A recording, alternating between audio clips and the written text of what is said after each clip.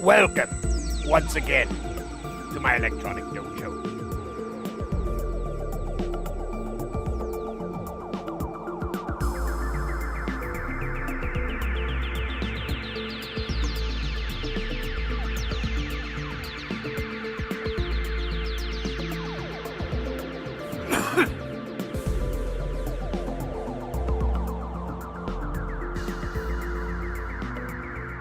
Yo!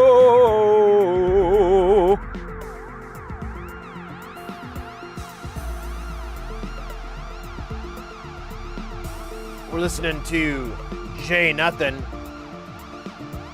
live. Normally I listen to an old one, but this one slaps so hard. We're gonna hear it again in like a week.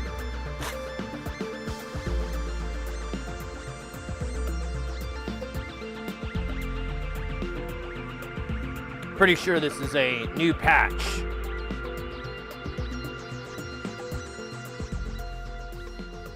From the madman of science, of synth science. I'll turn down just a little bit. Fix this mic. It feels all fucking stupid. I should have checked it. La ni ma ba da ba da ba. Figaro.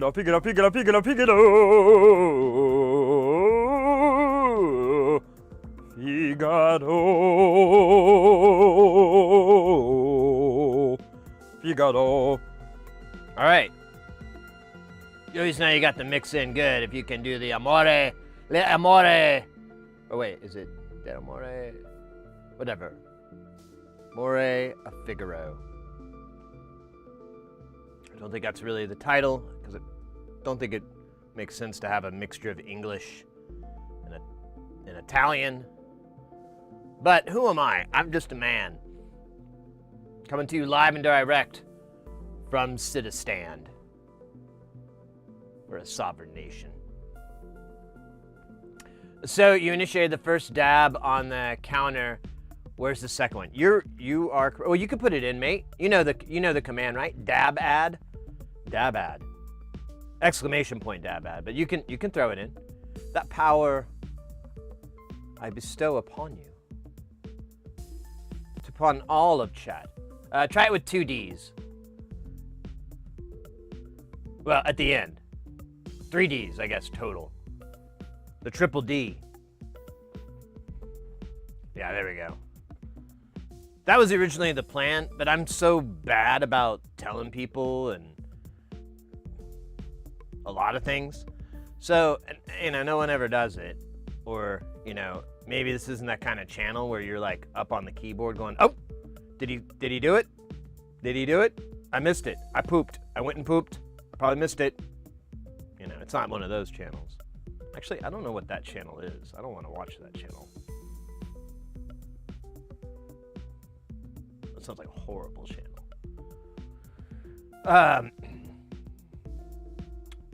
Well, all is well. That's fantastical. I had,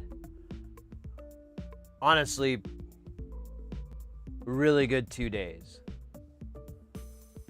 The last 2 days have been filled with music and a little bit of like taking care of business work. It's been great. I'll give you an example. This one's boring as hell, so I'll try to go really fast because it's not very interesting.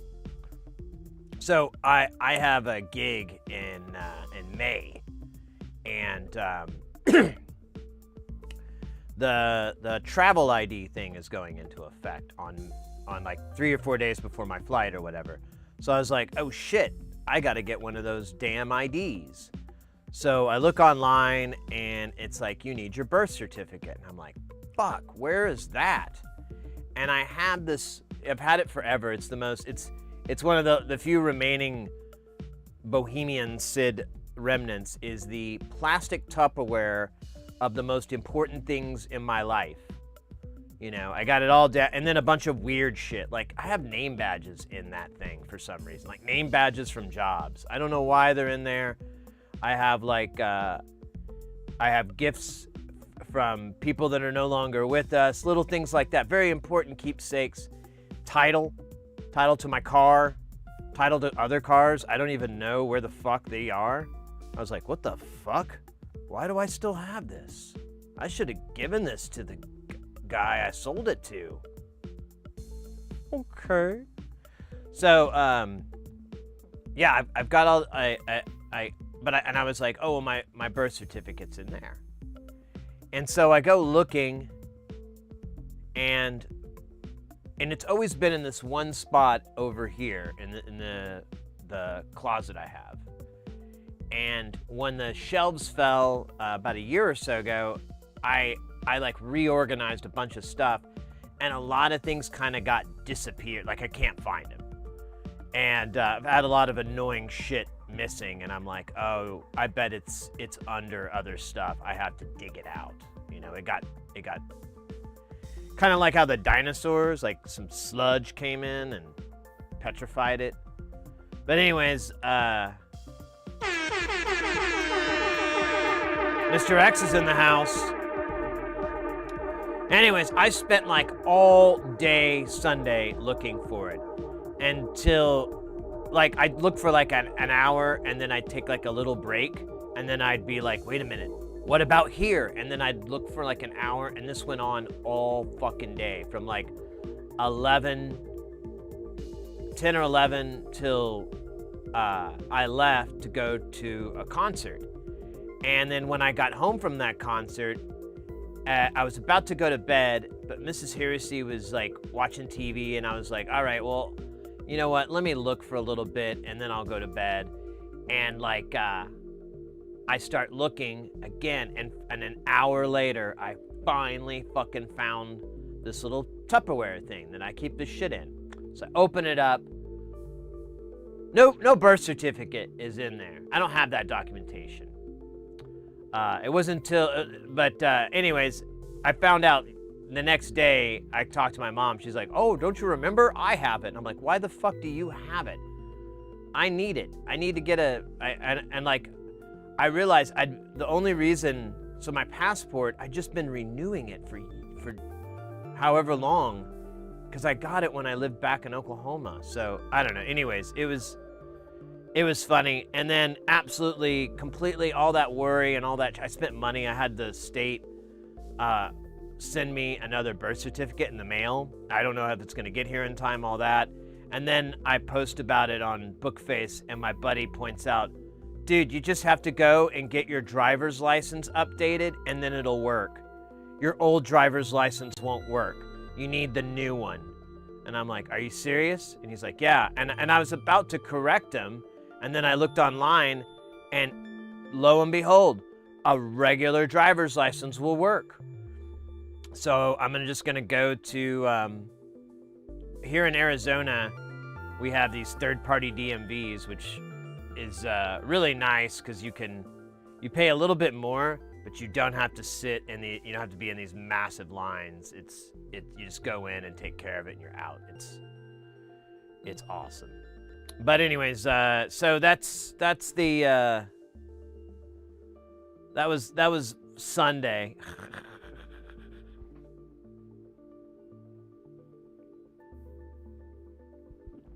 But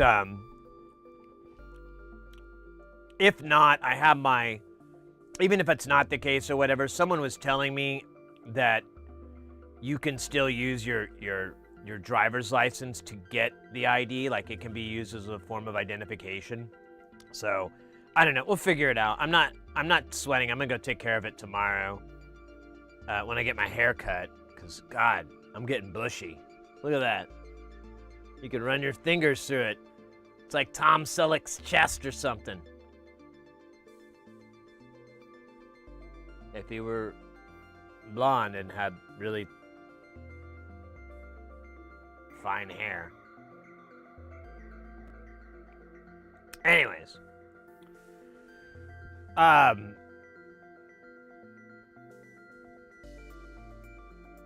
Oh! Music. So I had an incredible weekend. I listened to some awesome music. So much metal. So much fucking metal. it actually, it lit a little fire under my butt. And I'm thinking about it. I was looking on it before the stream started. And I thought we might look at it just a teeny bit. But,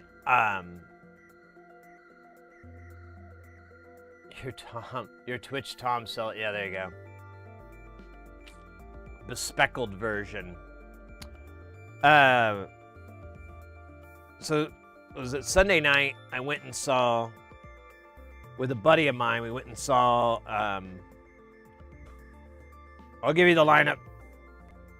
What was the first band, actually? It's Carcass. Yeah, Carcass, which I'm not too familiar with. They rocked. It was good. And then Cannibal Corpse played, and I have always wanted to see Cannibal Corpse. I'm not like a big fan of them, but I've never disliked anything I've heard from them. Every time I put one of their records on, I'm like, this shit slams. This is the anthem for the apocalypse. This is awesome. This is so good.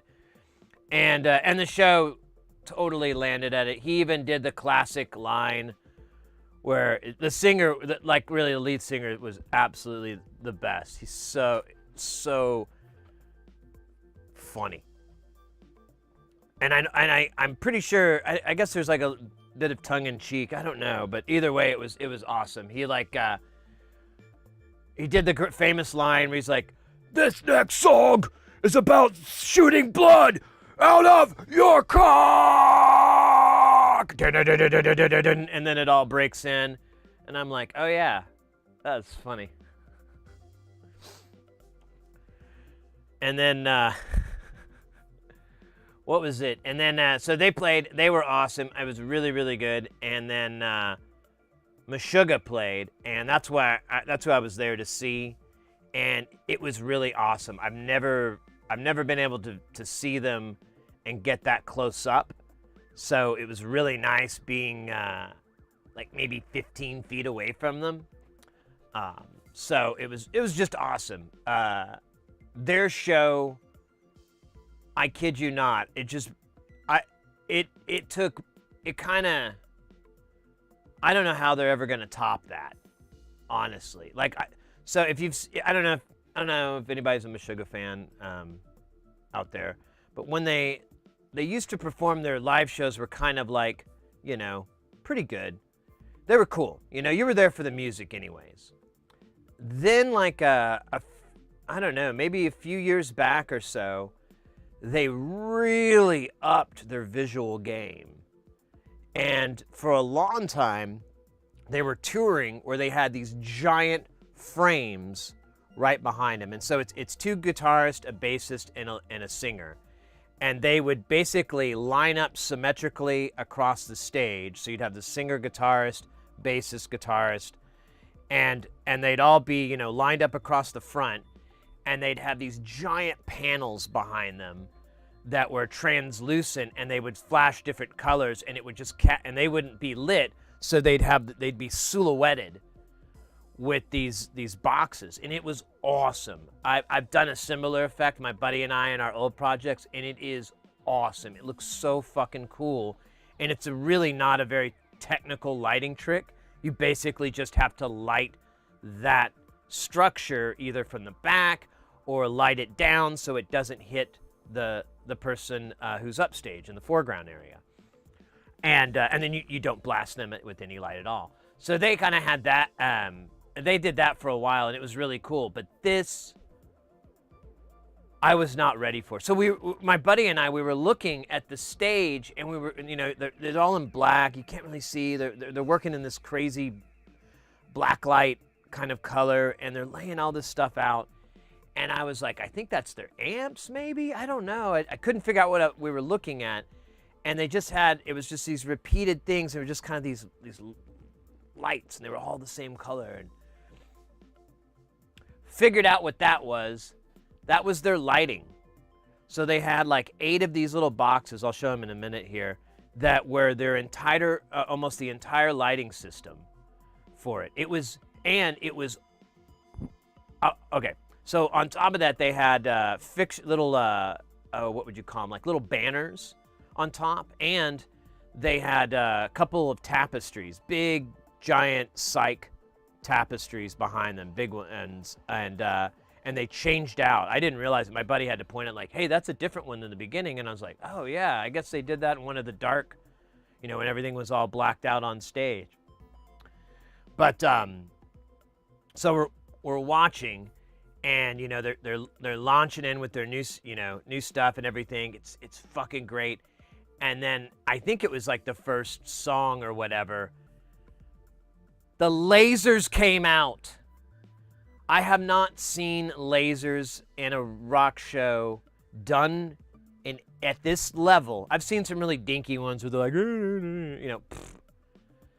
There were 8 of these fixtures that could spread out, I think, about 4 beams. Like, I want to, maybe we can figure them out. I want to figure out what these fucking laser fixtures were, because I've never seen anything that good ever, period. Like, it was so badass. The way it was set up is that it was in the bottom of the deal, and it shot at an angle. The band, they're all upstage. Wait, no, I'm sorry, I'm all backwards. They're all downstage, and they're all downstage, and so they're right at the front of the deck and everything. So they're out of the way of these lasers, and they'll just shoot right over them. And at the place that it's an indoor venue, there's like a mezzanine balcony, and I believe that was the VIP section. And so half of the lasers went above that and hit the ground, because you have to have the lasers hit something. You can't let them run into people, because that's really bad. And those things were so fucking bright. If it hit you in the face, bad days. You probably, I don't know. And so you'd have some on the top and some on the bottom is how they did it. So the people in those VIPs, the lights would have been like this weird spire. It was phenomenal. I cannot convey, like, the lasers were different colors. They were able to do RGB and white. I don't know fucking how they got white laser beams, but there were white laser beams, and it was fucking awesome. I maybe it was the RGB converged or something like that. I don't. 'Cause maybe there were 3. Maybe that's. Oh, I bet it's 3 different lasers inside that fixture. Each fixture has 3 lasers, and there's a converge mode where it makes it one beam of white. But either way, the lasers, the lighting, everything, I'm pretty sure was in built-in cues. So, like, normally with a lighting person will do what's called busking, which is spelled oddly enough the same way as street performance busking, but it's not the same thing. I don't know what's up with that. No one can answer it. I've asked it a bunch. And it's where you play the lighting console like an instrument, pretty much. You're like, hitting this for the drums, and some of yours are just already synced, so it's like a bunch of different movements or a bunch of different things that occur. Like, you might have a flash and then a slow whiteout, and you might have that as a button. So when they do the bang, you can do that, and it's like a continuous move that takes like a couple seconds, but it's one button press and then it triggers it.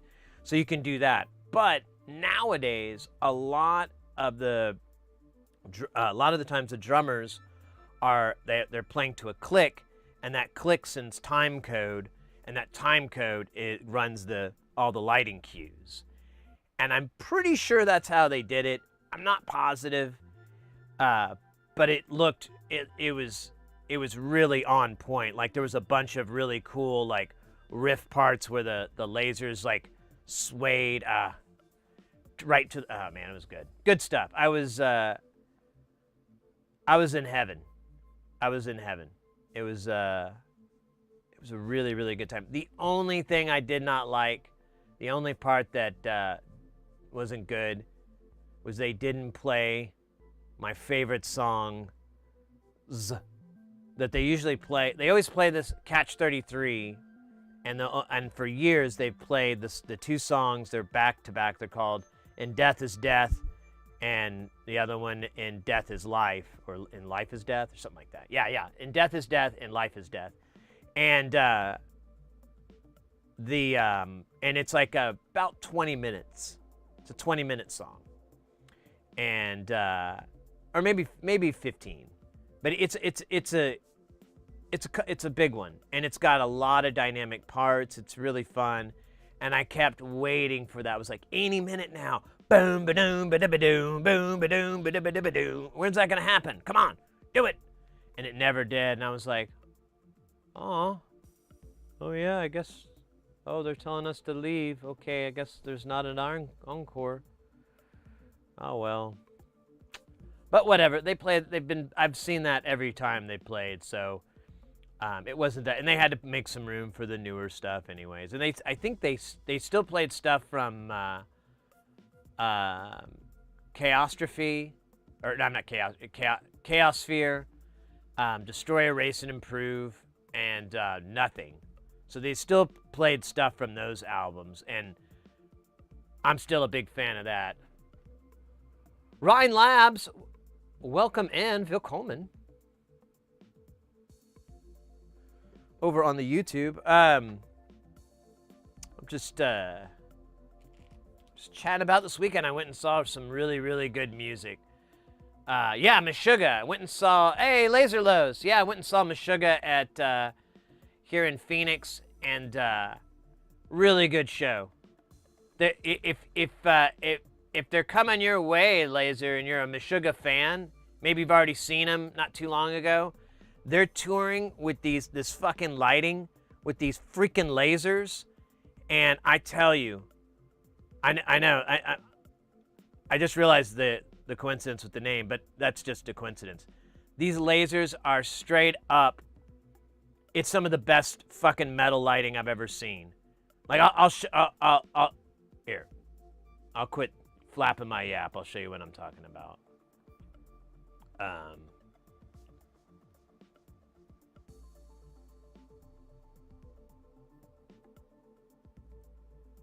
See, can I full screen this? So that was Cannibal Corpse. Yeah, so Cannibal Corpse is playing with them as well. So if you're a CC fan, it's pretty good. They did the classic, this next song is about shooting blood directly out of your cock, or whatever it was. From, I think, what is that from? I think I was in like Ace Ventura or something like that. I think is where that comes. This next song is about shooting blood out of your cock. Here, let me see if we can get this on the big screen. Here. Oh wait, here, let me kill the music real quick.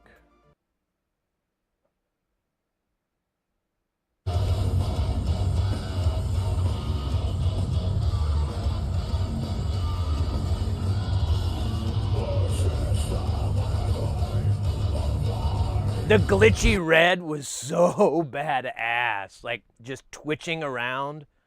Really a cool effect. Oops. Play. Yeah.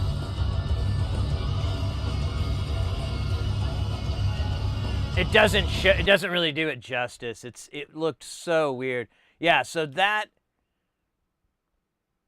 the laser that's the laser that they were using.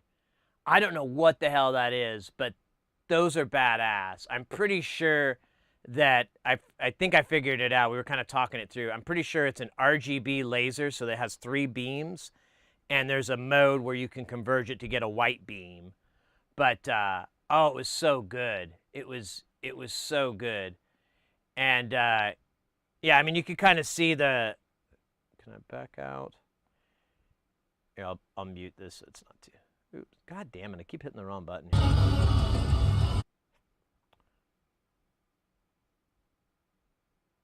Yeah. So all this other lighting going on,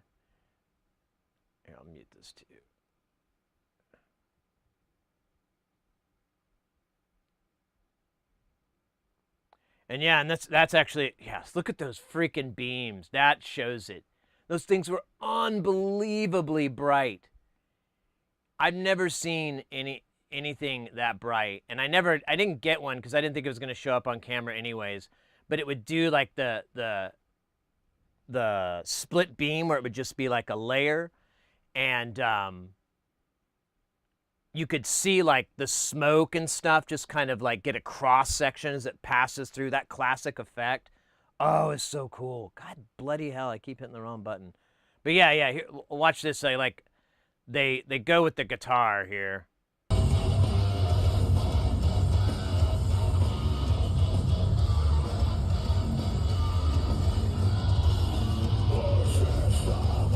Yeah. So cool. Such a good show. I'm glad I got to see it. And then I'll show that later, but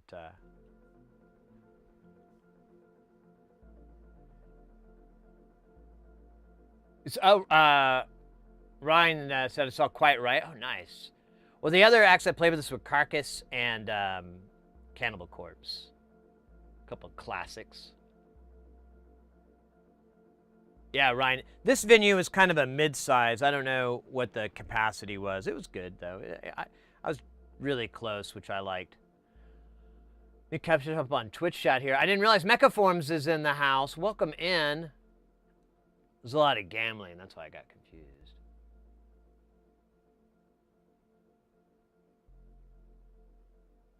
Time for a snack? Yeah, no.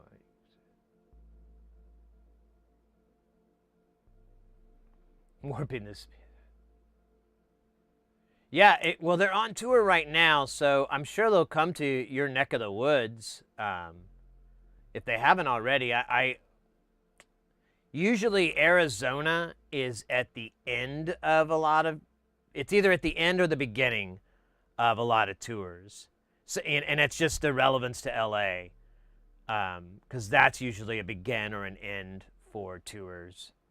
They came from Vegas, so I'm going to assume they're working their way from west to east. So you might be able to score an opportunity to see them. It was a good set. It was a good show. Really, really good. I'm super glad I went. So anyways, there was that show, and then the next night I went to go see another metal band, Imperial Triumphant. I also bought like a little deal. I was kind of just wanted to, I like their show so much I wanted to buy a bunch of merch. $80 later. But anyways, yeah, I went and saw them. They're on this tour. It's really weird. Like, you hip to Vinajarta? I don't think I've heard of that. Nah.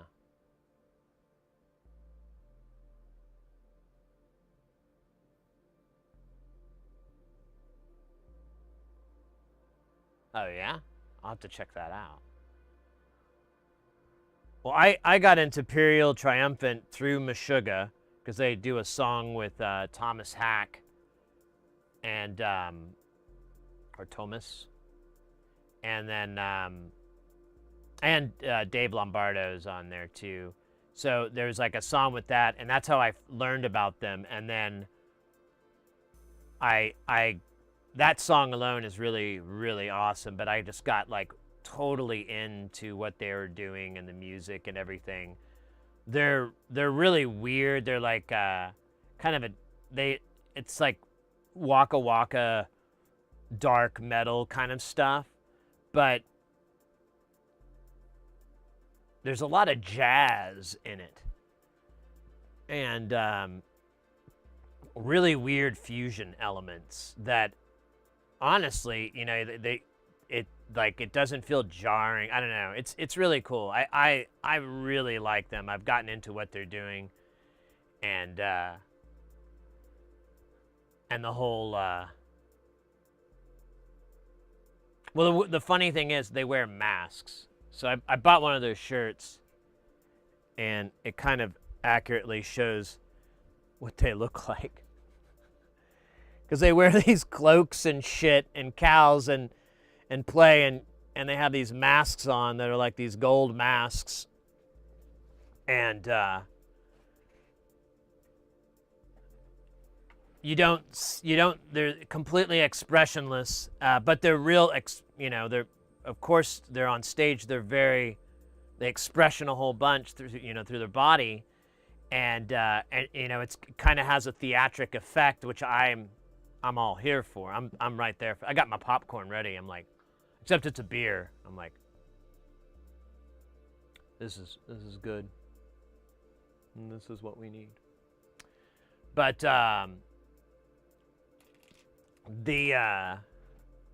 but yeah, they were playing on this. They're on this tour, and like the first band was kind of this doomy kind of band, and then like I was kind of tired. Like the venue isn't that great. I think a Ryzen 790 is overkill for a streaming PC. I don't think so.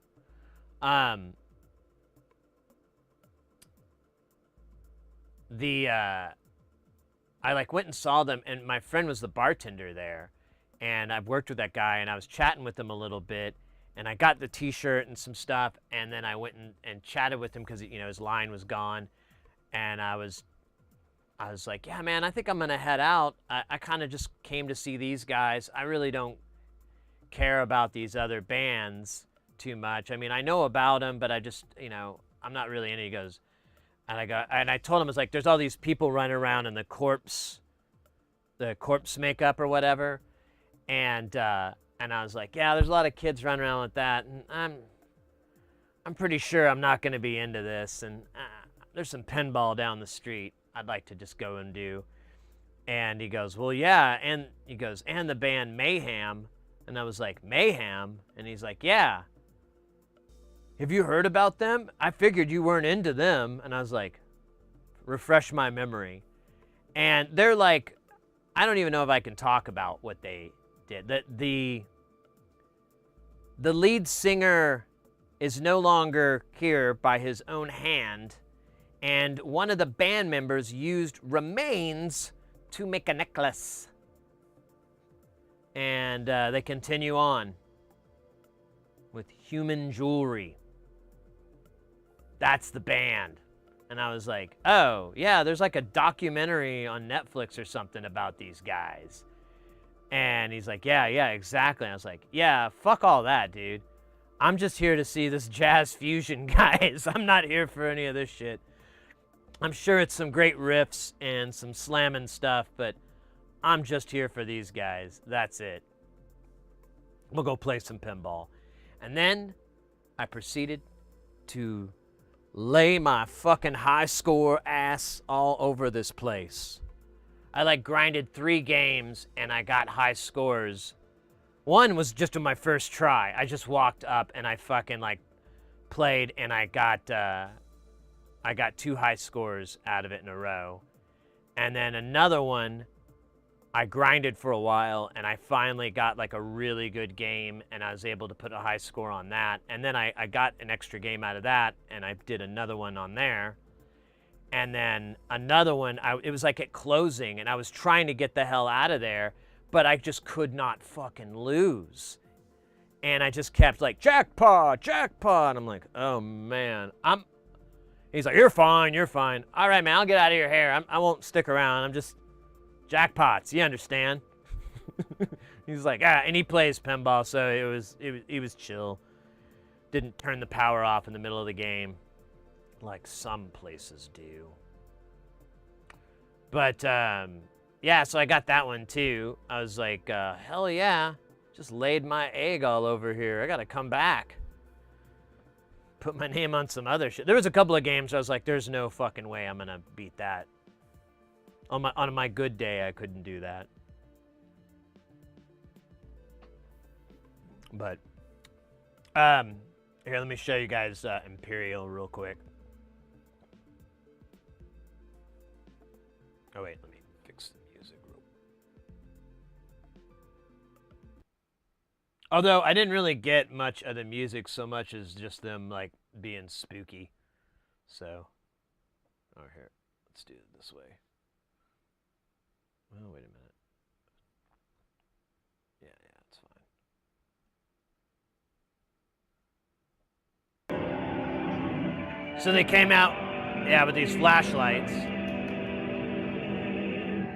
They had a little video.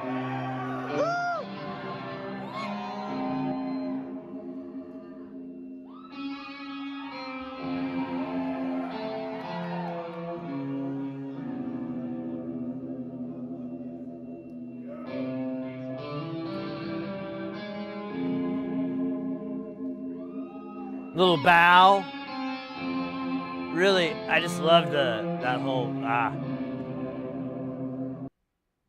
had this whole theater thing going.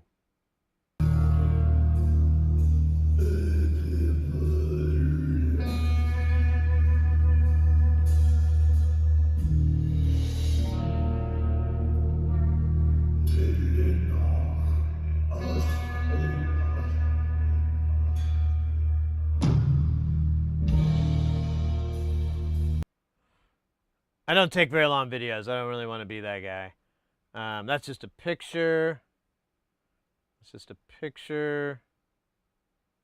Picture video.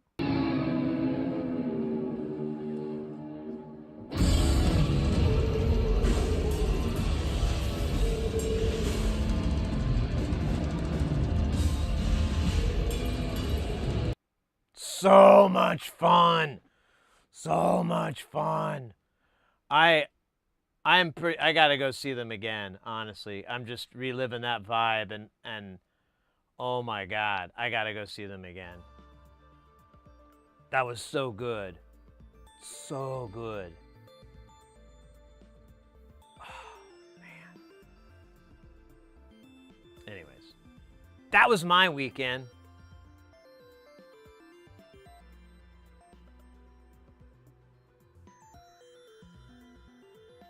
I am that guy to give the record. Oh, that was so good. Yeah.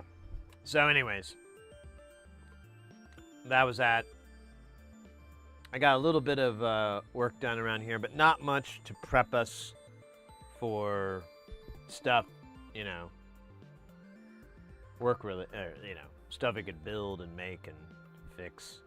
I was kind of lazy on that part, but damn it, I have contingency plans, but I think we used them all. Actually, we have a couple things we could do.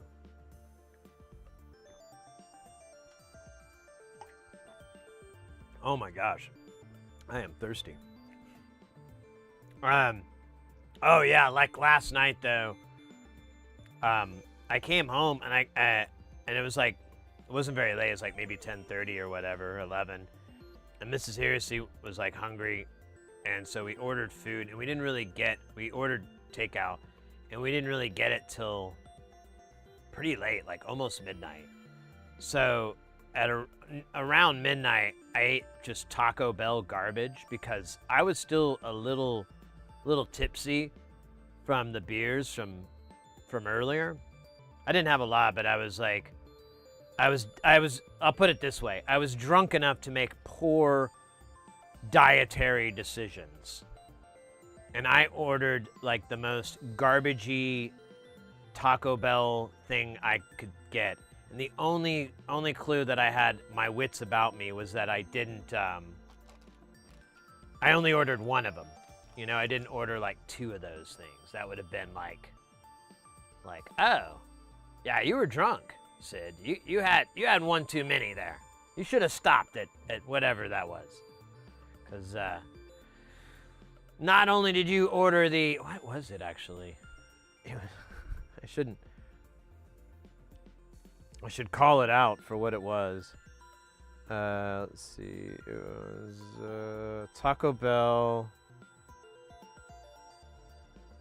Yeah, I ordered the grilled cheese burrito with like, what was it, extra beef and extra sauce.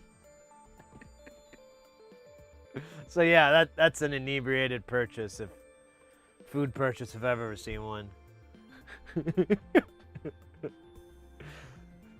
with just a dash of marijuana, a little dash of weed in there, helping to guide it towards the. You know what's cool? Grilled cheese. You know what's cooler? Burritos. You know what's awesome? Grilled cheese burrito, baby. You'll thank me later. And it was pretty good. And then at about 6 this morning, oh man. Nah. Stomach was not happy. So I just, yeah, had to deal with that. Steak, yeah, did I get steak or did I get the beef? I think I got beef. I should have gotten steak. That would have been the smarter way to go. But as I said, I had drinks, so smarts right out the window. Stupidity right in the window. But I would have started the stream a little bit earlier if it weren't for my bad. You know, and what's funny, I wasn't even hungry. Like, I ate a big fucking meal when I went out, and then I went and had a beer. I went to this place and played pinball for like a half hour, and I had a beer there, and like the beer with all like the food that I had, I was just like stuffed to the brim. And so when I got to the venue, I was there for like a half hour, and you know there was a break between the bands. I was like, well, I should get a beer so I can, you know, have another one to enjoy.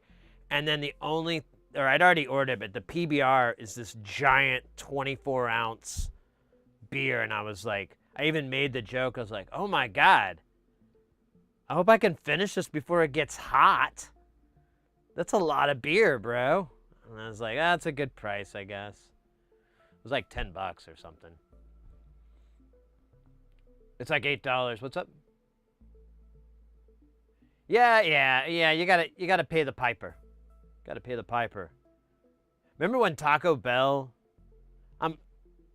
I remember like there was a Taco Bell right across the street from our high school, and I didn't eat there very often because I think I had a thing against it back then. It was some weird teenage angst of some sort, but every now and then we'd go there, and I remember I had this friend of mine who he was this giant dude, like really tall, athletic, and just he had this insane appetite.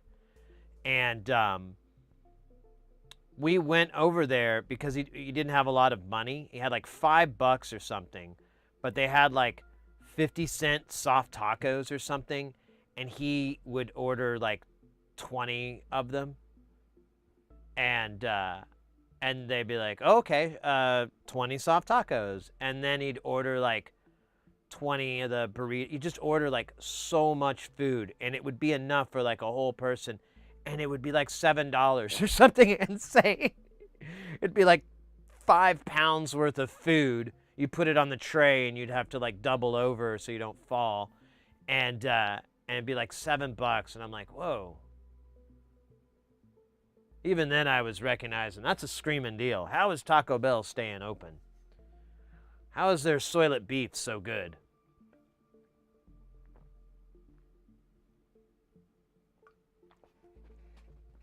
Yeah, it was just unbelievably cheap. Now, it's pretty much on par with everybody else. I don't really... Like out here, we have Filiberto's, and then there's all these things that are similar to Filiberto's, but it's just like a little kind of Mexican restaurant kind of shack. Like, God, I don't even know. There's not really an equivalent. There's not really anything else like it. But Mrs. Heresy refuses to eat from them. So I'll put it that way. And then there are some people, that's their favorite place to eat from. So, I mean, it's a very polarizing cuisine. But Filiberto's what was my point to it?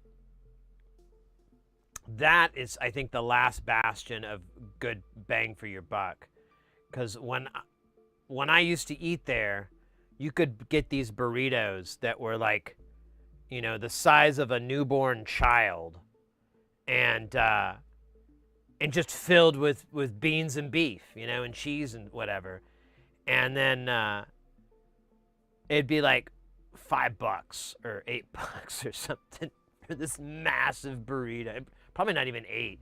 Probably is 8 now, but back then it was you really had to work hard to break $10.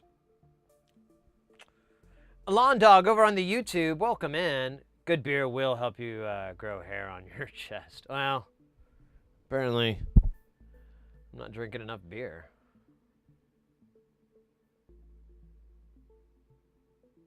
There's a hot sauce called Soylent Green. Razor Grill over on the YouTube, welcome in.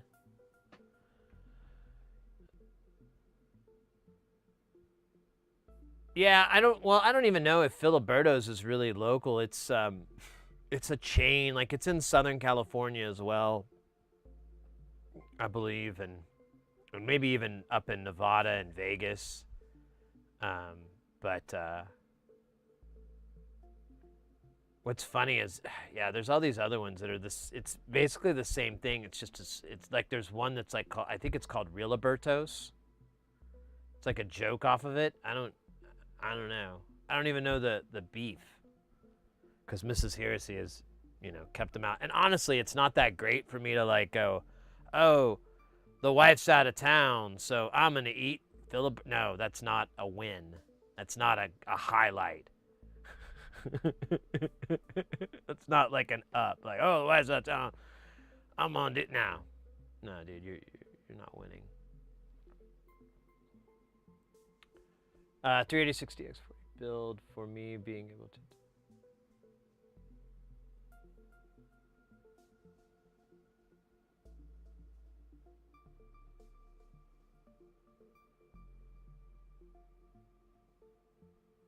Prices are, I know. I did see something interesting. So there's a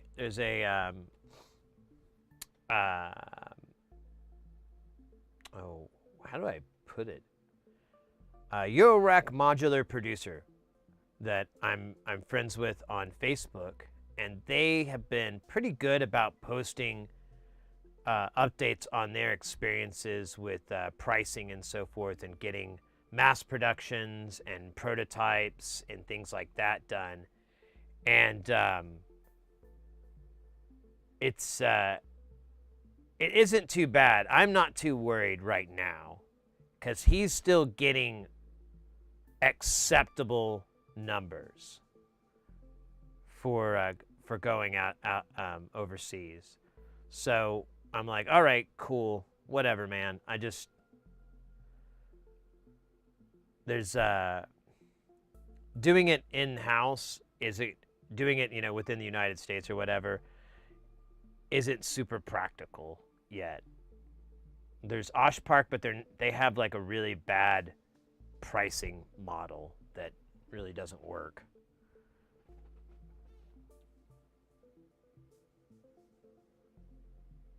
Hey, Lawn Dog, there's a link.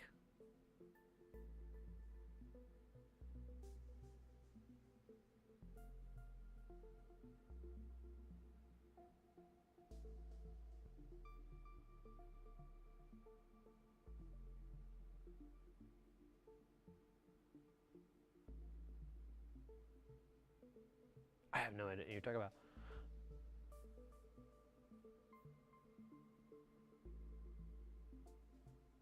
Yeah, so I've never found like a good taqueria. You know what I'd like to do? And I live down the street from a good one.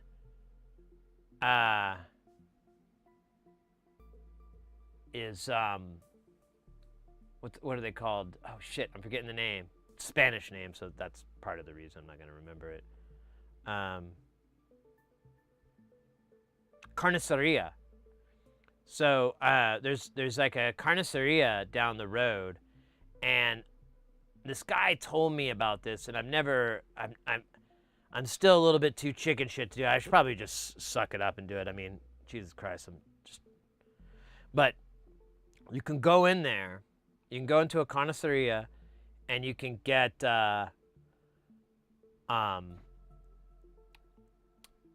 this, it's a skirt steak that they marinate, and you ask for like the marinata or something like that, and they'll give you this steak that's it's in a plastic bag, and it's filled with the marinade, and it's like a liquid marinade, but there's chunks and everything in it, and you take that bag of meat home, and so you buy it right there from the carniceria, and you take that home, and then you get your grill out, and you either outdoor grill or pan grill it or whatever, and you get it as hot as you fucking can. Like, you go super, super hot on the grill, and you dump it on there for, I want to say it's 30 seconds on each side, or it's 1 minute on each side. I can't remember. Since the meat's cut pretty thin, I'd almost err on the side of lower times. But yeah, you basically put it on one side, and then put it on the other side, and then take it off, and it's good to go. And I've had it a couple times, and if I close my eyes and kind of push my tongue against my teeth and imagine hard, I can taste it. It's so good. And I want that, and I probably live near a couple of them now I think about it, because there's some like over in Central Phoenix. There's a lot of them over in Central Phoenix. I just gotta learn the terms, I guess. I don't know. Lavra, welcome in.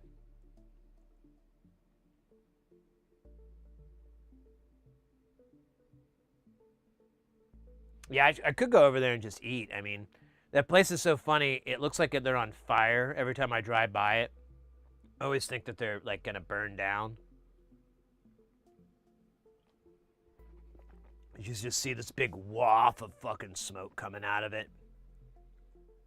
But, dude, it's been like 15 plus years that it hasn't burned down yet.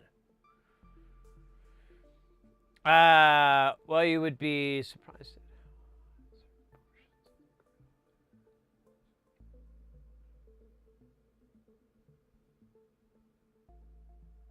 Yeah, Londa. Well, the way that the recipe is like, this was on a charcoal grill, but the recommendation was to flare them up so you can get the charcoal super, super hot, and then dump the meat on there.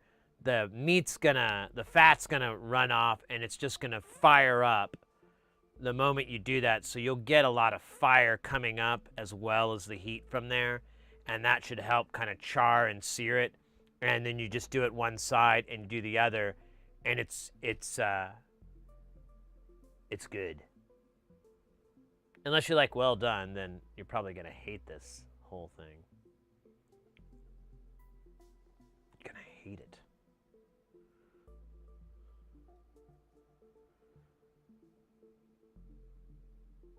Oh yeah.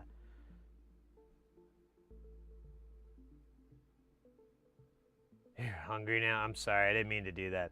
I ate before the stream, so I'm all right. But I am drinking a lot of liquids because it just feels good.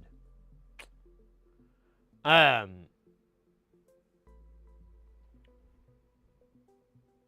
damn it. So I was thinking about it when I was at that show last night, and I was like, man, I really want to write some stuff, but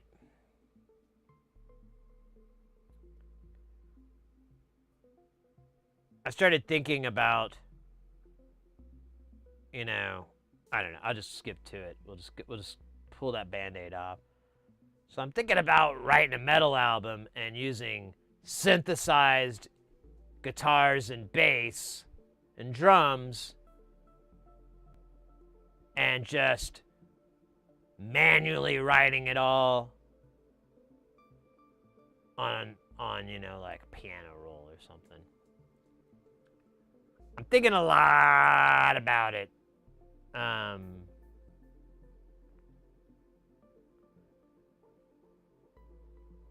haven't fully checked this software out, but I've heard good things, and I've seen some demos out here. We can check a demo on it really quick. Hopefully it's not loud.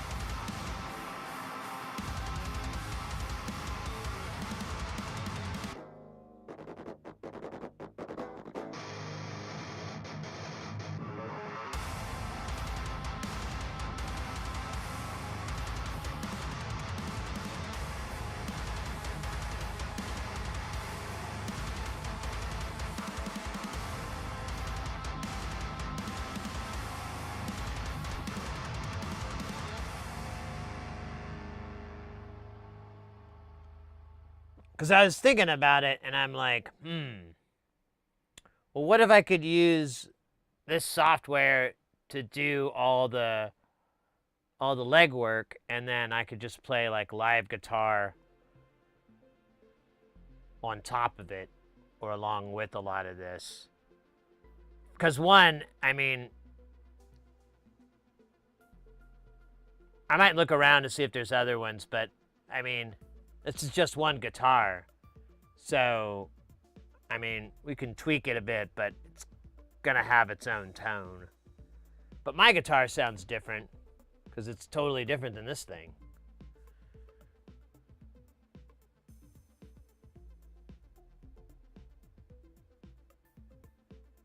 Synth guitars are cheesy, but yeah, so it's all sample based, and I'm not a stranger to sampling. Like, I'm not bad at it. I'm not gonna say I'm really good or anything, but I'm definitely not bad. I've been in the trenches of the sample world a lot. And so I could probably get it to work. The only thing that kind of troubled me is like that demo. It didn't sound very well produced or anything. That was kind of weird. I think they have a demo. I might try this demo out and just see if I can get sonically the effect I want, which is effectively panning two different guitars and offsetting their playing just slightly so you get that kind of stereo effect of it, and or it's more pronounced anyways. And then if I can get that with maybe a middle effect with like a lead or something like that, I think that'd be cool. That's kind of sonically what I'd like to hear. So yeah, I'll check it out. It looks like you can do some cool stuff. I mean, it's $170. It's kind of pricey. I might see if I can find a reduced one on sale. Look at that. We could save 10%, which would be $17. God, I hate math.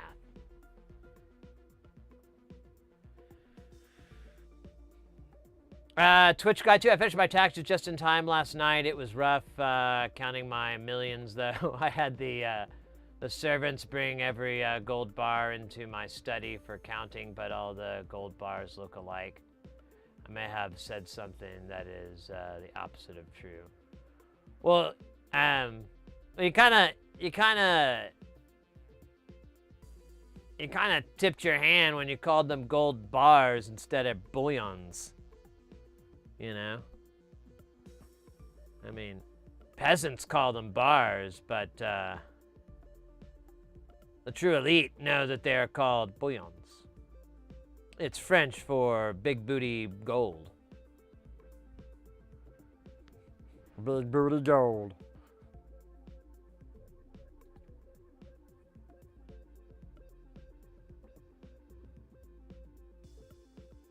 What's drawing you to the sample-based instruments? Ample audio 9-string ain't bad, but I think you are expected to route through amps and cabs.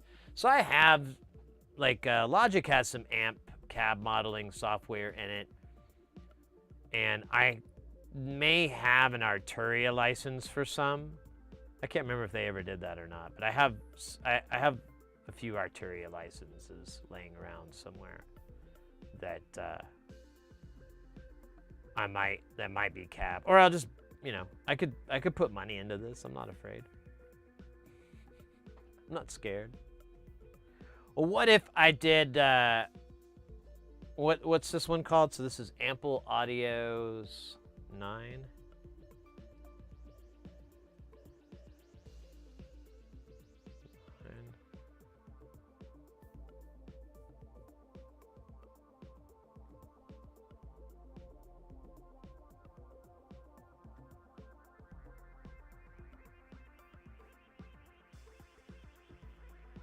Ample sound.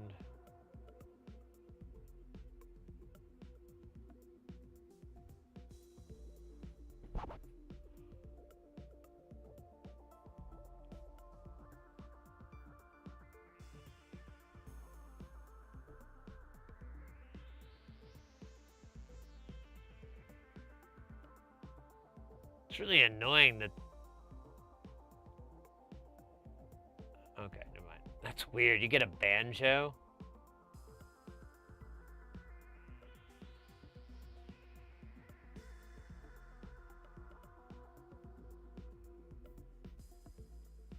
Metal 5. Where's that 9 you're talking about? I think I missed it. It's weirding me out because the guitars look up like they're upside down, which I guess they are. Oh wait, am I just driving past it here?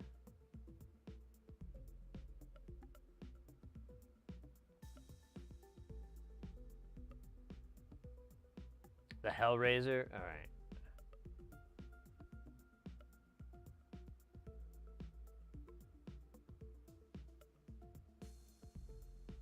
EFG. Oh, there it is. The Metal Hellraiser. Oh, it's this guy, you doofus.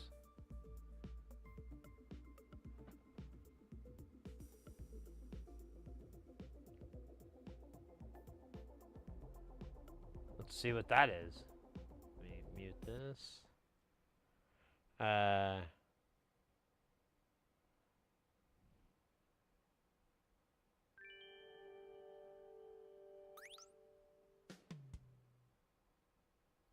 Hey friends, it's Ruben with Hi-Fi MIDI. Thanks for joining me for a new demo. No, I want a straight demo. I don't want to hear talking. Oh, they did a Meshuggah cover? I don't know if I could play that though. Here, let's see. Maybe this guy doesn't talk for a bit. Oh, look at that. You can hit mute. Makes it so much easier. I'm excited to be showing full effect, but you can.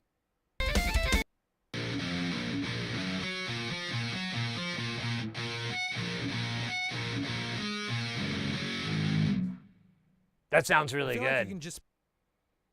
How much is that? What is the price? Let's see. The price is not mentioned. That is not a good sign. Oh shit, the video's dumping out. Let's see, it has a... shit, sorry guys. This weird bug. I guess it's free. That's cool. I like free. It's well within my economic range. Let's see.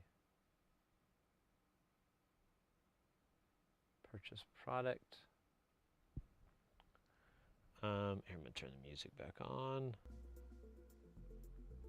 Oops.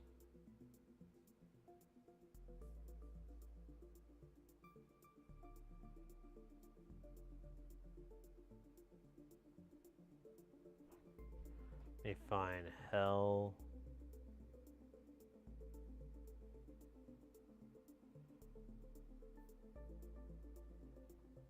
Oh my god. Didn't mean to open it. $1.20. That's on par.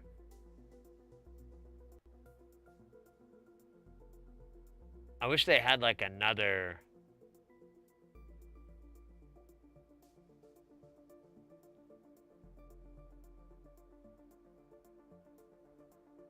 another 8 or 9. Any gent-capable guitars. Well, I don't know. I'll think about it. I mean, I can try the demos out and see if it's going to foot the bill, cut the mustard. But that one sounded really good. That little short demo that was there.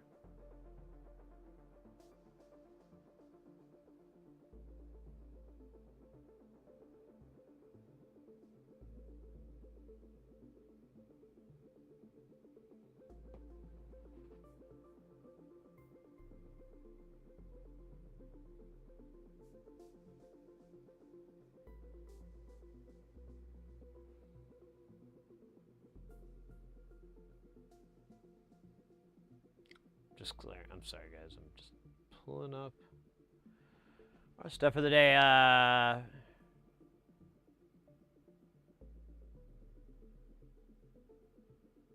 No, so here's kind of the loose idea that I have. So I've had this concept for a metal album for like 15 plus years, like a really long time. And I've been working out a lot of stupid things and so forth. It would be smarter if I just wrote it, but whatever. I have this weird thing about wanting to not write haphazardly, you know? Like, so when you write, there's a couple of different ways you can approach it. You can just go in there and start chucking away, and you start in, and then you come to the end of the song, and you kind of have all this here. And I've written a lot of stuff that way, and there's nothing wrong with it. But with this project, with this thing, I really want to come in with like a structure of what I want this song to do, and be or whatever, and then really work to accommodate that. Try to stay within those lines. Of course, come up, improvise and come up with other cool ideas, but I want it to be more focused. And if I'm writing just as I go, it's not super focused. So that's part of it. The other thing is, like, I want to have a so I've done a lot of string arrangement stuff for a really long time. Yeah, maybe. Actually, I have a different name for it, and I don't want to say it because I want to keep it. It's kind of it's a keeper. But the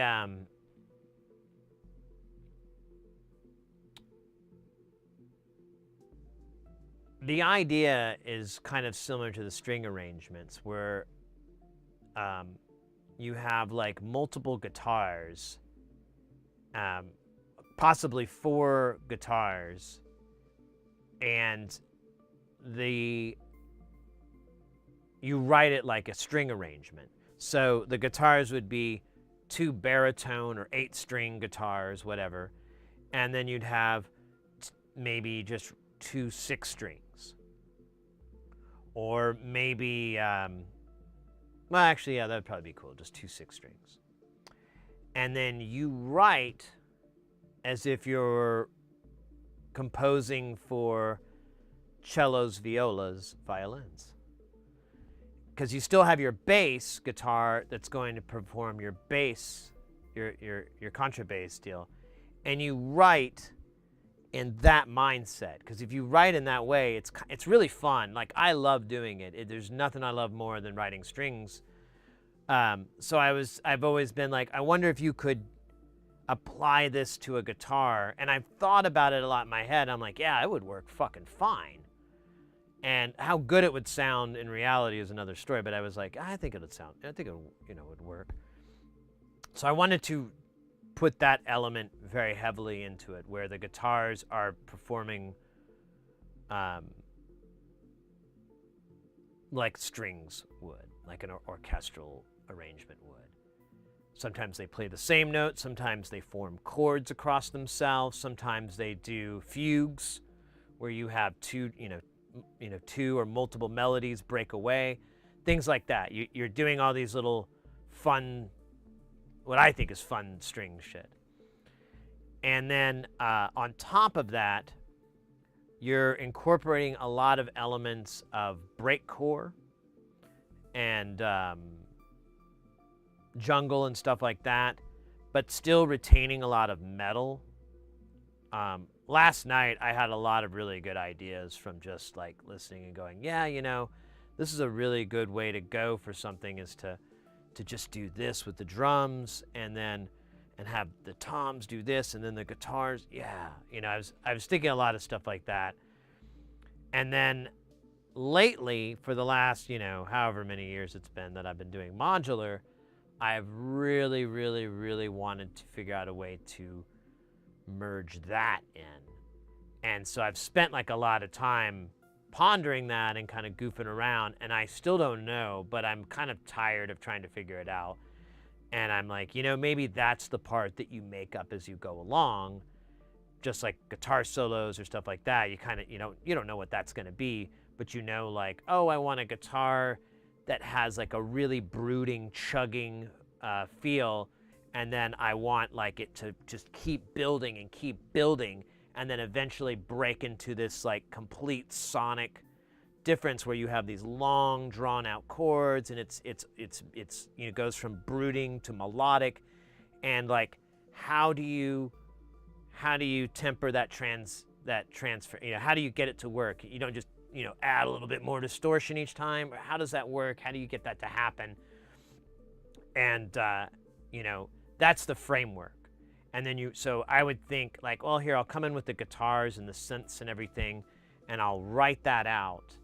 And then I can, either double up with a live bass or double up with real guitar or whatever. But then integrating the synths into it would be the other step, is like, how do I get the modular in? And someone was asking like why I would do synths. I honestly, that would be a good reason. Because one, I'm not that great of a guitarist or a bassist. I'm okay, but I'm not great. And then having to go back and re-record stuff and blah, blah, blah, instead of just moving a note down to the proper, spot on the stave is like way, way easier. And I don't know. I don't know if it's going to sound that great, but we'll find out, right?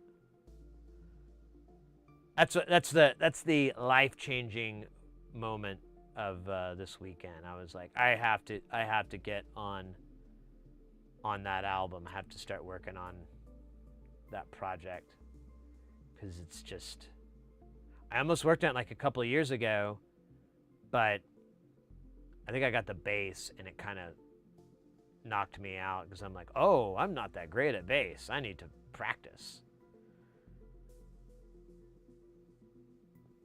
But, and it would have vocals too. I'd be like doing the waka waka vocals. And I've been practicing on stream with you guys when we do that, right? That's just the same thing. The only difference between and is just a little bit up here. A little bit up here. Not easy.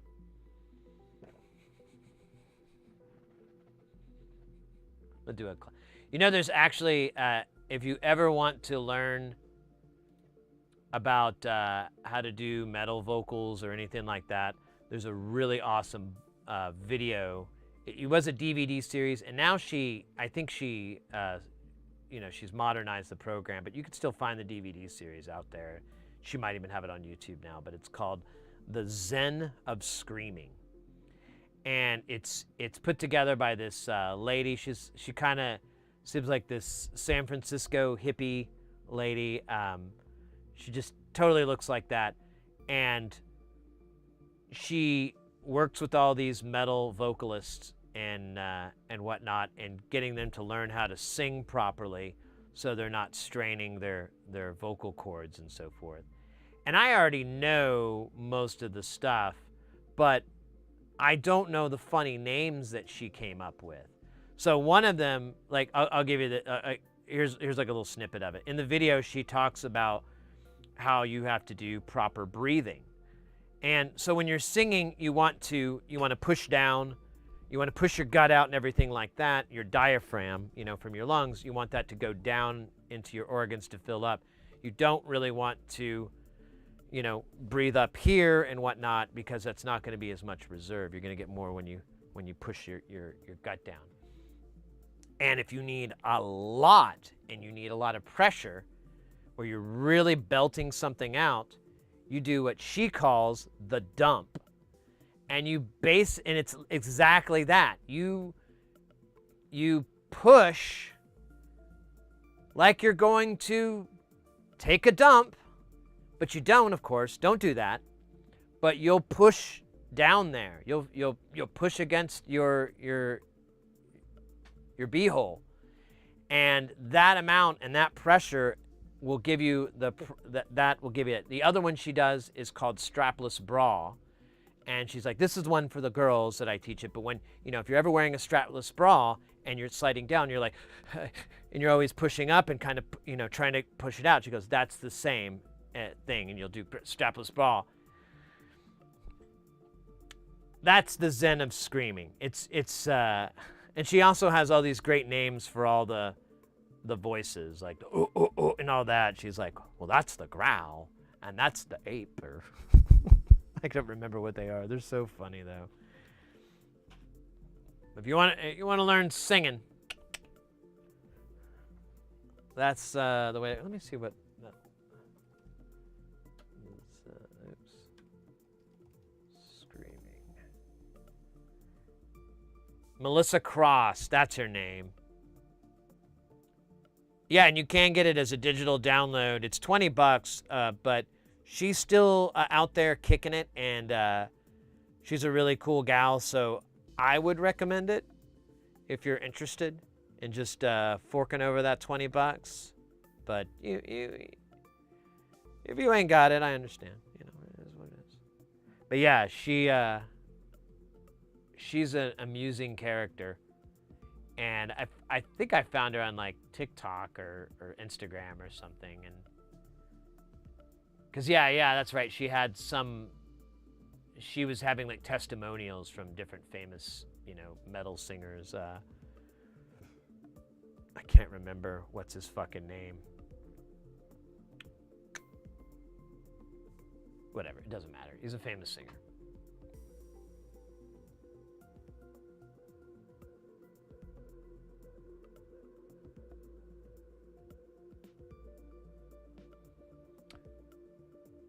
Will, you are? Is that what you're saying? You're in vocal lessons? You're taking them?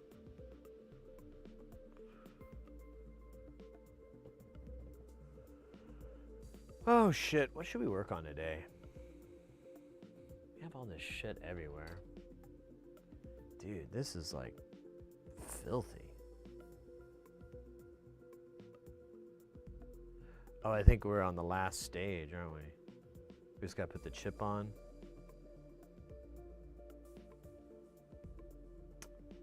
And these caps, what else is missing?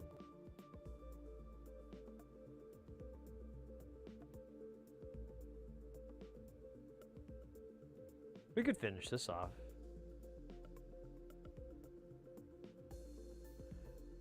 I'm working hard to get the computer ready to just to flash all this stuff. I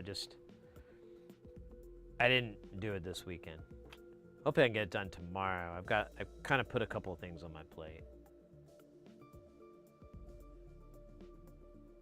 Cool. Well, is it just any particular style, just regular singing, where you're like la la la la la la la, that kind of fun stuff? Do re mi fa sol la ti do. A deer, a female deer, re, a drop of golden sun. You gotta do that, and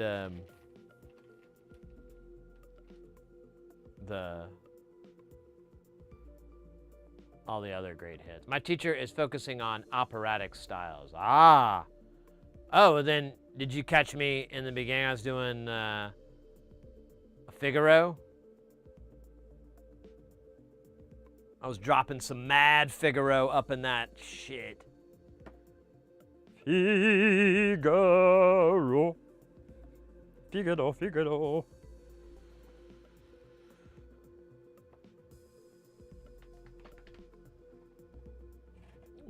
Figaro.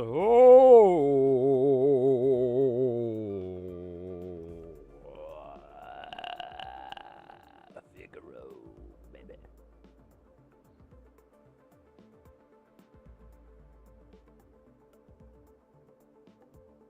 Oh yeah, what are you, dog? You the beehives.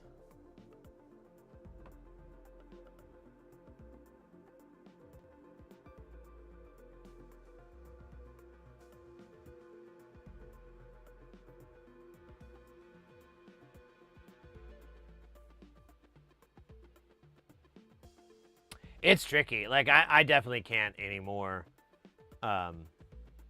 My sister, she actually took lessons when she was like a teenager, took singing lessons, and she can do, like, I don't know what it's called. I call it the voice or whatever, but she can sing and it's just eerily omnidirectional sounding, and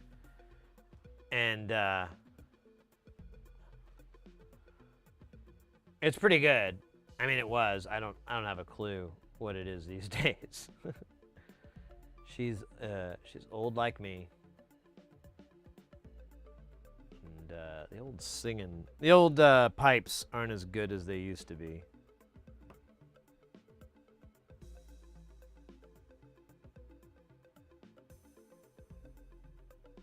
I should probably switch this over. I'm looking for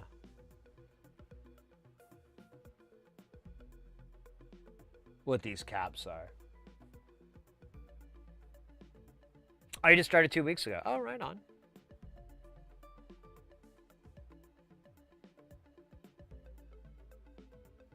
Yeah, I never got very good at sight reading. Like, I can read sheet music, but like at a 3rd grade level, like pretty bad, pretty slow. I got to real sound each one out. Sound of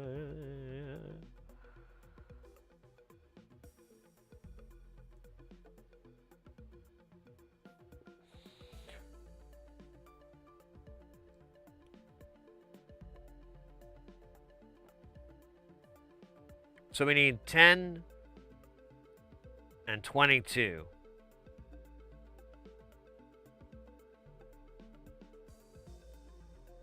We got that. In teeny tiny format, maybe. Maybe. Oh my goodness. Oh. What the hell are we doing again? I forgot. Oh yeah, capacitors. Here, let me put this book away. Book away, baby. Book away.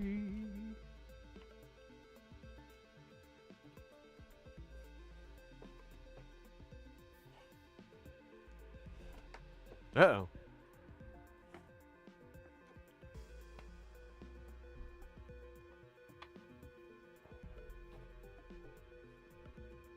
Oh my goodness. My legs are a little sore from standing so much. It's just dawning on me how stupid I am that I'm just now figuring that out. What the hell, dog? Oh! cool. I've got SD cards. I didn't think I did, but there it is. The Mini Ambika will require that. Ooh. These aren't teeny tiny.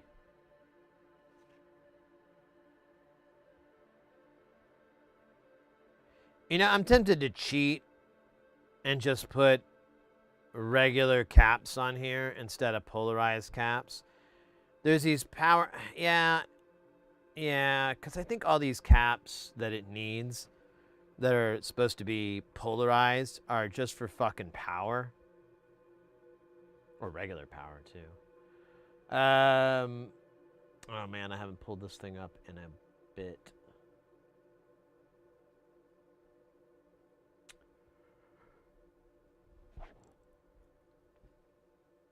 It's on the desktop.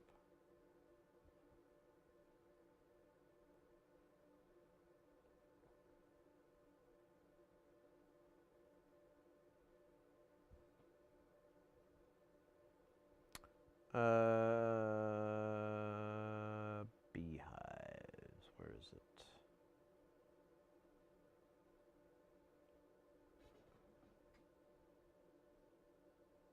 Jesus. And that's how to flash it. I don't fucking care. Oh no, the schematic is in dip trace.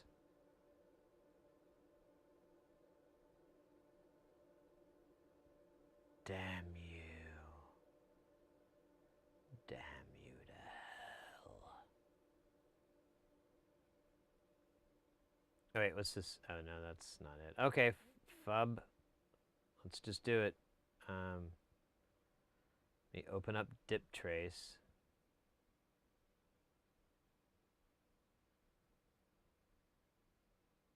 Oh, did I uninstall it off of here out of rage? That's possible. Nope, there it is. Thought I rage deleted it.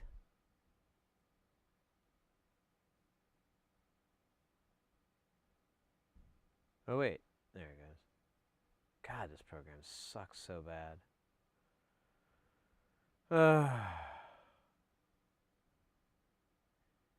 So, if you have dip trace and a Mac, you're in for a world of pain. Just letting you know. It's not good. It's not a good experience. I think it's probably okay on PC, but I haven't. I think that's what I'm gonna. I keep saying that, but I really think that's what I'm gonna have to do is just put it on the stream machine. But then I can't full screen it like this. It's beautiful. Full screen. Oh yeah, this fucking software has no way to pan up and down.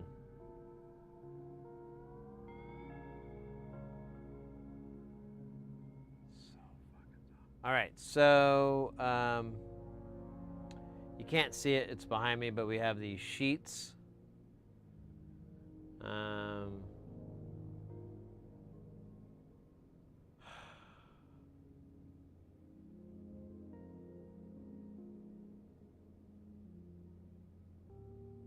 Those are the nuts. Oh wait, we could see, okay, here we go. Here's C1. Oh, fuck you, find it for me.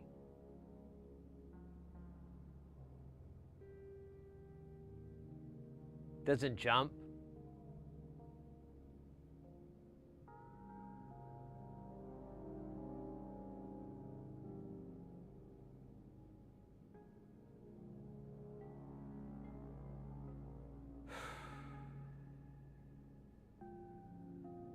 Let me try a different page. Let me just see if it... Yeah, it doesn't...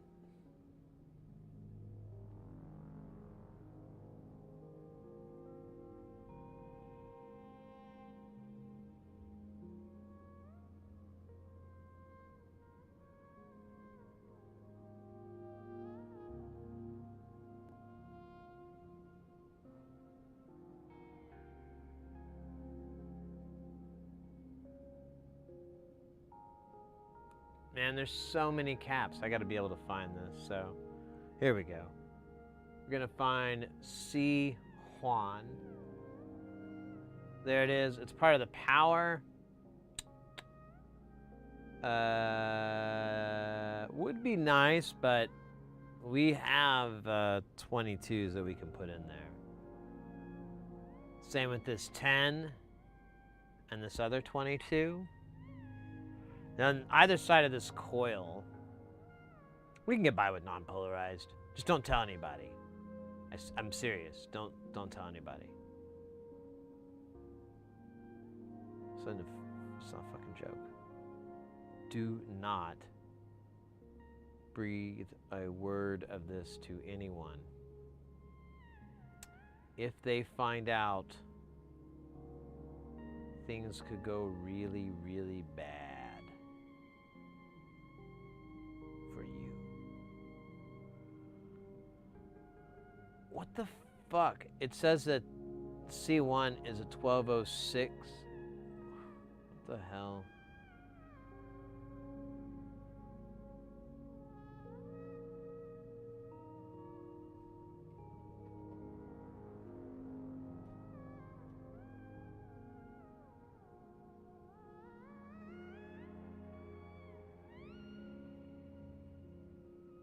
I guess we already did that one.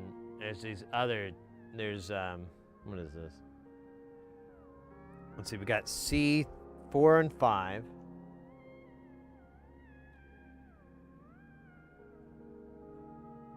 So that's part of the rectifier. These are both 22s. We might have something that will fit.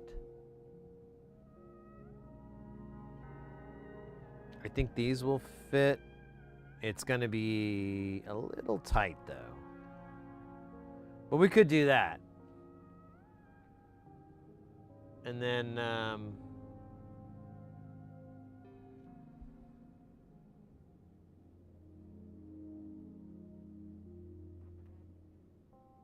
and then we've got C3, which is a 10 microfarad, which I believe we have. Teeny tiny. We do have teeny tiny microfarad ones. Okay, so we're good on... Whoa. Whoa, TMK with that... TMK DK with that 200 biatz. Thank you so much, mate. How you doing? Thank you so much. That's awesome. You guys have been super generous lately. Very much appreciated. It's going to make my plastic surgery that much more impressive when I get it done. Having my face, my ass swapped so I can truly be a butterface.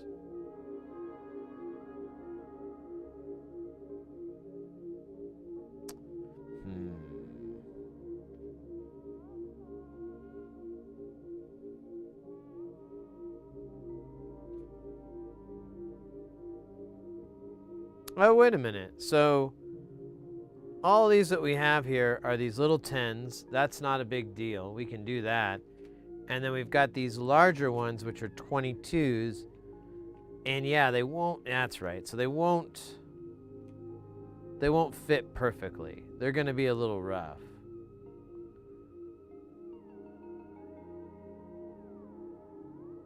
And we're going to hot air them all on. Or do we want to hot plate them on? Plate or not? Not or two. We do have this chip we have to solder on. Dude, this is the toughest decisions of my life. I don't even know. Wait, how the fuck did that happen?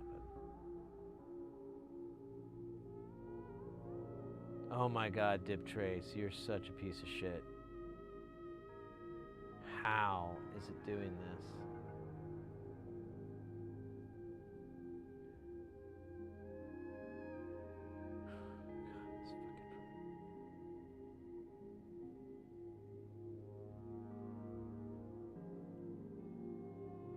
Oh my god. All right, whatever.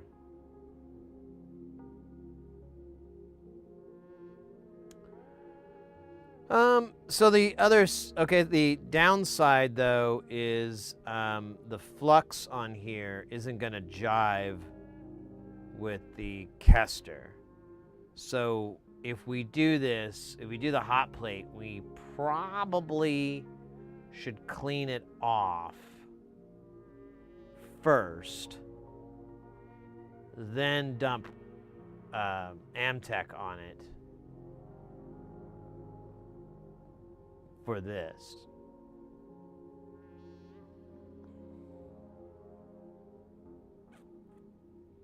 You know what? I don't even like using hot air for these caps anymore, because the caps don't really, or hot plate, because they tend to float on top of the stupid bubbles of solder instead of laying flush.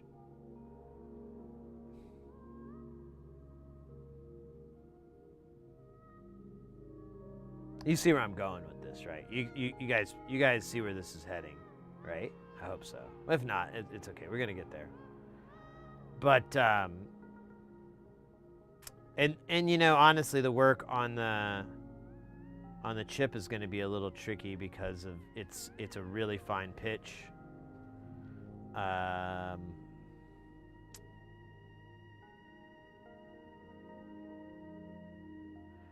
think what we're going to do is we're gonna hot air this chip on the MCU, and we're going to have all these other caps prepped, and we'll just drop them on one at a time, and I think that'll work. It's a little stupid.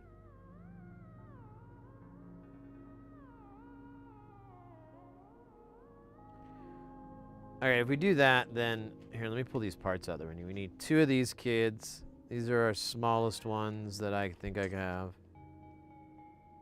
Yeah, they're all fucking dumb. I keep thinking I get a smaller size, and then it comes out, and I'm like, oh great, I just bought more of the same thing. Oh, I need 2, don't I? And then 5 10 microfarads, the teeny tiny ones. Yes, these little babies right here. 4 of these.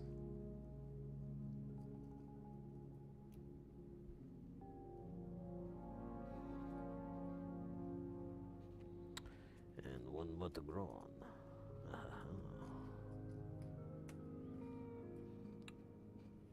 Thanks again, TMK, for those bits. Really appreciate it. You guys are just killing it. So cool. So dope. Yeah, I was telling earlier, TMK, I went and saw some really great metal bands this weekend. Or the last 2 days, really, because it was yesterday. Huh. Should we do this or this? Ooh, sticky, sticky.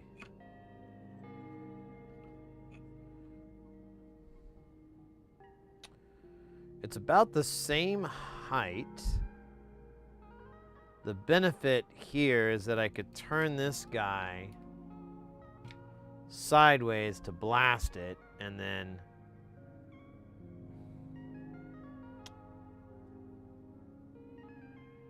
yeah, I think this might win. Yeah, this is gonna win. Sorry, Omnivice. Not today. Not today.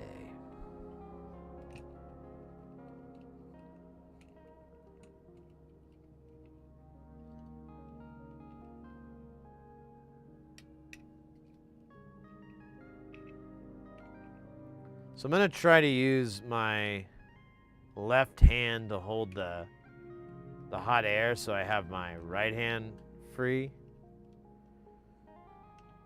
to swipe right.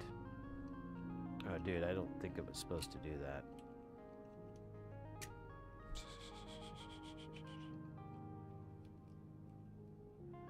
This thing could probably use a cleaning.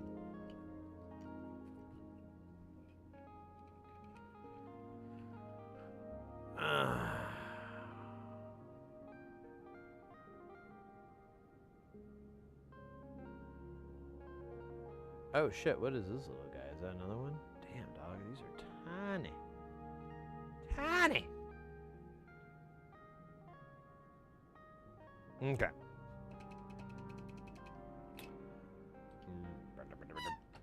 Bitty bitty. Whoa, Buck. Whoa, Buck. Hey. Buck, you're crazy. Bitty bitty bitty.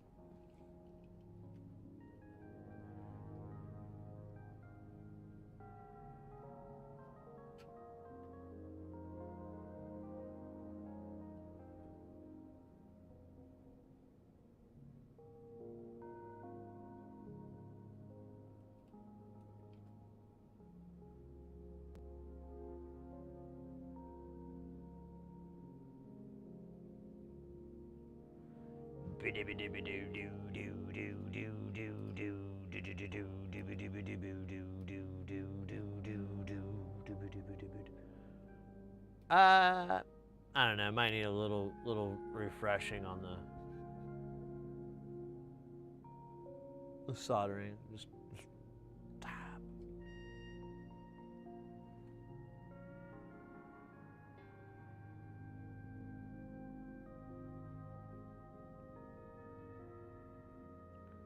Here, we're just gonna.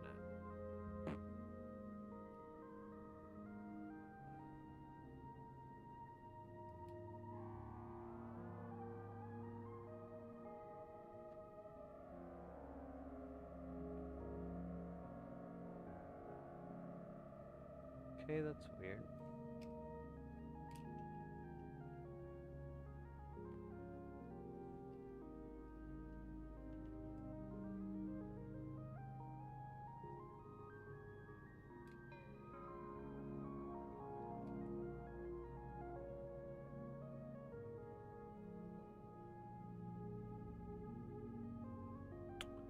All right.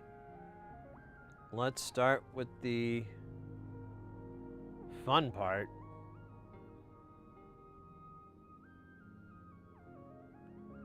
This guy.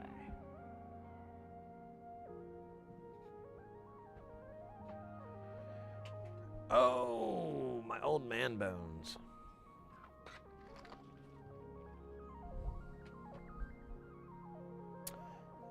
Yeah, TMK, I went and saw this band I saw Meshuggah Sunday night, and then I saw this band last night that I've gotten into recently called Imperial Triumphant.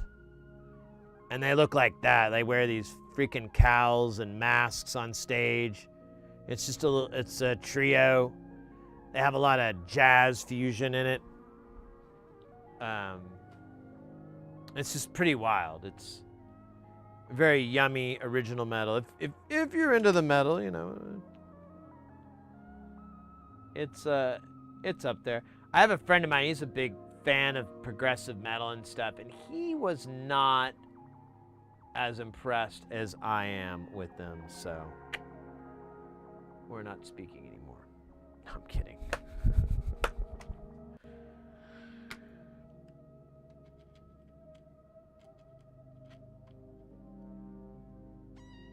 Oh, that's cute.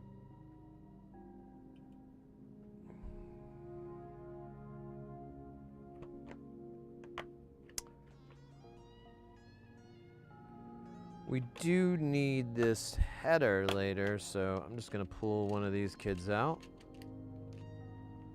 So eventually we're gonna use it to put in there. But I don't think we're gonna need anything else from this. Oh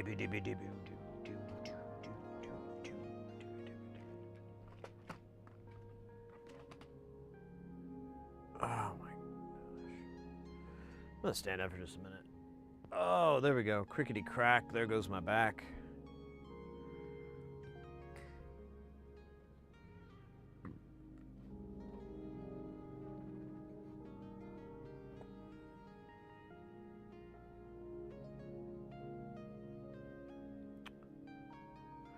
Oh, so I on the workbench, I've been, on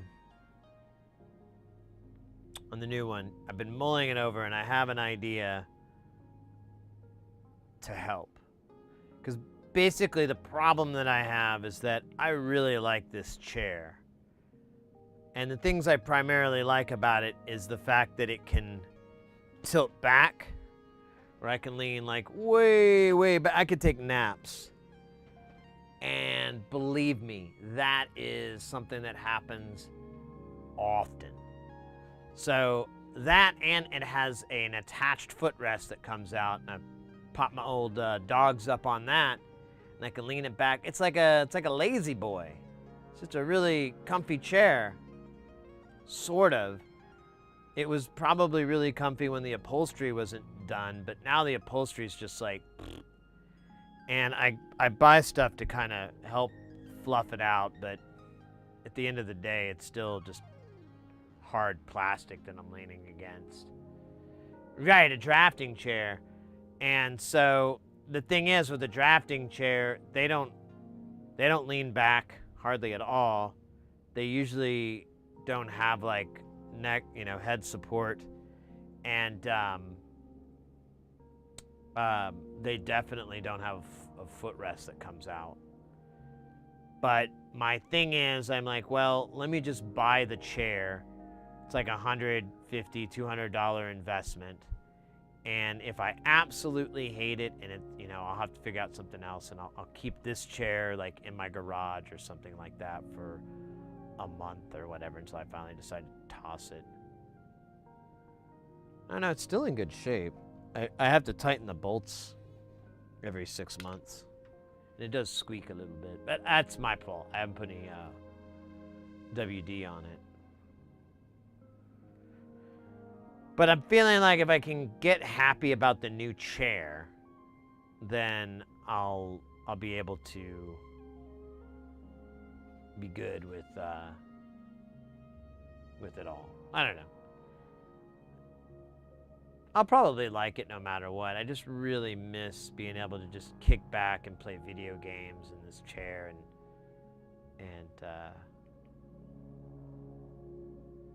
and with the desk being like way higher, I won't be able to do that really, unless I put some phone books in the top of the chair or something.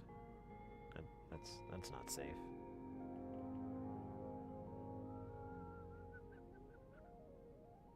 All right. Let's see. I got a dab cooking up here. We'll line this chip while that's warming up. Well, at least put it in place. I don't know if we're gonna line it in time. Nope. Definitely not.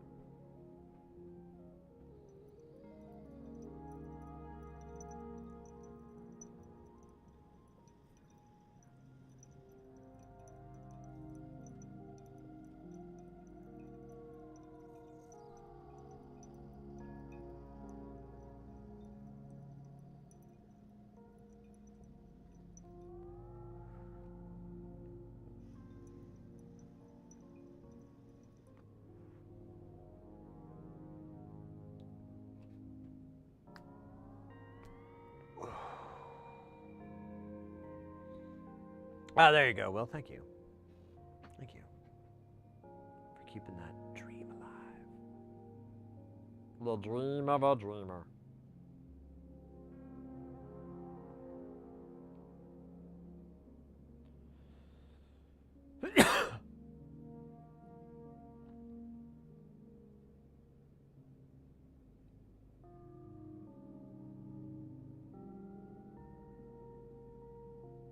Ah.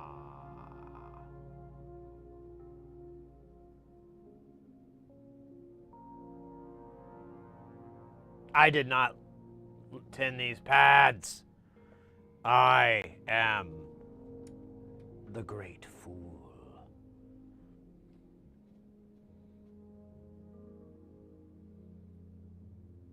Can I share a little thank you story? What do you mean?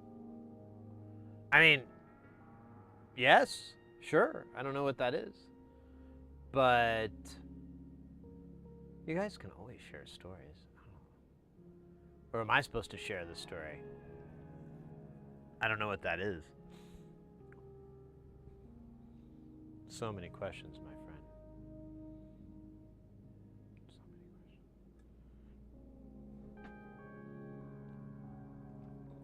So many questions.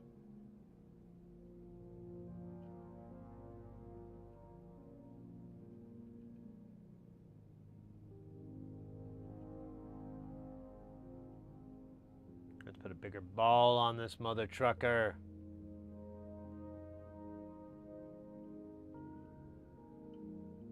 Come on, get on the fucking pads, dork.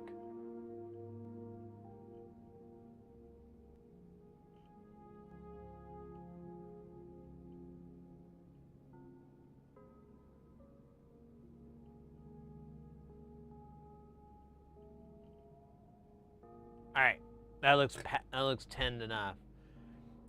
I really wanted a Rev Mode C since Chase Bliss Audio stopped making them. They're like $1,000 now, but a friend has one, and with what I've learned and I'm learning here, I'm confident I am replicate it thanks to all the heuristicals. A Rev Mode -C. I don't know what that is. Let me look that up. C. Reverse Mode C. Is it a guitar pedal?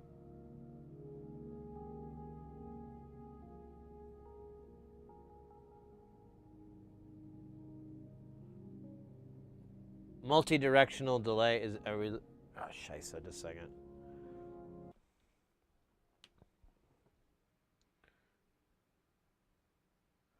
Ba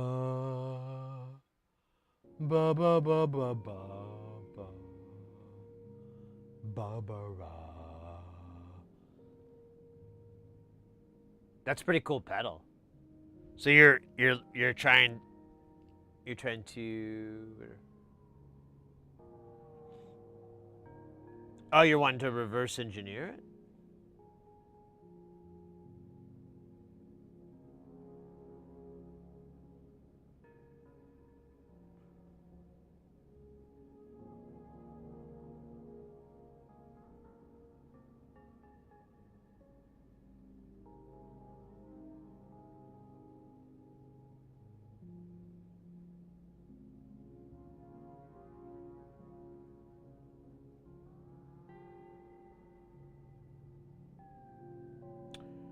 Forward, backward, and up.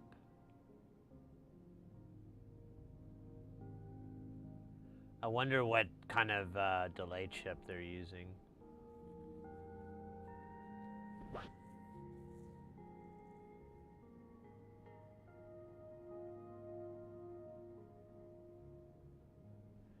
Oh, is this all digital, like it's a Daisy or something like that? I could totally believe that.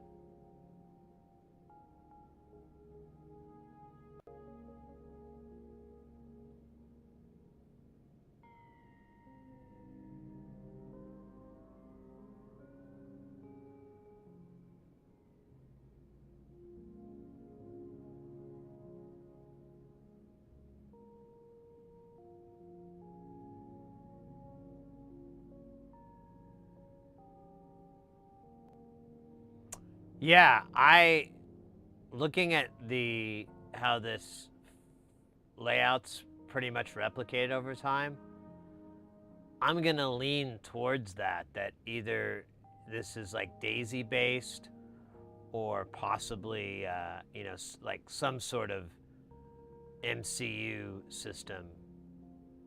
I mean, it's just because they all look the same, and they have the same thing like stereo and mono inputs and outputs, stuff like that. Hey, Devin, welcome in.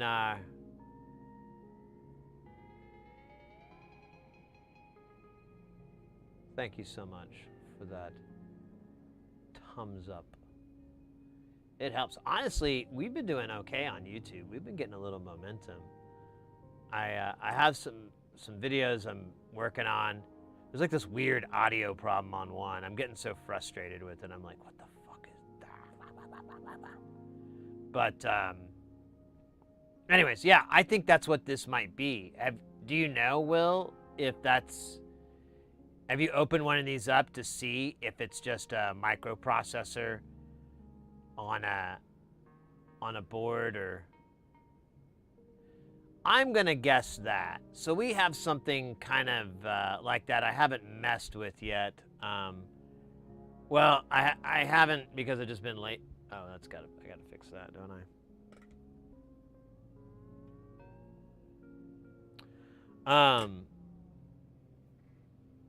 Oh, dude, I don't even know where it is right now. Oh, there it is, guitar pedal. So this might be up your alley, Will, as well. And anybody who's into programming and programming, and or maybe they want to get into it, because the Daisy's really good entry level. There's a lot of like SDKs and walkthroughs and everything like that. But so you can get this pedal, you can get this board here. Hey, Jeff. Welcome in. You can get this pedal here, and if I'm remembering right, it gives you 6 knobs, 4 switches, and then I believe, yeah, you have 2 foot switches, and I think that's it. Yeah, I think that's it. This, and you put a Daisy on here, and the Daisy is like a little, really inexpensive DSP chip that you can get. And there's a lot of stuff that's already been written out for it. So if you wanted to build a distortion that was like tube bass distortion, there's probably, someone's already written out the algorithm, or you could hack something together, you know, maybe figure something out. But it's kind of geared towards that. This was a very easy build, not very expensive at all. The issue that I'm running into right now is, and I kind of screwed up, I meant to order it from Tata, was a pre-drilled box. But since this has 4 switches, I'm gonna have to pop a couple of extra holes or use their service where they put some more in, because I need more.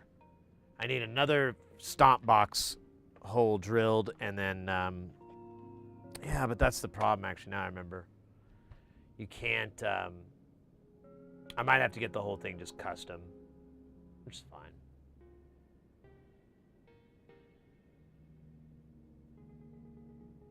People fall for it.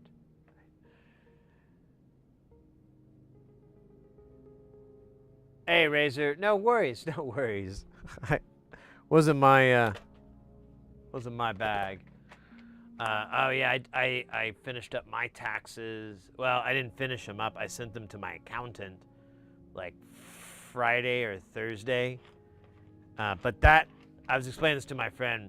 My accountant like files for an extension for me like in February, usually, because like I'm awful at it. I'm always worried they're gonna dump me as a client, because they're retiring and stuff, and they're having a hard time getting rid of clients, and because nobody wants more clients. It's kind of weird.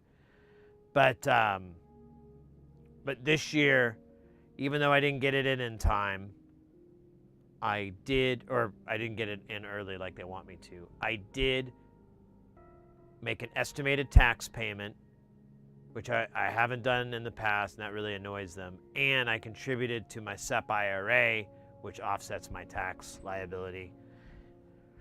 And so both those things will make them happy. And gosh darn it, isn't that what we're trying to do? Make an accountant happy.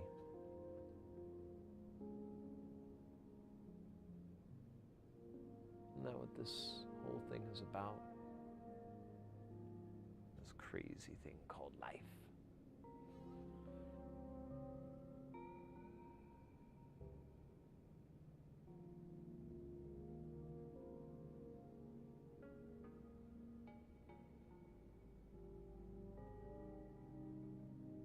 I cannot see the traces very well.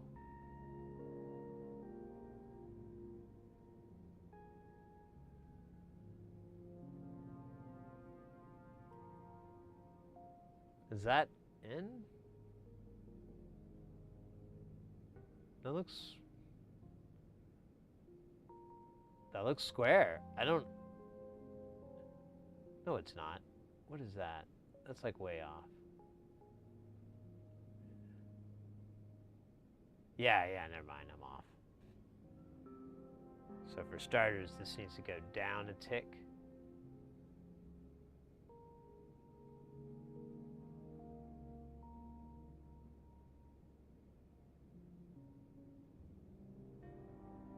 You're too high. What do you mean? What is this too high thing?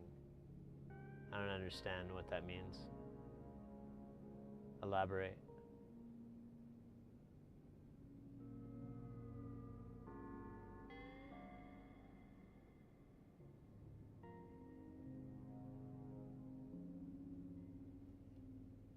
That's like being too sexy or something. I just don't understand. Like,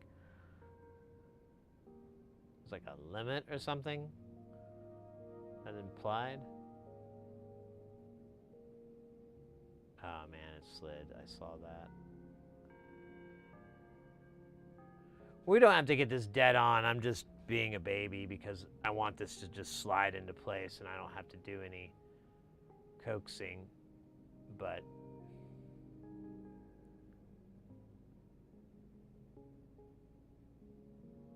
oh, my dumb. I should look at the other monitor so I can do it nice and fine. In fact, why am I saying it? Let me do this so I can, because I'm looking at it through the through a delay, but this has 0. Actually, now I don't need to. It looks squared to me. Oh wait, well, I think it'll grab on that top row. I think it'll grab to it. We'll find out, right? Only one way to find out legally.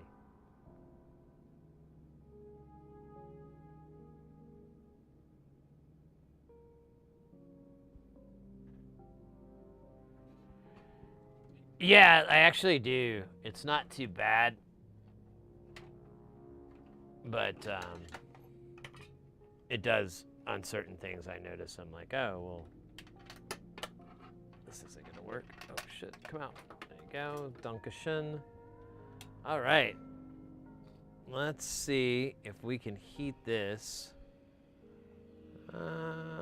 Maybe from the other side.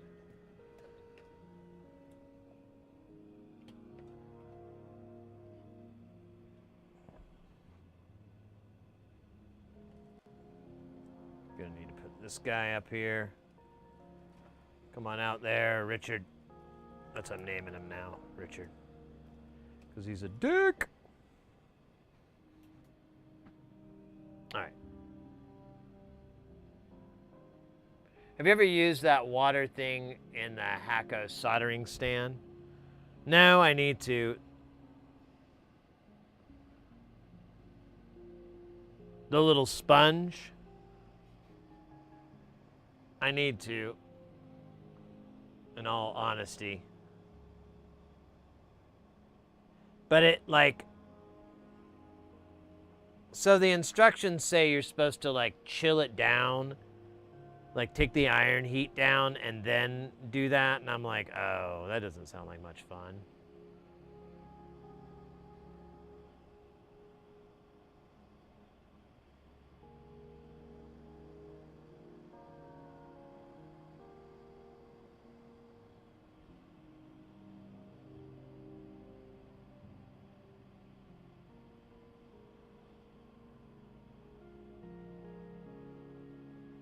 Oh,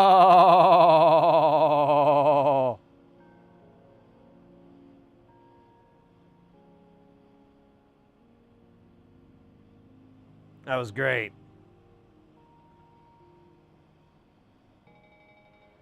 Now, let's move over here and remember that I forgot to tin these. So we're just gonna tin them live. We'll tin them live!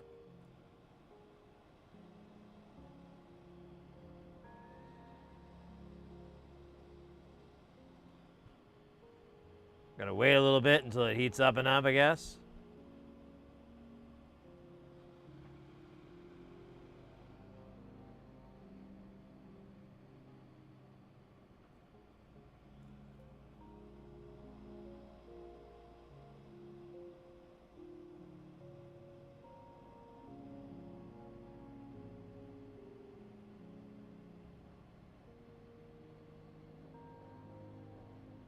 Are you doing Stonehenge? What?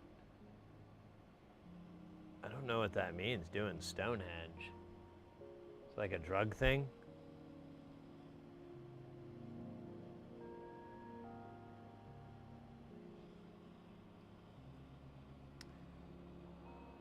Alright, this is one of these little dudes. Which way does he have to go? Ah, oh, damn it, he has to go the other way. This is gonna take way too long. I did not really think this through.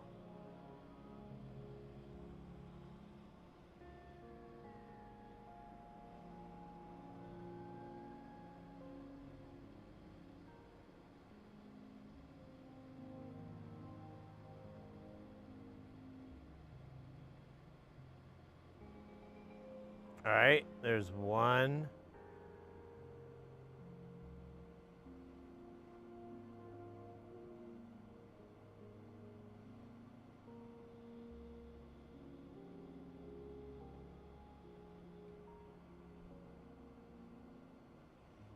All right, now we're gonna move over here. I don't know if this is a smart way to do this. I'm just doing it this way because I don't know, I just want to see what happens. Is it a bad idea? Is it a good idea? Is it even quantifiable as an idea at all? Oh, I'm using hot air from underneath. You can't really see it, Mr.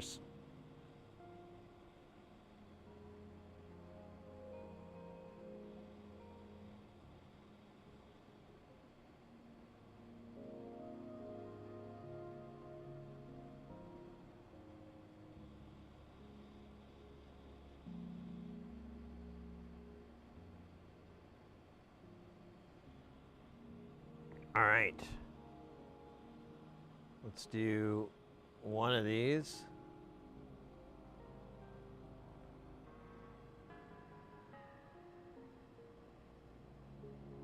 This is so much more difficult, and I know it.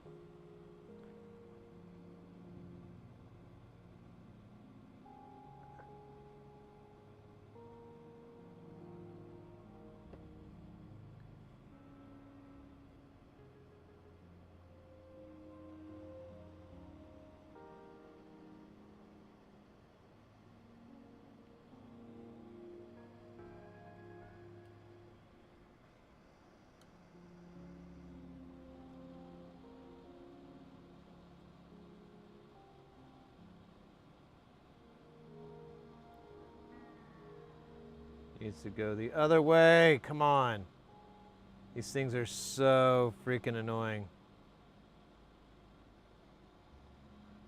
Oh, God. Aha. All right, this is nice and crowded. 50% chance of fail every time.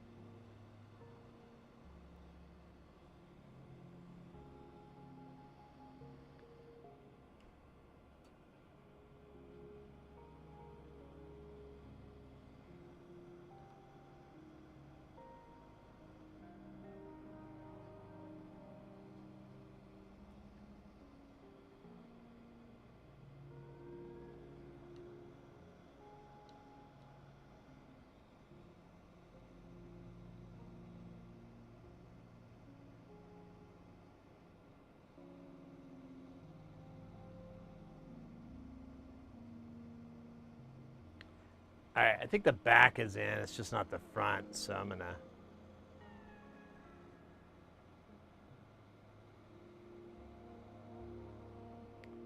Kick this thing back up, maybe.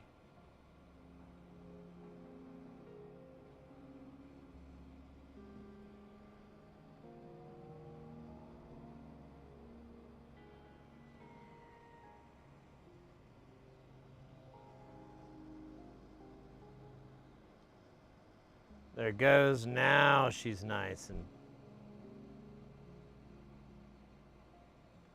All right, and then we've got one over here I forgot about. Oh, damn it. Stand by. Doing this one-handed is fun.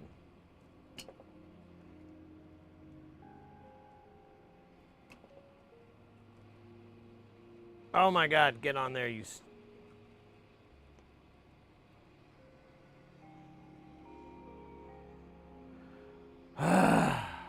Good times. All right, let's see if we can get it hot enough to melt.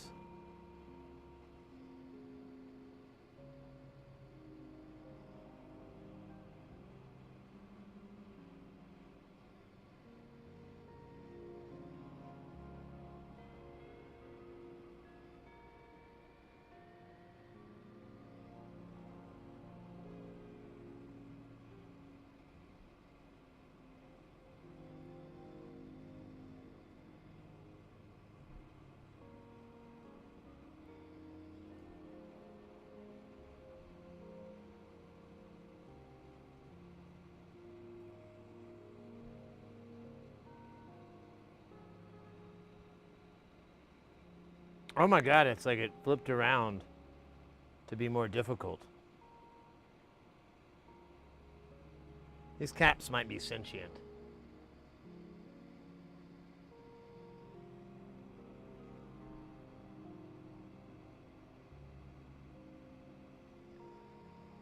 All right, let's give it a little bit of goo.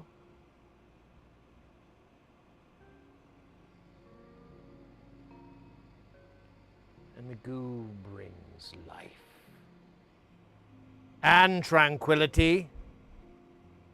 All right, getting towards the end here. Thinking about flipping this board or taking a break to rotate it. I think I'm gonna do that because I don't want to melt this plastic part down. So we're just gonna kill this for just a minute. The board is far too hot to touch.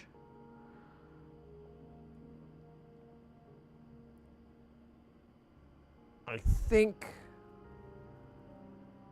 we're good. This one looks a little sus. Let's look at this guy real quick. Make sure he's okay. Yeah, I don't really like that. Let's hit this one real quick before we zip out here.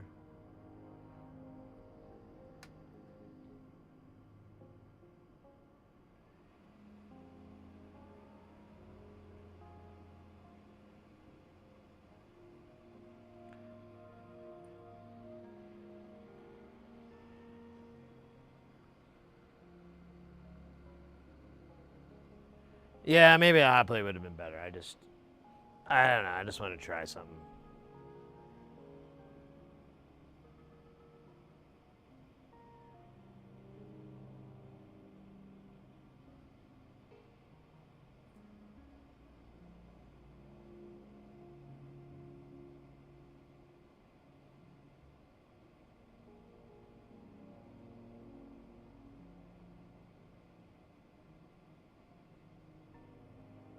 It's just weird because that icon doesn't, the top of the cap doesn't line up correctly. It's like twisted or something. I don't know. I guess as long as it mostly works, it's okay. It doesn't have to work great. They're all bypass caps. They all do power stuff, so it's not really, it's unimportant. Hey, Calderio, welcome in. Oh, Devin, what was that?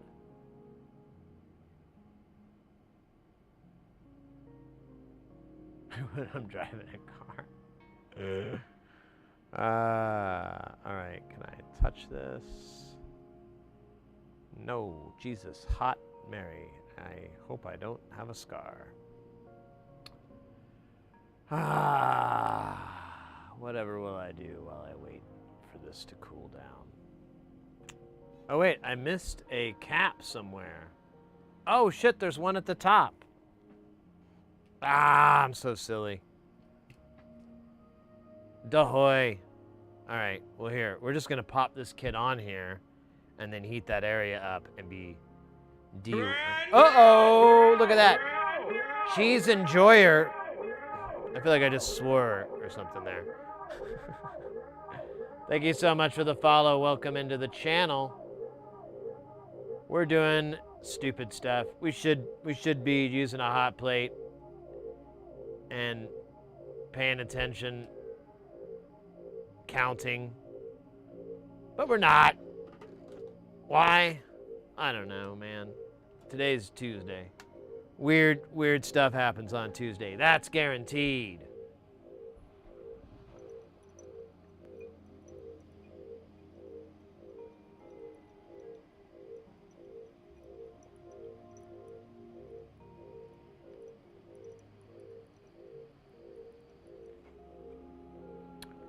All right. First off, let's put some goo here. Second off, let's go retrieve the cap.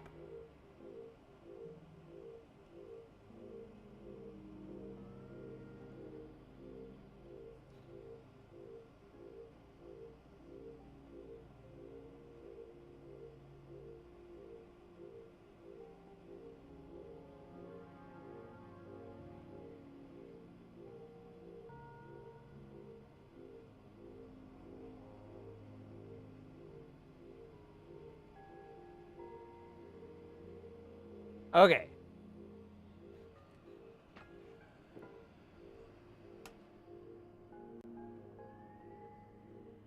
This is definitely not doing the thing which I like to do, which is heat the board up as little as possible. We're doing the opposite of that today. Today, we're heating up the board as much as possible in hopes that it will cry out and give us the names of where the files are. You know, circuit board. You know. Just give it up. Make things go real easy on yourself. Just a couple of names. Oh, you don't know the names. That's right. That's right. That's what you keep telling us. You keep telling us. You don't know. You know. You know we know you know. You know? No? Oh, well, yeah, we do. Beehive.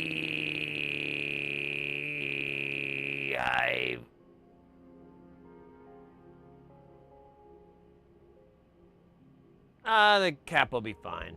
I was heating from the bottom. It won't pop. What is this beehive? That's a good question. I forgot what it's based on. Let me get the thing. It's based off a Mutable Instruments module, but I can not remember. Oh shit, it does this. Stand by, I gotta fucking do this stupid thing.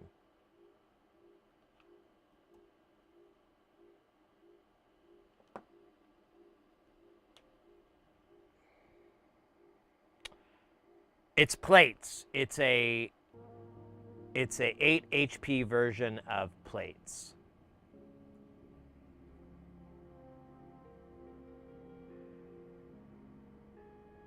Oh, you said that too. My bad.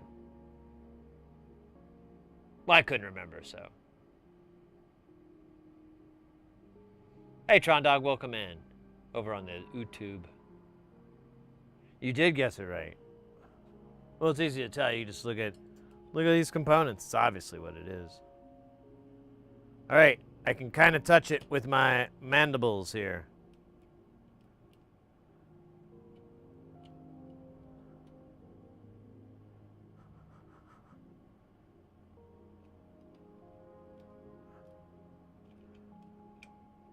All right. This time we're gonna tin with a soldering iron. Oh shit. That's right. This shit's all in the way. I'm gonna break this if I do it this way. We're gonna have to kind of put it on the edge. I think what we'll do is we'll tin these pads in advance, and then we'll just put the caps on top because they're really big. They're too big, in fact. Like they are not going to sit. Dude, they might run into each other. They're actually a little too big. We'll find out. We'll give it a try. If it works, it works. If it don't, we've got contingency plan 101. Better than hot farts. Contingency plan 101. Starring Lou Diamond Phillips, Kiefer Sutherland.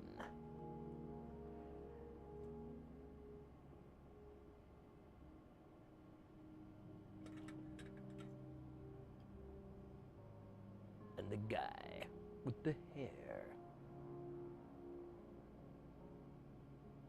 Are you gonna make me do that? Jerks. Oh shit, look at that. That's disgusting. Oh my God. There we go. Hey, this is gonna go bad. I can feel it. I got these feelers. And this is gonna go, they're saying that. They're telling me that. But why not try? You know, it might be funny.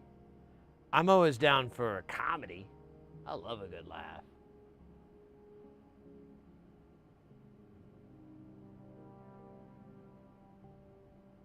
Place is cool. Hey Luke, what's your favorite movie? Oh.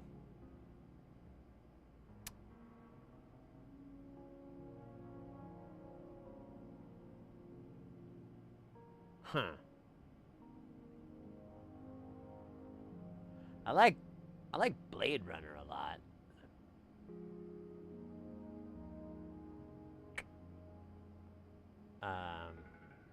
I don't know. It's kind of a mood thing. Like, there's some times when I'm really in the mood for this or that. And other times, I don't know if I could put up with it. Yeah, these are freaking massive. These are bigger than a city. I don't think this is going to work. Like, look out. And these can't bridge. Otherwise, the power is going to eat shit really bad. I feel like just putting 22 microfarad caps on here and not doing these, because they won't fit. They're going to run into each other. They're too damn close on this fucking board. They didn't orient them so that the two grounding parts were, you know. Or are they ass to ass? I don't think they are. No, they're not. Or maybe, well, no, because if it was, it would be with all this ground plane shit, and it ain't. Is it? Let's zoom in. Enhance! Show me the butterflies of your mind. Okay, too much. I just want to see.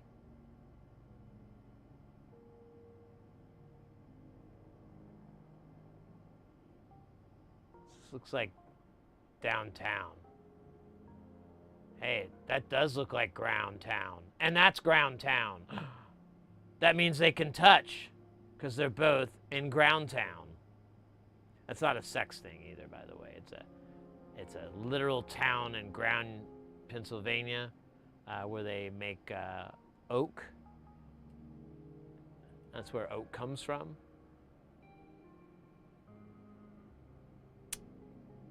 But before I definitely on this, let's maybe check the schematic.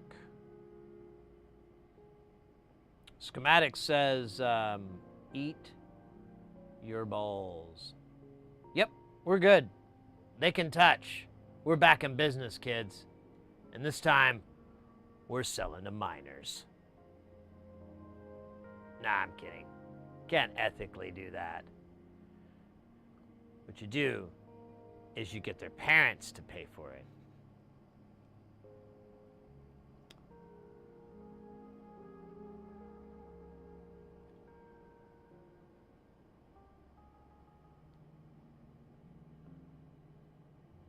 Rillo Rollo, welcome in. Not much, just kicking it. Had a really good weekend listening to a bunch of metal bands. Got some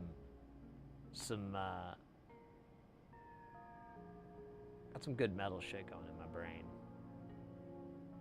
Kind of inspired me a little bit. I was looking at getting some sample-based synth guitar thingies and programming some sweet riffs.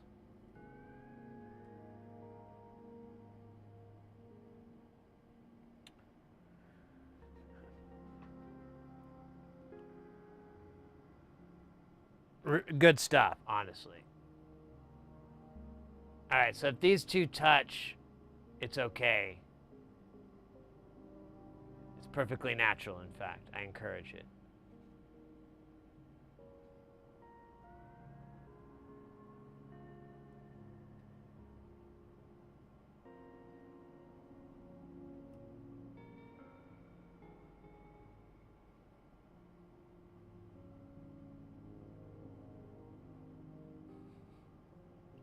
All right, we just need to make sure this side is clear.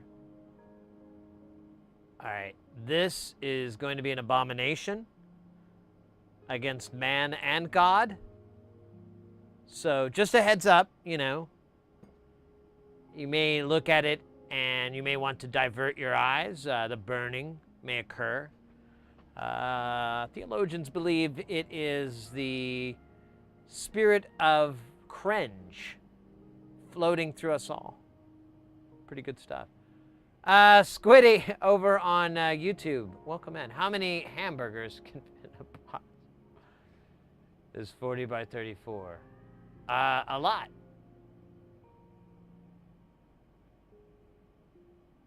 You're at Disney World. That's weird. Oh. That hurt, man.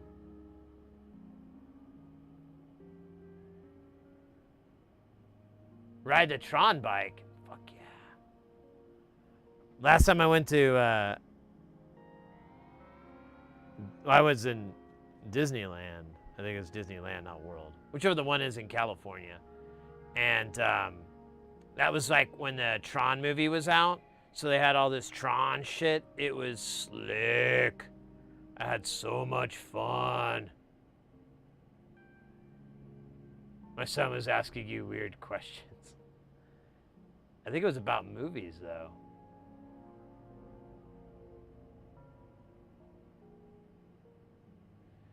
Yeah, there was a whole bit in, they had like this whole stage set up and at night, and it was this big truss structure, and they had all these props and all these things. They had all these dancers dressed up in the freaking suits, and they're just grooving and dancing, and you could just walk around like a nightclub or something. It was really cool. I was a happy boy. It was happy boy time. Happy boy Sid.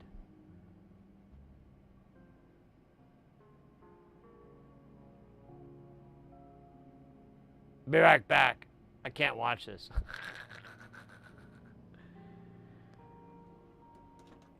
Yeah, it's gonna get a little weird when these two caps touch end to end, piece to piece. Oh, weird. I got a double. That's funny. All right. Power on. So these guys are just gonna settle in, is what I'm hoping.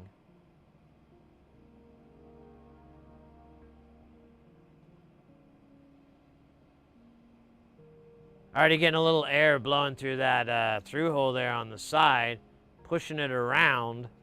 Don't know why I'm talking like I'm officiating a fucking horse race. He's smoothing around the corner. 22 microfarad sliding into place. We've got 2 hot ones.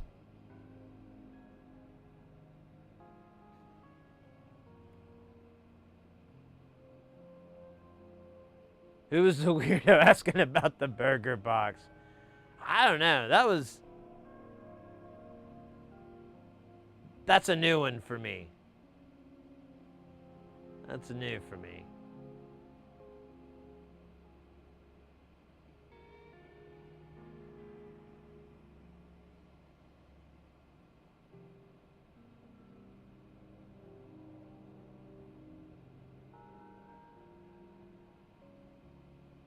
Zoom in and have a nature stream. Here we see the 22 microfarad in its natural habitat, being slowly heated up by electronic heating utensil known as a hot air station. Its prevalence unknown, and time is something we do not know either. There's one thing for certain. Once it heats up, things will begin to move. The instructor adds a little bit of flux, says a prayer, and lifts the board up lightly.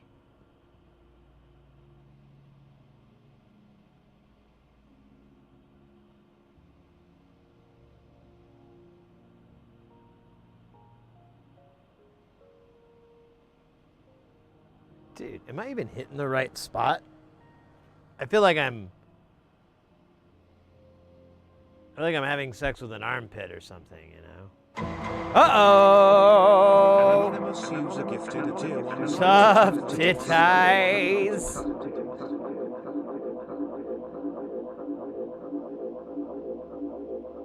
Thank you so very much, Anonymous, for that gifted sub. I know Tough Titties will love it too. Ah, shit! Scheisse, we got a man down here. Stand by.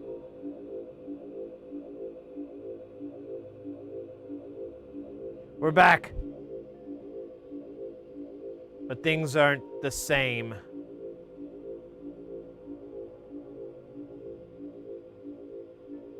This thing is like stuck. So we're just gonna have to nurse it. Suckle it. Suckle at its teat.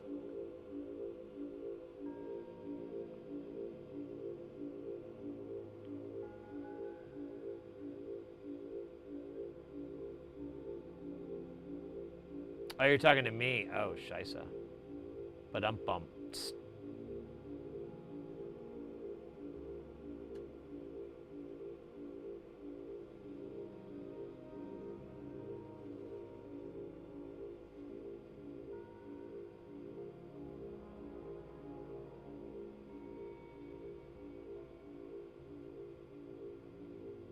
I think they're on.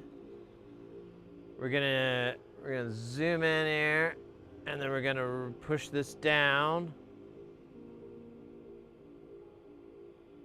And I believe we're clear. Nope, we are not. Damn it.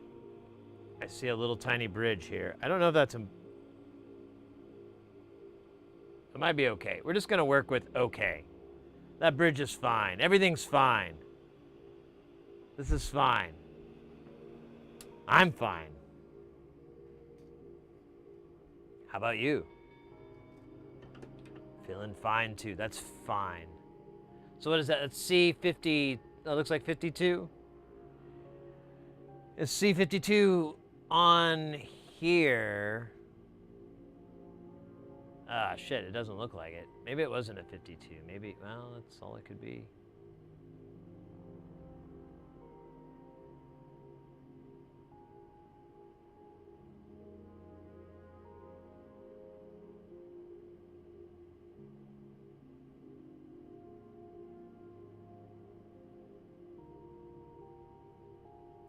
One side's pointing to ground.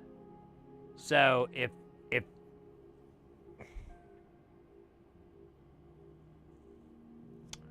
we'll just lead it out. We'll just test it out and probe it and see.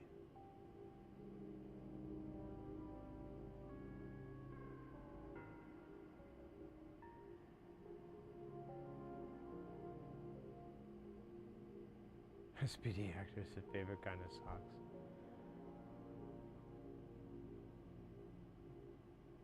Is that not normal?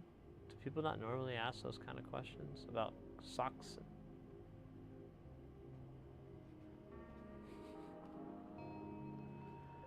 All right. I think... Oh, shit, dude. That is hot. That burned my heart a little bit. So it burned pretty good, too. I seem to remember I was going to remove that flux. That's why I didn't do the hot plate, but I don't see the logic on why... Yeah. Yeah, whatever, dude. This will clean. This will buff right out. You can't really tell. Let me give you a view here. It'll buff right out. It's a easy buffer. Let's see, so see all that yellow there? Where it should be purple, and it's like almost like a lilac consummate. I don't know colors. Lilac sumac.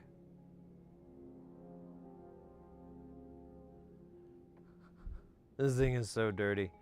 I don't even think we have enough time in this lifetime to clean this board. Oh shit, I don't have any more wipes. We have to make more.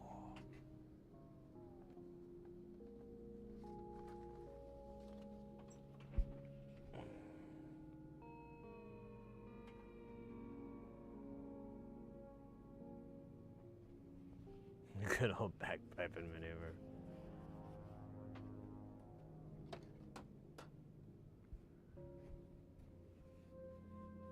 $10X, welcome in. So much space on the board. Why would someone play? I know.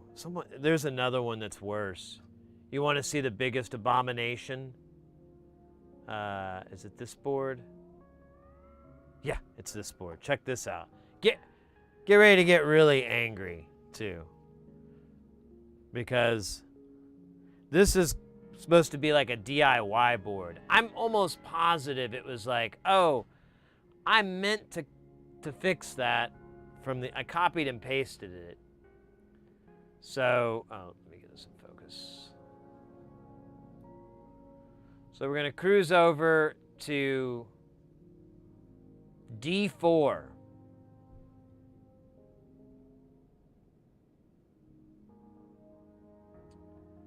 This is 603. This is 402. There are 2 diodes that are just that size on the entire board, full stop. And if you notice, their trace is just from here to here, and then it goes to ground just like the other one. And look at all this space for 603, 805, 1206. Why, hell, you could probably put a through-hole diode in there in an axial format and still have fucking room. I don't know why they did it. I have to go buy some more because I sneezed and they all went away. I lost all of them.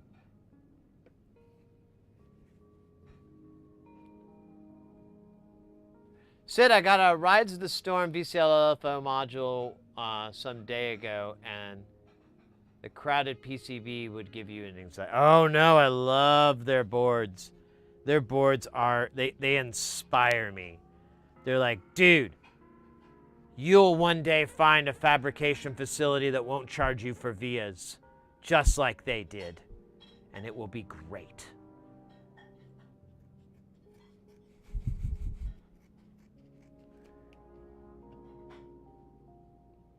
Because that's got to be how they get away with it.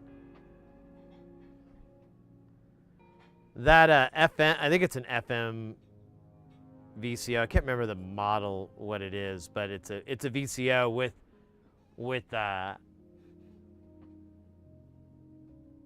FM capabilities and like a VCA and everything built in. It's pretty cool. Hey, little Eddie, welcome in.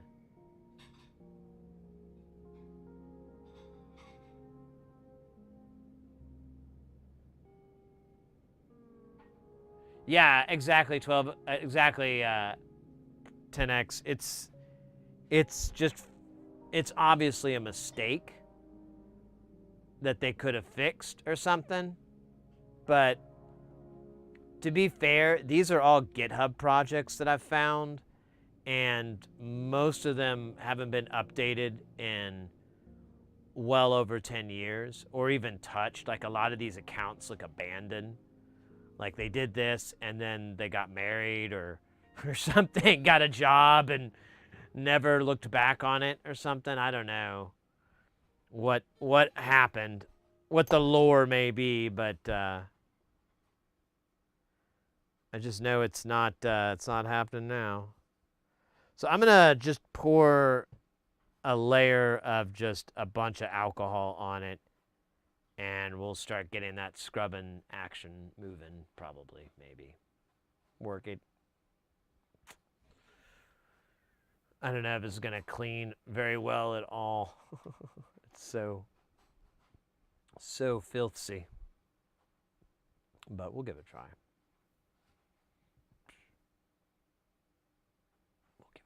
Whoa, the music. Oh, he's probably Jay's probably changing jams. Sounds like a jam change. Yep. Loading in. Bump it up a little bit. This one seems a little ambient.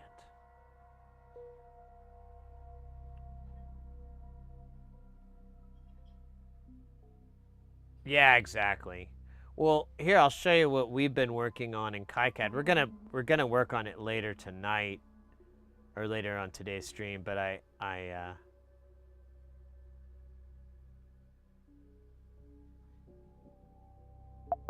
oh, shut up! I know I gotta upgrade. I'll do it later.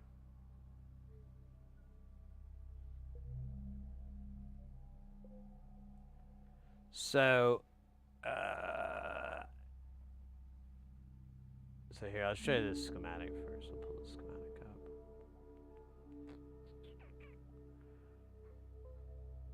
Put it over here.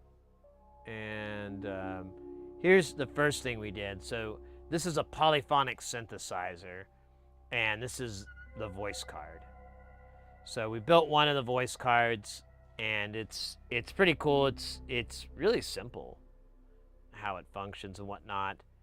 And I believe we worked out all the bugs. I do have to get a single channel op amp in there.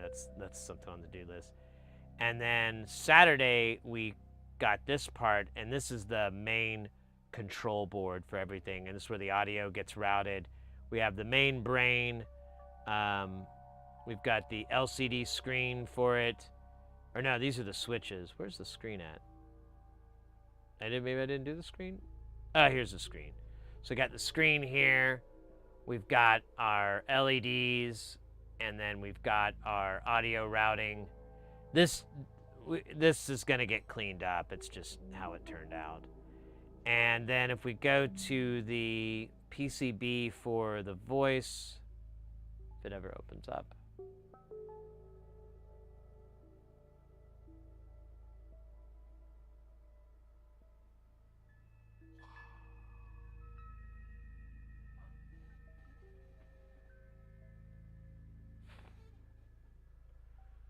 Oh wow, this is super spinning speech. I've been having some weird issue. I think I need a reboot or something like that.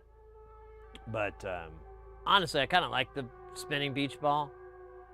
It generates this weird calm version of anxiety, where I'm just like, this sucks butt. I don't know. Good times. Maybe I should come back to it once it's loaded. We might go, like, make a sandwich or something. Oh, it might have heard me. There we go. So this is the PCB for the voice card. There's going to be 6 of these, and there's a pair that's stacked. So this is going to go lengthwise or widthwise across the back of the module. The module is going to be, I don't know, yeah. Well, no, that's not the right size. Where is, I have an example, because I was using that as my template for the size. Yeah. So the module will be like this big, and that board will be one that'll basically fit here, and then there'll be one here, and then there'll be another here, and it's going to be pairs. And then we were talking about 3D models. This one, it doesn't have everything, and I'm going to change a bunch of stuff out, but you've got your city built on rock and roll.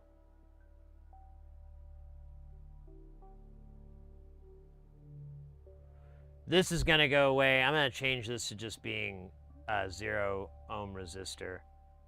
Because I don't like this switch. It's just stupid. Doesn't need to be a switch there. It's a set and forget. Set once and be done.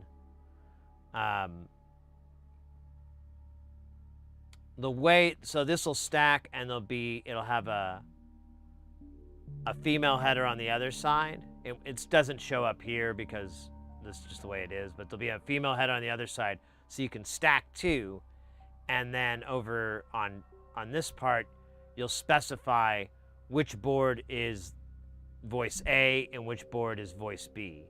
And you just short this out and say like, oh, this is voice A, or this is voice B, and you're done. 4 drivers. Oh, these chips here? So, are you talking about that? The chips themselves are, we could actually go back to the schematic.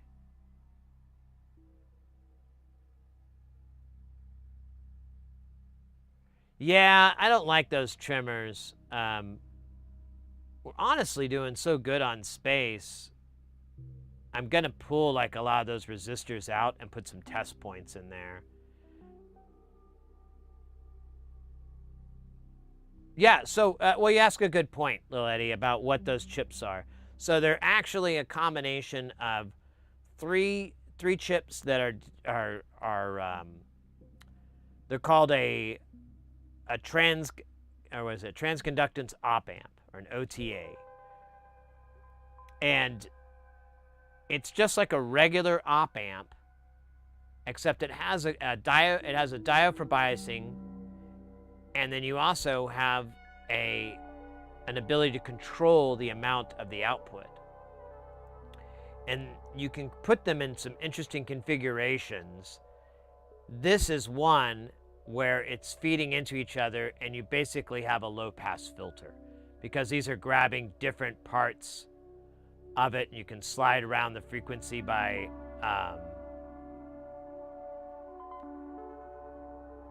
this point, and I'm not the guy to explain how it works, to be honest. It's magic to me. But we've got a pair here and a pair here, and then we have a pair here. So each one of those chips has just 2 of these on it. So this is all 6 of them, and then one of those chips is a quad op amp, and it's going to have 4 of these on here, which is what accounts for that. So if we go back to the 3D view, oh man, let me undo that. Is it just gonna, oh, there we go. So we have LM13, LM13, 13, and then quad.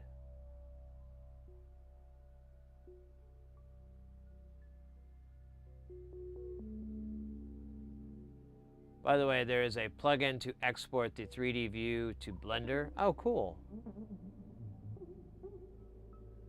Huh. That's not a bad idea, actually. I wouldn't mind tinkering with Blender, but I just haven't had anything to mess with. This might actually be a valid excuse, wouldn't it? Yeah, the other thing I need to figure out is I don't like this header here. This is to program it. Again, it's like a set and forget. So I don't know. I have like a push down programmer, but I don't have. Wait a minute. Maybe I'll do that. I could put the pads for like for a quad. Like I could put the pads for this and then just run leads. And then I can have my press down programmer thingy and just grab the bottom, or whatever, just grab 3 out of the 4. That might work, because then we can press, beep, program it, and then beep, DUN, and then never have to touch it again. It would just have the pads. It'd look kind of like that, but it would be tinier.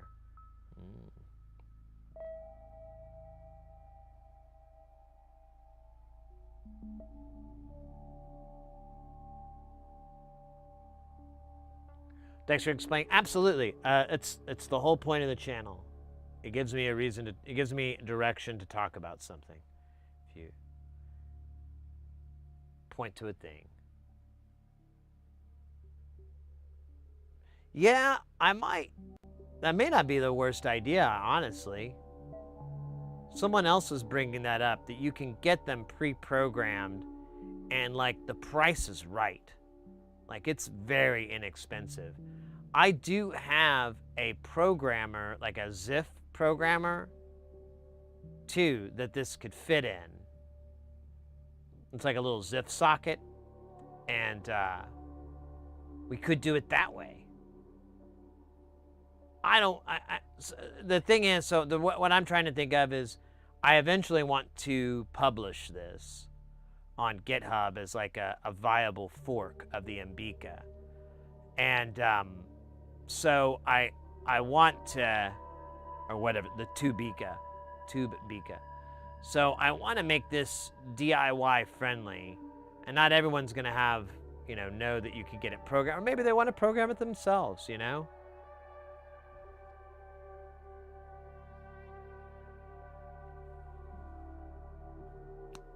I got it.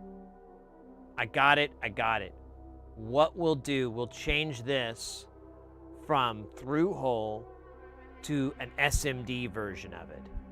It's the same bloody thing. It's just, it's SMD.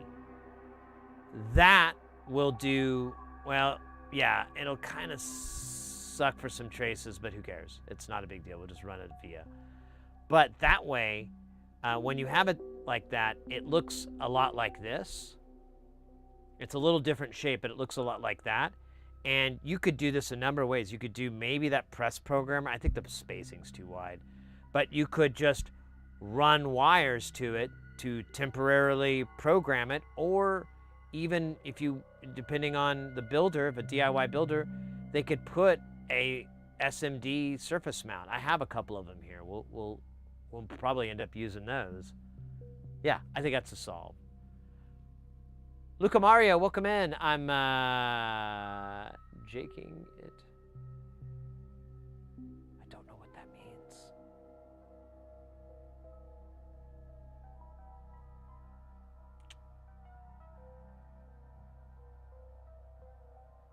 Yeah, I like this, but I think if I were to make it an SMD one, the problem is you're probably going to have to reflow solder it from the underneath, which is fine. The bottom of this thing is actually, it's kind of, I thought for a minute I was going to have to 4-layer this board, but look at this. This is the back. And this is almost all power. There's a couple of jumps here and there, like little burp-a-derps, but almost all this is just the juice for running it. All the busywork traces are really just being done here on just going to these, because there's no reason to drag these back, but since I have this room, I'm going to do it and then put some TPs there, test points. Because, oh, here's the caveat to this whole bloody thing that's kind of funny. So I assumed that this thing was designed to run at, at 12 volt. It's not. It's not. It's supposed to be at 8 volt. But I'm like, oh, well, that won't matter. Or will it? Because I don't quite know how some of these outputs are going to fare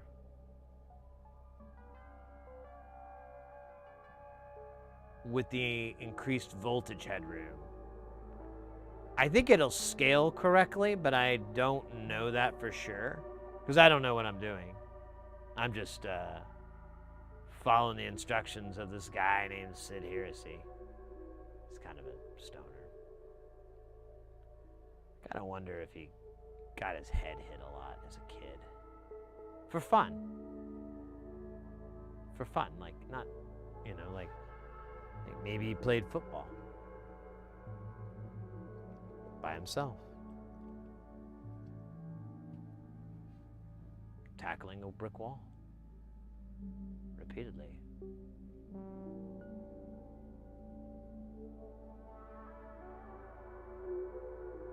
You don't have a head press. I have one. I was actually showing it to somebody the other day.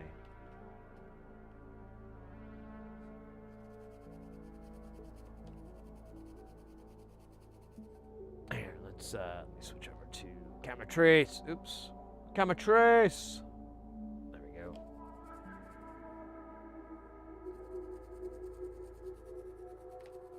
Uh-oh.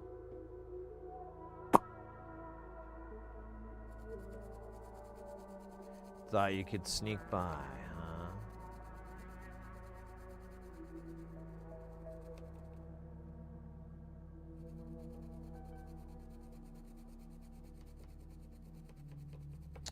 Man, there's some big chunks of crud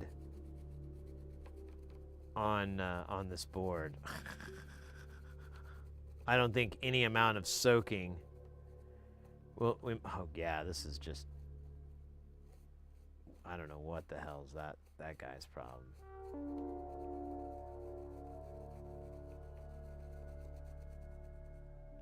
Let's give it a little bit more of that juice.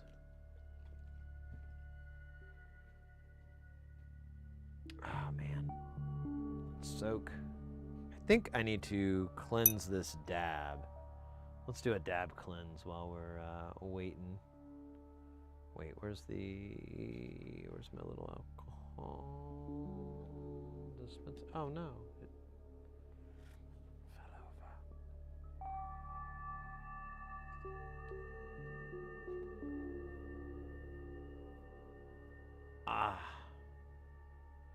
But yeah, feel free to ask, and this goes for everybody. Feel free to ask any questions, about what's going on or anything, even if you think it might be a stupid question or a common question or anything like that. Every time that assumption has been wrong. So it's usually, and a lot of the times I enjoy talking about a lot of those things because it kind of gives a chance to go over that thing, go over that particular topic or whatever. You're like, oh, hey, is that the right blah, blah, blahs? Oh yeah, because I do this, and can go about it and kind of explain how. But yeah, please feel free to ask. Got lucky with the TRS-80 I got from eBay. Needed only minimal work to get it up and running. Just need to clean it. Said if you could only choose one NLC module, which one would it be? Oh, I don't know. Probably the Sloth. Yeah, Sloth. I really, really, really like that thing. I use it a lot. I think the Splosh, Let's Splosh, is probably like a close second. Because I find that thing really useful. And it's useful with all kinds of different things. It's real, I don't know, it's real versatile in that respect. And then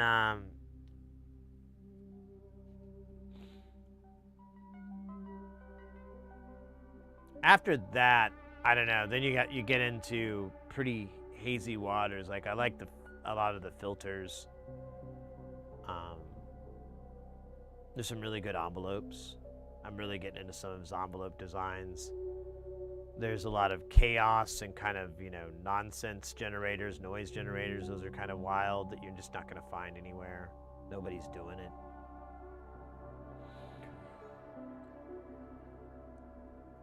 Yeah, same here. Triple sloth. I should have said that. Yeah, I like the triple sloth in particular because it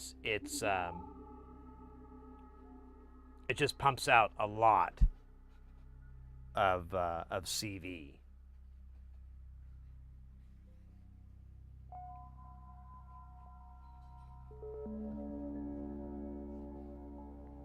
I only know car stuff and a little about ECUs like Mega Squirt, standalone engine computer. Definitely not building my own boards. Yeah, no worries.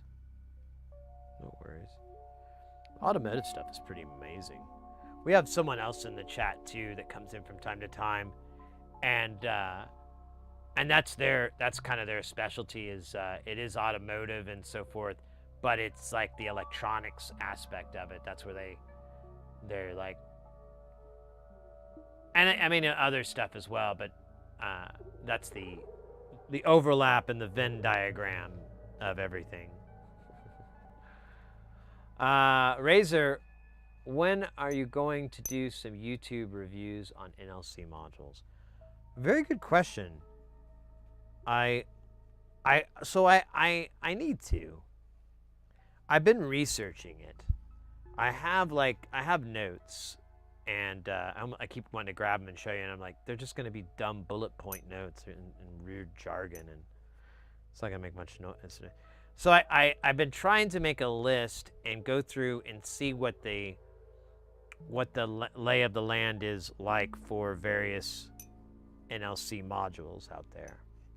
And I have a lot of the times there's either so there's either a pretty decent video about it, and I could probably add a little bit to it, you know, by making my own, but you know, there's already something about it. Why cook toast a third time? So I'm trying to find modules that don't have that, or there's a video but it's not so great, like it, you know, either there's no explanation about it, or maybe it's not very well done. Maybe they got a bad mic and you can barely hear them talking, something like that. There's things like that where I've ran across those kind of videos and I'm like, oh, well, I could definitely improve upon this, and you know, maybe you know, do this and this, you know, where I see like there's room for improvement, there's room to make it like gooder. And I have a big fucking list. Let me see, where is it? NLC YouTube video list. Yeah. Oh my God, this thing is bonkers big. Let's see, can why won't it let? I don't know why this program won't full screen when I double click.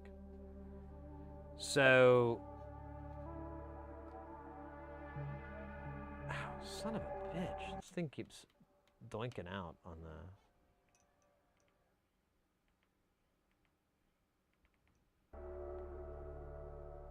So I've got these notes, and yeah, these are power things I wrote down earlier. And yeah, I just need to go through more on here. I need to update this list.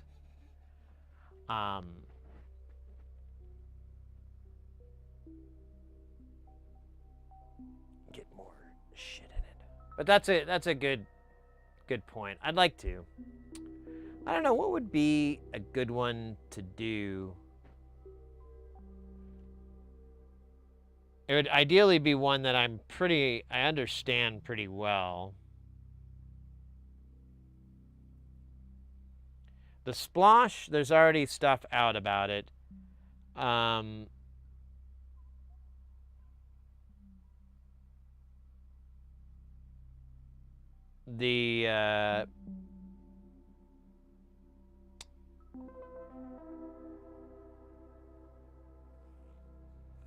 to see here.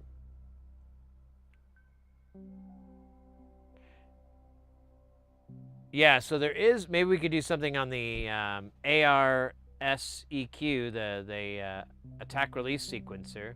I do have a note that there are some videos, but they're really old. And our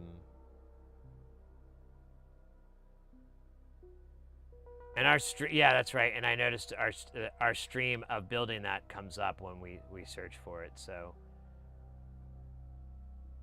we could definitely do that one. Yeah, there's the foyers, another one. There's only really one video. Nothing on the Coral generator. LD Rama, there's really nothing on it. Although, you know, a lot of these are pretty straightforward. You know, I don't know. I could make a video, but it's going to be really fast. It's going to be like 3 minutes. Cellular Automata, I don't think, I have no notes on that. So I don't think anyone's... Same with the Clump, no real videos on that. I do have a note there. And then, I don't know, looks like I need to do more research. So, I don't know, what would be a good one to do? The Triple Sloth, yeah, I wrote over 20 videos already on YouTube with an average of less than 2,000 views. So, yeah. That was the other thing. Like, there's 20 videos on the topic, and they all get about 2,000 views apiece, so.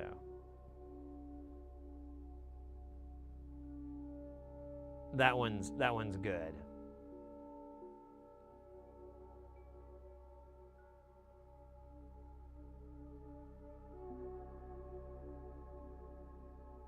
I don't know, I'll have to think about that. I need to take more notes, that's for sure.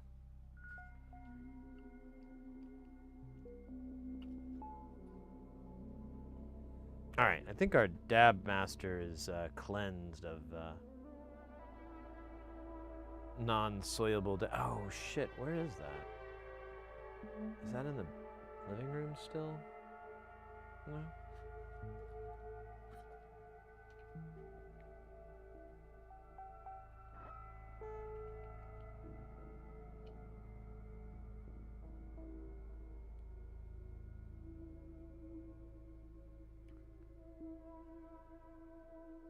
Making this crazy cocktail dab.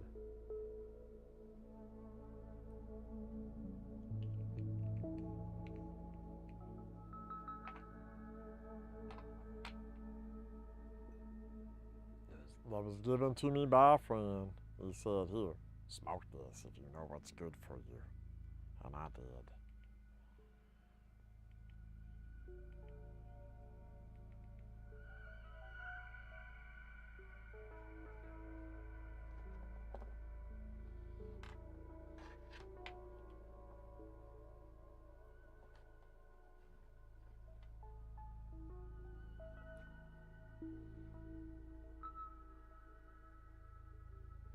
I'm on my last bit of vapes, more cotton than dab. Ugh.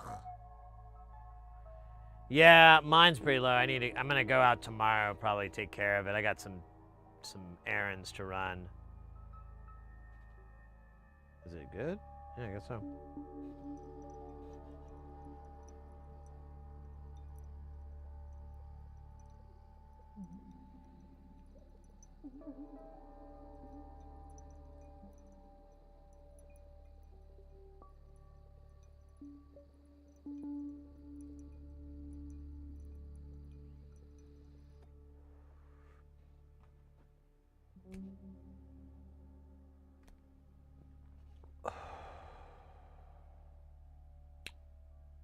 I feel like I could do that again.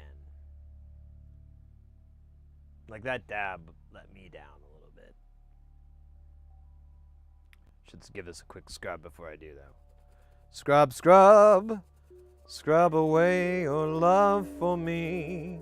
Scrub away your hate for him. And leave me for a more handsome dog. Bitch. There you go. Working on a new one-man play. Crazy man might have OD'd on Special K. It's gonna be a trial and it's gonna be a coming-of-age story, really, where we come of an age. This is slick. I like that. It kind of... Is that from something? It's sick. It's hypnotic, really. I'm drawn to it like petals of a rose. It's good stuff.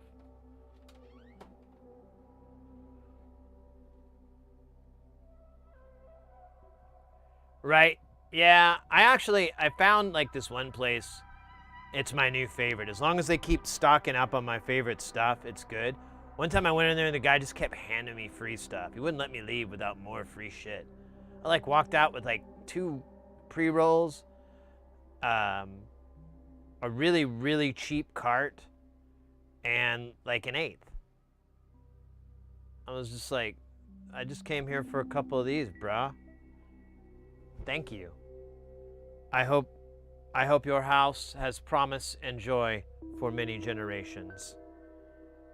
Something like that. I was trying to quote something from Game of Thrones, but I've never seen Game of Thrones, so I don't know what they say. Something about houses, though. They're really big into the housing market. That's my take on it. Leo, how you doing? I'm doing great, mate. I had a really, really great weekend. I went and saw a whole bunch of metal bands the last couple of days, and it's reignited a little bit in my brain, and I kind of want to write some metal music. I've had this whole metal project in my head. I am not exaggerating or kidding, like 15, 18 years, for a really long time. I have a name for it, I have a theme, I have a concept, I have everything for it. And I've just been sitting on it for years, like trying to think of other things. I have a phone filled with riffs. I forgot that. I have all these fucking riffs where I would just be like in my car and I'd put it on video mode and I'd be like,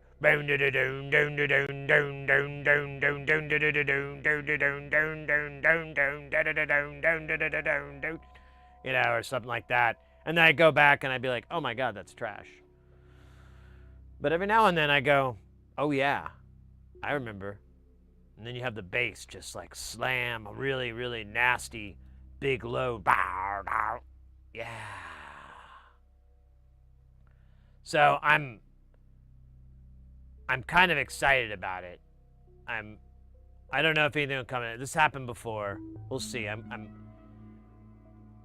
I have so many things on my plate, like writing music, honestly, is such a great thing to put on my plate. I enjoy it so much. And I've kind of found a way to do it that would make it easier, because you can get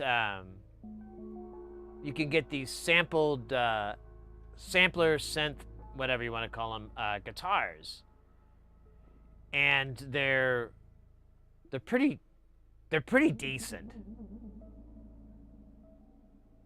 And honestly, I'm thinking like, well, if I can get like core parts down and writing and everything down on this, I can go back with my human guitar and either play on top of it, be, you know, the other guitarist, because, oh yeah, that's the other, it's a long story. Anyways, the whole metal thing, I have this big giant concept for it. And, but yeah, I could be one of the other guitarists. I could also do all the solo work, because writing solos in this would probably be nightmare work compared to just doing it yourself. So Unless it's like some crazy tapping, you know. I can't do that. But I'll try. Oh, Meshuggah did that. Watching Frederick just oh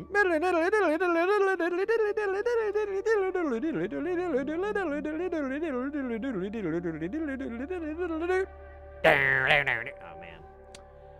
Oh. It was good. It was good. Anyways, so yeah, Leo, in answer to your question, I've been very hyped up on this. Won't shut the fuck up about it. Kind of starting to get on my own nerves. But, you know, maybe that's just the push I need to give myself to do that. Golden hour for metal? What do you mean by that?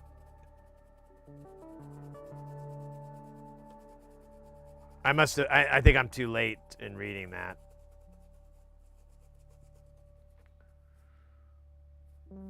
Welcome in, by the way, Roy. I don't know if you already were chatting earlier. I'm thinking about, I gotta find this setting. There's like a colorblind setting for chat, someone was telling me about. And I looked for it, I couldn't find it, but it will quit color coding the usernames, or it does it in like favorable color coding. I don't know. I was like, I don't care, man. I just keep not being able to read it because it's blue on black, and I'm like, yeah, that's not happening. Not at this age. Maybe a younger me could have been like, oh, yeah, I can read that. Nowadays, no.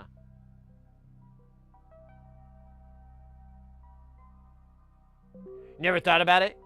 Well, I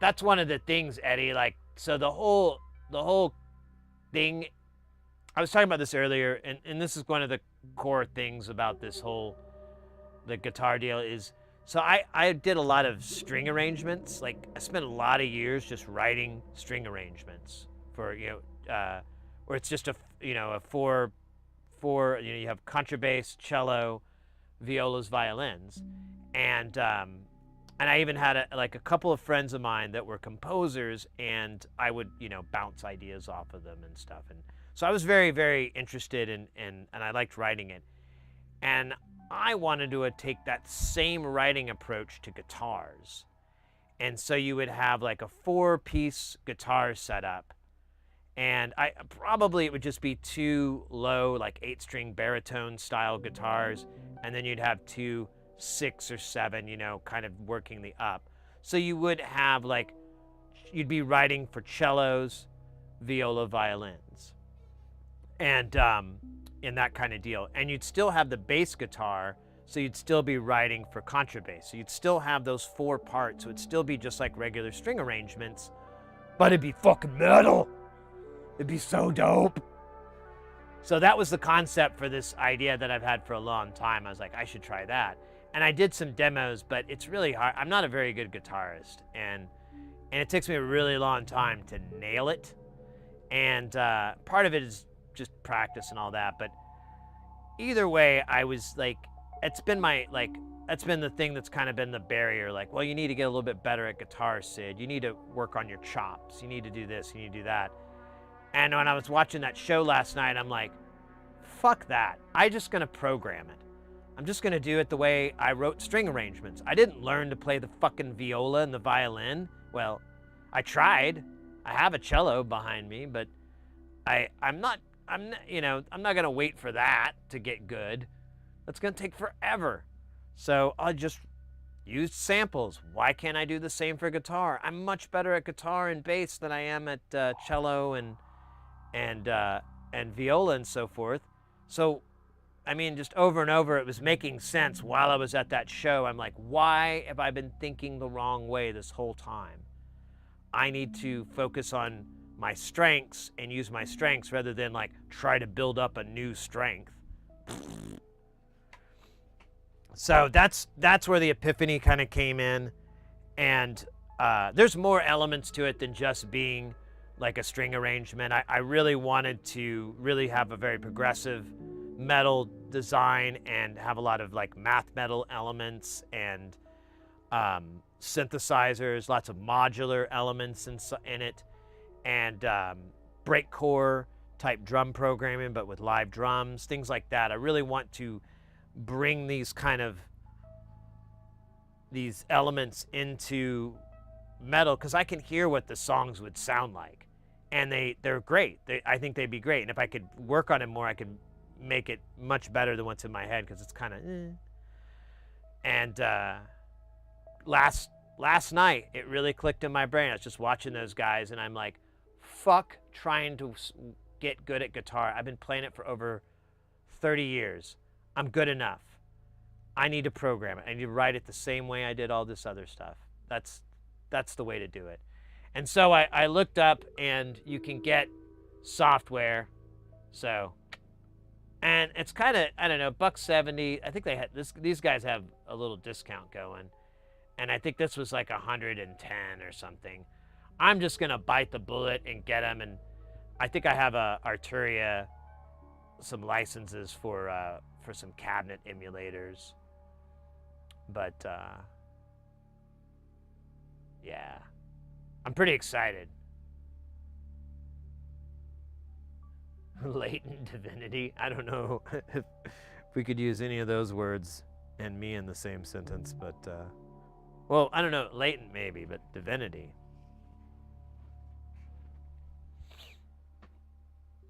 But I want some hard metal, man. I really want to. I've missed like being able to really like. I don't know. It's almost therapeutic to write music like that. You know, like writing really beautiful pieces of music that really evoke emotion. Those are really fun, and I love doing that. It feels great. And then, like getting into these like kind of darker elements is really fun too. It's a nice place to visit. I did kind of burn this board a little bit. I think that's what I'm looking at.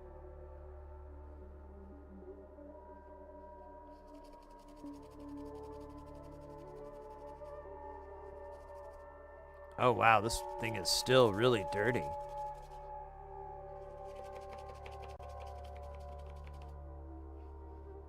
Wow. This board is filthy. Or maybe I just hit a dirty spot, or maybe it was the brush itself. I think I was cleaning the brush actually. All right, that's good enough. We'll let it dry real quick, and then we'll do it. We all have latent divinity. Filth Birdo. Dr. DYNA over on the YouTube. How your day doing, dog? I always have to wear gloves now. I'm going to handle IPA the longest time I did, and now I have my fingertips are dead. Yeah, you reminded me, honestly, I should be wearing gloves. I put a bunch of lotion on. I got rid of the dryness mostly. There's still a little bit here, and then this is getting bad. I didn't lotion up because yeah, that alcohol just slurps the moisture out of your flesh like nothing else. Okay, so we need to do a salad check on the on this chip, and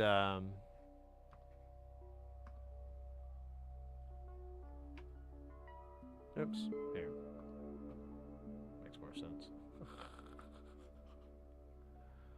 I'll just look at that ad or the page, landing page for that. That's fine. It's normal. All right.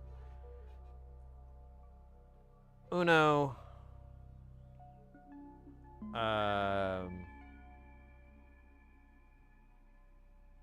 Mondo. No, that's not it. One more dab is what I was trying to say in Espanol. But I would put dab in English just because, you know, I don't think that translates.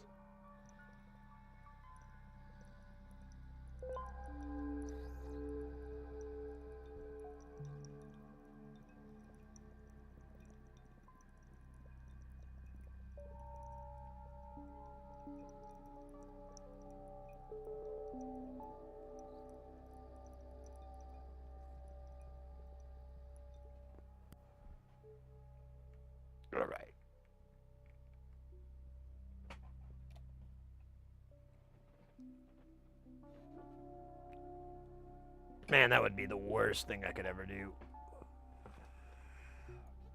I'd probably just go to the hospital. Be like, yeah, probably a good idea. Just go there. I'm ruined.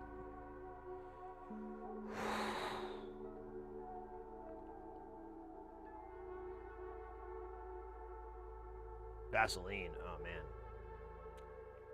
That's what I have. The intensive care stuff's good. That's what the wife uses. She's smart on these things. Oh, this is really hard to tell. It looks like it's I don't know, it doesn't look that good. Sing the Power Rangers speed theme. I don't know that one. I just know go Power Rangers. And then I stop. I don't know the rest. Oh man. Let me clean these tweezers. I didn't realize they're so disgusting that they embarrassed me a little bit.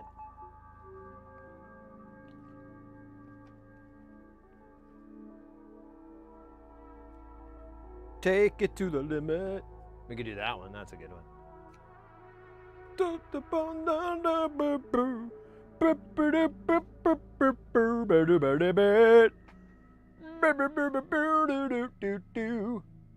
The limit.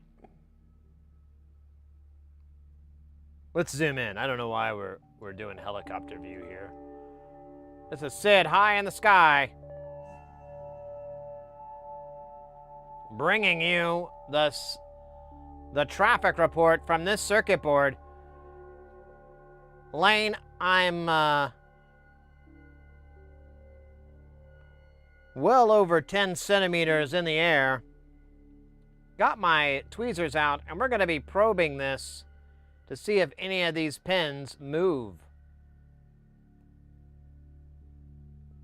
If they do, we open fire. 'Tis the American way.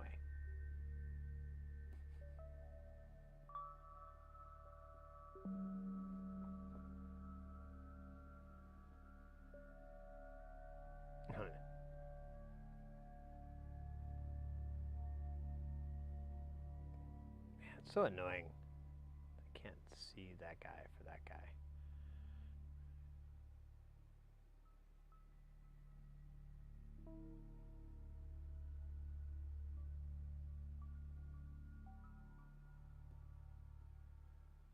Be the weird person to ask about Power Rangers. It's not that hard to imagine. I can do it. I just did. It was pretty fun. I met a lot of friends in that instant. The whole experience was not unlike Picard's flute in the episode The Inner Light.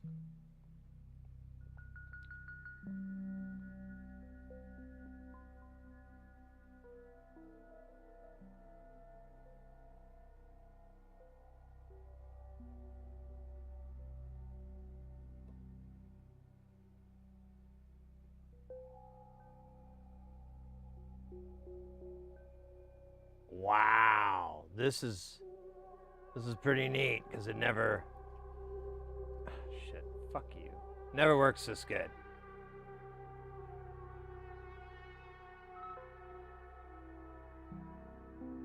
We never get this lucky. But it looks like all these pins made it. Wait, we haven't done this. Although I see little bumps of solder underneath. Look at that guy. That guy's hosed in. Hosed in? Is that a word?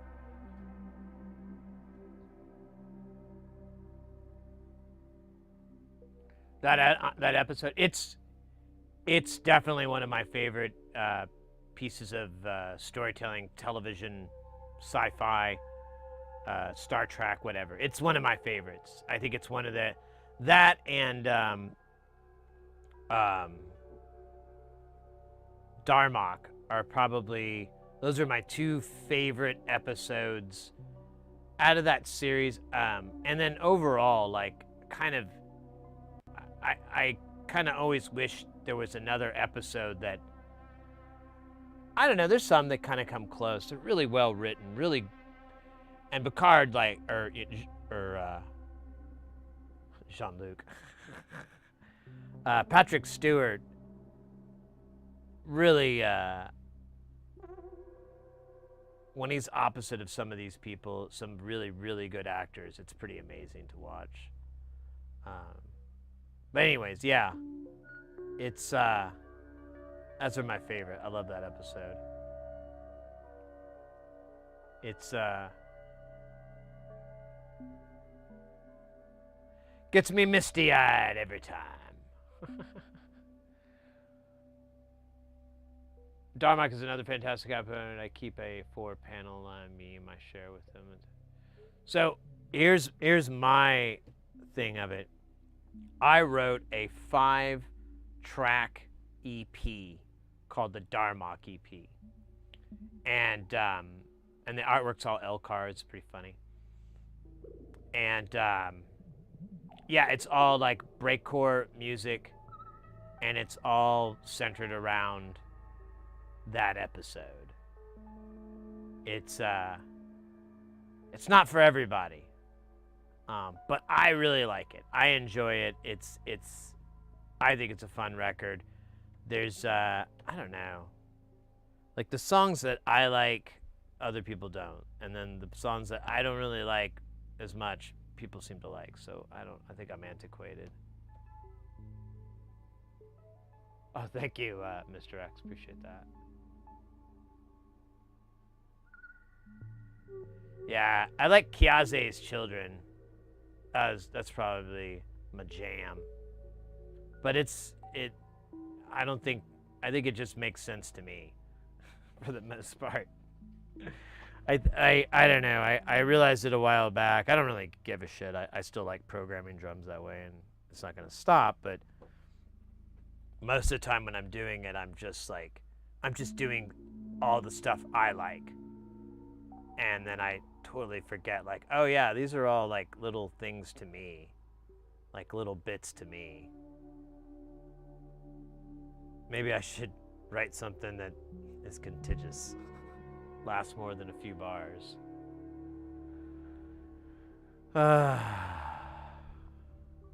Kiaze. Yeah, now I got that stuck in my head. I can't remember. I think all those songs are either 7/4 or 15/4.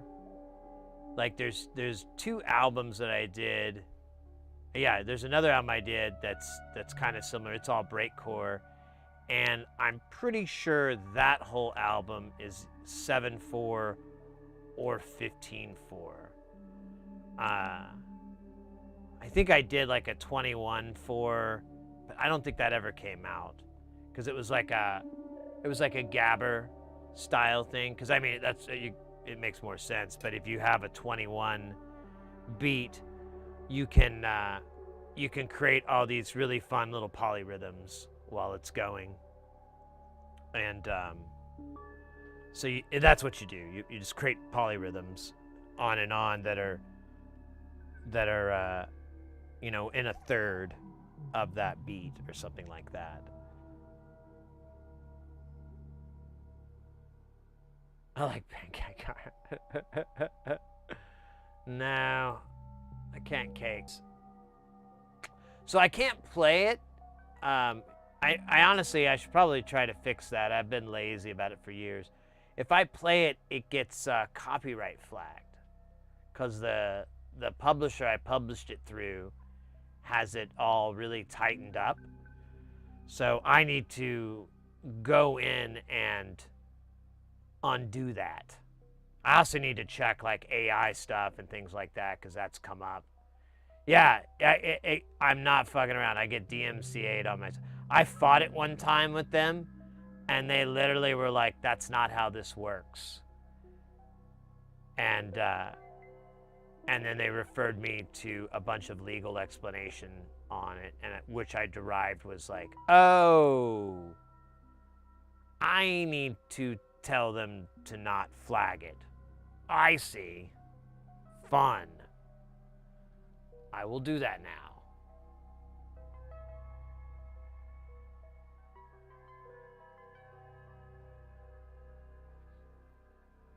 Yeah, I fought one and everything, and I kept going back and forth. I was like, I'm the owner of this material. That's my name on the copyright. Same name here. And if you, and I go, and then if you look at the publishing on it, that's my legal name, same name that you have here. You have both names matching up. I own this material. I'm good. And then they were like, yeah, bro, that's not how it works.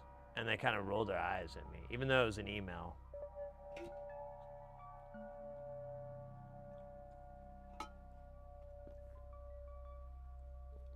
They also made fun of things. Okay.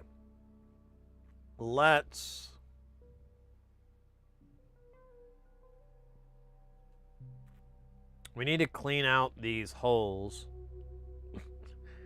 I've been having really good luck with this this solder vacuum I got from Northridge. Normally, I suck at those things.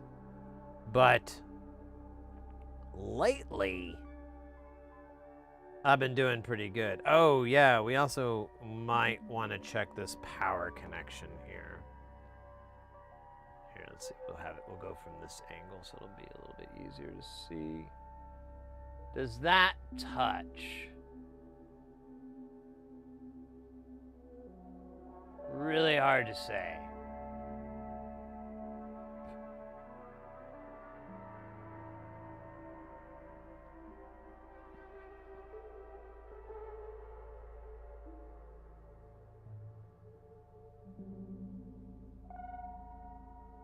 Oh yeah, exactly, Aqua. That's why what we do here, and we listen to Jay Nothing. Jay Nothing writes all kinds of really great music. It's just I like it. I think it's perfect for this channel. I'd be lying to you if I said I didn't want to have a reggae day where we could just sit and listen to some reggae music. Oh God, and just fucking, chill. But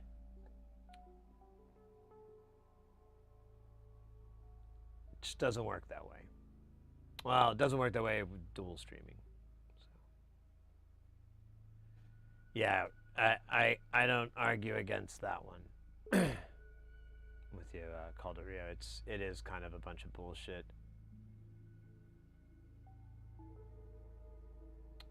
All right, so that cap there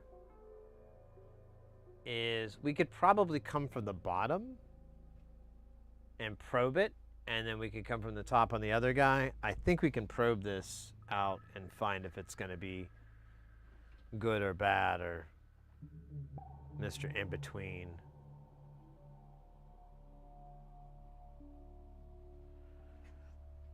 Oh, scheisse. Where am I going?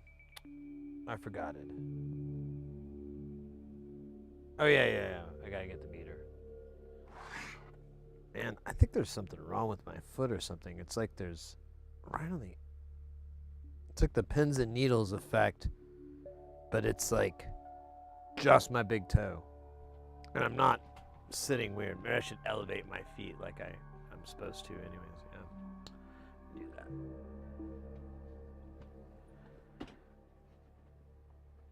Oh my God, I had the most bizarre epiphany on the ride yesterday. I had a couple of epiphanies. So I was riding and I realized, I was like, wait, how old was I when my dad was the age I am now? And actually, I kind of forgot what the number I came to on that. Let me think for a minute.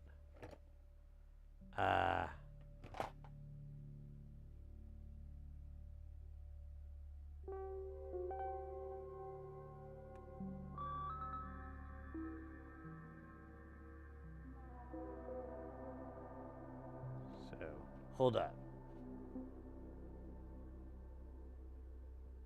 No. It'd be further back, so it'd be 15, 49, 48.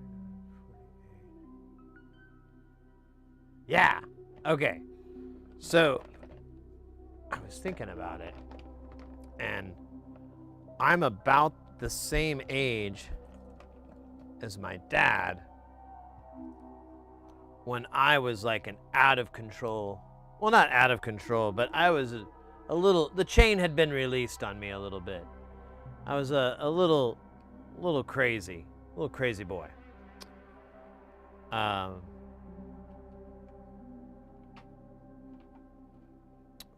give you an example of something I did at that age. My dad would punish me by taking away my car, my car rights. So first I think he did the key, but I figured that one out. Then he took out a part in the car, and what is it called? Is it the rotary? No, it's the. Is it the rotary? It's the part that rotates and fires the spark plugs in sequence. Can't think of the name of it. But he took the connection out. The distributor. Thank you. I was like, the rotary doesn't make sense. Yeah. So he took the little inside distributor piece out. Put the cap on. He wouldn't know.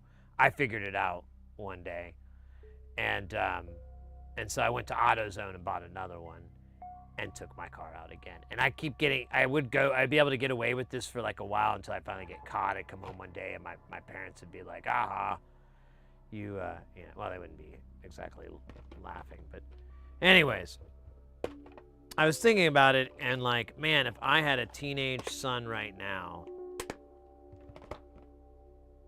where, what would that be like?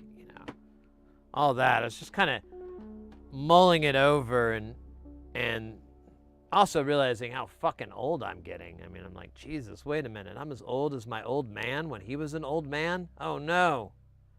That means I'm a old man.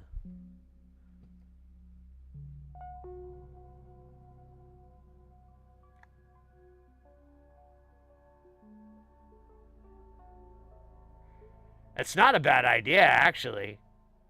I used to take a fuse out.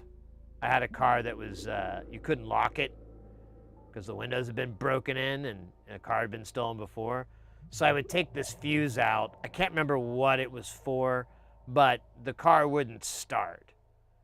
Like, you could turn the key, and you didn't need a key, by the way. You just turned it with a screwdriver. And it would start, but, or it wouldn't, yeah, it would come live, but it wouldn't start up, so it was funny. Rotor. Rata. All right, let's figure out if this guy's naughty or nice. We're gonna put this on beep beep mode. It's very elegant. And we're gonna look at these beeps right here. What up, Captain Beepington? Oh, I don't know. These probes actually may not fit. They may be too big. Oh, nope. We're good.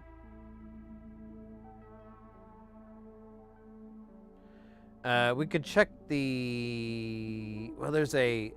Yeah, we have to go here. Where is it? We're so zoomed in, this is kind of hard to do. There we go. So we can check here. I can put the probe to ground, and we can do, I'll switch the meter over. Oh wait, I gotta switch this around. Oh wait, you know what? Actually, for the negative, who cares? So I'm getting a 0.5 voltage drop. And then on this one, I don't know, I think it'll say like 1. Yeah, 1.5. And then we're gonna flip these probes around and, wait. Flip these probes around. I've got a 0.6, which is fine, and then I got a 1.8. So yeah, we're not touching on those caps on the side, and as far as I can tell, our power is good. We don't have a power short. Because the way this thing works is really cool. The board itself has, where is it? Bum, bum, bum. So you have this either way connection. And it doesn't, even though it's got this block, but it doesn't matter if you get it polarized wrong. And the way it does that is it just runs it through, where is it here? This rectifier.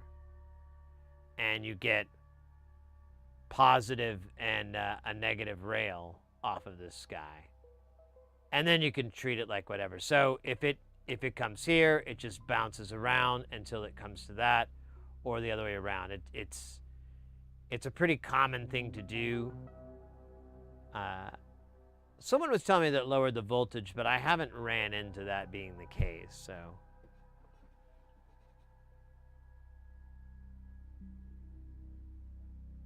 Anyways, it's good stuff.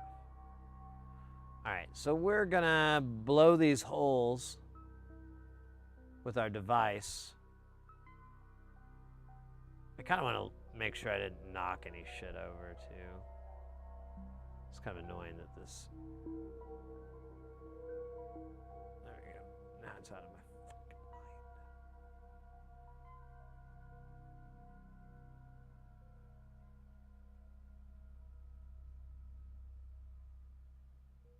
Those look good.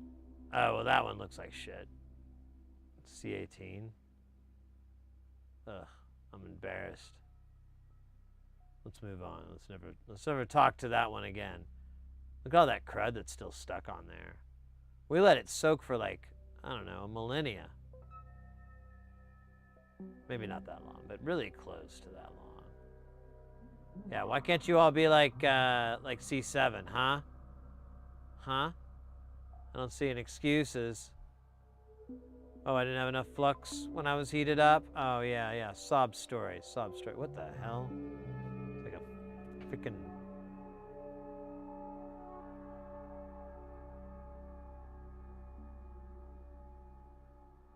What the hell was it? I wanted to go away. So gross. How are these traces looking? They just look weird.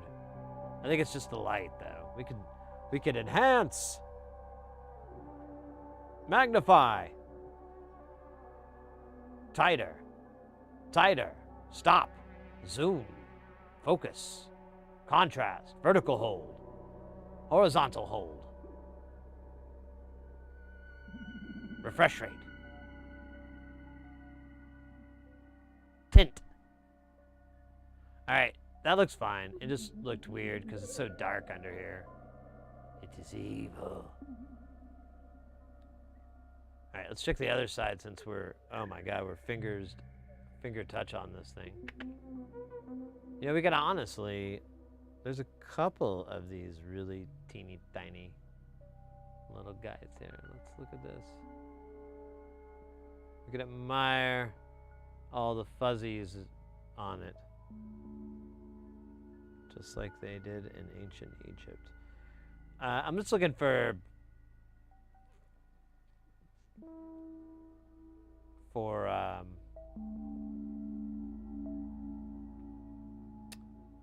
shorts. Shorts or pants? Living in Phoenix, shorts are really there's no question. But pants aren't so bad.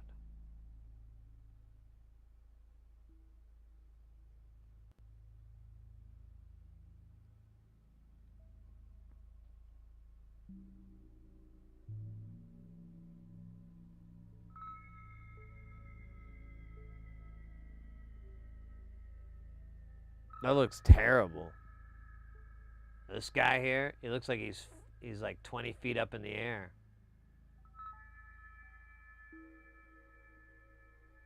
I'm not gonna bother with him. He means nothing to me. Nothing at all. But damn it.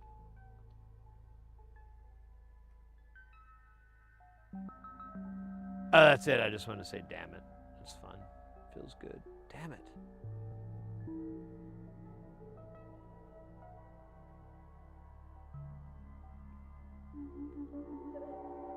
Okay.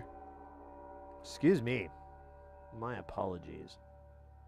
All right, we have a couple of headers here. We've got a power connector. We've got the whatchamacallit, the voltage regulator, which they're around here somewhere. I kept accidentally buying them, so they're in different packages, but they're pretty easy to find.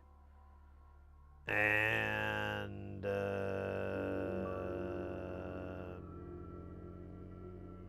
I think we got these three-legged LEDs. I'm gonna have to dig through some bags.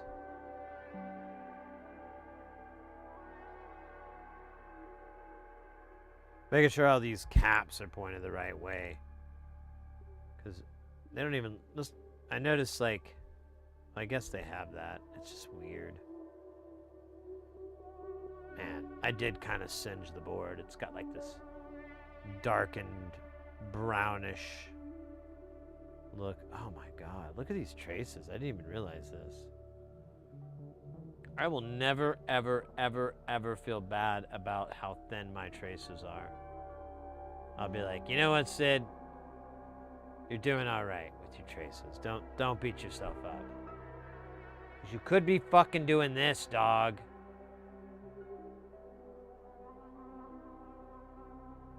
I mean, it's gonna work fine. Hello, Sydney. Hey, Zark. But look how tiny those things are. It's kind of laughable.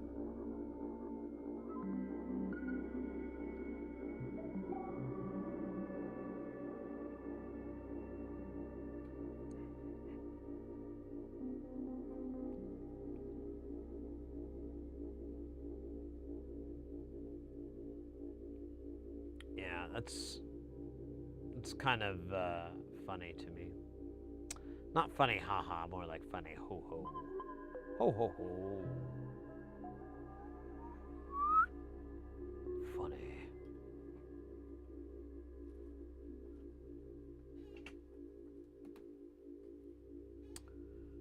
Can't find. Ooh. Speaking of cats and fighting, I might get some coffee going. I'm getting a little tiny upset about the space-time continuum and its eventual collapse. Let me clean out there's only like a couple holes here that need cleaning. Let me do that real fast and then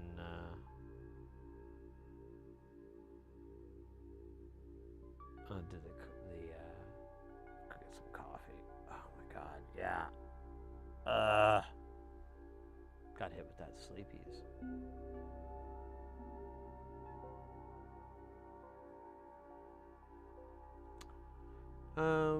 So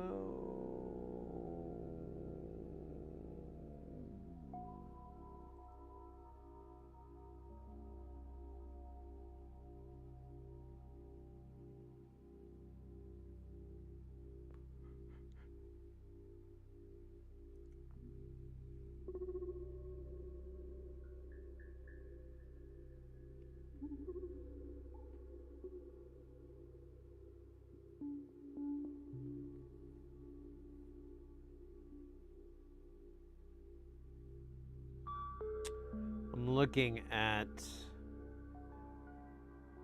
the bill of materials here and just seeing if there's anything I'm not thinking of.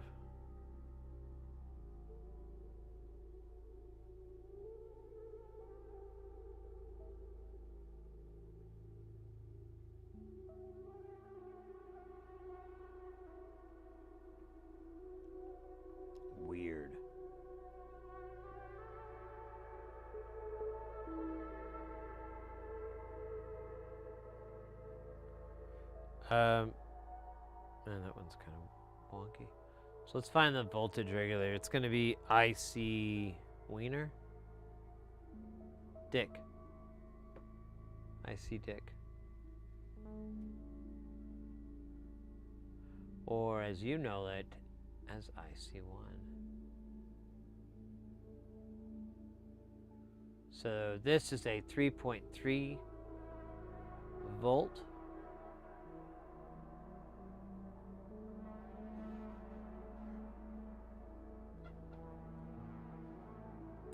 Oh yeah.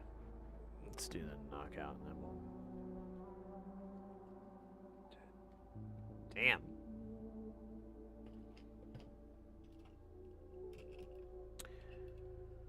Oh man, I didn't get that much sleep. That Taco Bell messed me up. Interfered with my sleep time. Plus, I've been a little, like, Mr. Chompers has been a little ill lately. He keeps getting ill, so don't bring that part up. But he had these sneezes, so he kept sneezing, which is honestly pretty fucking cute because he's like, and then he like licks his nose.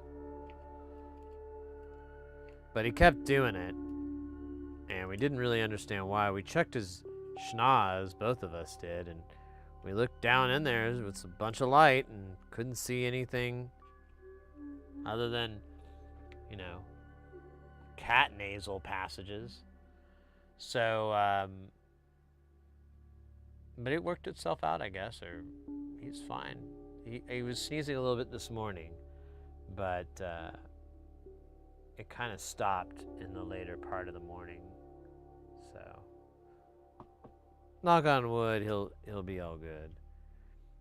I don't even know what to do because, you know, the vets are like, be like, he's what? He's sneezing. Ugh. He's 1,000,000 years old. They're gonna sneeze. They don't really do that. I put that dialogue in their mouth. They're a little more chill.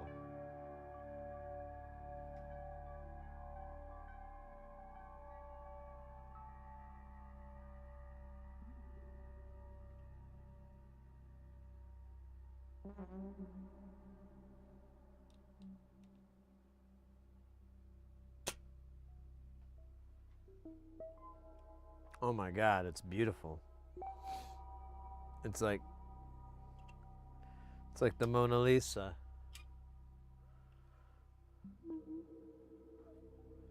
Let's see, can I get a shot of this maybe? Not really.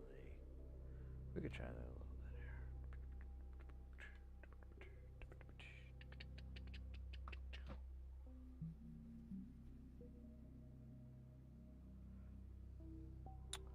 Oh, we got this big chunk here. I thought there was some other little ones. Maybe I'm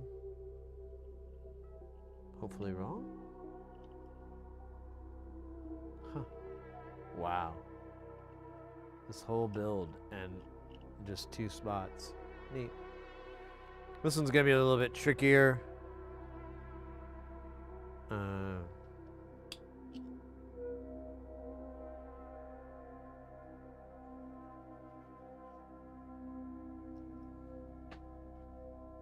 It's a little bit bigger.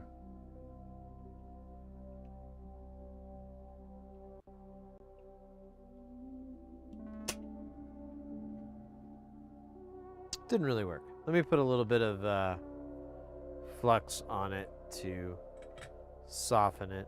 Oh, Jesus.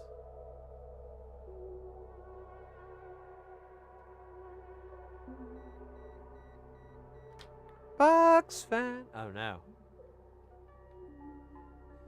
Fucking here, let me fix this stupid camera. Eating shit.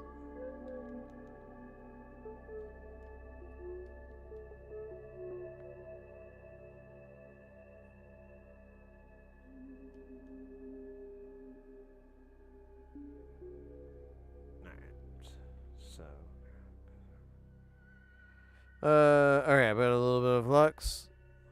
Let me push this out.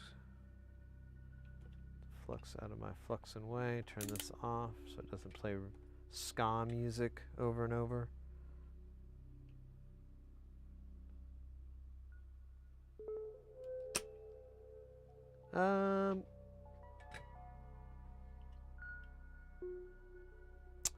It fucking worked. I am a new fan. I was not, and now I am. I'm gonna have to tell. I got a buddy who's like really good at electronics, and he has like the same issue.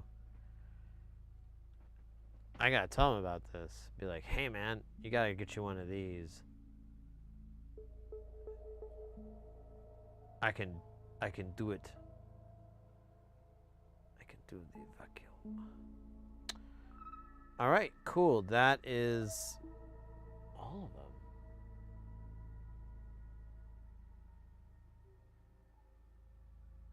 Okay. Oh, we got ads. I'm gonna be right back. I'm gonna go get some coffee started, and then we'll get it going. So BRB.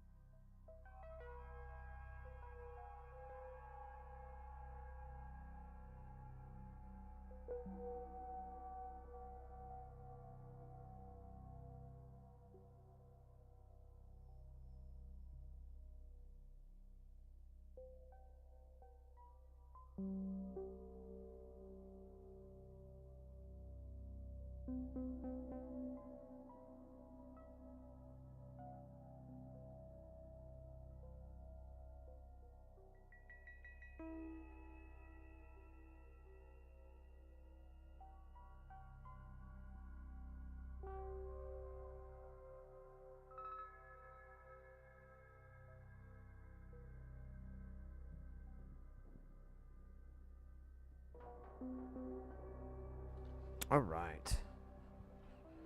Oh, man.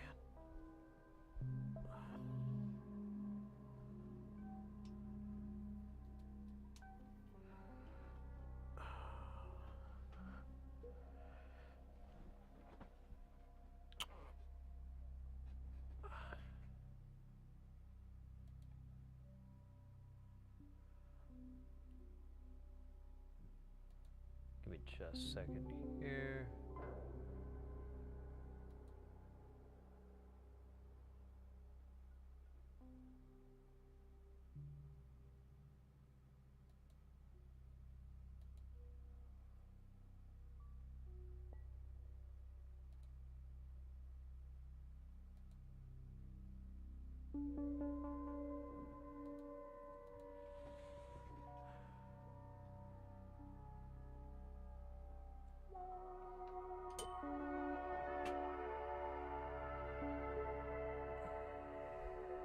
Oh, let's get the parts for this rude boy.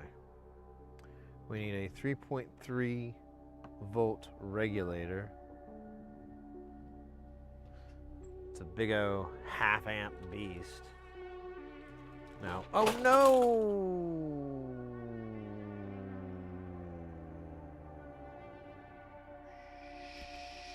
Shit. Well, you know. Guess if it was gonna happen, it was gonna happen to me. It's just the way the Plothar crystal crumbles. It's the way the Duke Nukems. Alright, give me a second. I gotta. It's not that bad. It's. Most of the stuff just fell out of the side.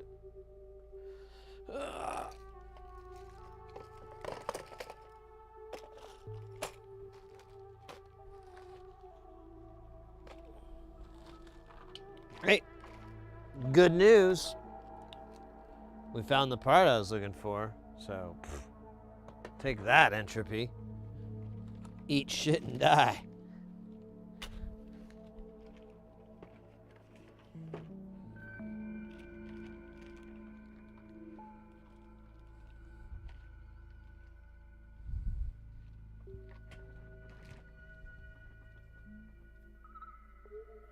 I like your multimeter. It's not too bad.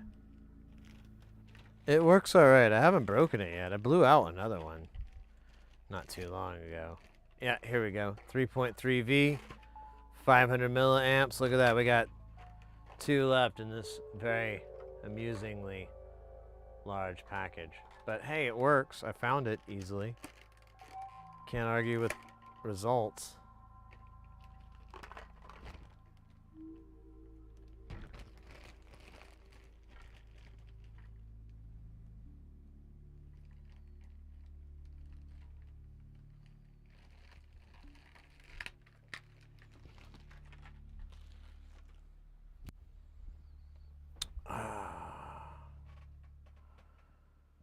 All right, so there's this part here.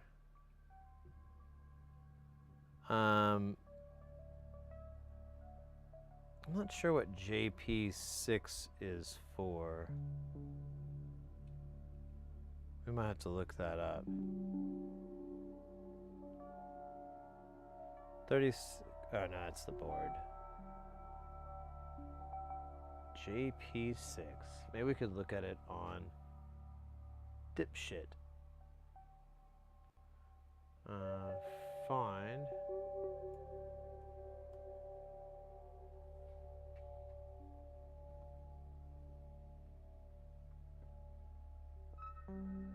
So JP6 is 4 pins, and it goes to. Oh, it's if we wanted to program it that way. We're going to use this program method. I guess it lets you do either or. I mean, I hope I don't have to do both. I didn't really read the instructions.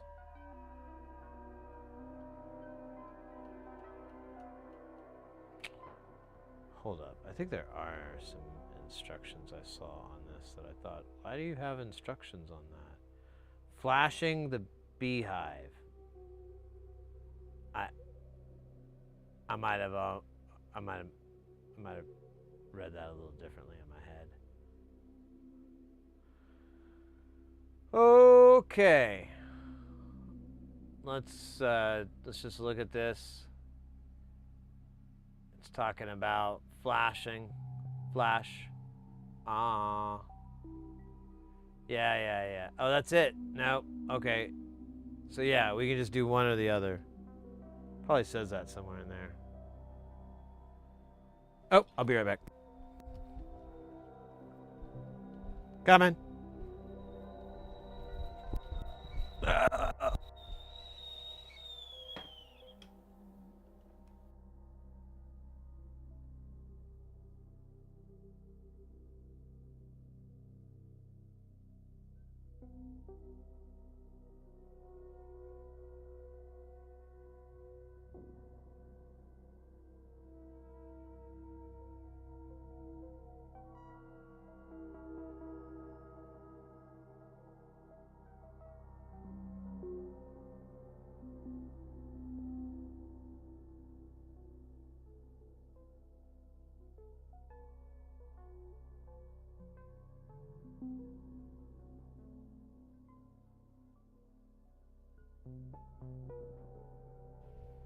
Okay.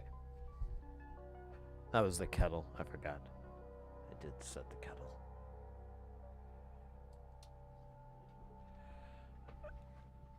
Hey, TMK. Welcome in, mate.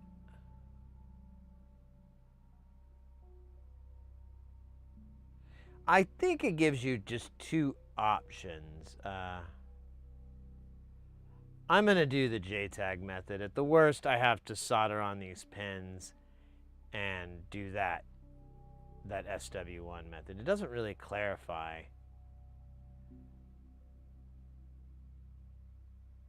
What's this other connector? It's JP1. And here. Yeah, this is basically telling you how to program it with the with this, but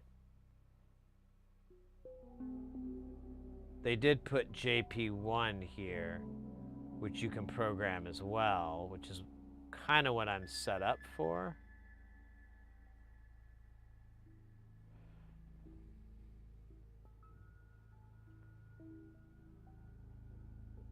Yeah, I mean, it's 6 versus half a dozen or whatever.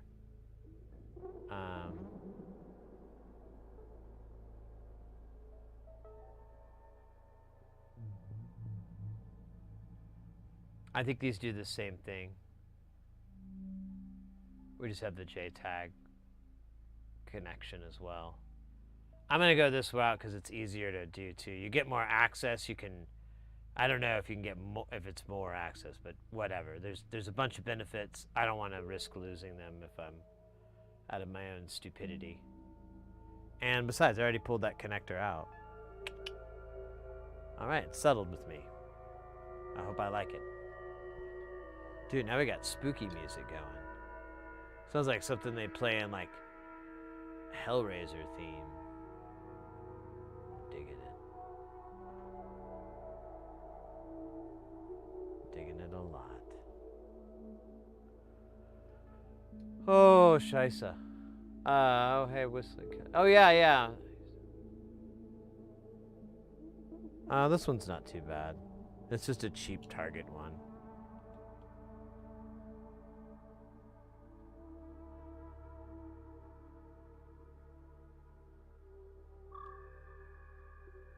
I think I'm just gonna rest it on there. Yeah, there's enough weight and space and time.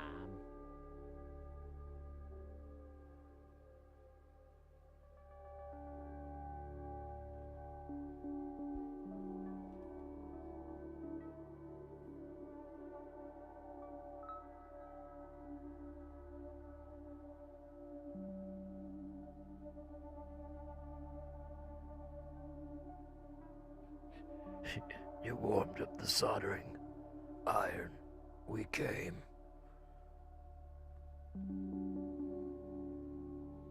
You've seen that little chihuahua dressed up as Pinhead? I saw that somewhere and I was like, You shook the box of treats. I came.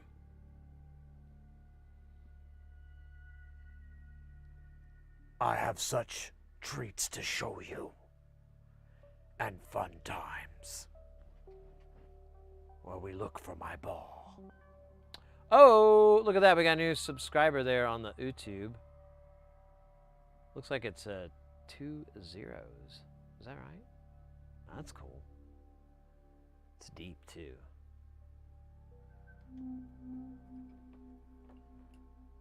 That's deep. Something to identify with and understand later that, oh damn, I just stabbed myself in the damn hand. I can say damn it. I got the damn card. You can get the damn card too. Or you gotta pay like $9.99.95 or something like that, and you can get a damn card. And then once you get your damn card, you can say any damn thing you damn well please, damn it. Our operators are standing by to take your damn order. Call now and you get an extra damn and what the hell thrown in for free. You don't have to pay it. Oh shit, damn. I'll be right back. My coffee awaits the plunge and the pour. I know this coffee gets in the way, but I don't have any way to like heat up water over here. I don't got no sink or a hot bar.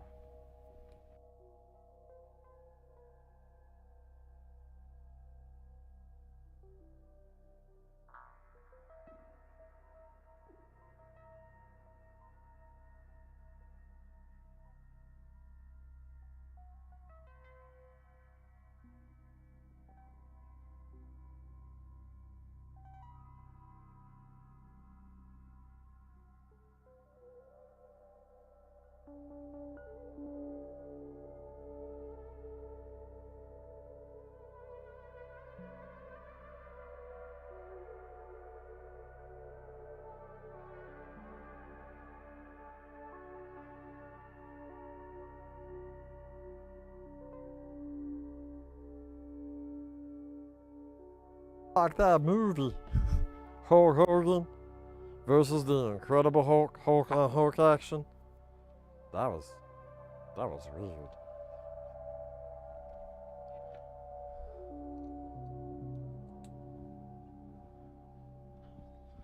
Hulk Hogan got all mad because he thought Hulk was hulking on him, and he's like, "You can't hulk me." And then Hulk was like, "Hulk smash!" And then Hulk was like, "No, you can't do that, brother. That's not cool, brother."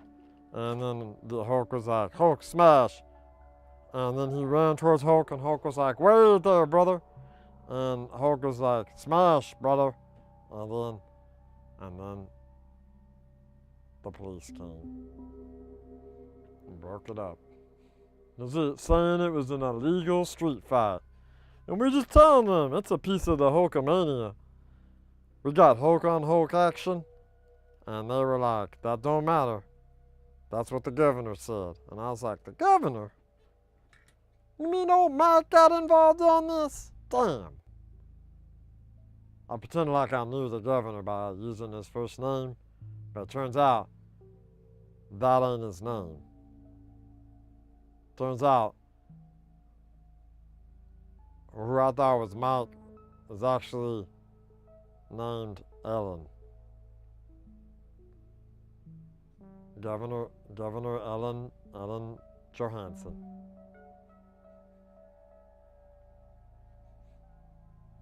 That's actually easy to check. I should back out. Yeah, I don't know where that is. Okay. So now we've got this really cool, look at that thing. It's like a little, ooh, look at that, recom, if you insist. Okay, I believe that's on there nice and good. And I hope I put it in the right way. I didn't really pay attention to how the lights and LEDs and everything worked, but I figured if I put it in the wrong way, the pen, it would stick out or something stupid. I assume a lot. I gain very little. Next, we need the tiny little JTAG header.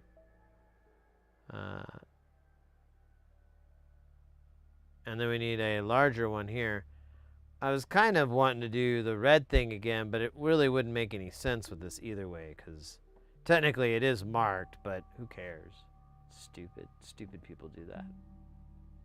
Sync mode, synthwave. Sincerely? Sure. That sounds like something we could do. Something we sincerely do.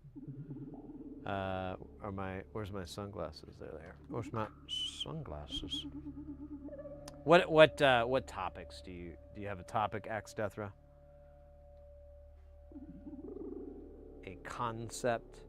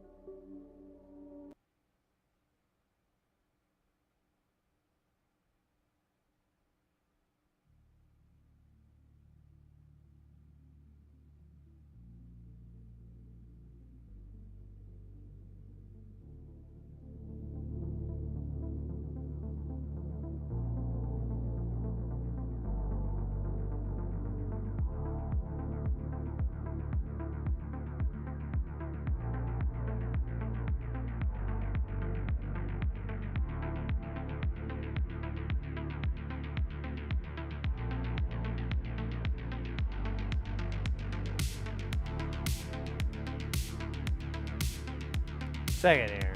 Where's my thing?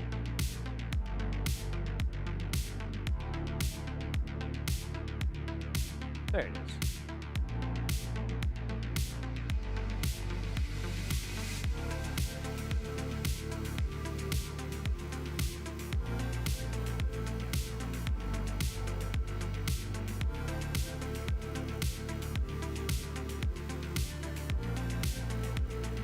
All right. Shit, what did that say? Are you watching any interesting shows lately? Now, make the thing about being frustrated over soldering failures. I like it.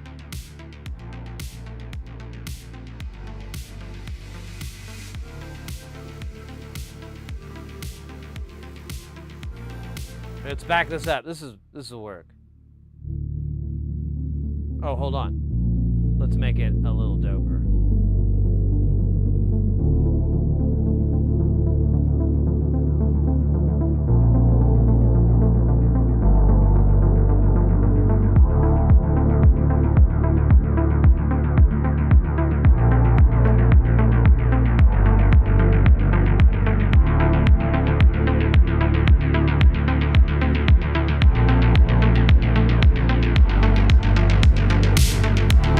I solder every day,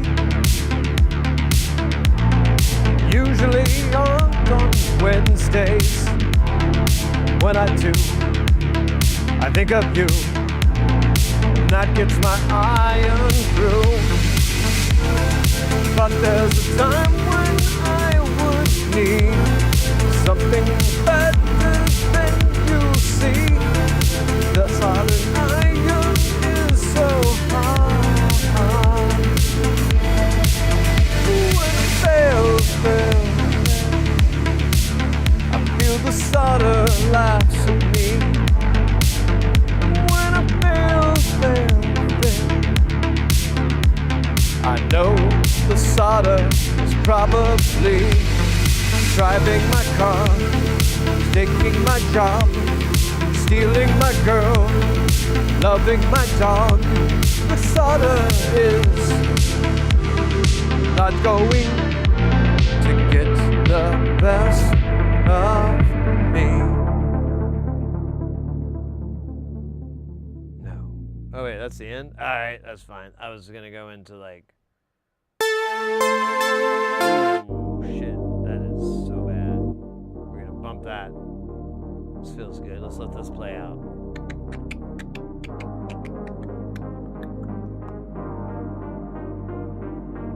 What if I can see with my glasses on top of my sun? Oh no, God.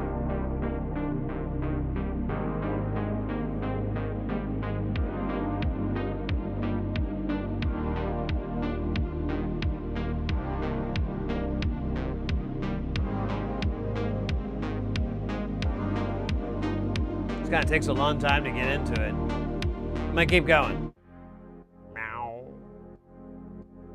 Ooh, I like this pumping compressor thing. I think we played this before. It's a song about antiquated numerical systems in a modern binary world.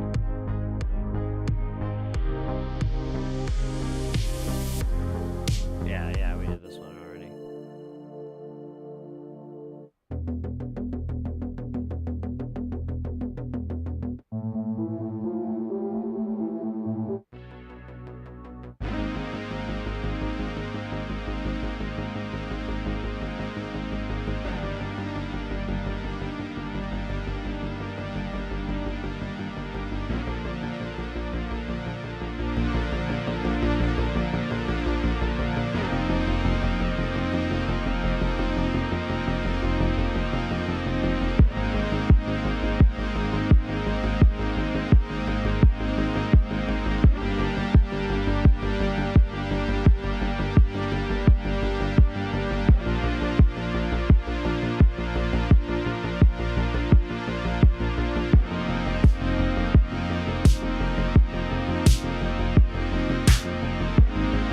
My iron is set to the temperature of my heart. The flux is another thing that I won't get into. I just realized what I set myself up for. It wasn't very good. It wasn't very cool. Probably broke the rules, but we didn't go there. So we're okay with that. Let's move along. Quit talking about solder jizz. Didn't mean to talk about solder jizz. I didn't think I'd talk about solder jizz. Something sounds like sausages, but I'm talking about sausages. Every day I think about it. Oh, really? We're already fading out? Oh man, we were really getting into the story of solder jizz. That was definitely NSFW, TVD, LPD, DVD, HD, SQB, Element OP. Alright. That was pretty good. I just spit on myself. That means it was really good. Whenever I spit on myself, I find it heightens the whole experience. Recreating a childlike actions. Dude, where's the volumes? There we go. Hey, look at this. It was Sid this whole time. Pretty cool, huh? Watch this, watch this, watch this, watch this. Hey guys, look at me. Pretty amazing stuff, huh? These are called glasses. And people in Hollywood use them to change their appearances. Earlier, I look like a man with normal vision. Hey, thank you. Thank you very much. Earlier, I looked like a man with normal vision, but now you can see I'm as blind as a bat. That's called acting. And with my 22-step program, you too can learn to be an actor. Which each step of the program only being a measly $7,200, you too can achieve the acting skills that I have acquired by merely speaking about them. Pretty cool, huh? You don't see Tom Cruise offering this kind of stuff, or Tom Selleck, or Tom Sizemore.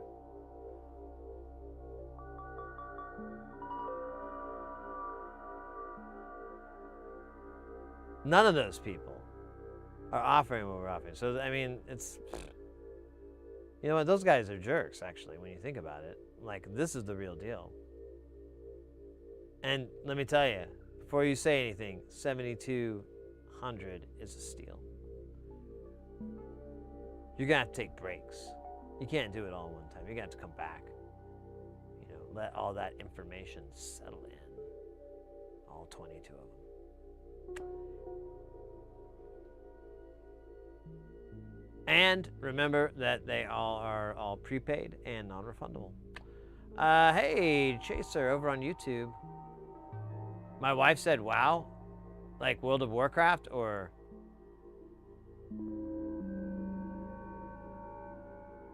Make my day. Thank you, dude.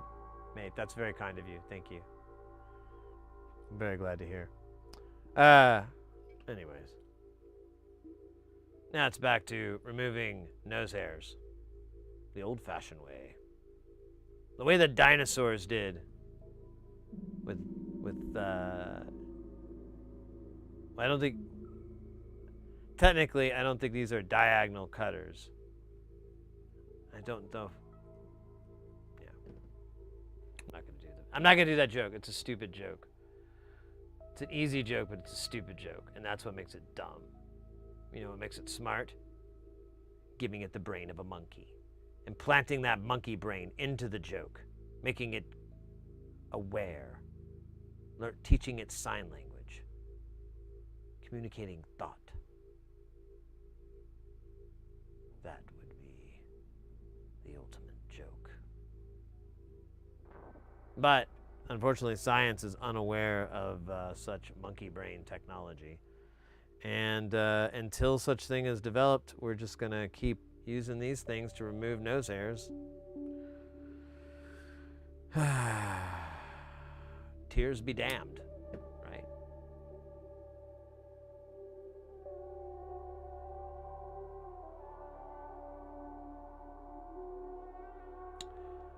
I like to listen for the sound of the ocean out of each component. Now, I know what you're thinking. Sid, come on. There's no way you can hear the ocean. And that's where you're wrong. Because you're thinking of the sea water type ocean. That's not what I'm talking about, you dum-dum. Okay? Jesus. I'm talking about Billy Ocean.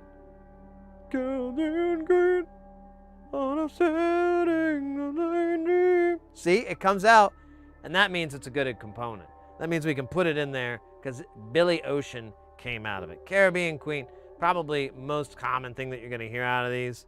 But there's some other ones I can't think of right now. Because I can't really think of Billy Ocean's body of work right now. Just that one song.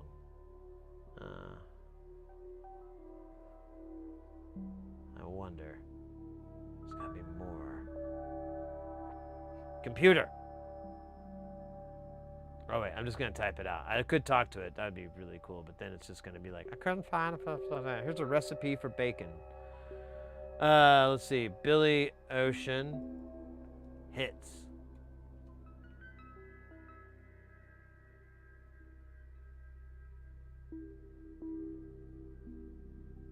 Oh, Suddenly. Yeah, that one's good. Oh, Loverboy. Yeah, there we go.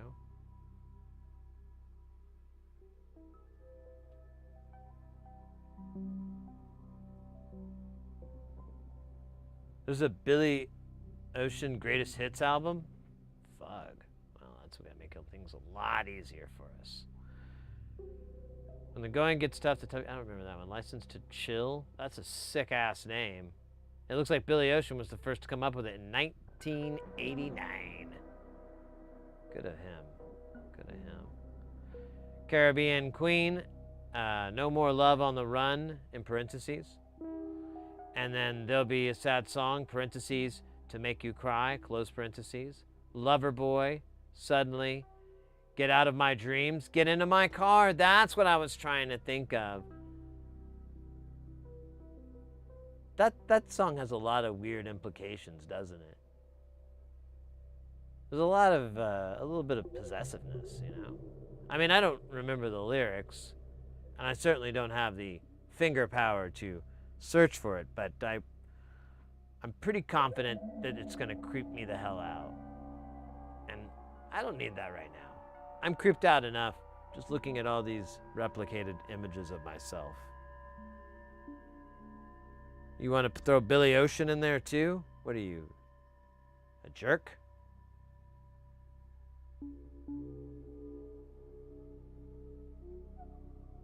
Your thetans. What does your E-meter say? The E-meter knows all. It is all-knowing, all-powerful, all-E. Oh, Jesus, that was rude. I should have made it loud. Guar covered that song. Oh, yeah? Dude, that'd be... I don't think I've heard that. That'd be fun.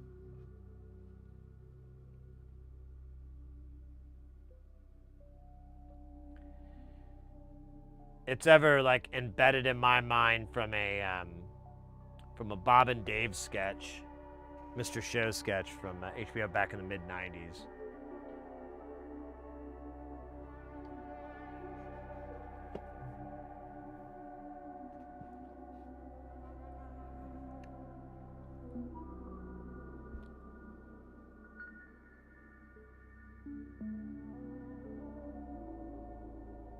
Oh, they did? I don't remember that.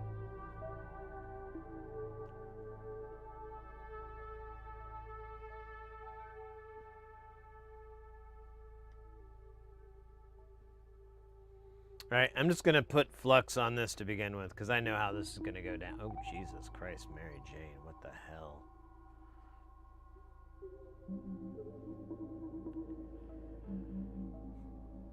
Oh.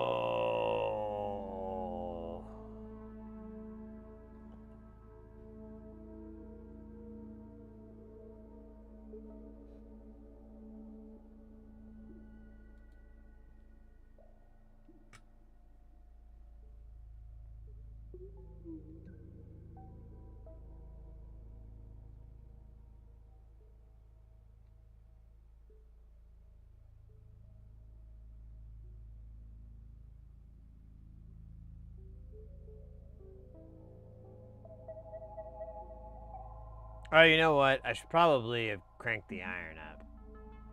It is at 380, which is... You know what, though? I think this is a good solder. I think this is good. I think we'll be all right. There we go. Perfect. I feel better. I was worried that it wasn't going to work. But towards the end, I brought it home. That's pretty cool.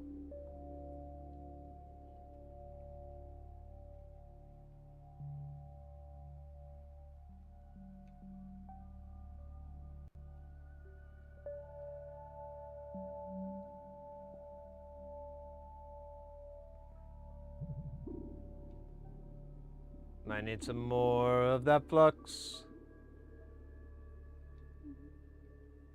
Oh, dude, look at that. Who did that? They're getting beat in the butt. They're getting their bottom spanked.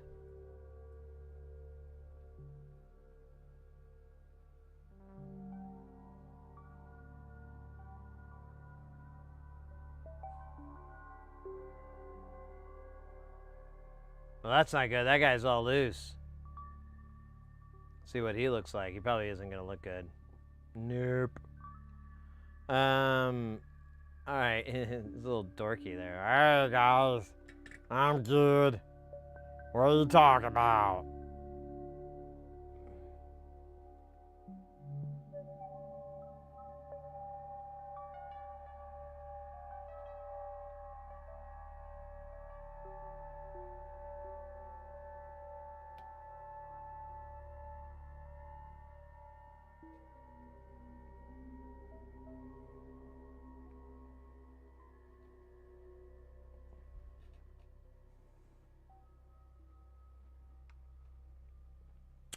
You know, I'm just gonna accept it. It's cool, man. Nothing needs to be straight anymore. It's not even that cool to be that way. People will not think you're cool. They'll be like, oh, look at that uncool guy. Jerk-faced.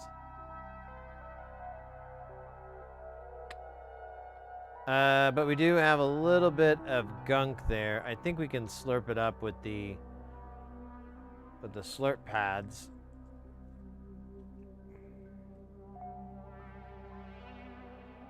Here, I'm gonna...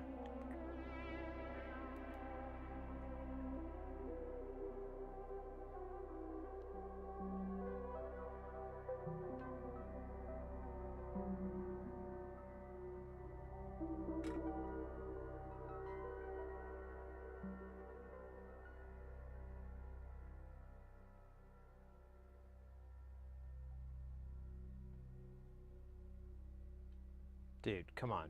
Quit being a baby. There you go. Good enough. Acceptable. Let's clean that off a little bit. There's like a bit of Elmer Fudd here.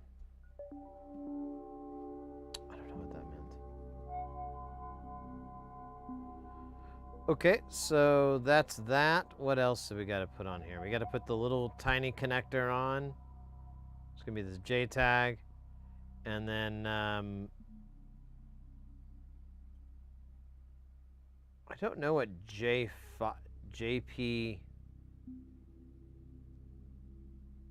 is, so let's look that the hell up.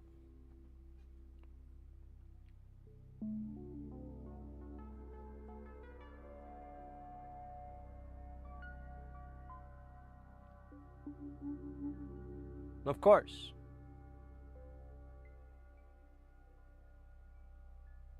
Right.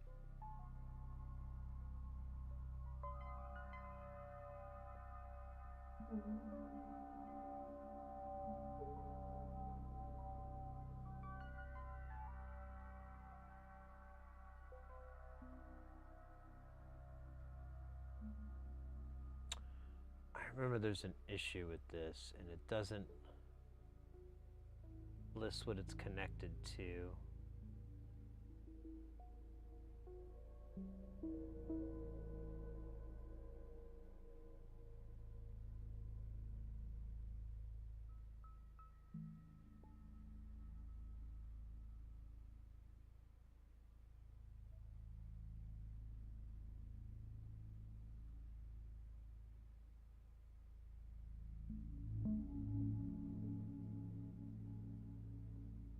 I don't know what the fuck this is.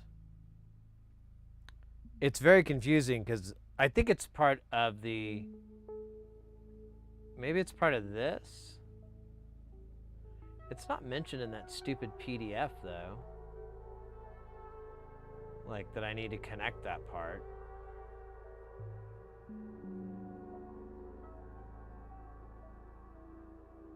Yeah, it's just showing these four.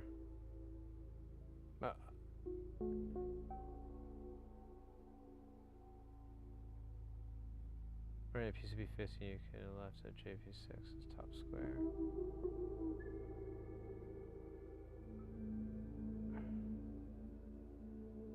Yeah, I don't know what that is. It just says transmit and receive. So freaking annoying.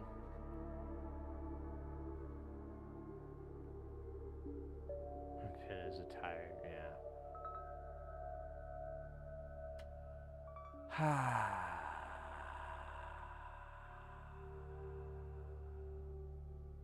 Yeah, I don't know what that's fucking for. It's really annoying.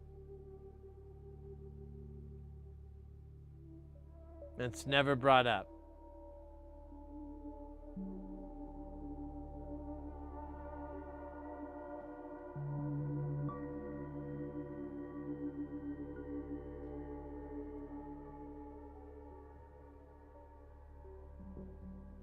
What about JP1? Nope. So that does not exist. Neither of those exist on this stupid thing. So I don't know what the hell they're for.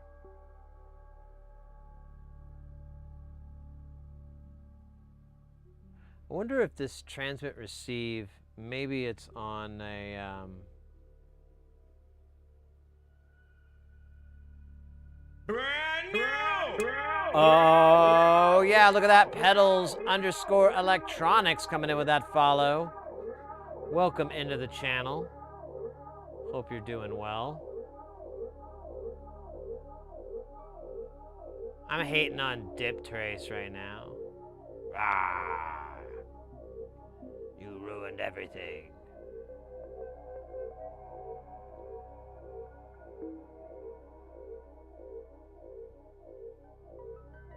Used to show me. There used to be a way to see where that went to. Oh, wait a minute. I remember now. You have to right click on it and go to properties. Maybe? No. Just says TX. That's fucking okay. So maybe it is part of the big boy here. Oh, the God, I hate this thing so much. Wish it would just burn up in the sky. Yeah, but these aren't labeled. This thing is such a nightmare because it's so badly labeled. Like, I don't fucking know which one's TX. And it doesn't give a... I thought it gave me more info. Wait a minute, what was that? Net class?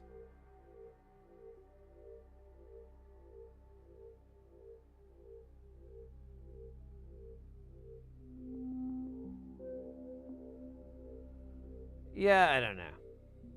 Anyways, I'm not gonna get too knee-deep in this thing. I'm just going to put on those other parts. When we go to flash it, if it doesn't work, then we'll be like, oh, okay.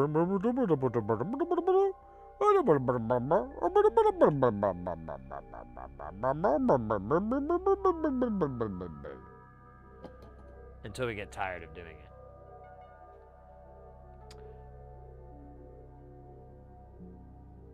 Of course, I finally found the circuits. What's up? What's up?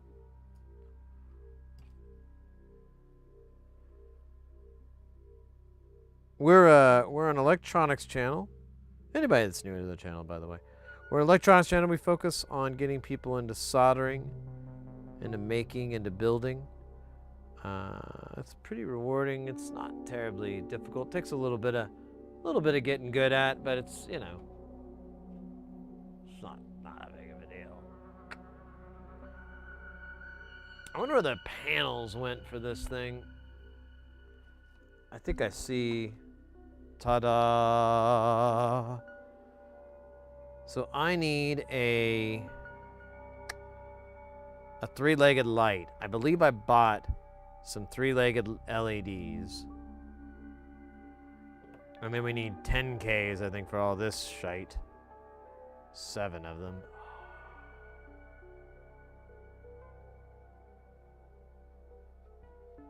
Oh, there was a dab from Axe Deathra. My bad, my bad. What's my coffee doing? It's still working on it. I think I'm gonna mix things up and go with the vape dab for just you know, living that weird life where, you know, you just do both. I'm very new to Twitch, but I came here specifically for content like this. I just took me a second to find it. That's awesome, mate. Awesome, awesome. Yeah, we do audio stuff for the most part. Here, I'll show you. We mostly work on like modular synth stuff. So we've got this guy here that's called Jamtown, and there's like 3 racks on it, and then we have another system. I don't have a photo of that, but it's well, I have a picture. I'll show you the picture. The picture's pretty sexy. Get ready for sexy picture. How do you do full screen? I fucking swear to God. There we go. Oh, it's gonna poop out on me right then, isn't it? Or not? Let's see. And then this is the newer one that we built. This is Space Station. It's we started building that like about 6 or 9 months. I knew it was gonna poop out. Oh well, it came back. But either way, that's our bag. A lot of the stuff that we work on.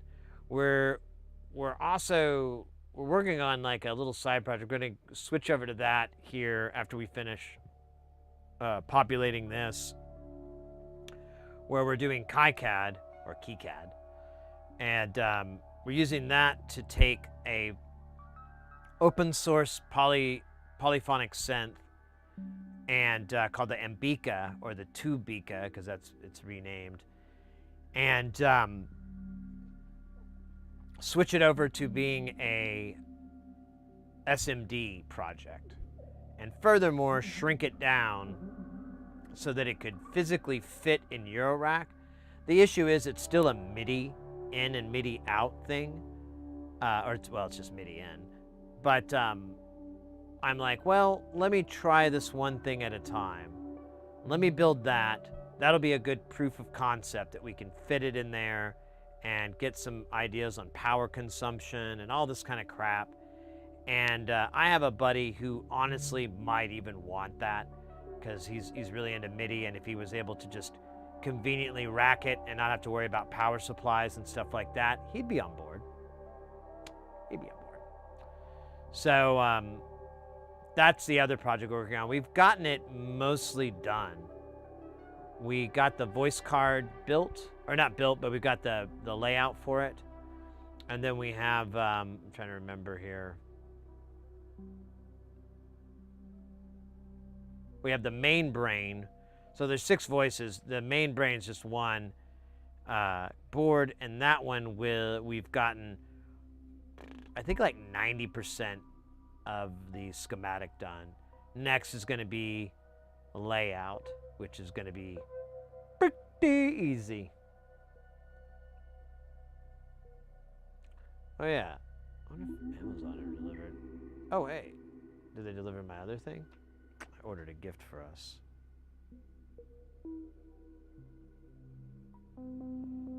Yeah, but where's the other thing? It didn't look like they did. Oh, did it not to get sent out? Arriving tomorrow. Oh well, I guess we'll have something fun to look at Thursday. I won't open it tomorrow. Damn it. It's gonna be fun.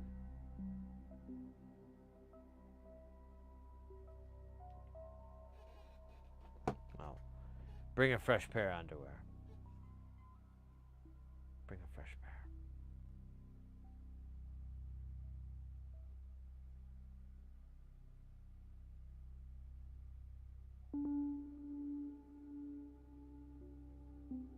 Caribbean Queen. Ah, damn it, I just saw the Billy Ocean thing again.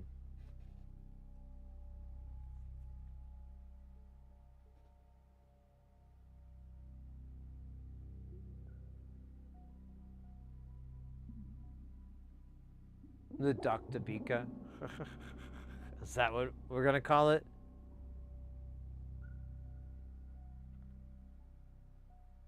SMD Bika?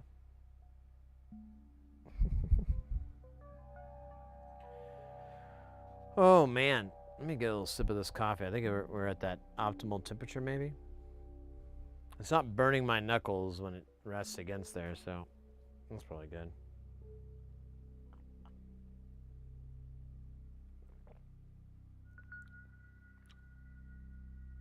Oh shit. I might have figured it out. Nice.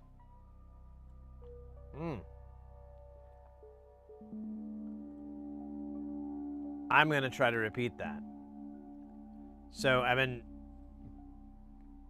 you know, I mean, those who've been on the stream for a while know I don't drink coffee very regularly, but for the last couple months I've been doing it. And, or last month, I guess. And I have a French press. It's like the only way I really like coffee anymore. Maybe espresso, but I don't like dripped or filtered, you know, coffee very much at all. And I've been trying to get the amount of beans that I need to grind up right. And last time I was like, you know, I should try to put more beans on there. I think that's my problem. I'm not grinding up enough. I need a little bit more coffee grounds to work with. I did that. That is a damn fine cup of coffee.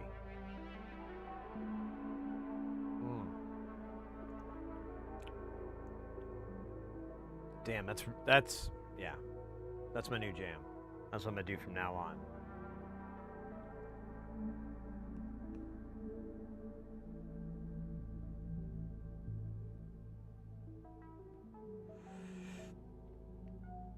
Actually, Sleepy, it's not too secret because we've been streaming it. I want to publish it once we're done. I want to reach out to Tube, Ohm, and if I need to, Emily Gillette and see if if it's okay. I would have built it, so I would have been able to test it and be like, yeah, everything works. I don't even think I need to get permission from her anymore. I think the way the license is set up, you can just do it. Nothing's for profit. There's no money changing hands or anything like that, so it's kind of like, you know, pretty under the radar.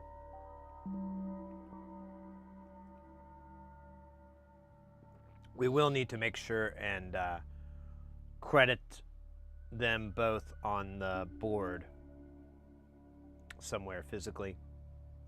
Gillette and Tubika or Tubome.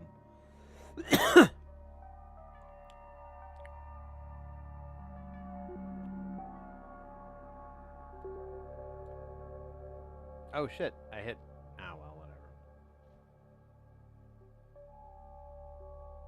I was trying to be fun. I'm sorry, I ruined it. Ugh. It's just like Easter all over again. Okay, well, all that sadness aside, let me go. I gotta go on the other side of this green screen here. There's a bunch of boxes, and in one of those boxes, there's a bag. And in one of those bags is a bunch of three-legged LEDs. And if it's not in any of those, I have another idea where it is. But I know I ordered these. Why do I feel like I'm talking like Steve-O now? Guess what, guys? This is gonna be crazy. I thought it was too long. Actually, he's not too hard to impersonate, is he? Tina! Yeah, you just gotta... His meter's pretty good, too. He's kind of got a Christopher Walken, like, melodicness in the way he presents his dialogue. I was like, no way, dude. I saw this one guy, I think it was on Instagram or TikTok or somewhere, and he did a really spot-on impression, and he doubled it up, made it really funny, and it was like, Steve-O as Obi-Wan Kenobi explaining the end of Star Wars or whatever the fuck, and it was like, I was like, no way, I got the high ground, and you know, stuff like that. It was very, very, very silly. Oh, that's annoying. Hold up here, I gotta do a little cleaning. Alright, that is not LEDs, that is a crystal. It used to change your chakra over to your chikra, so you can get some chakra in your chakra. It's also good for your chonka if you use those. All right, this is a bad idea. I should just never use those LEDs. You can just guess what it's doing. It's much funner. Life's more interesting if you're just guessing. That's how I got through high school. It's like, test. I don't know the answer. I'll just guess. And they were educated guesses. I wasn't just spelling bad and CAD and shit like that, you know. I was on the multiple choice. I was making patterns, really, like penises and stuff, mostly. It's pretty funny. All right, I got one more box here, and then someone's gonna have to say I told you so. And then I'm gonna say, stop it.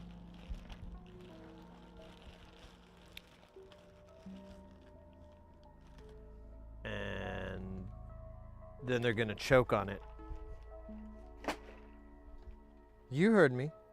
They're gonna choke on it. Ow, damn it. Banged my knee on it. All right. So we have here, hopefully, enough. Oh, shoot. Wouldn't that be hilarious? You are a vengeful god, aren't you?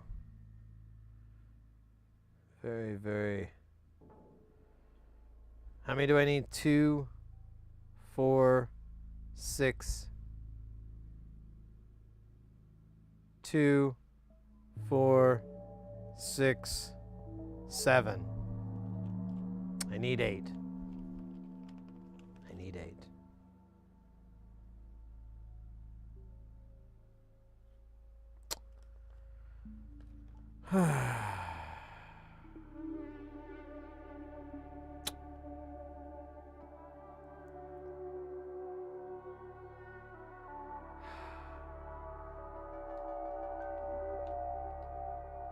Okay, so what we're gonna do is we're not gonna cry. Let me make sure that's right. Is that really? How did I screw this up this badly? That's the $8 question. So there's 4, 6. God, I am beyond.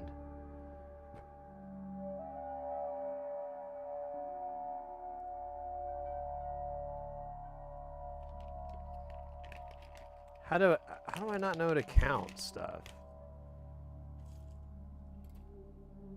I don't know what happened here. I don't even know where 3 of them went. That's the other mystery. Like, why is there 3 missing from here? What the? Who did that? Who dat?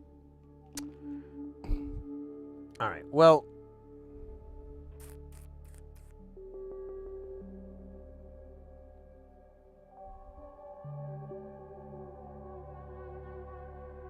Let me think for just a second here. Oh, we never put the little connector on. We still got to do that.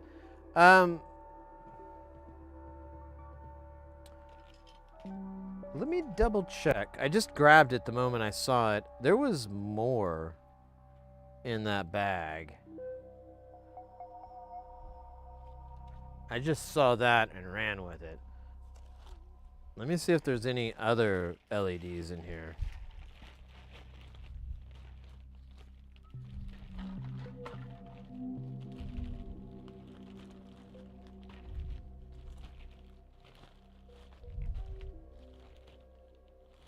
What are you?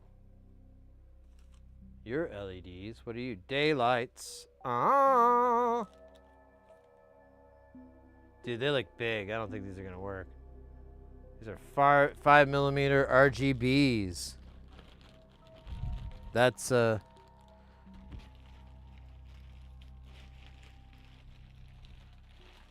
that's short for rock ground, brother.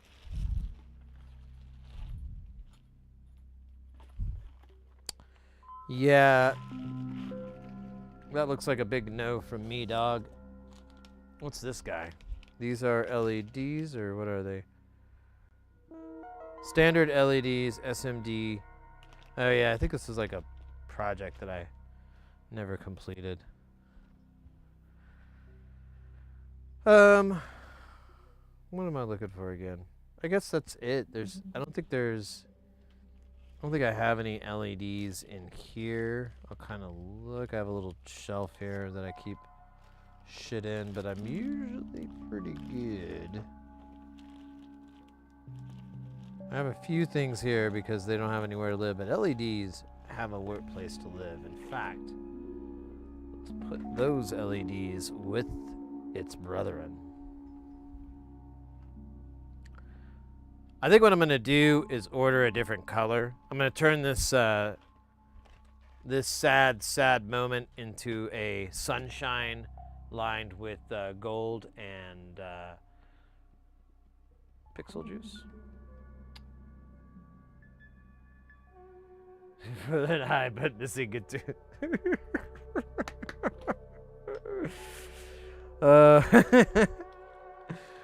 Oh shit. So let me just check here. I don't think I have any three-legged LEDs. I definitely don't have enough. There's three-legged here.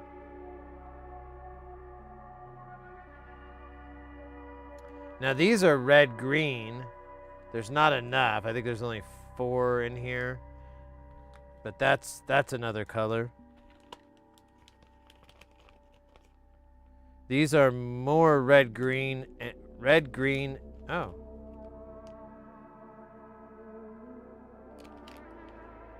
Wait a minute. Are these the same brand?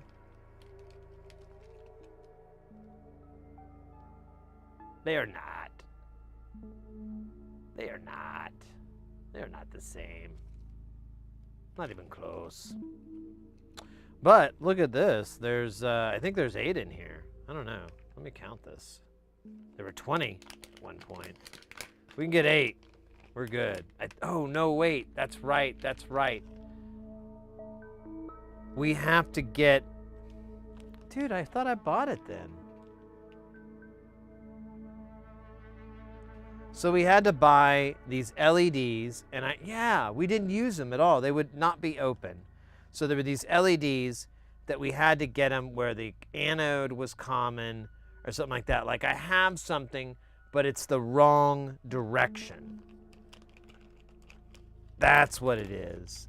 And I don't think we have... None of these are it. I don't know where it is. I'm not exactly sure.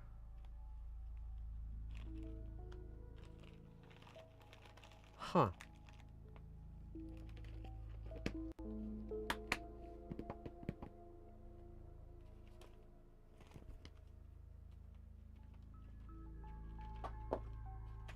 Oh, here, I'm going to put these back in here. They really have a spot. It's so crowded in here now.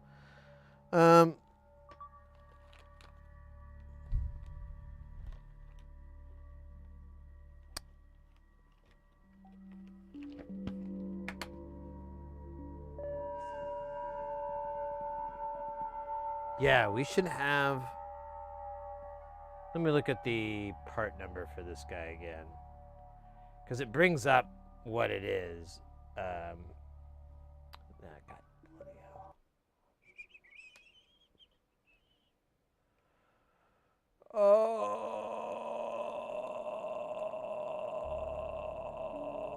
okay.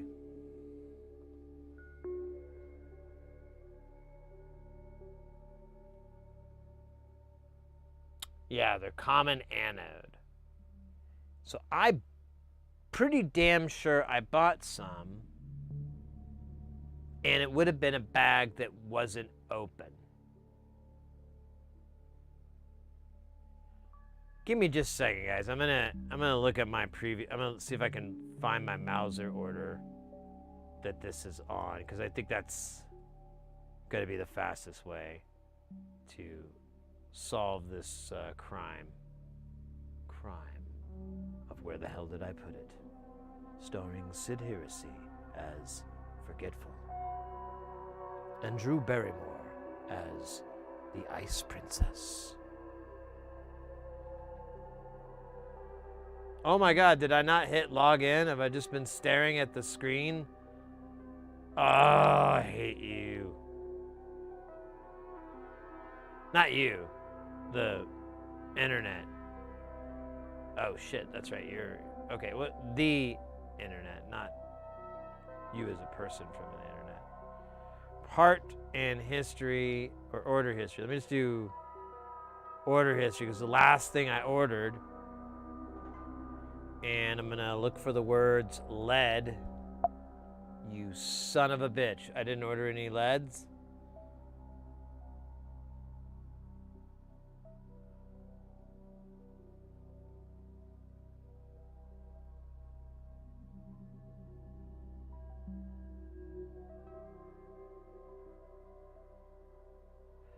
But I don't know.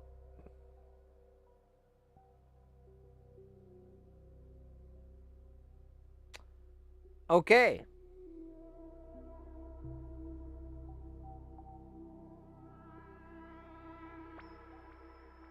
Let me check one other thing. Let me do a parts history check.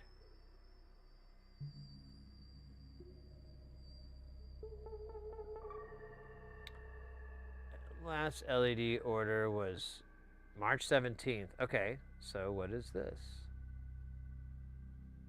That is not an LED, goofy Gus.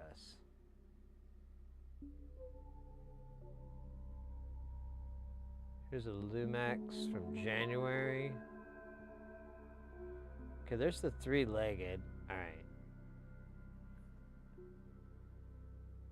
So that might be one of these. I can get the model number. Oh yeah, it was 696. So this is one of the ones that we bought.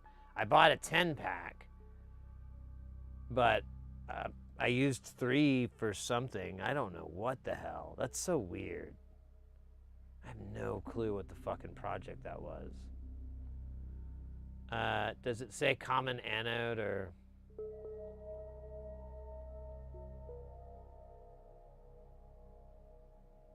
It does not, does it?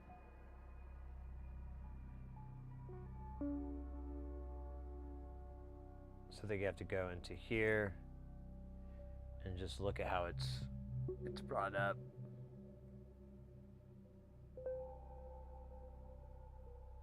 Yeah. So those are the right LEDs, but for some reason 3 are missing, so we don't have enough to complete this fucking Christ.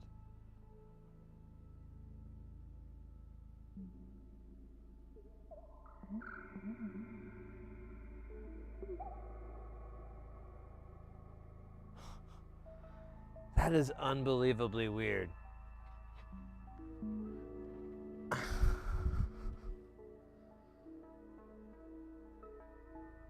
Maybe they fell out or something. Maybe that's what happened. Like a couple of LEDs fell out. And that's why I have a stupid number like that. So what was this? The model number on this is going to be 696. No, this is garbage. Screw you. I need my 696. No. No? Oh, I thought this was, There it is. Hey there. Oh, wait a minute.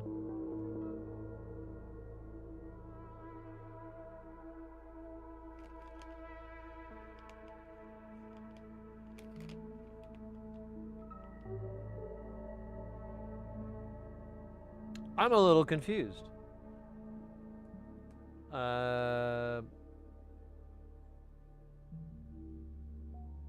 Oh.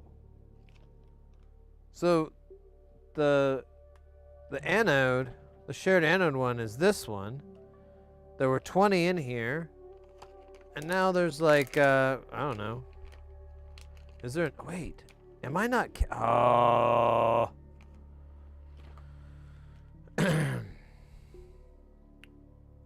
I am sorry for me. No. We have enough. We're good. I don't know why I can't. They were hiding behind this thing. It was totally a scam or something. I was being hoodwinked, bamboozled.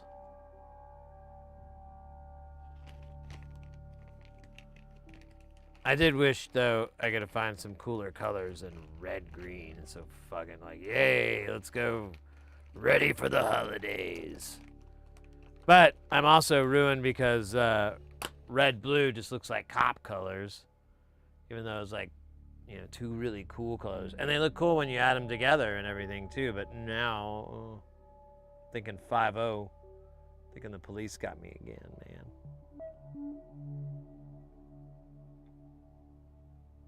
Sorry again about that. That was someone, some dummy's fault. Some dum-dum. Really stupid dum-dum. Like a really big dum-dum-dum. We just call him the dum-dum. Not to his face, of course. That would be mean.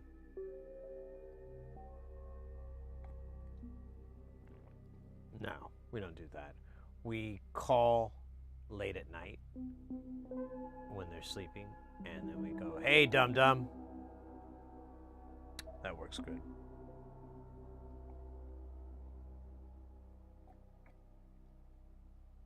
This coffee is I'm just gonna form a new fucking plane out of my brain. I don't know what the hell I was gonna say. That was stupid. I'm gonna back out now. Backing out.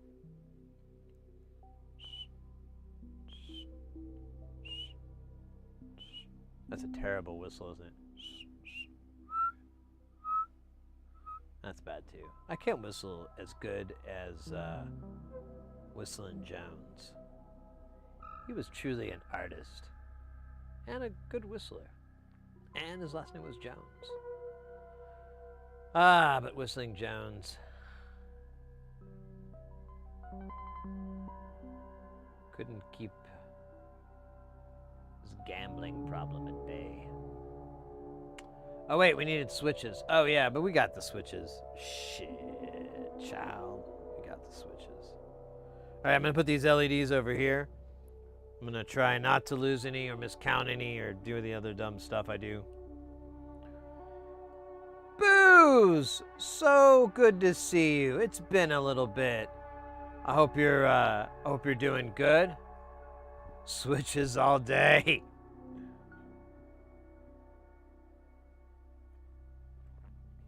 Shit. Got switches all over the place. Fucking wake up in switches, go to bed in switches, shower with switches. Even when I go to the bathroom, switches everywhere. I'm living the switch life, all right? How does my wife feel about the switches? She ain't too happy, but she's very supportive, so we get by. Every now and then I do something nice, like get her a switch of her own. And she doesn't look too happy, but you know, it's a pretty easy thing for me to do with all the switches I got. I'll ride with switches. I'll holla with switches. You know, I dress with switches. I mean, it's insane, really. It's really insane. Anyways.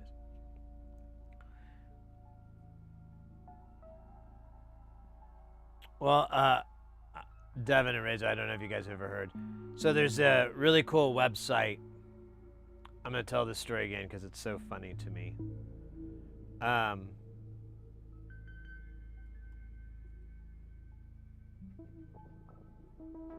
It doesn't quite work when it's in dark mode. It's like messes up the site. Let me do this in a private window there, and it should. Okay. So here's a funny story. So there's this website called Love My Switches. That is not its original name. The name, up until about, I don't know, like 5 or so years ago, was bitcheslovemyswitches.com. The domain name, I believe, still works. Here, let me get rid of this.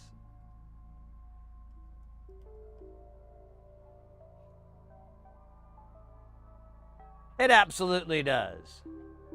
Now, it resolves to lovemyswitches.com, but it's still around there. And honestly, it's good SEO to keep those former domains active. But I was talking about them on stream. I was like, oh, this is a really good place to get stuff. And I get to the website and I notice it's changed. And I was like, and I noticed it resolves this way. And I was like, wait, why is it called Love My Switches? And I scrolled down and I got to like, they had like an About Us. And now they've grown quite a bit. But 5 or so years ago, it was just this dude. And then, or prior to that, it was just this dude. And then, 5 years ago, dude, there's a woman involved, and that's dude's girl. And so here's how I think it played out. I think that they were dating and everything, and she was like, you know, Mike, Ron, Ted, whatever his name is, you know, I really, really care about you quite a bit, and I feel like our relationship has really grown, and I really I'm really excited to work in the pedal DIY business that you've grown and be a part of it and help to grow it more and flourish as a entity. But I have a teeny, see, oh gosh, how do I put this? See, the website, do you understand like where I fall into that name? I'm speaking as her, by the way. You know, I'm not gonna do the voice or something. You know where I fall into that exactly? And he's like, well, yeah, I mean, it's just a joke. Oh, it's funny. It's a funny joke. But it kind of runs out of steam after a while, and it's not so much funny as it is extremely insulting a little bit, you know, as a bitch. I mean, I'm just speaking as a bitch, you know. I mean, what am I? Just some bitch that loves your Switch, I guess, you know what I'm talking about. Ted, Theodore, Michael, Susan, or whatever. I don't actually see that. Whatever. I think that's kind of how it went down. And, oh, wait, I think his name is Lawrence. Oh, wait, is there literally the story below here? Oh, yeah, let's read the story of this. Let's see. Let's confirm my you heard my idea. Now let's see the reality. It all started in a cramped Brooklyn, New York apartment where I, Lawrence, his name's I didn't say Lawrence, sourced parts for my pedal brand, Oh No Ho Noise, God Maker. Selling an extra to my buddy. Now more than 10 years later, the business has grown to include my wife, Rebecca, and 4 amazing employees, Bex, Brad, Eric, and Molly. Hey, cheers. We source and ship parts to pedal builders, large and small, amp builders, synth geeks, luthiers, and just about every other type of maker in the DIY universe. I see you, mechanical keyboard makers. These folks have become my real life internet friend and community of builders and musicians that help to make the world a more fun place. Our goal is the same today as it was many years ago, to ship great stuff super fast, to be the absolute best at customer service, and to never ever take our customers for granted. Seriously, y'all, thanks to the support throughout the years. This is the best job I've ever had, and we are truly thankful for the service. Oh, that's awesome. Contact us with many questions to share your latest, to talk about prestige crime movies of the year, of yesteryear, blah, blah, blah, blah, blah, blah, blah. Okay, so, yeah, I think I'm pretty close. I mean, they don't spell it out, but the timeline tracks. Either way, cheers to them. I'm very happy for them. You guys should definitely go check out Love My Switches. They have a lot of great stuff. Like they've got good deals on knobs, really good deals on pots. I bought all my pots from them. They're not real alphas though. They're like something else, but they're good enough. They're knockoff alphas, but they're fine. All right, let me grab some more coffee here because that's absolutely what I need. More coffee. I'm definitely not having enough coffee. Coffee.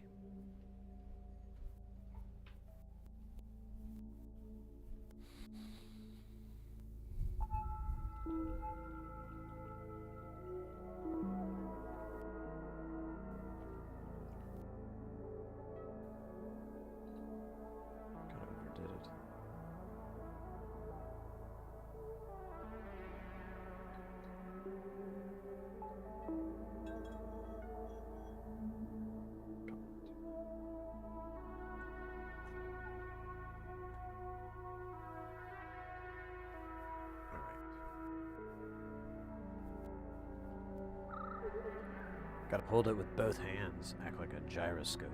Or gyroscope? That's not the right word. segue.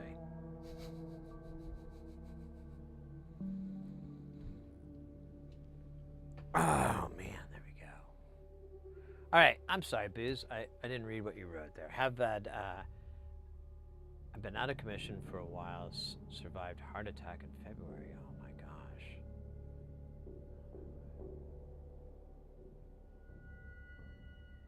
gosh. But improving. I seem to remember you bringing some of that up. Well, I'm glad things are looking up for you, mate.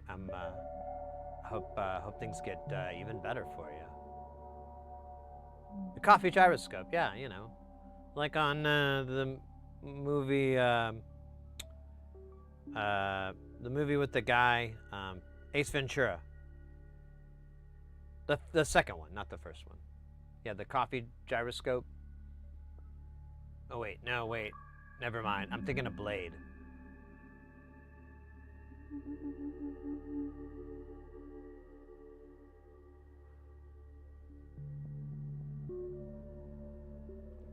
All right.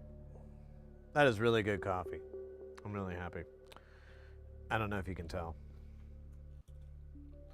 Yeah, Mr. X, I think I might have hit my mixture ratio.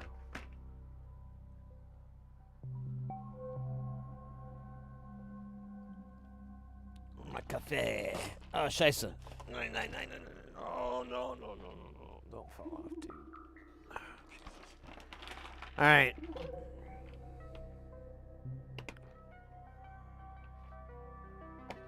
First, we'll get the buttons. I think this uses the little accutators. Let's see. Oh, you know what? I think it's the fatter accutators. Cool, we can use these fat boys. I don't know what we want to use, though. Oh, no, we can't. We have to go with the little man. No, yeah, that's it. Okay, so we got red, white, or gray. I don't want white. Let's see. I kind of like red. It kind of looks stupid, though. Gray looks awful. I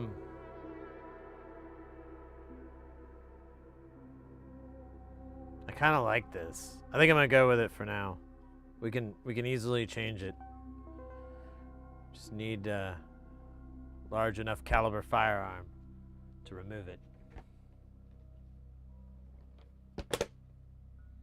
Hey, Michael. I clicked this because from the thumbnail, the overall energy felt like a rave festival. Have a nice night. Oh, well. It comes and goes. We kind of go up and down. But yeah, definitely not it's an electronics channel with bouts of goofy music, singing, dancing, and maybe a little bit of romancing. You know what I'm talking about, girl. Oh wait, I'm married. I shouldn't be having a meatwad voice interaction with myself. I need 6 of these. 7 stat 7, stategory 7.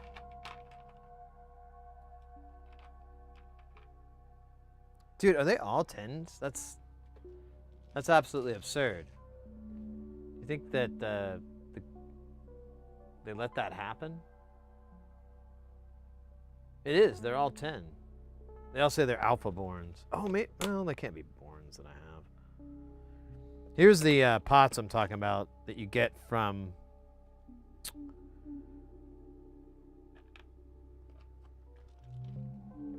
Love My Switches, and here is an alpha. Here, let me give you the camera 3. This will be a little bit better. So you can see they're discolored. There's a color difference. But the dimensions, the height, all that is the same. Now, they don't look the same, but it evens out. And you could argue that, you know, the alpha looks like it has a little bit bigger compartment, so maybe the taper's better. I don't know if size equates to that, but that's the difference. And I haven't had any fail or anything like that. If I had that happen, I'd just get rid of him and get something different. What the fuck was that?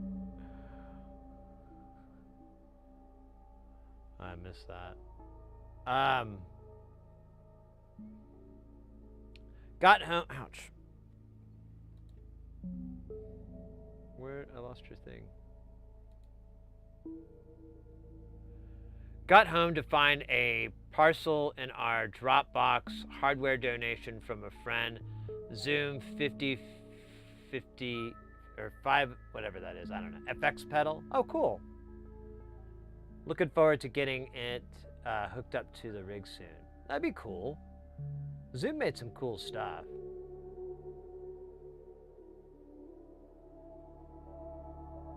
Mix. Be right on this one, just don't mix.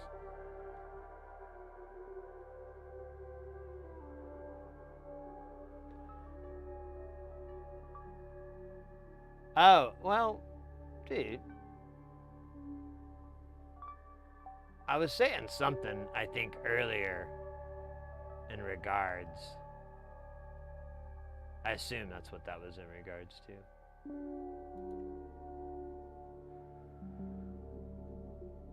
Because I was talking about deities or something. I was being really dramatic.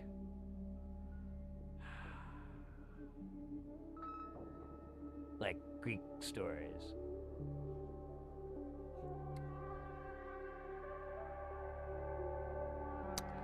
Okay.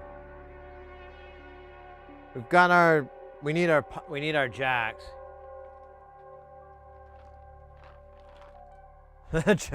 You're fine, mate. Whatever, bro. I was just saying, I took the whole thing to be benevolent. I don't know. I didn't take it to mean anything. I thought it was a back and forth from my goofy dork stuff. Or it could have been a quote from a Skinny Puppy song. I think we were talking about Skinny Puppy. But who knows? Nobody.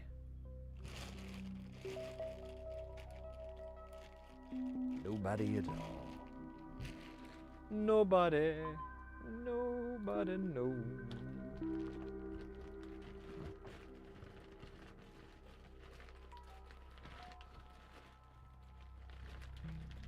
Nobody knows. Ah, scheiße. All right.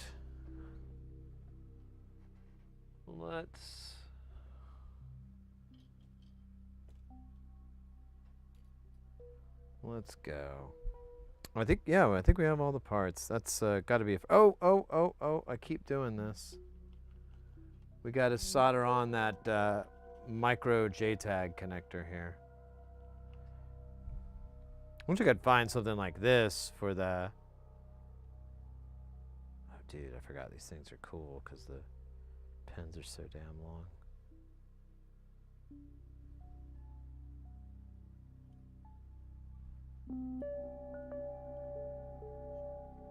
Alright, I'm gonna tack some solder because this thing is really bloody small.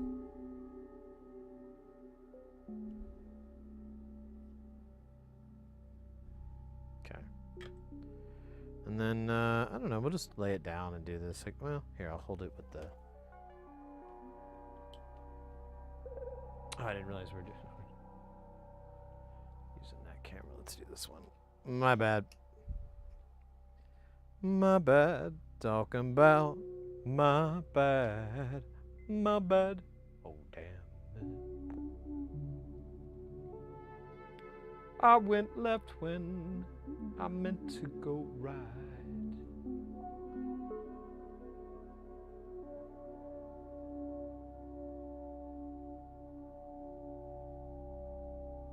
You know, honestly, Booze, I was out on the road like the last couple weeks of January, and then all of February, and then like the first week or so of March. And I've been back since. We really didn't add, we're pretty much, so Space Station is done. Here, I have a photo of that. I wish I had like a way to,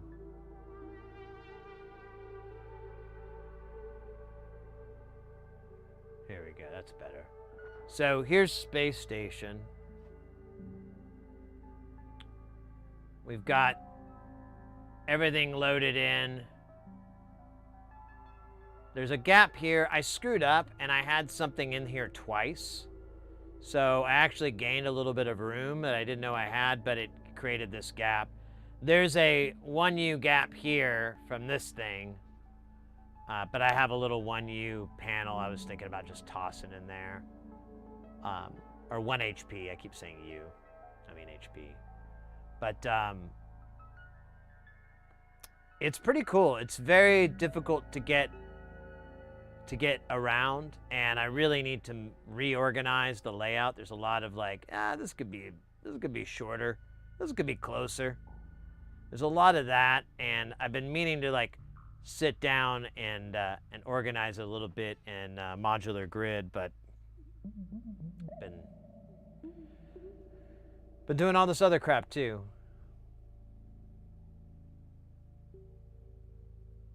But for the time being, this is done.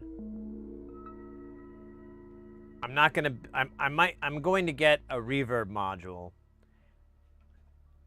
but I'm thinking I may just wait and hold off, because I'm not in a hurry, and I'm pretty good on this right now. There's a couple things I wouldn't mind getting, so I'm just gonna jam on this for a bit and then notice a deficiency and be like, you know, if I traded out, let's say, a VCA, you know, I need more VCAs. I don't, but let's pretend. And I'm noticing I'm not using, you know, this oscillator that much at all. And they're pretty close to the same size. Boom, boom, boom. Swap it out and do it something like that. And that's how this is gonna go for a while, is me just continuing to build on this, but finding, you know, filling in blanks of like, oh, you know, like I'd like some more filters, honestly. I really wanted to just fill this thing up with filters. Like I put every one of his filters in there. I think that would be my contribution to mankind, really. You know, well, it's not much, but, you know, fuck you.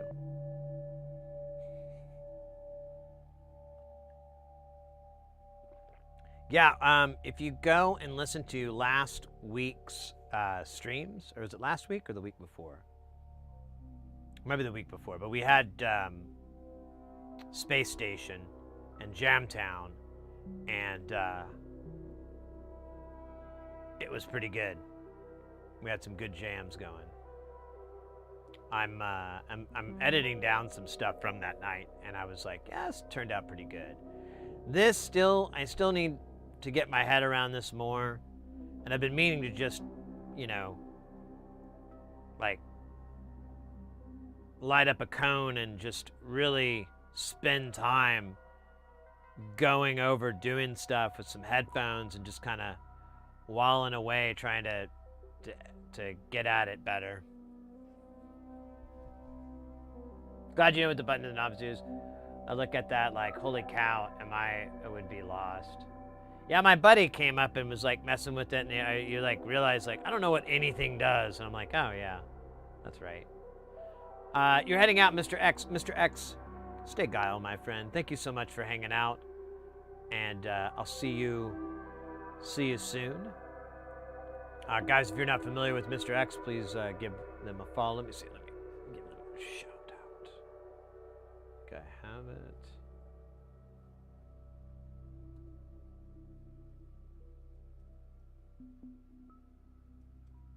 At W. There we go. yeah, guys, go check out Mr. X if you're looking for some jams to get in your life. Need more jam action. Mr. X delivers and delivers with extra. So go give them a checkout and a listen. Mr. X, stay guile if you could for me. Just until the next time I see you, just if you could do me that little favor, just stay guile and keep your nose clean. Stay out of trouble. I guess the two kind of cancel each other out. I never thought about it that way.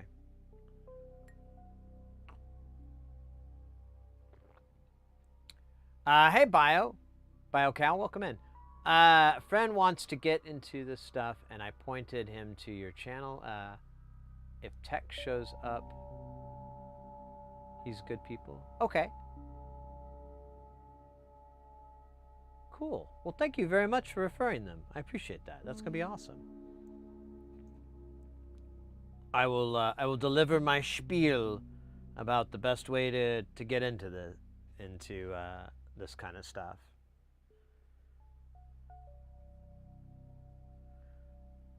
Honestly, the music that we're listening to is a good example of a free way to get into this. I forgot how I did that last time.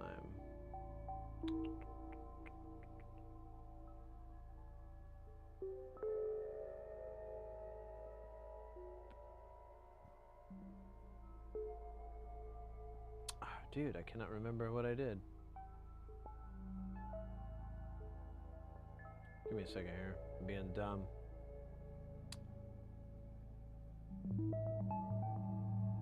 I thought I could.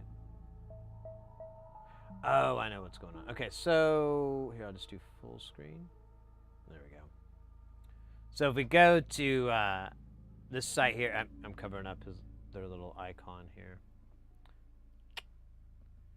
So what they're doing is a software version of that same thing. It's different, but the same. Oh, I can't zoom in. That's right. But this is VCV Rack. Here, let me try this. Let me zoom out and zoom in. There we go. So there's all these different guys going along.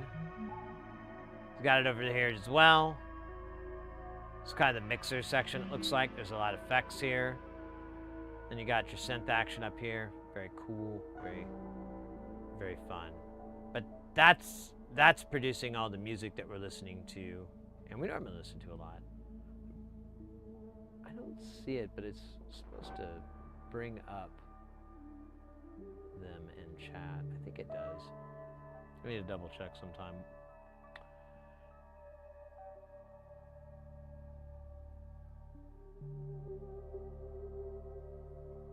Anyways, that's a free way to get. That's a program that's called VCV Rack. You can download that for free.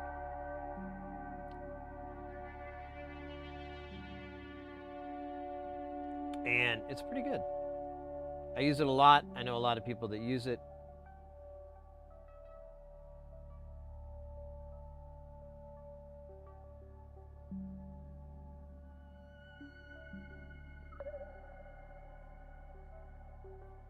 Pull this.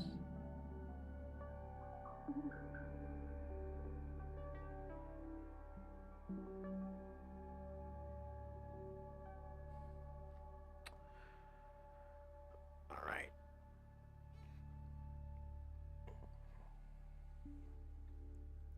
Yeah, and if you want, I don't know, and then if you're dead set on hardware to get into it, I have like suggestions on how to do it. Well, honestly, it's really simple. Just get like a, what do they call it, a sub-modular synth or whatever, or semi-modular. There's the Behringer Neutron, and there's also, god damn it, the Moog. I think it's, oh, I can't remember what it's called. Moog has one too. And there's a couple other ones out there. There's different brands. I think the Behringer one is the cheapest and the biggest bang for your buck. But it's all the same principle. You have a completed synth voice right out of the gate. We'll use the Behringer one just because it's the one I've used. I know I've been in that experience. So you can buy that and start getting into modular synthesis without needing an audio interface, a MIDI keyboard, any of that. It has USB input, it has MIDI input, and it also takes CV and gate inputs, so modular inputs. It has a headphones input as well. You can plug it into your mixer, whatever. It's very versatile there, but it's very turnkey. Like you could get it and start patching within 10 minutes, 5 minutes.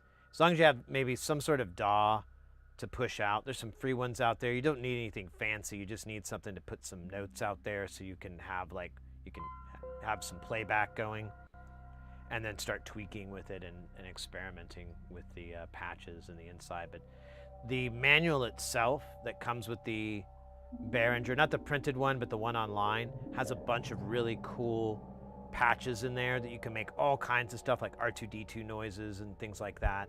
It's really, really cool, and the synth sounds good. Like I use it all the time. I'm pretty sure that my sound is ruined with it because it's just always that thing. But to be fair, it has a pretty broad palette, so you can get a lot of different sounds with it than just like you can get acid sounds like a 303. You can get big pad sounds. You can get leads and basses of different tonality.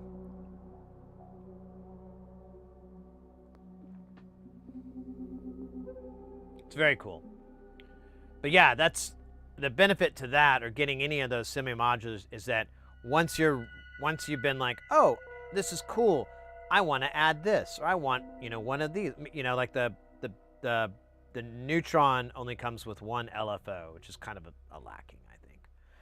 And you're like, I want to get another LFO, so you'll need to get a case for your modular, which is kind of a unpleasant purchase because it's kind of expensive. And it doesn't do anything. It's just it's just the housing. So it's kind of boring in that respect. But in this scenario, you already can load it up with a complete working synth voice, and then you can start adding onto it and building from there. And eventually you'll outgrow that case, and you can, if you want to, take that Neutron out, put it back in its case, and have them work together, or whatever.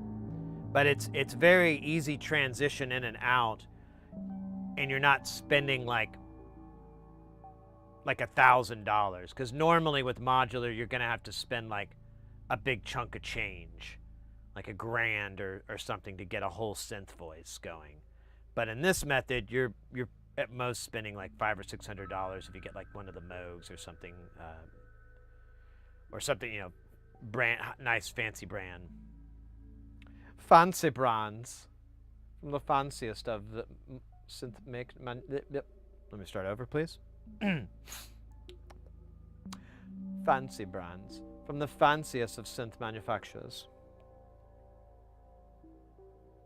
Oh, I forgot to stick my pinky out. Sorry. Let me try again. Fancy, fancy, fancy.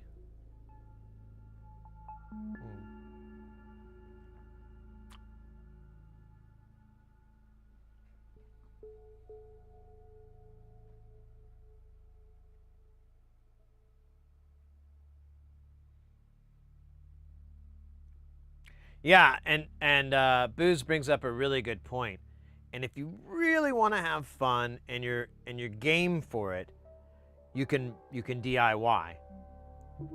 The issue with DIY is kind of the same problem though you're going to run into with buying a synth voice and having to build all the parts, is that it's a lot of work, and it's still going to cost a bunch of money. You're going to need this and this and this. I do have an option for that, actually. I forgot. Erica Synth has a bomb ass kit. It's absolutely one of the best for beginners. I think it's the best out there. And it's extremely cheap. And even if you don't want to buy like the whole synth voice kit, you can buy it piecemeal, like 1 or 2 modules at a time, whatever. It's fine. prices are they're like 40, 50 bucks. They're really cheap. But what's cool is there's a ton of documentation on it. So if you really want to get into the science, you want to understand how this oscillator works, how this envelope generator works, how the snare sound works, all these things, there's a really, really good write-up on it. And I'm spacing the guy's name right now, but he has videos as well on the content. He's a very well-known content creator and engineer in the field. So, and I've watched some of these videos. They are extremely helpful. They really bridge that gap between someone who knows nothing about electronics and a full-on engineer. You're able to watch the same content and be able to enjoy it. Moritz Klein, thank you very much. That's what I was trying to think of. I couldn't think of their name, but yeah. That cat's videos are phenomenal, and that's my point. You could build these things. They're cheap. It doesn't sound half bad. I've known several people that have gone down this road and had no problems at all. It's through hole, which is a really good way to start. It's debatable, but we'll just stick with it's a good way to start. And what was the other? Oh yeah, and then you can learn about it as much as you want to. You can be like me and just assemble it. You know, not really try to figure out, wow, it's working. If it works, great. Do a little dance and drink a little water or whatever to thank you to the solder gods for their kindness. So I'm drinking this coffee. I'm trying to get it down because I don't want to waste it. Wasting coffee is punishable by chess. Also has a bunch of videos on YouTube making and explaining how stuff works. Yeah, exactly. They're just a phenomenal resource for all of this. Like, I really should just defer people to that when they kind of hit me up with the science part. Like, you know, I don't know, but here's, like, this playlist of blah, blah, blahs from Moritz Klein. You can go check that out. I think he's going to explain it to you better than I ever could.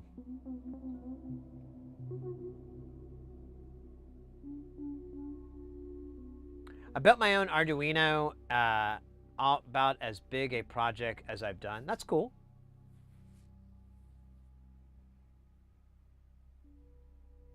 Yeah, and all the stuff's open source, so you can go on the website right now and read it. You don't have to pay any money at all. It's really a great service. I think it's a real nice thing that they do, and that's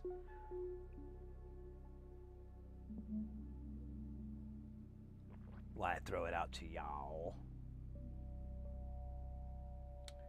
I'm almost done with this coffee, and then we'll get back to it. I apologize for taking this break, but to be fair, I feel like we've been going pretty hard. Pretty long. Pretty much. Oh, you know what? Now I'm thinking about it. I'm going to change this battery out because it's going to die.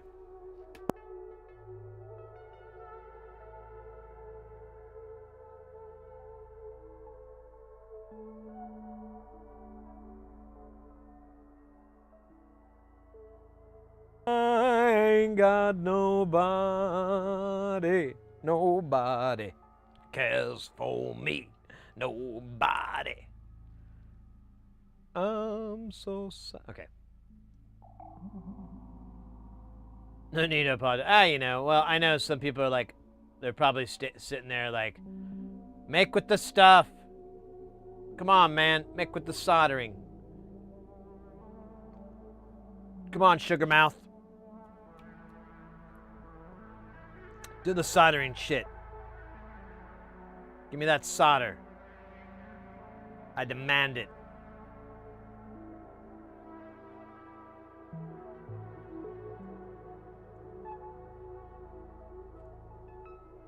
Oh, yeah, that's right.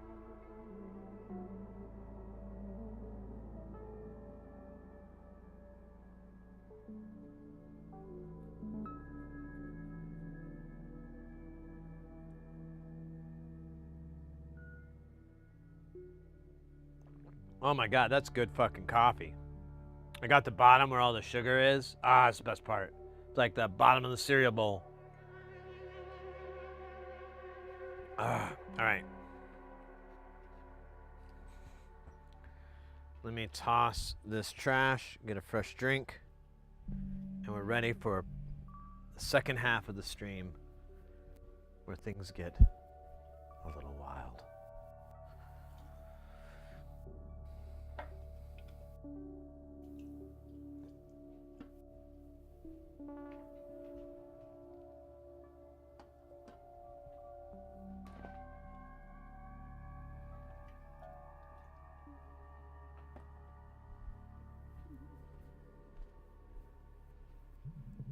All right, just a second here.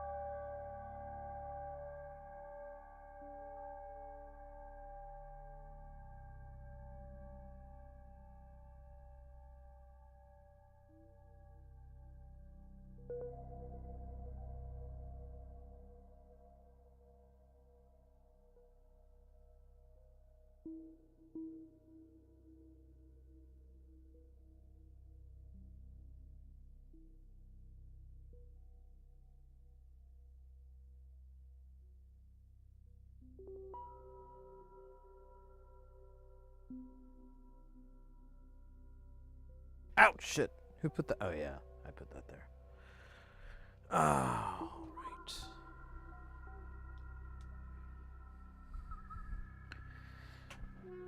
Went and used the restroom. And while I was there, I was thinking of riffs for the metal project.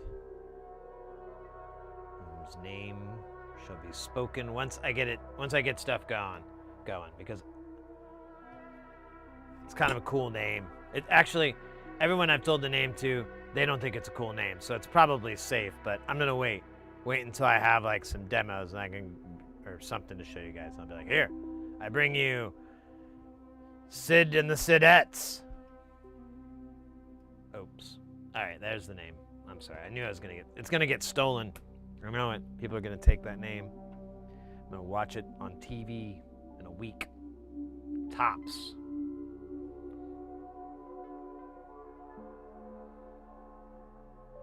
It's gonna be on Star Search. Ed McMahon's gonna be Sid and the Sidettes. And I'm gonna be like, mother.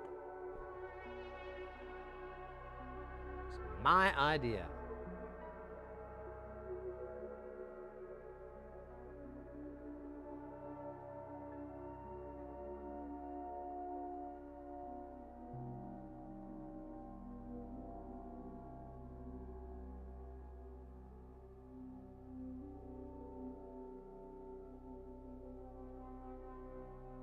This is good.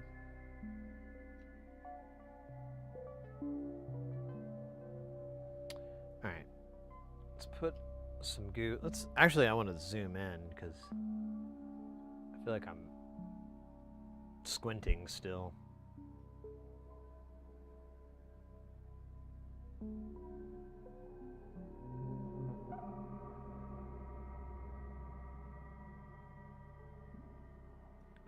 That's pretty good size.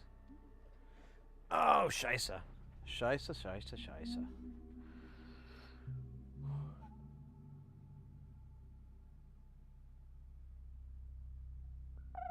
Oh, yeah, the dev boards. Yeah.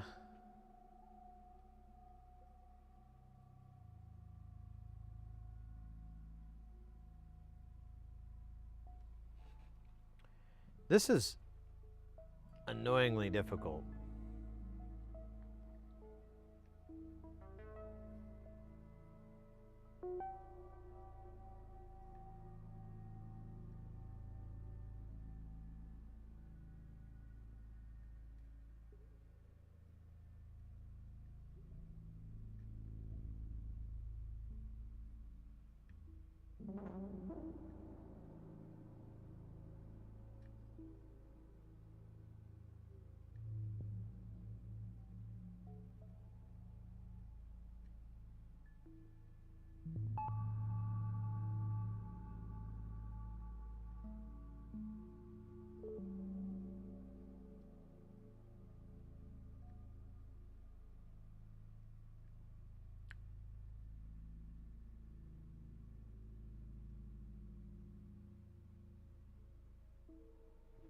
All right.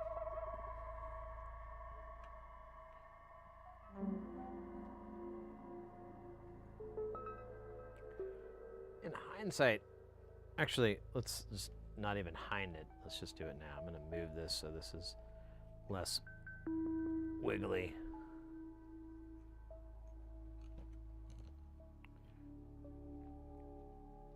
Wiggly, wiggly. Damn, I can't tell what's going on.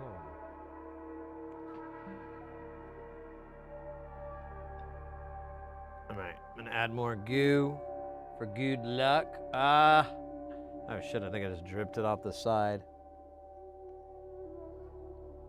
That's fine.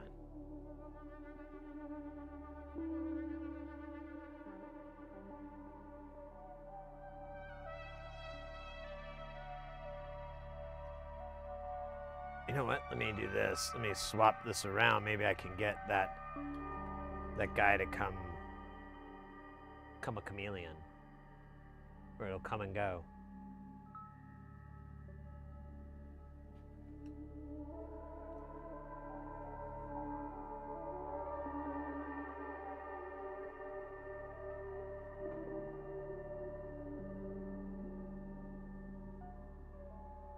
You know what?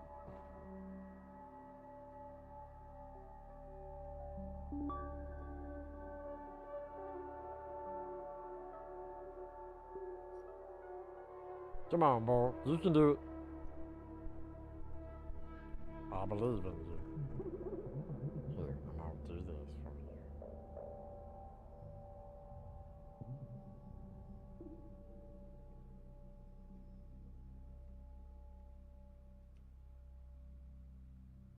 you. This thing keeps...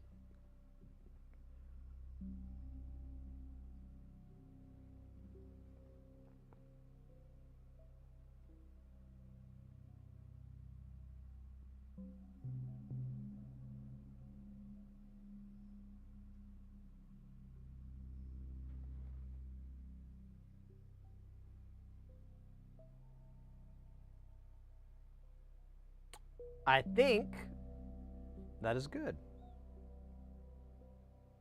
I don't see any shorts or pants. Let me turn the light up, make sure this light is all the way up. Yeah. Here, let me fix this leg here. This guy's could use a little. Let me.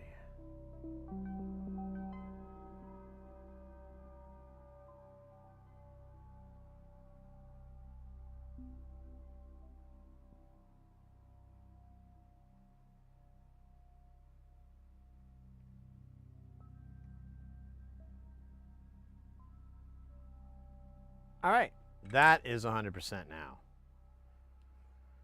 And if it's not, I don't know what to tell you. Looks good from here. Let's proceed with the rest of this. This is gonna be fun. Said no one ever.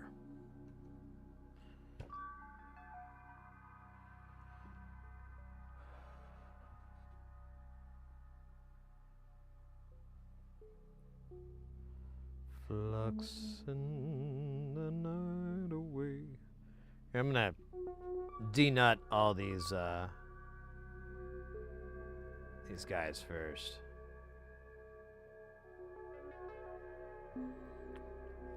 Oh, wait a minute.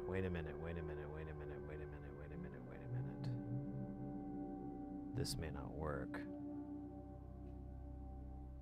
It may be expecting, yeah, Sung Poi. Yeah, that's what's supposed to happen here. Huh. Let me check something real quick. I think we might have a cooler option. And I almost would rather go that way than those swings, just because there is some mounting points, but they kind of suck. Do we have 10K knurled shafts? Unfortunately, no. That's really too bad, dog. That's really bad. Okay, well. Oh, wait a minute. I have these shorties. That's interesting. Okay, well, shit. I guess we'll do.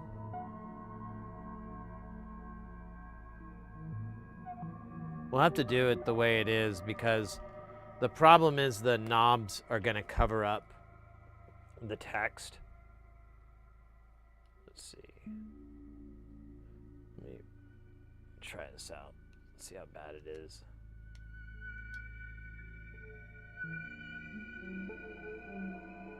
Oh, there's actually a nut in here. Oh, cool. So this is where the... Yeah, it covers up freak. I need my freak to be shown. How else is anyone going to know that I'm a freaky freak? So, that's settled. Let me put the nuts back on this guy, or these two guys, and I'll throw them back in, and then we'll swap them out with the other ones. Yeah, I started thinking about that. What would be cool, and I would rather have, is where we could put a knurled shaft alpha, and then, oh wait, this isn't right. Yeah, this is 100. Oh, I think Well, we could put a knurled shaft alpha, and then you could put these caps on it, and they look really good. Oh shit, dude, that scared me. Thought I was about to spill. 2, 4, 5, 6, 7.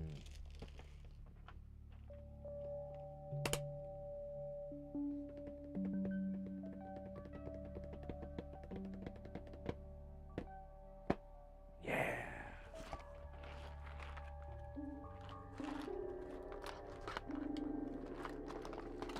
Oh my god, that shit is nice and heavy. Should have stuck with beads. Uh-oh. Shit. Stand by. I knocked this fucking light over. Uh-oh.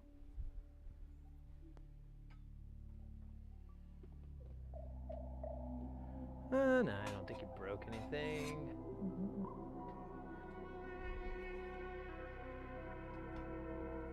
There we go. I think I can fix all this. All right. Problem more or less okay.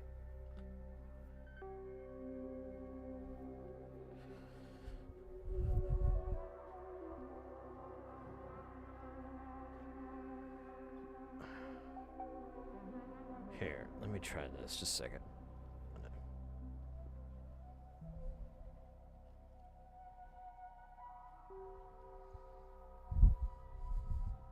There we go, that's much better. I think that'll work. Still getting used to having the green screen back. I changed it up. So it's a lot smaller than what it was, because the old way, like, literally ate up so much room in the studio. And, like, even between streams, it was hard to, like, stash it for a little bit. And I hated it. So coming back, I was like, all right, I got to figure out some other method to do this. And I tried just shrinking it back down to what I used to have, and it kind of works.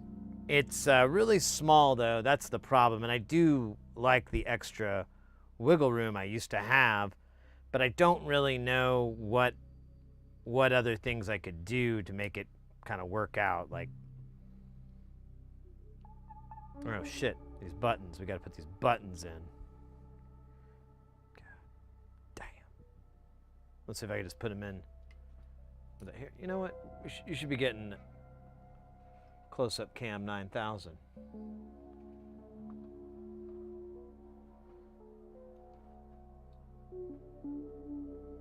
Oh wait, how does this thing? Is it up down? I think it's up down. Feels left right though. No, it's up down.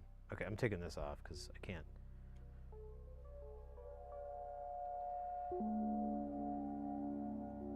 Yeah, it's up down. Oh, come on, get in there, you little bastard. Tell Mom. Yeah, that's what I thought. Little bitch.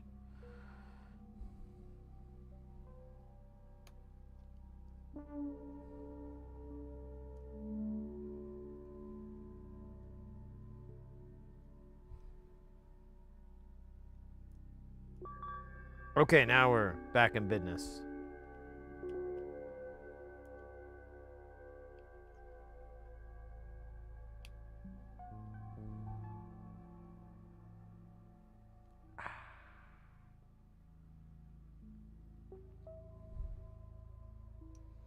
Oh yeah, I forgot. Here's a funny bit. So, well, not funny. It was just kind of cool. I think I thought it was cool. I don't know. When on the night that I went to Meshuggah, there's this pizza place here in Phoenix, and it's kind of it has a pinball as well. The place is called the pizza place is called Ziggy, and then Ziggy's, and then the arcade part of it, and it's got a dance floor and everything. That's called Stardust. And so we go there, my buddy and I, and he'd never been there before. And when you walk in, there's like a counter, and there's like a marquee with all their pizzas and everything like that. And it's really crowded in there. And like the lady saw us looking up, and she said, "Are you gonna go back and eat the pizza?" And I was like, "Yeah." She goes, "You could just go back and order it." And I was like, "Okay." And my buddy had no idea what we were talking about. And so there's like these, like, you know, the doors that you would have at a kitchen, the I don't know, like whatever, the double doors, the little double floating doors. There's that. And I was like, here, buddy, or, you know, I don't want to say their name. Here, Mike, Todd. It's like, "Here, follow me, mate." And he's like looking at me all weird, and I keep going. And he told me later he thought I was going to the bathroom. He thought I was headed to the bathroom, and I'm like, "No, man, follow me. We're gonna go to the back." And he's like, "What?" And so he goes to the double doors, and you go down this little short hallway, and there's a big freezer door, like you would for a cooler. And I was like, "Here we go, man." And he's just really confused, and I'm like, "Dude, you haven't seen this yet? Check it out." And you open the cooler door. It's a fake door. It just opens up to the speakeasy, quote unquote. And you walk in, and there's just this big arcade with a big light up floor and bunch of pinball games. They actually updated the inside of it. It's really cool. Now they have a bunch of old tables, like a bunch of old playfields up on the wall. And they got rid of the Attack from Mars type thing on the back, which is cool because I thought it was kind of stupid. Yeah, my buddy, I was like, got to the end, I was like, "Oh, cool, man. You got to experience it." He goes, "Yeah, I was really confused. I thought you were wanting me to join you in the bathroom." And I'm like, "Oh, I didn't think of that. That would have been funny." Like, come on. It's fun. Come to the bathroom with me. You'll love it. Nothing bad happens.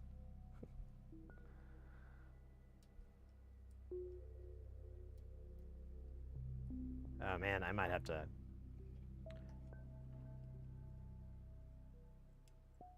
This one's tricky.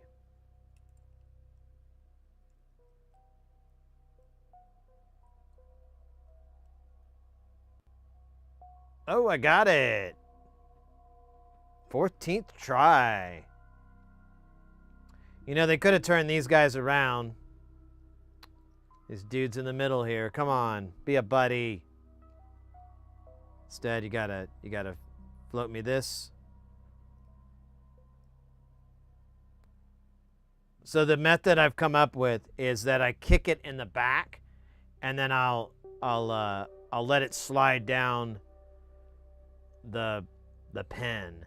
That didn't make any sense. Fuck it. Don't worry. You'll figure it out. It's not like some sort of magic secret I figured out. Oh, look at that. It's not even the right hole.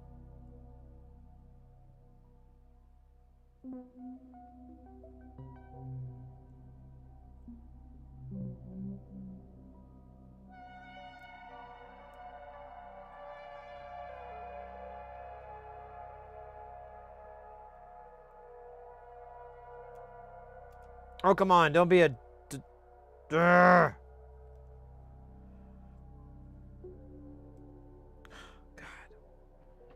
Oh, no. I didn't get the right amount? Oh, no, I did. I don't even know how I knew it. I don't remember, like, looking it up or anything. Or even counting. I think I just grabbed a bloody handful and just went...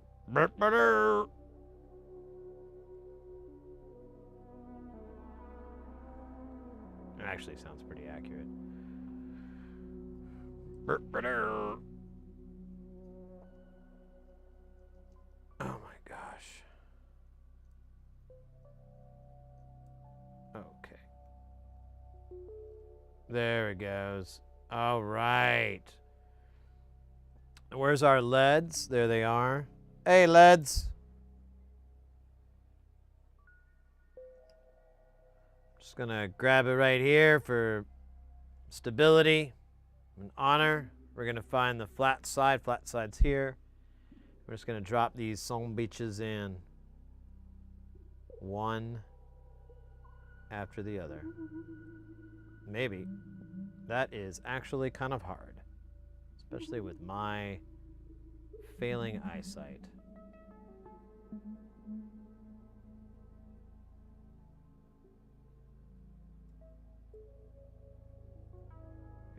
We might magnify this. I was thinking it wasn't that interesting, but now it's no longer that's no longer the point.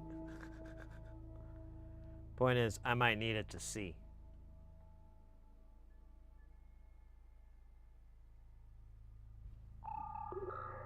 Oh, I'm sorry. I'm gonna make up money in the morning. Take care, Razor. Sorry I missed that. I was blabbing.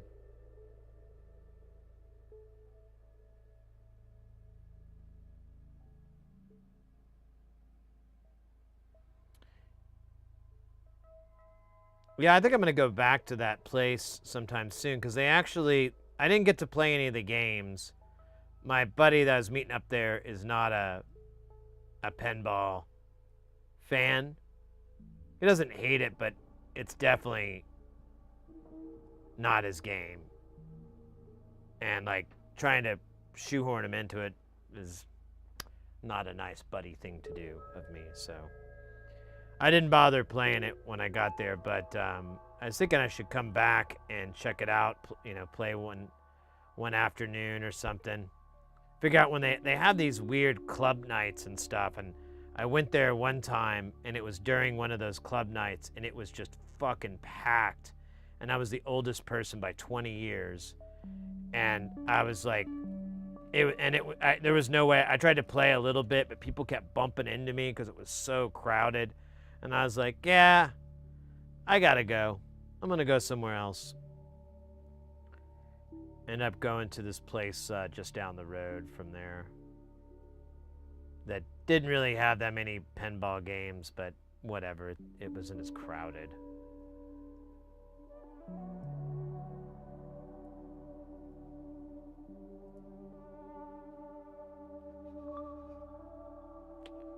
All right, hopefully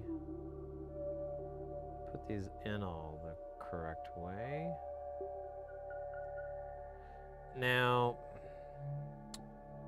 I think I need to get these little spacers here because, yeah, I don't have anything for this top part to level it. So let me grab the spacers, Kevin spacers. Oh, wait, you can't do that anymore.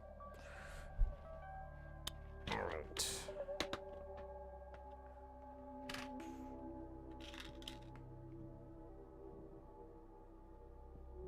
don't think this is a very big jump. I think we can get away with 4 millimeter. The next, or 6 millimeter, I think 10's gonna be too tall. Well, let me check something here, because it needs to be, yeah, never mind. It needs to be 10 millimeter, perfect. All right, let me put this in the holder again. Holding it down. Oh, I got some other sizes there. I wonder what those are. I think these just bled over. Oh, this is not the same size.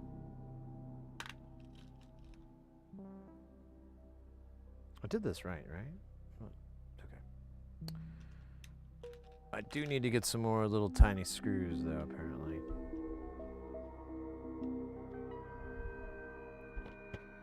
Preferably black. So that they match not only my panels, but my goth heart. Your goth fart? Heart! Goth fart? What the fuck would that be? Probably stinky and mournful.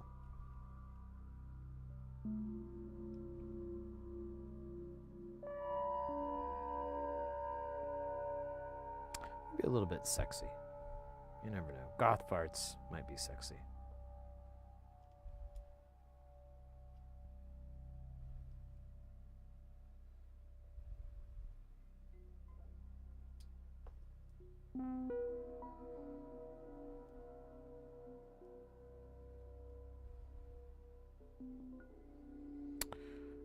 Let's drop it in. Okay, that's good. Let's, oh yeah, these are gonna have to be, I remember last time I had to kind of, these screw holes are a little bit too small. I can't remember how if I bore them out or if I just, did I push them in? I don't remember what I did. Let's find out with stupid stuff. Stupid stuff.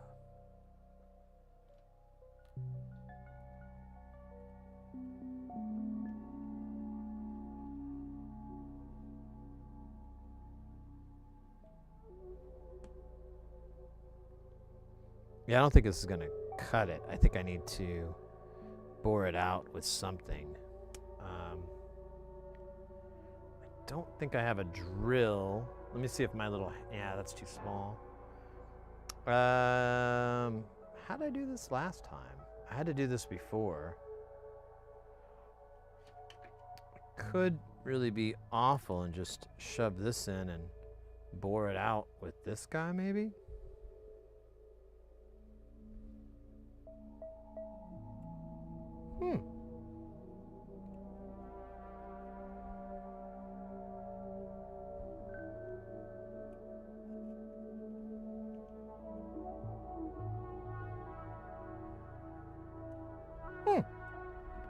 Let's try that again. Think I might created a little opening here.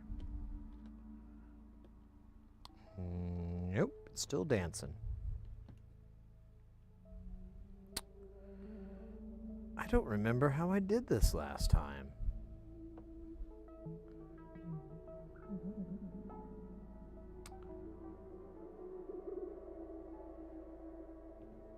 I don't think I drilled it out.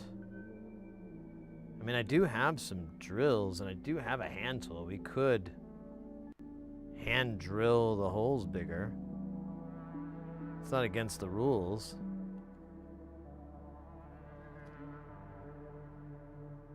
I'm trying to just bore it out with these fucking needle noses. I don't know if that's gonna work. That seems like a really stupid way to do this. Let's see if I made a dent, because that was a lot.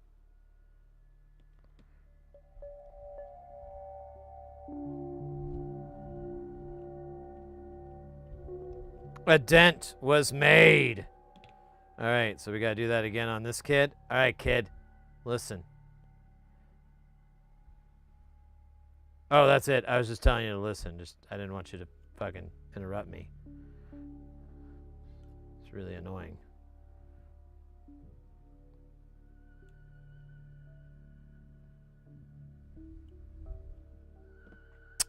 All right, now we're gonna try this kid. Let's see if it'll work. We haven't had good luck on this side.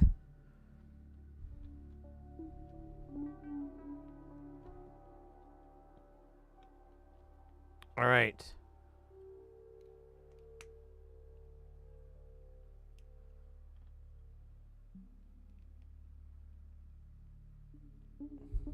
Now they're like extremely difficult, so I think I'm gonna have to push them all the way through and back them out.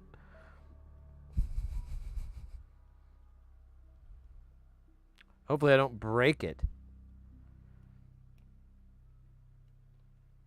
Oh my gosh, this was a bad idea.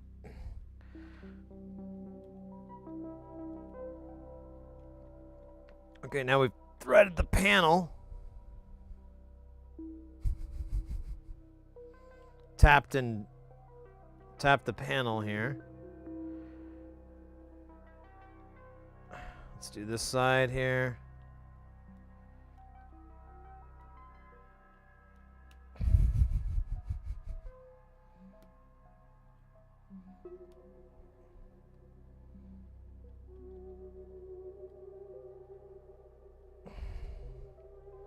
This one's a little harder. I'm gonna...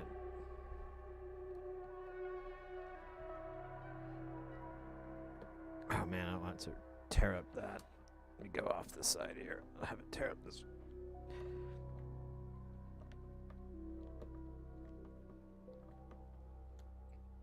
Oh my gosh. This thing is really hard to... Alright, I think that's all the way in. Now I can back it out. And we're never doing this again. That was a bad idea.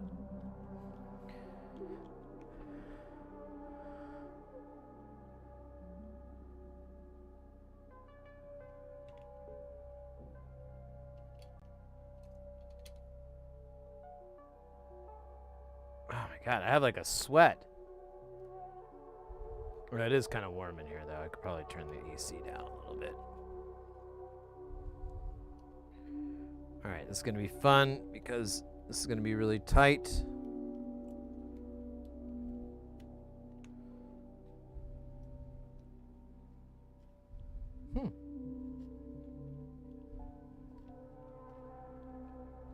It actually went on pretty good. Okay, let's see if we can have double luck.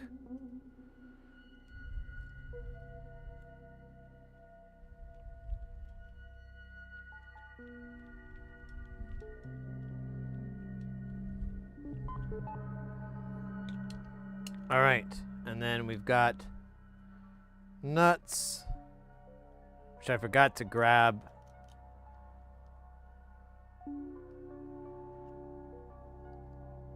I think I'm gonna need another one here, because there is a bit of tension from how this is being. Oh shit, that's not the one I want. Well, it might be the one I get, though.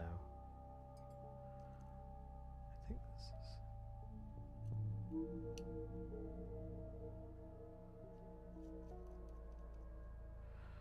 All right, let's put our button pieces in here. Buttons fit good.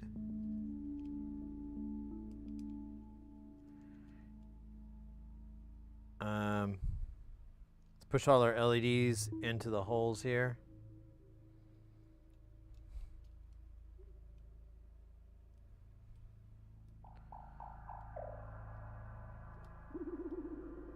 Oh man, this is... Oh, no.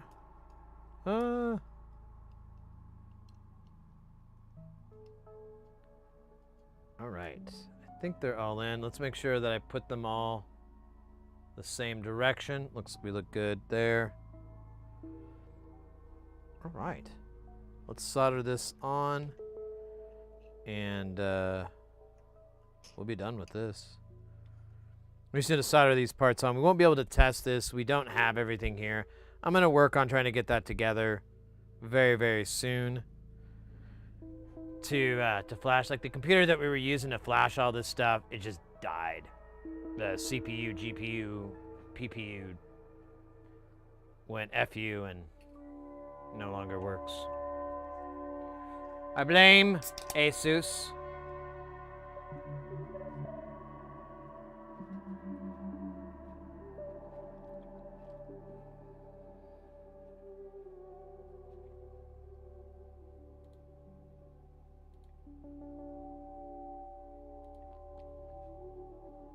Hey, Princess Retro, so good to see you.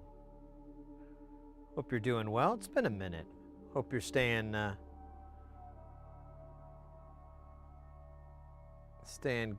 cool. Like this guy's not straight now.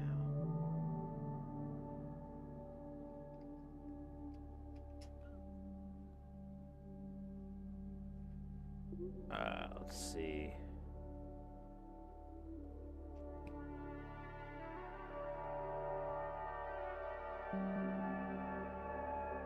You know what? I might, well, nah, I'll just do a single.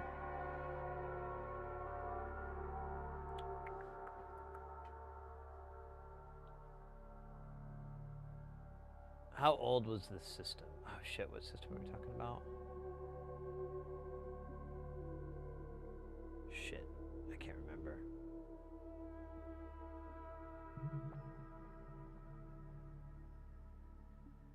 It's Devin, yeah, it's like 100 degrees. I think I got up to 90. It's 90 outside right now.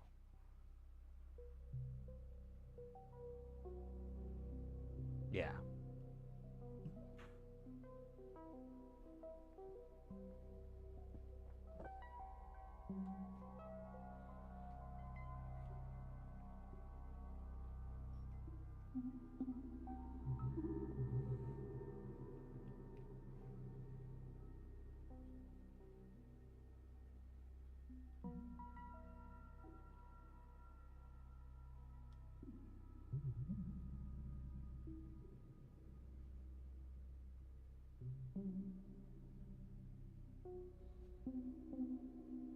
Did I do your dab booze? I don't think I did. I feel void of a dab.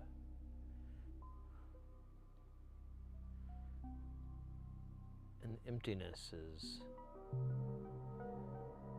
quite sad.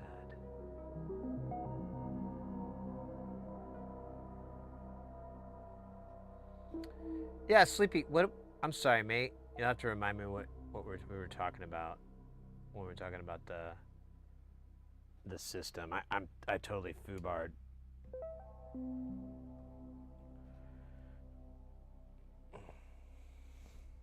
I rambled too much, and now I rambled to the other side. Oh, the Asus, you said that died. Oh, how old? I bought it when I first started streaming. In fact, it was the Stream Machine when I first started. I went and bought that thing for like $300, and then I bought some extra RAM. So it had like something like 12 gigs of RAM or something like that. And it honestly did okay. It wasn't too bad, but then a friend of mine gave me this system that was better by leaps and bounds, and that's what we've been using for a while. I have been thinking about upgrading to a new machine, but I'm kind of just waiting to see if Twitch switches over to AV1. Once that happens, then the pressure's on to update my system, because I'd like to get like I guess it's the RTX 3, the 30 series and up. They have AV1 encoders, decoders built in to the graphics card. So it does, because it's real CPU intensive if you do it on a computer. And so if you put it on the card, obviously, you know how that works. And, but the system I have, it's an older PCI Express bus architecture. So it's not going to be using all the lanes. And so can't have that. So I'd need to get a new board and probably new everything. So a couple bucks. But then I can finally play Path of Exile. Actually, I've been playing that. I was gonna play it this weekend, but I really didn't. I don't know, now I have this metal project stuck in my head. I might work on that more.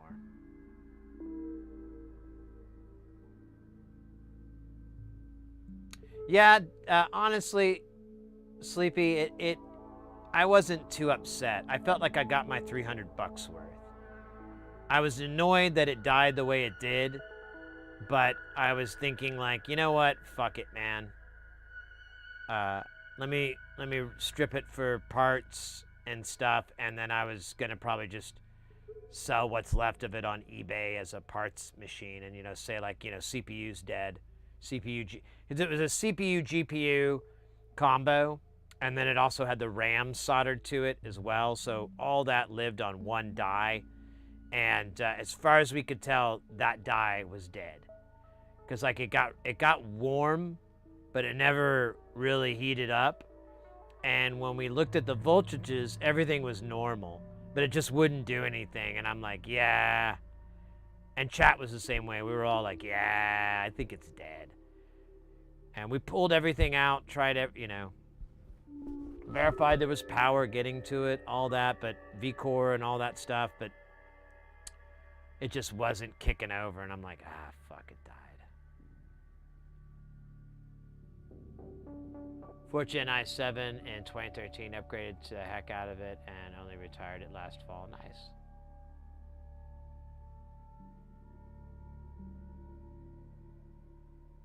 Well, this machine isn't too bad. I'm still gonna keep this machine because it works great. I was honestly, what I might do if I upgrade to a new PC and I do something like that, I'm gonna take my old PC and probably dedicate it as a VPN machine.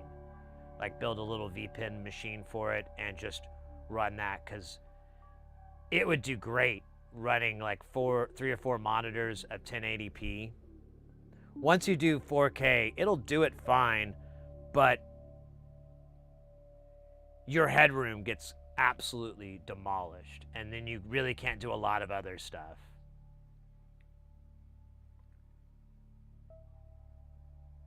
All right, dab, and then solder, and then KiCAD, cacao.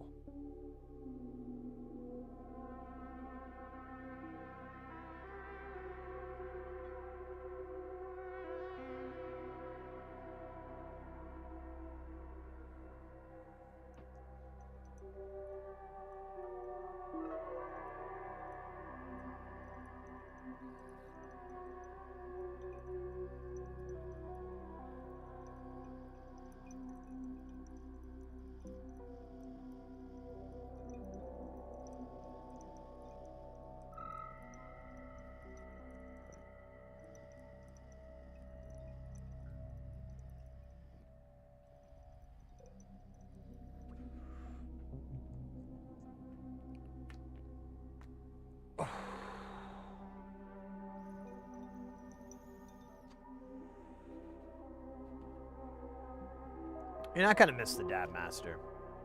I forgot how much I enjoy its company and its wisdom. And its beautiful hair. Wait, what am I talking about?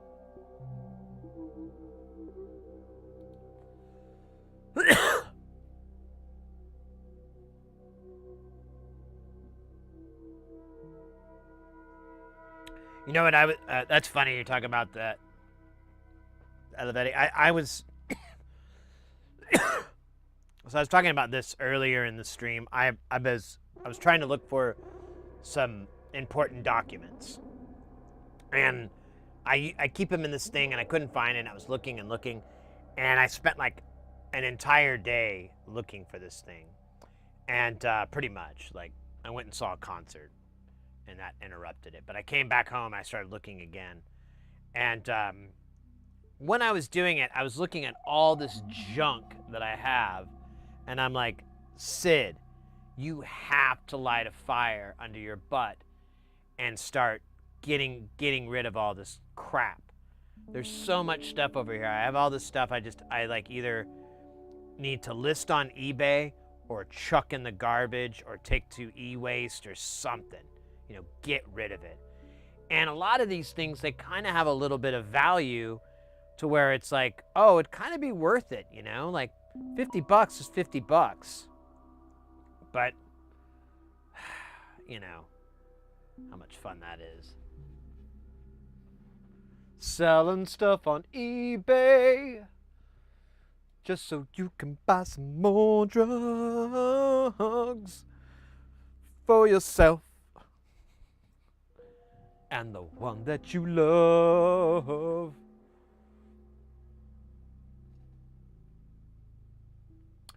They did, what does that say? They did away with the e-waste disposal in my area. Unless it was a lithium battery, it's they just chuck it in the record. Yeah, there's a couple near here. Phoenix isn't too bad with that, or at least it hasn't been. I haven't checked lately. I'm gonna turn this fan on.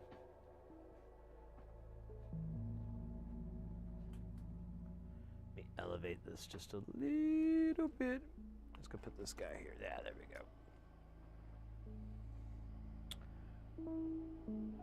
Yeah, I'm kicking myself a little bit, but honestly, they're so big, it sucked. I stand behind my move, but I used to have several CRT monitors. Like I had like 4 of them stacked in a closet, and one day I took them all to this e-waste place and to get rid of them. And of course, you know, years later, I'm like, ah, damn it. That'd be kind of nice to have. But whatever, man. I really don't miss CRT that much. I know, like, old games and old stuff it looks good on it because the technologies marry up, and I get that. But I'm just gonna have to suffer. Because those things weigh like 50 freaking pounds. They take up so much power. They're so current heavy. And they produce a bunch of heat. I mean, I could just keep going with complaint. Although, to be fair, flat panels produce this dumb amount of heat. You don't notice it because it's just, you don't put your hand on it too often, but I can aim the thermal camera at these monitors and they all glow red, like right on the edge.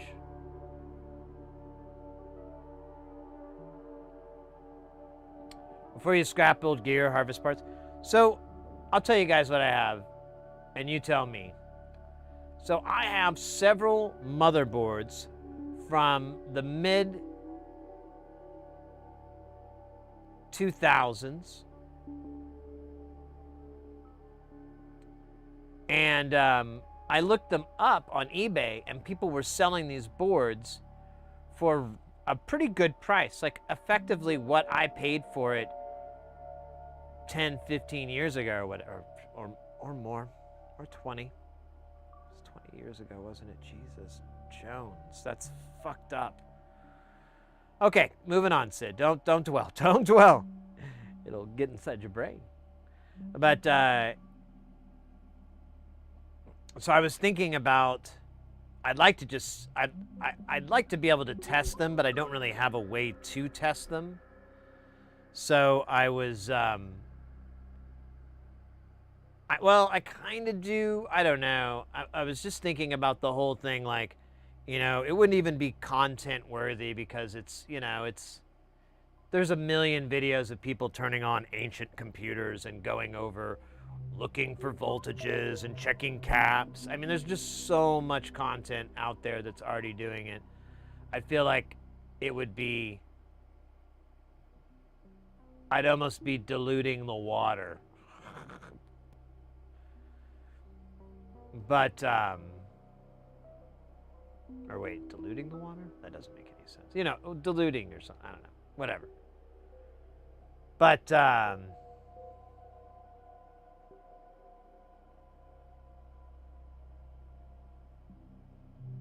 I'm sorry. I got lost. What was really sad was our e-waste building had a ton of vintage there on the shelf, and I would buy them.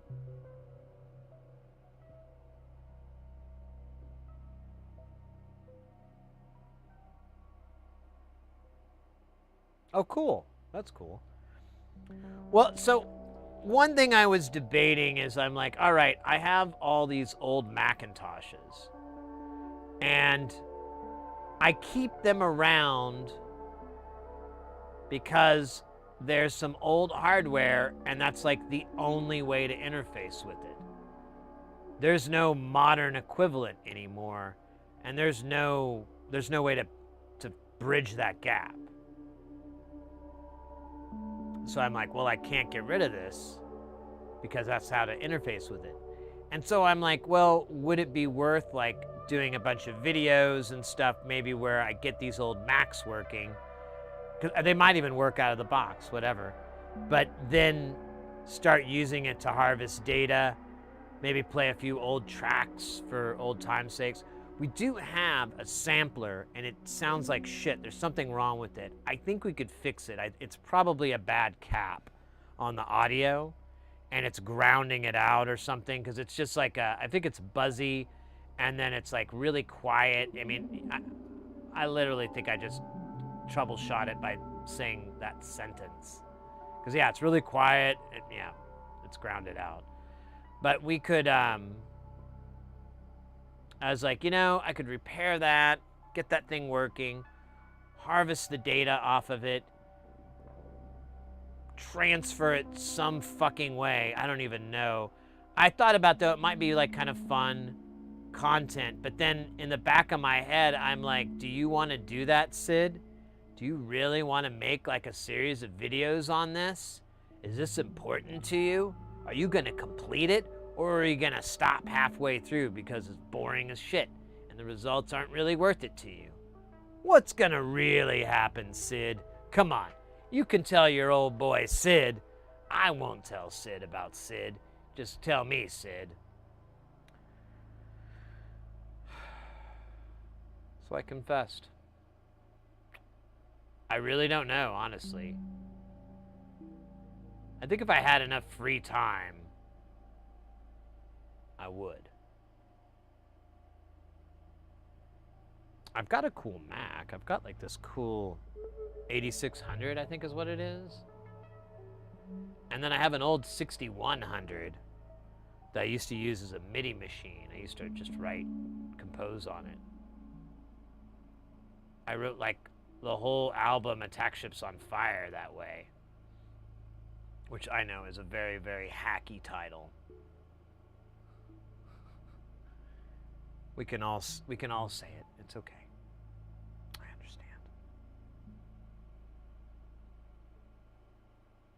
understand. You know what? We might want to take care of these LEDs here because they are in the way and they are not going to be easy to do.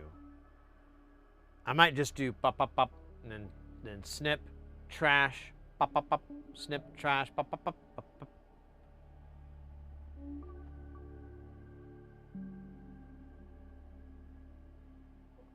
What to look for? How old the Mac are we talking? The Macs are late 90s. This is pre-Steve Jobs takeover. So they're old 604s. I think the 6100. No, it's a 604. It's like the slowest one they made though. It's like 12 megahertz or something like that. It's not very fast. You couldn't do audio with it, so I didn't use it for audio. I just used it as a sequencer, and it did great at that. To be fair, did a fantastical job sequencing. I'm gonna turn this so we can do this. Oh shit! I meant to flip the camera, not make you guys seasick. Seasick. See?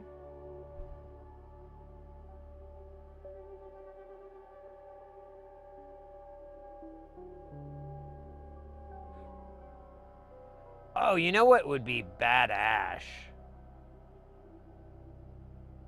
And again, this is like a project way out of my league or abilities or any of that. But you could do it. It's totally technologically possible to shrink down like one of those Macs and run the whole thing on like an FPGA, I wonder how much coolant you would need. You know, at that slow of a speed, and with the efficiency of a lot of those logic cores, even if not, you could just, it's a passive cooling system to begin with. So you could just cool it, you know, put some sort of water cooling or something like that. No, you wouldn't want water cooling in your modular, would you? Whatever. It'd be cool though to put a Mac in there, like an old fucking Mac. It'd probably be more practical and more desirable to put like an old, like an Atari or an Amiga. It'd probably be more desirable because I think those have a little bit more music overlap back in those days, especially back in the early 90s, late 80s. I mean, the Mac did too, but I feel like there's a bigger market for the PCs, not the PC, but the Amiga, the non-Mac stuff. I'll just put it that way, non-Mac shit.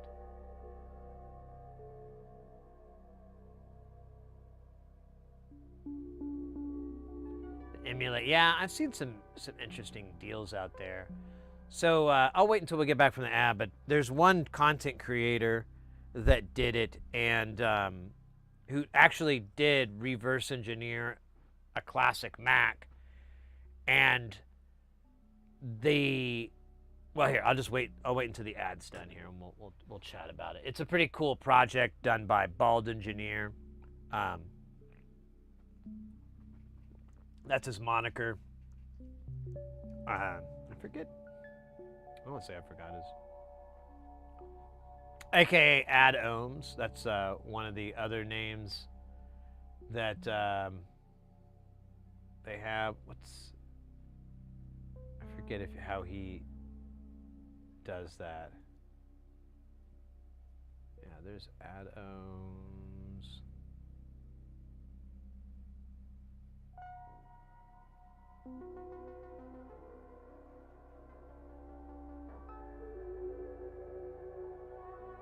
It says James. Yeah, so whatever. They're a cool content creator. And anyways, they did a whole project a few years back where they took we're still in the fucking ads. Hold on.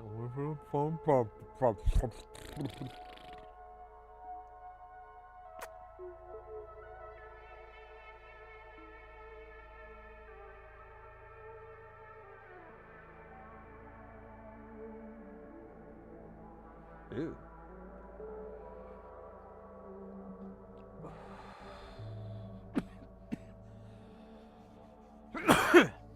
So there is a content creator named Bald Engineer, aka Ad Ohms, all one word. James is his the name his mama gave him, and they did a bunch of really great projects. They used to stream on Twitch pretty often. They've kind of retired from that nowadays. They do every now and then, but it's not like the regular stuff. And but one of the projects that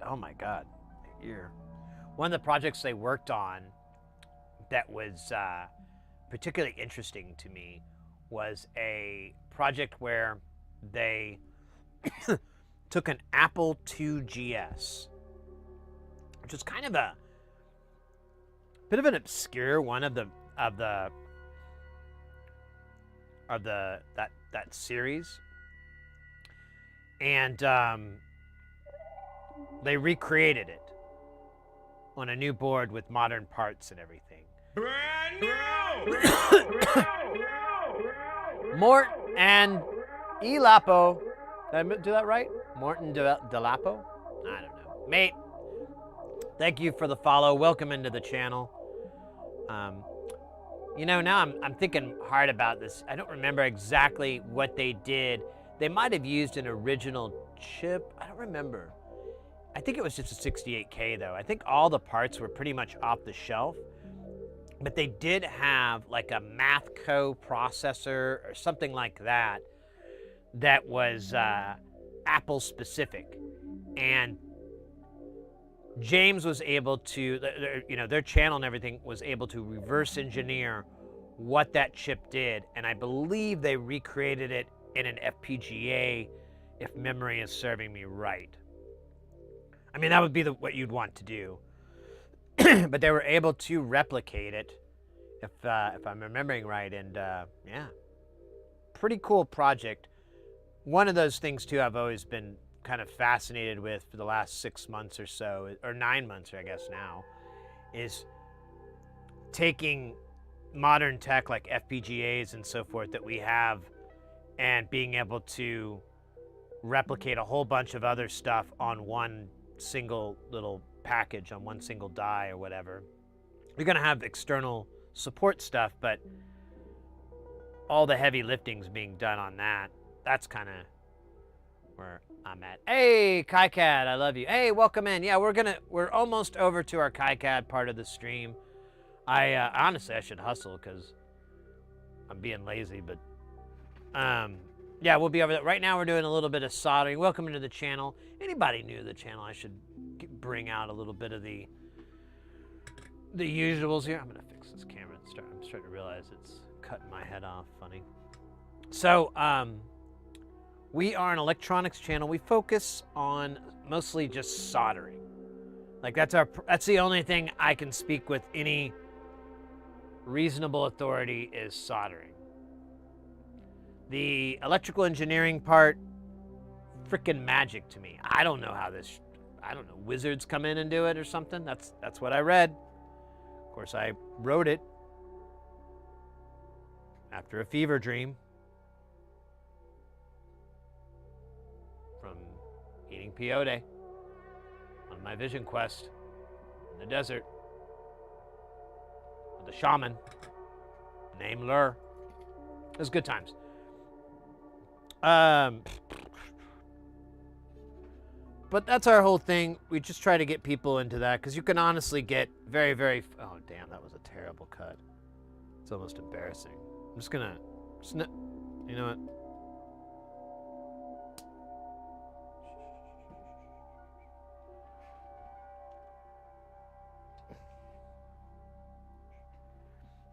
But our whole thing is getting into that. And of course, you can get deeper.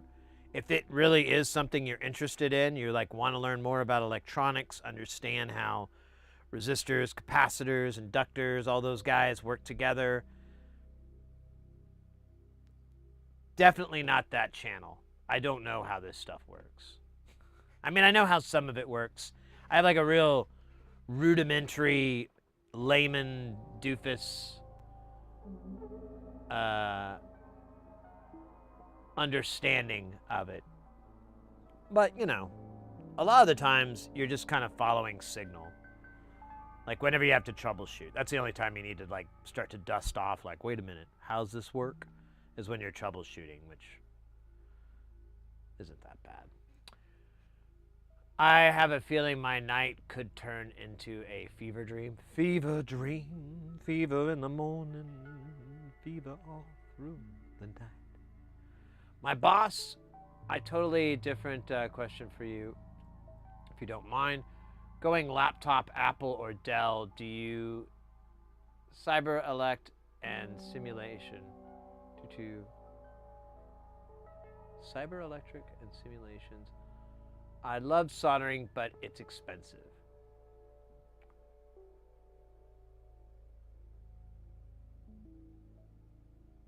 Wait, are you asking, are you trying to decide between Apple or a Dell? For EE design, for kind of a lot of it, it's typically your PC is going to have more options than your Mac would. Just when it comes to those kind of areas, it's not so much the case these days. Like KiCAD is available for just about every OS out there. I think it's available for Linux and as well, things like that. It's pretty broad. So it really boils down to whichever operating system you kind of have a preference for. I would say go that way. If you're a Mac person, you like to use Macintoshes, you're going to be fine. There's going to be a couple of walls that you kind of have to kind of work with, but honestly, I don't have too many of those. They're pretty rare. And if you're more of a PC person, then get that. Go get that. You're not going to be disappointed, I think, in either method. You're not going to go, oh, darn, this doesn't have everything I need to accomplish that task. I think both are very capable, systems and whatnot for that stuff.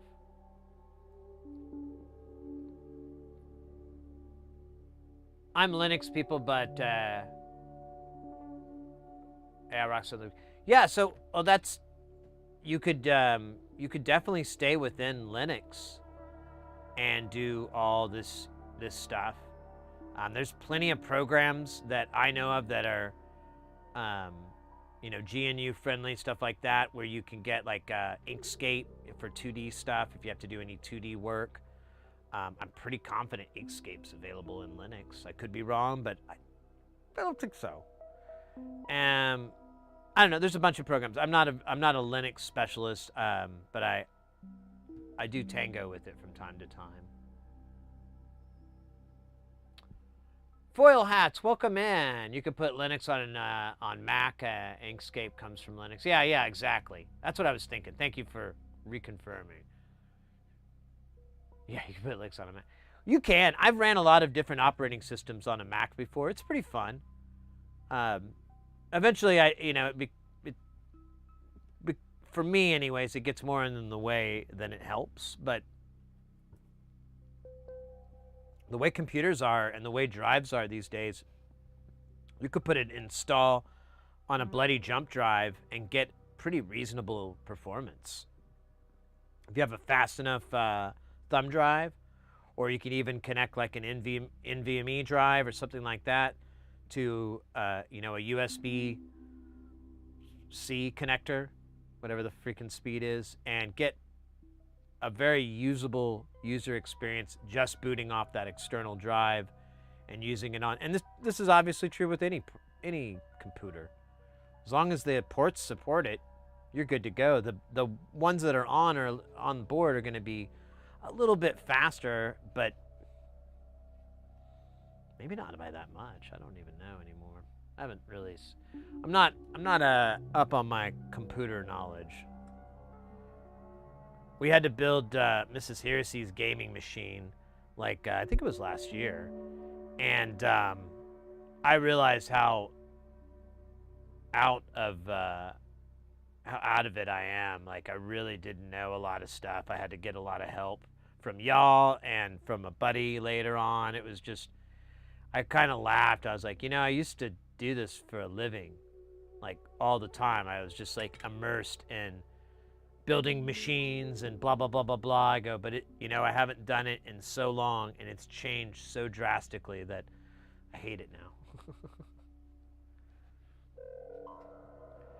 You can always dual boot. Yeah, exactly. Yeah, I don't think you're gonna get too much of a difference on it, as far as speed and all that, booting off an external drive. I mean, it's definitely, I'd probably take a little bit of a hit, but I don't know. I've been thinking about getting some external NVMe drives. I have some SATA-based ones, but I've kind of noticed I've topped out their speeds, and so I'm like, well, then I need to get something faster, don't I? But I haven't gotten off my ass and bought like one and a case and just put it together. Yeah, exactly. Well, I've had these SATA drives for ages, but yeah, they're definitely they've now they're not too bad. So I know that they have the nicer ones now, but these are 870 Evos is what I would use, the Samsungs. And that's for video editing pretty much, because the throughput is more than sufficient for 1080p, which is all I film in anyway, so it's not a big deal. Ho! Ho! Get 55 note. Damn! I can't drive 55. Mate, thank you so very much. 55 months. How you doing? Good to see ya.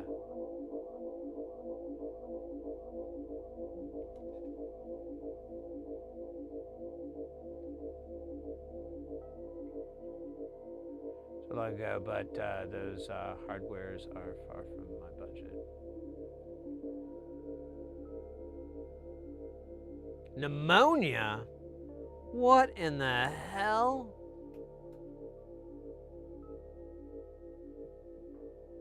I am really sorry you got that. I hope you're feeling better. I had that once, but I was a kid, and it was I was easily the sickest I've ever been in my life. I also had mono, like at the exact same time, so that was fun. Dual ill. And just a little piece of funny note, this was where the house that I was living at, there was like an outdoor above ground pool, but it needed a new liner. And like years and years we lived there, and my parents wouldn't do it because it was a rental, you know, they're like, we're not gonna get it back. And then one year they finally acquiesced and got the liner. And that was the summer that I was just laying in the couch having to drink like so much of water, because I had to drink like, I don't remember how much it was. It was like 8 liters of water every day or something like that. And feeling like dog crap, having pneumonia and mono at the same time. The good thing was that they just developed a treatment for pneumonia, where they didn't have to put me in the hospital, because prior to that you'd have to be hospitalized. But they developed a new thing, and now and that's pretty much what everyone gets now is something that's derived from that or whatever. Because I remembered my parents were like, are we going to have to hospitalize our son, you know, with this pneumonia? And the doctor's like, I don't think we're going to have to, blah, blah, blah, blah, blah, blah, blah. It's kind of cool. That was the upside. That was the only upside. The pool thing was the downside. Getting to watch my sister and her friends freaking have fun in that pool while I sit inside and watch like over the air television out in the sticks. So you really just get like 7 channels at best, and they're all pretty bad.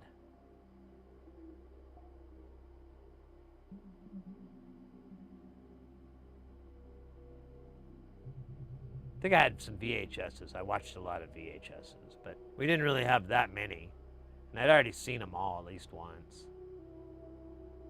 I think we rented a lot, so I think my parents were cool and like rented movies for me, but eventually they were like, you know, we're spending too much money renting these movies, so our son just burns through them in a day.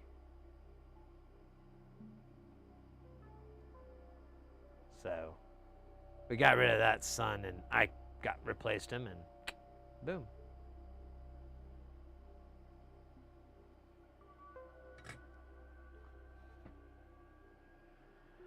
All right.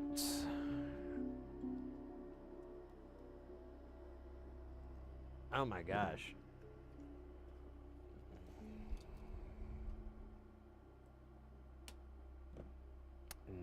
Oh, this needs to be readdressed. Here, let me see it.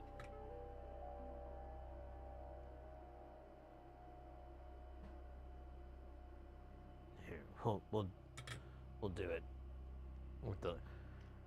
Maybe I should just cut these leads and solder it in. Maybe that's the way I should be doing this. It just dawned on me. I I think that might be the way to go. Oops, that was stupid.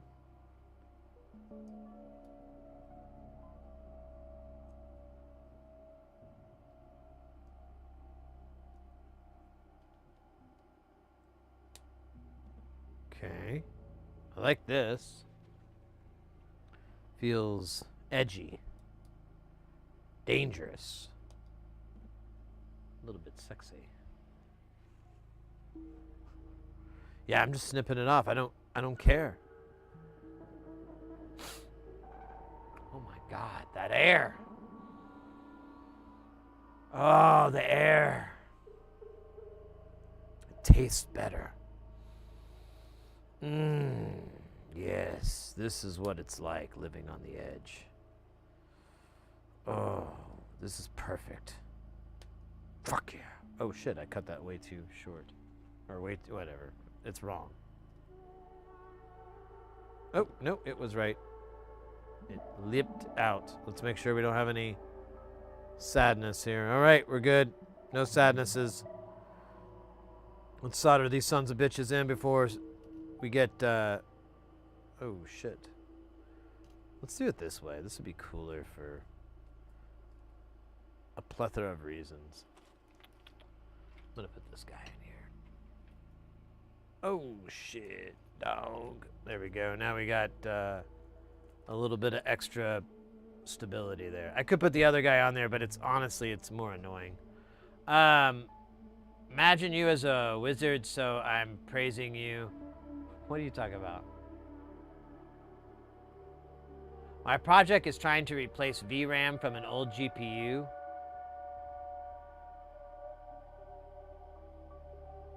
It's hard to do. So if you're doing VRAM, you already did this project? Did you already reball it and everything? Or did you have reballed, or did you already have pre-balled VRAM that you were putting in? I mean, if you've already done it, any advice I give is going to be kind of worthless for you right now. Because it's like, oh yeah, dude. Way behind me. Rear view mirror. Thanks.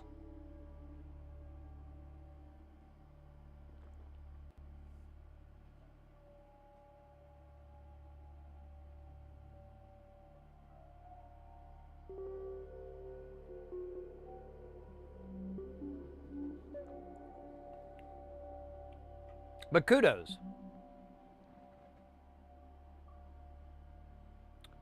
So BGA, which is what's on those VRAMs, more than likely, is probably the most difficult thing to solder in SMD. And that's not like a silly exaggeration or anything. I think the only thing that's like a little bit trickier, or they're kind of, well, I'll tell you the difference. So the other one is QFN. And QFN is kind of tricky, but I think it's easier than BGA. So QFN is a package that has typically a heat sink on the other end of it, on the bottom of it. It's square, and it has leads that are on the corners of the bottom. So there's just leads. There's not leads that stick out. They're just plates. And it will sit in a, in that sitting. It'll sit in that footprint, and what will happen is you'll put like a little bit of solder on that heat sink so that it'll connect, and then you'll put solder on those legs, so you can pre-solder it. That makes it easier. And then what you'll do is you'll heat it up. You'll kind of get everything nice and flowed, and then you'll press down on it, and then take your heat away. Let it cool down to where the solder solidifies. You have to watch it. There's not a really easy way to tell, and it's going to take a little bit, especially if you're using hot air. And then once it's there, you'll go in with an iron and pick off all the excess solder that's pushed along the edge. When you pushed it down, it squished a bunch of stuff out. Then reflux it, heat it up again. It'll lift up maybe, but it shouldn't lift up at all. It should just stay flat. and the flux will kind of get in underneath. It'll take care of any shorts that you might have by pulling the solder into the place, and then you're good. The problem is it will love to jump off of this matrix, and then it is so hard to get it back on the matrix. It's infuriating. BGA, in my opinion, is worse.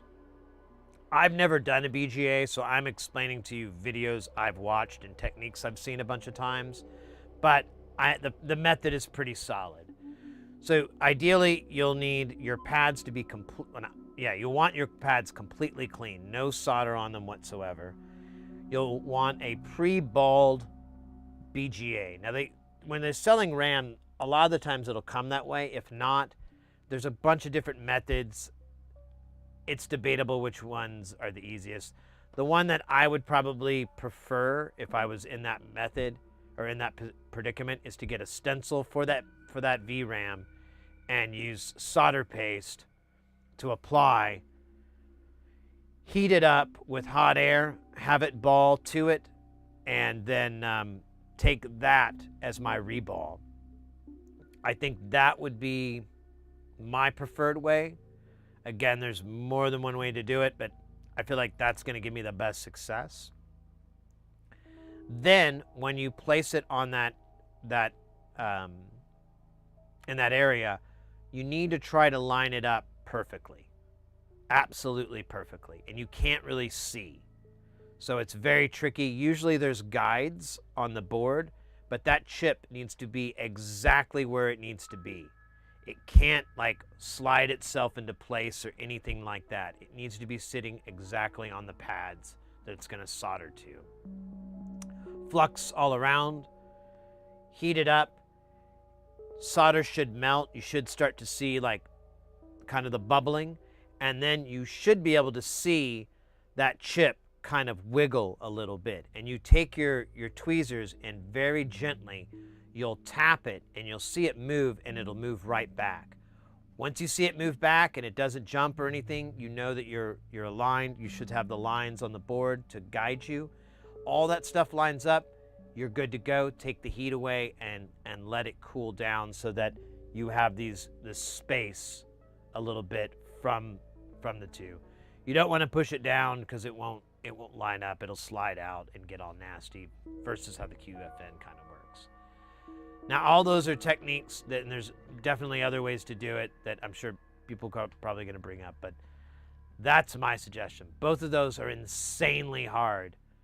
Like, I don't ever really look forward to having to do any of that. So if you're looking into getting into SMD soldering, I have a lot of other suggestions I can throw your way. But if you're looking to get something done with that video card, then yeah, that's what you're in store for. You're going to need to do all these things. If you're looking for a content creator that kind of deals with that a lot of the times, you might check out Northridge Fix on YouTube if you haven't heard of them before. That guy Alex is really cool. He has a ton of videos and lots of video card stuff and VRAM chip replacement, stuff like that. So you can kind of see, you might be able to find your same card. You never know. Anyways, I rambled.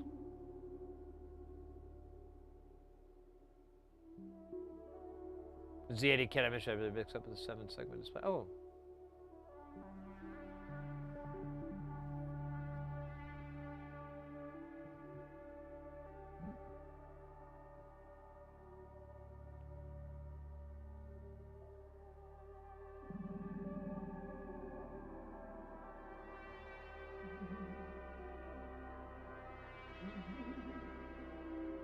Oh, you think so? 50%?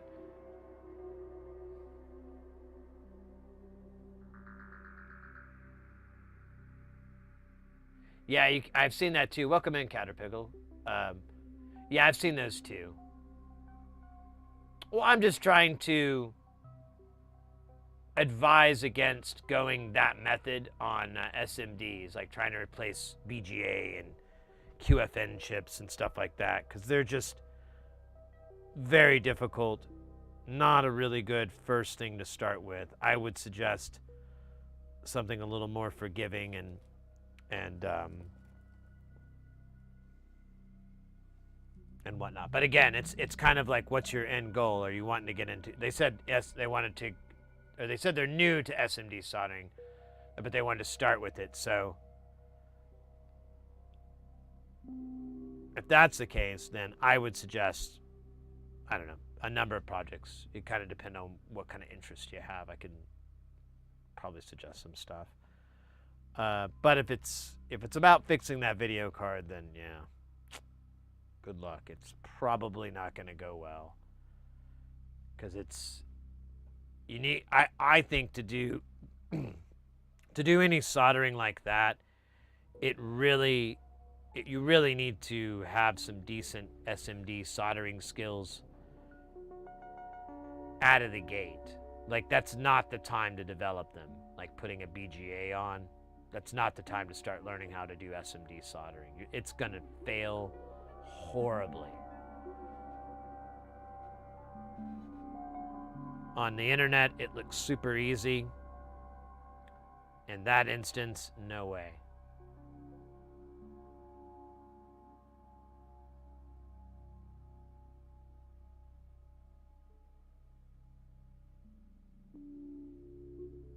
QFP, right. Okay, let's keep going. We have all this other shit to do. I've just been putting this together like all fucking day. I don't know how. I keep getting distracted. We keep chatting, which is good. Doctor says if I keep chatting, I'll get an award for Mr. Chattermouth. And I can't wait. That award is prestigious. Oh, you know what? Hold up. This sucks. Let's put this. Let me do this. I'm realizing, like, oh, wait a minute. Oh, shit. Yeah, this is kind of a damned if you do, damned if you don't.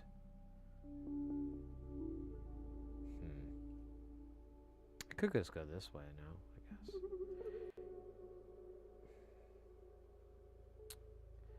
Yeah, let me think here. This thing is kind of getting complicated.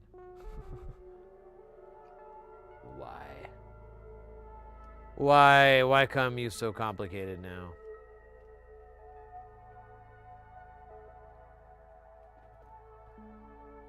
Here we go. Now we can do this whole chunk here.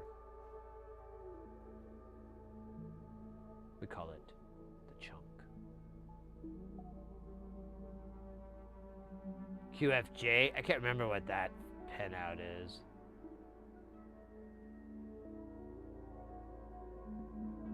Got a new Hacko SMD station in the workshop for radio repair.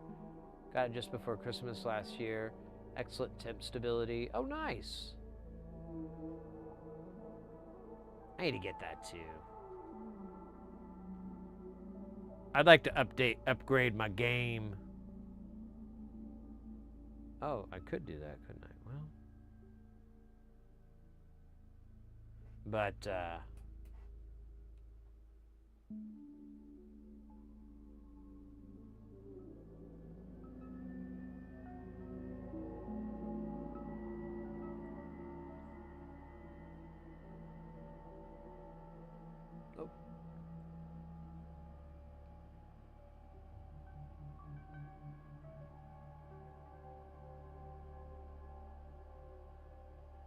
Yeah, I'm gonna dump this because this shit is nasty.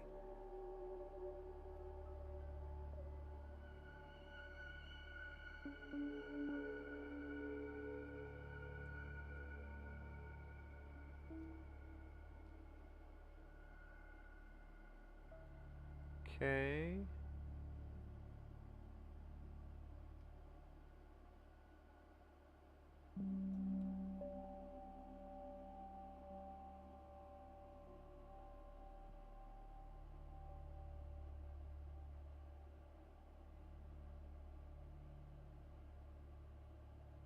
What is this? You're talking about foil hats? Burr, burr, burr, burr, burr, burr. Oh, yeah. thinking about one of those.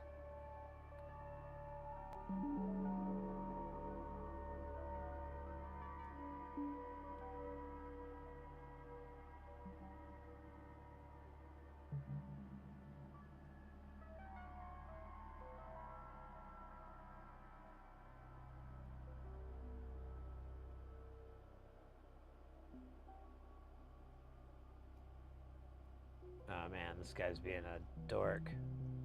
Here, let's add some de-dorking juice.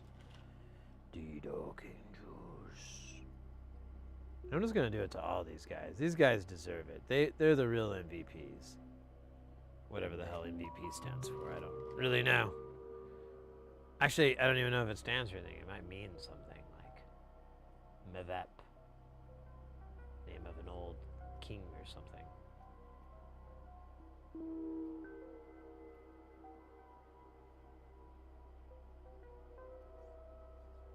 Dude, I need more.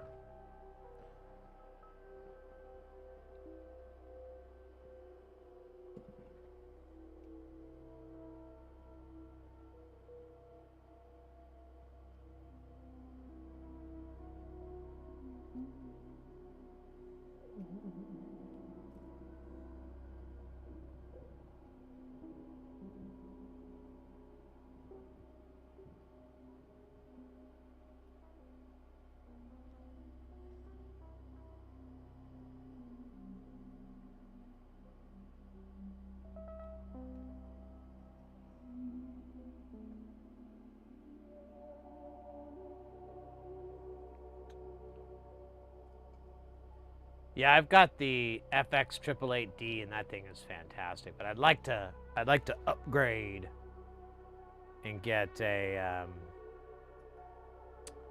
Oh, I'm forgetting the model number, but it's a.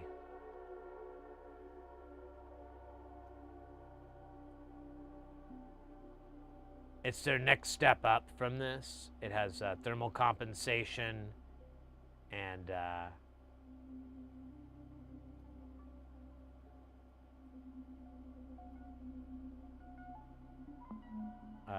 Replace hot swappable tips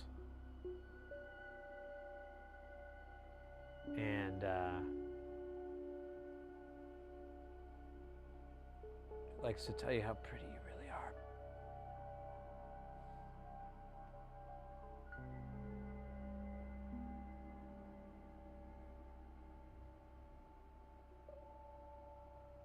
Oh, nice, Booze. Very cool. Yeah, the 888s are great. I tell people all the time. Veller makes something similar. I can't think of the model either, but either one is going to be a solid investment. It's going to be a good tool.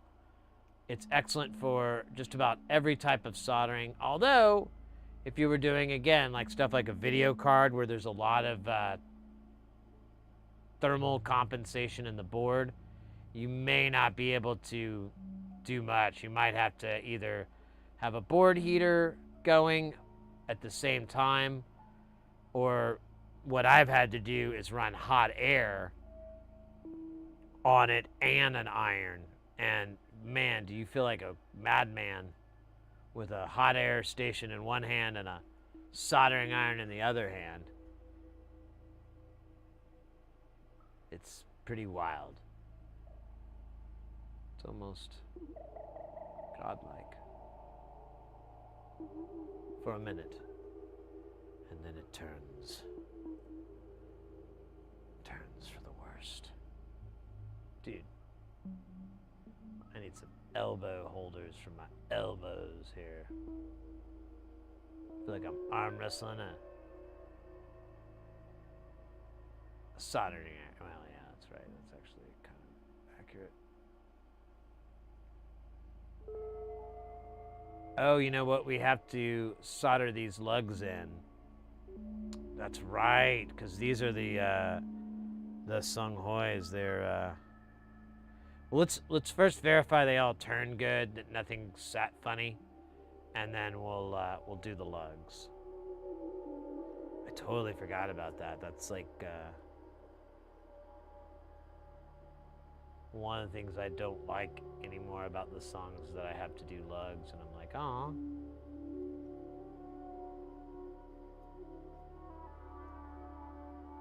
Okay. Want to play that game, huh? You want to play that game? You want to play that frickin' game? Let's frickin' go, huh? Huh? You ready for this shit? You ready? Bet you're not. Bet you're frickin' not. No, you wouldn't be. All right, here you go, asshole. Eat it. Eat it with your mouth. Yeah. All right. I have attained vengeance over the inanimate object, and I believe I have soldered all the required bits and pieces that will allow us to, except for the lugs. I guess we'll do the lugs real quick, because we just, look at this. A stowaway. There's another one below. We'll get this one first. Keep your eyes sharp. Stay frosty.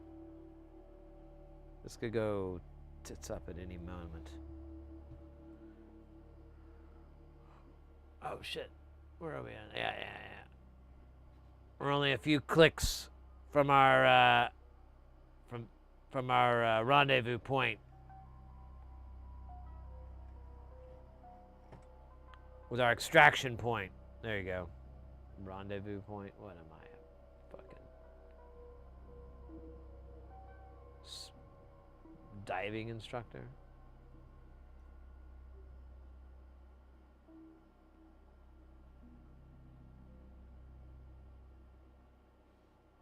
Oh yeah, you can't see it because the camera's at an angle. It's my speciality. This actually works perfect because we have to come in at an angle anyway, so.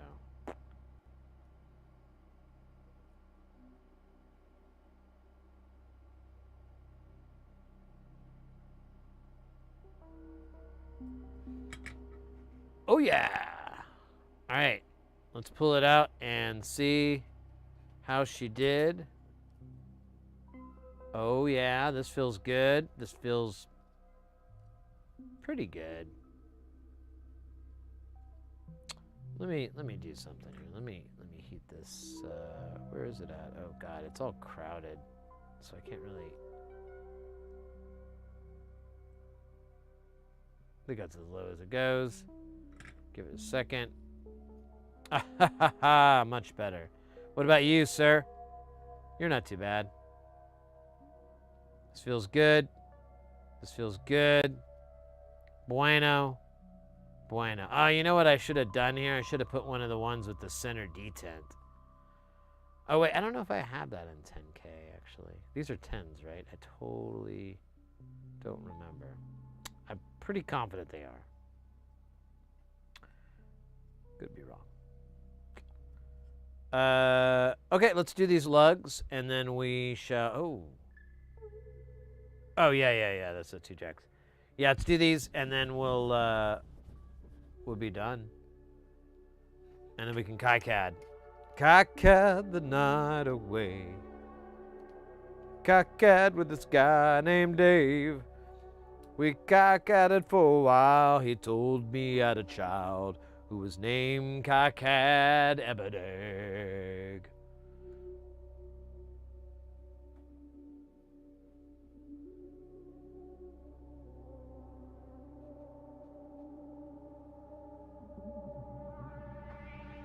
I hate crunchy pots. Who likes them? Fucking weirdos, right? You just want to punch them in the punch hole so that the punch comes out properly. The hole. Punch hole face. Oh, man.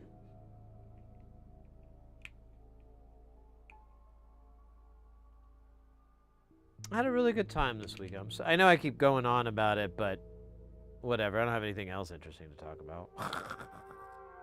No, I had a really good time. Like I listened to a lot of really good music and I used to do that a lot. I used to do sound at this venue here. That's how I learned live sound, was here.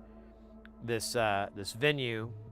It's no longer around anymore. It closed down a long time ago, but It was like an art venue and a music venue, or an art gallery and a music venue. And me and my buddy, and actually we had like a lot of other people that helped with us too, but him and I were the people that kind of were there all the time. We both were the in-house sound, and it had this giant basement, and we had our studio in the basement, and that was pretty cool. It was really fun. It was good times. But wait, let me see if I can. Forgot my point. Yeah, I had a point. I totally lost it. Probably the reason for the dab, huh?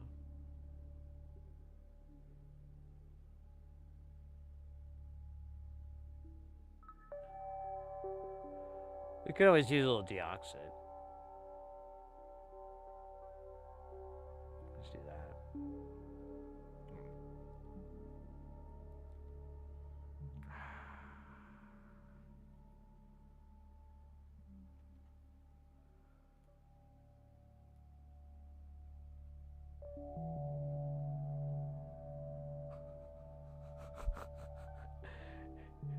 Anyways, I'm just gonna fuck with that. Yeah,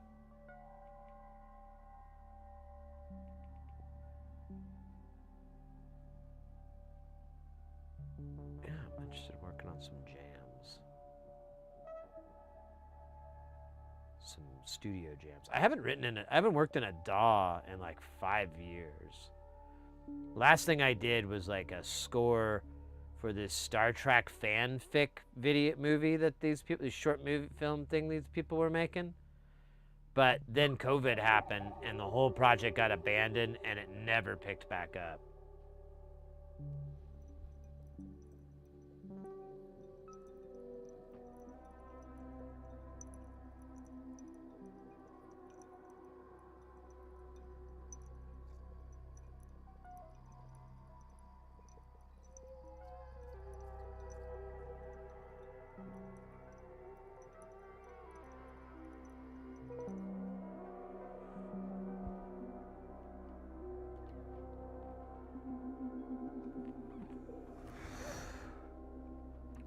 I was really excited about it. I bought this little Arturia package that had the Synclavia, which, by the way, if you've never heard of the Synclavia, go check it out. It's a really weird, cool synth.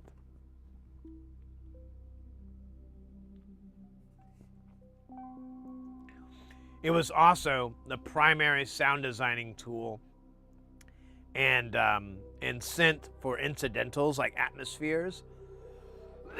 Pardon me. For Star Trek: The Next Generation. Oh yeah, I forgot to mention this is a Star Trek TNG fanfic that they made. In fact, if there's a meme that goes around of when you order Star Trek from Temu, kind of one of those memes, and there's one that's the adult porn parody of it, and that one's pretty funny. But there's some other one, and that's that movie, because some of they put some of the stills, or not stills, just I think it was like behind the scenes shots, and like, you know, their makeup really showed, so it looked really bad, and anyways, it was not flattering. But that's the one I worked on, and so like the Synclavia is used throughout the whole series.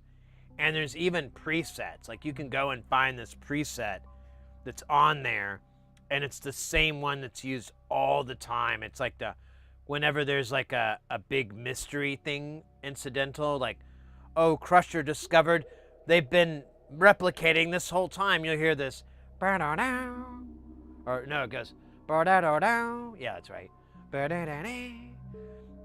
And it's one of the Synclavias. I'm almost positive. There's some other ones that like totally reek out.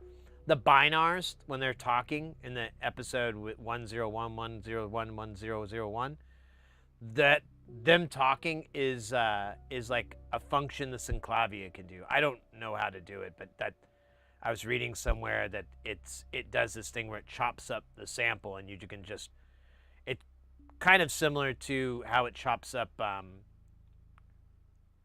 you would have like a recycle, but this was a decade before recycle, and I don't know exactly how it works, if it uses transients to cut up or if it just does a segmented time. But either way, that's how that effect was and for them.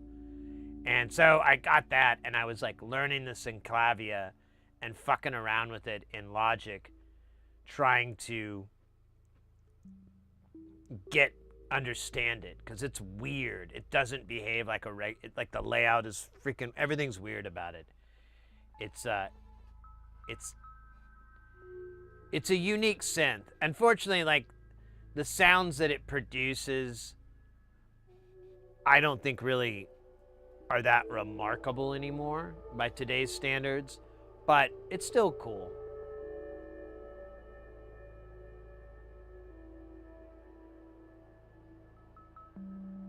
Bar steward? What do you mean by that? I don't know that term.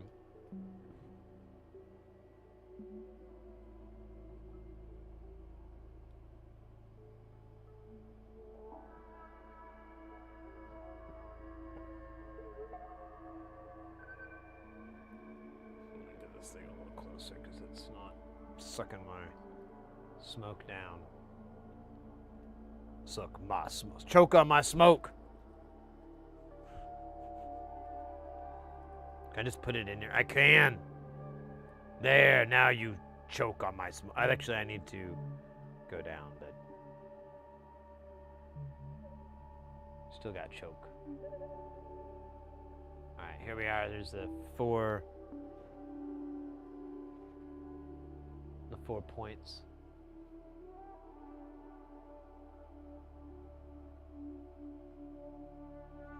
Really? Yeah, I think I remembered reading something like that. There was some revisions and of it as well. Yeah, I think I remember that. Whatever. The synclavia is a cool piece of hardware, but the Arturia version is really cool. I bought like a whole pack. It was like a ton of synths. Like I got their CS80 clone, you know, their software CS80, all this other stuff. Just really fun shit. And I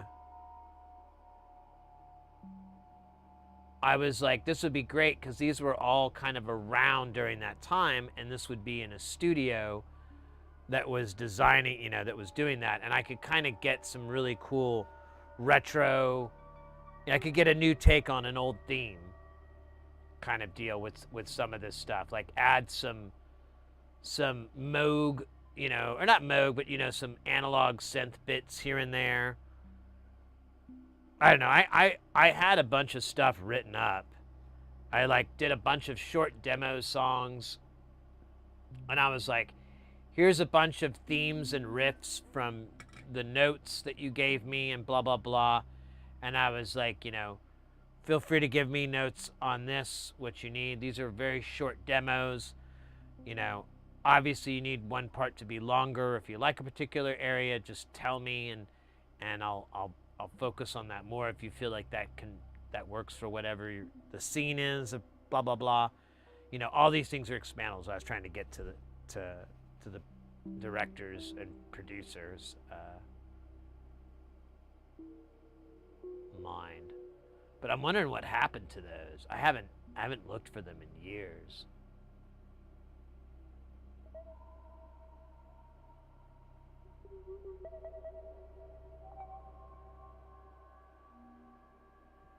I think that's what it was, honestly, Will. I don't think I have it installed on this Mac. Let me see.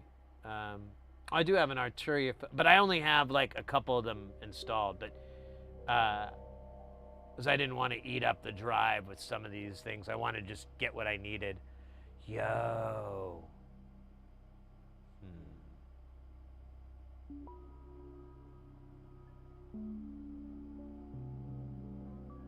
I might work on some music tonight after the stream.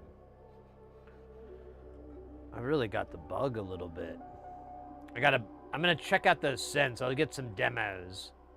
I think they all have like a demo version of it, so I'll try it out. And you know, if I like it, $150, I think with that 10% off. And that other one was like $120, something like that. That's not tiny amount, but it's, you know, honestly, it's pretty fair for a big sample library like that. And it's a standalone. You know, you don't have to have Contact or, you know, that shit installed. Kind of nice. So I'm willing to pay it. Not very happy, but I'm like, you know what? Fuck it. But I think it would be, I don't know. I think I could come up with some good stuff. I'm kind of fucking excited about it, to be honest with you. I'm like, man, because I don't know. I heard so much good stuff this week and the last couple of days, and it just inspired me. Like, yo, I want to make a riff like this. I want a riff that does this to your head, like just makes you keep thinking that's where the downbeat is, and it just skips. And you keep going, why does this downbeat skip? And it's like so much fun and yada, yada, yada.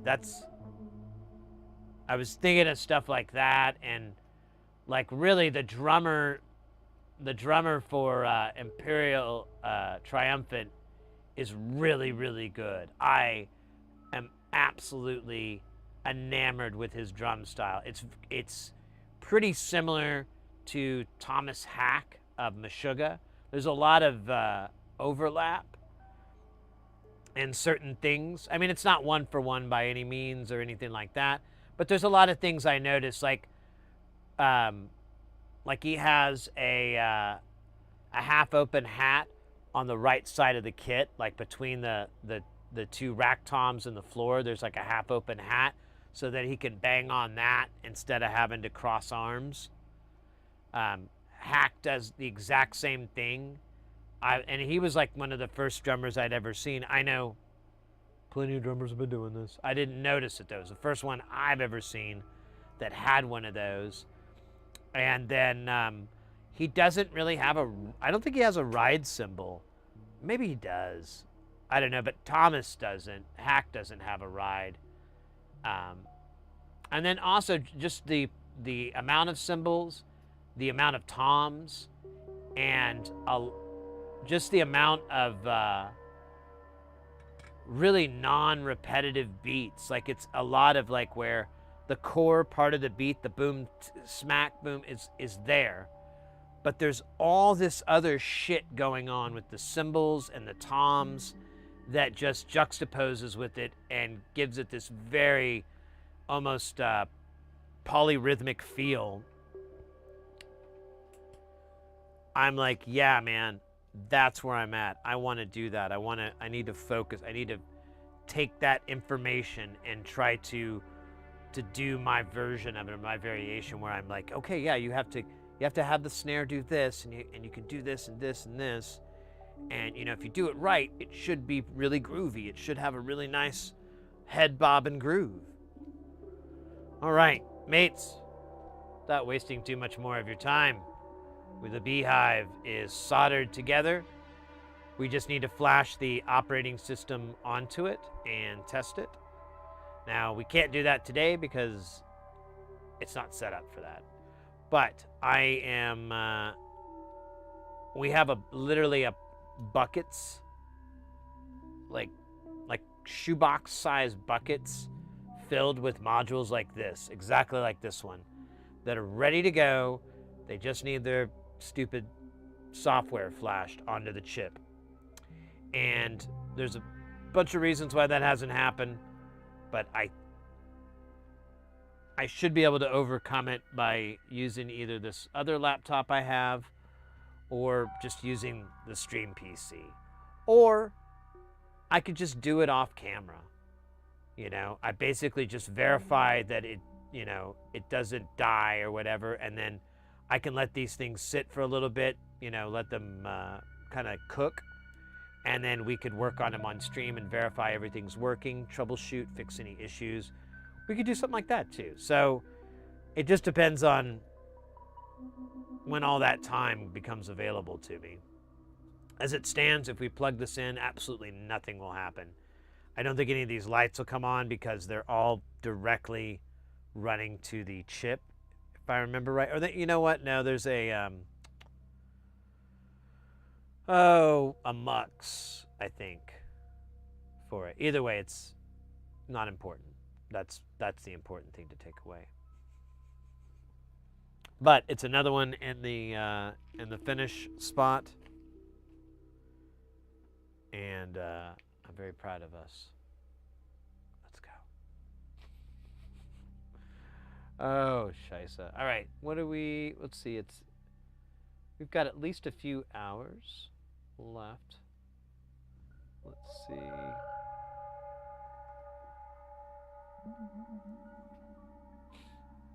Let me move the old computer over here.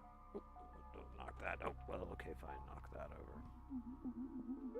Oh my gosh. Let me go. CS80Q, who's new in the late 70s.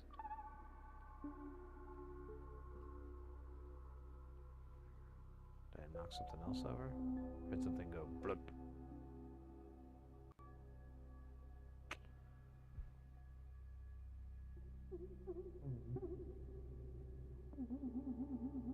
Yeah, they are very, very difficult to service and fix.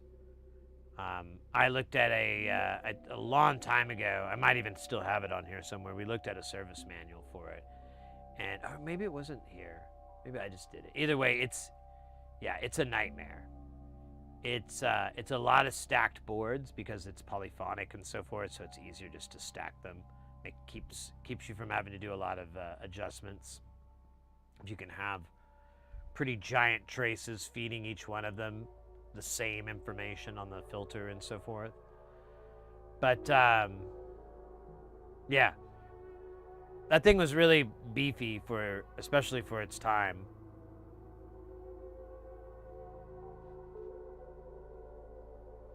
Let's see.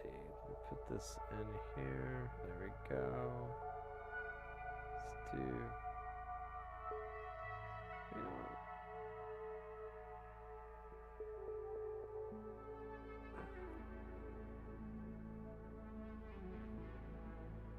all right. Let's see. God bloody hell! It keeps doing that.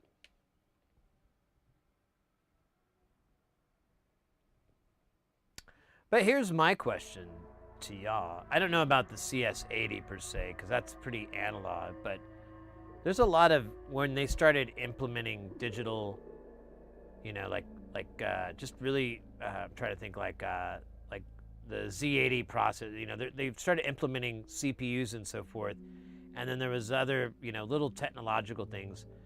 My curiosity is, wait, could we feasibly shrink this down, and instead of having this big Z80 size chip or whatever in a dip package of all things, you know, a PDIP package, and we took that and turned it into, like, you know, a PQ, you know, a QFN or whatever, something, you know, something small. Well, the pen version maybe, but whatever. It's something small where it's like, you know, an eighth that size. And then on top of that, it's also carrying all this other, because there's going to be other logic chips it has to feed into. And we can just put those logic chips into the FPGA, because that's what it fucking does. So we could take a lot of these logic functions. Some of them we wouldn't want to, because it's, you know, it's just demuxing and breaking out things. But, you know, some of these designs, the way they work, there's just ors and ands and so forth on the other side. So I don't know. I was thinking about it because I was very fascinated with the Fairlight. Here, let's get over to this. I couldn't fucking. So the Fairlight has a. We were looking at the manual a while back, and you can. Oh shoot! Let me fix fix this real quick. We looked at the service manual and we discovered that you can stand by. I got brain, absolutely all brain functions required. Emergency.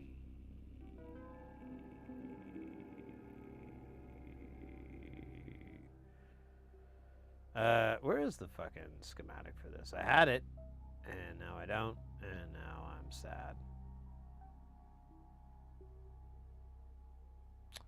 Guess I can. Oh, that's right. That's right. It lives in a PDF. Bika to Bika. Sounds like a Shakespeare thing. And Bika to Bika. That is the question. Okay, now we're clear. Boink. Boink. Look at that. Magic, baby. Not really. Just dance. Okay, so let's see. We don't have our MIDI IOs. I am...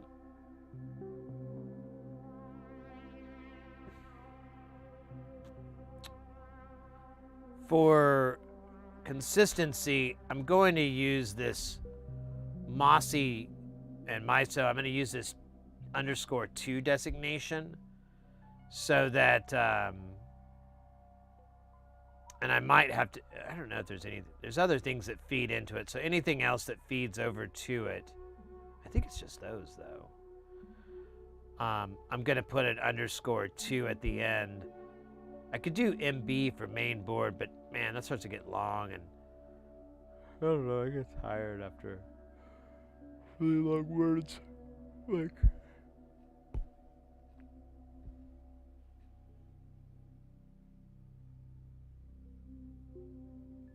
yeah, I just did that to make it easy. I may jump it out and just throw it all on one sheet, but since we have the main board and then the excuse me, the voice card, and I kind of need those to get their files generated. Well, shit, that's the problem, aren't I?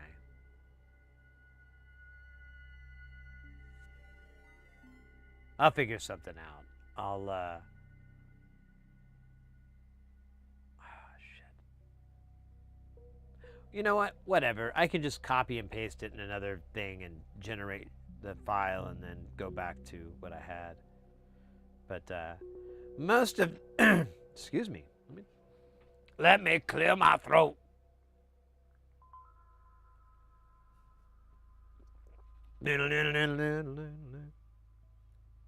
So I mostly copied this pretty one-to-one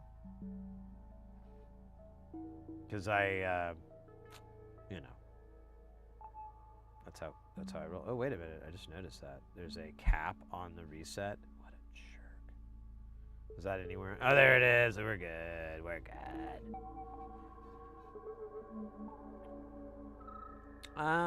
Okay, so what are we missing? We got all this page. I believe we got everything on this page. Yeah, there's no op amps here, so all this got taken care of. We put it on the chip itself. Oh yeah, the Deckard. Man, that's so and it's through hole, isn't it?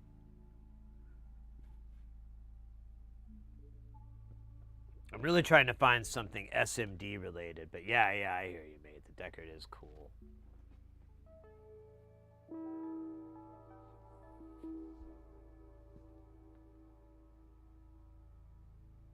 Oh, I didn't realize that. You got to play one.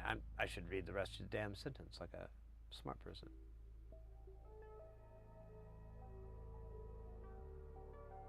Interesting. All right, this, I believe we did all this. We got the resistor network. Yeah, we did all this. Now, we did not do anything here. We didn't do the SD card, which I do have, I believe, the file for. Hopefully, I still have it.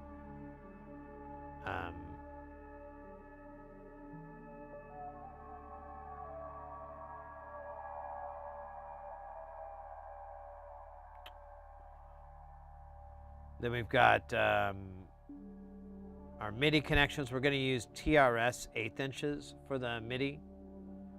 So that'll be easier.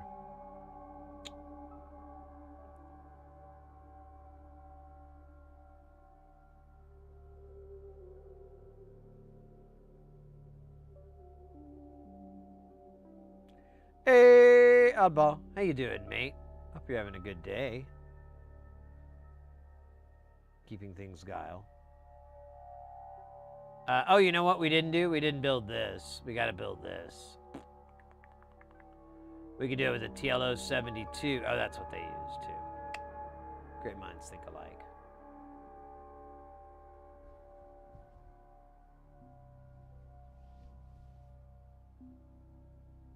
There is a Shruti CS80 filter. I think my buddy might have built that one. I've said it many times, and I'll say it another time. If you want a really, really amazing mono synth, the Shruti is it. It is slightly menu divey. If you wanted to, you can build like there's a big version of it, but it's, oh shit, it's gonna do this thing again. But it's, I don't know. I've built both. They're okay. The big one is okay. It has some bugs. We're gonna have to do this and plug it back in. Bastard.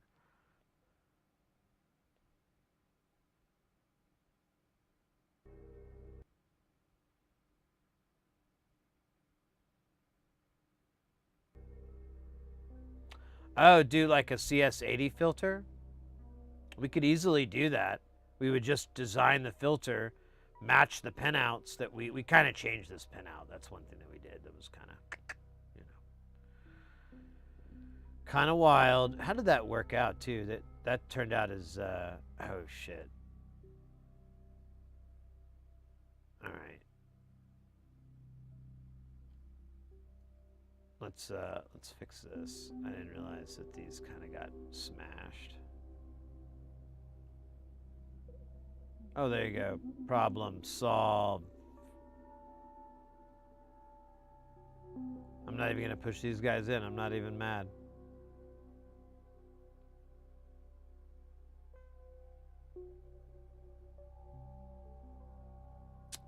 Cool. That was very easy.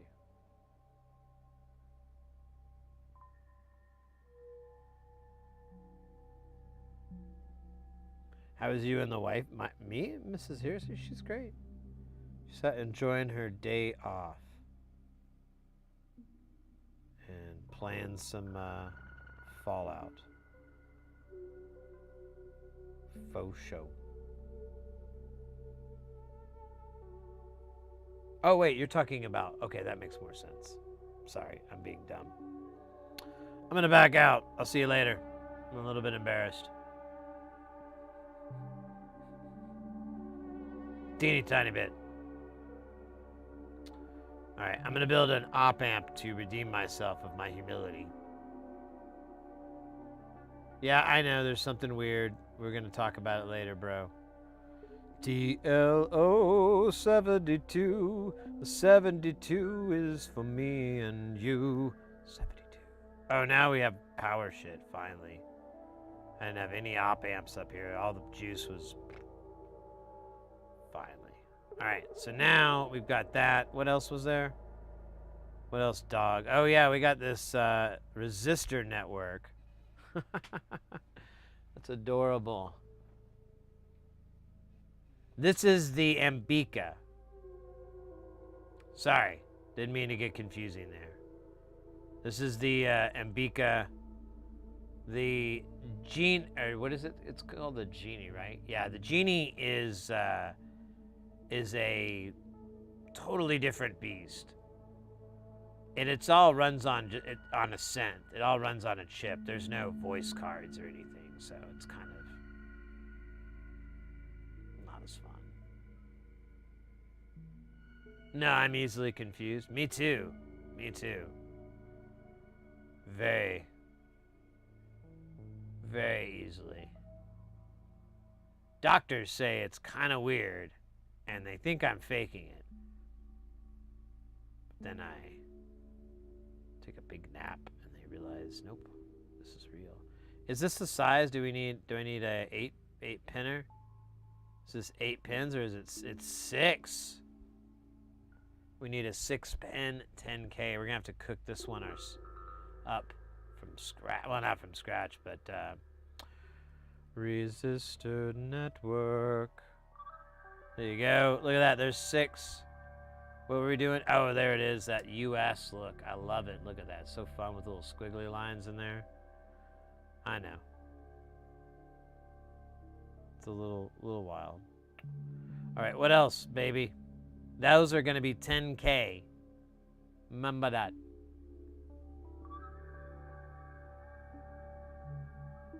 You almost choked on a pickle slice. Be careful, man.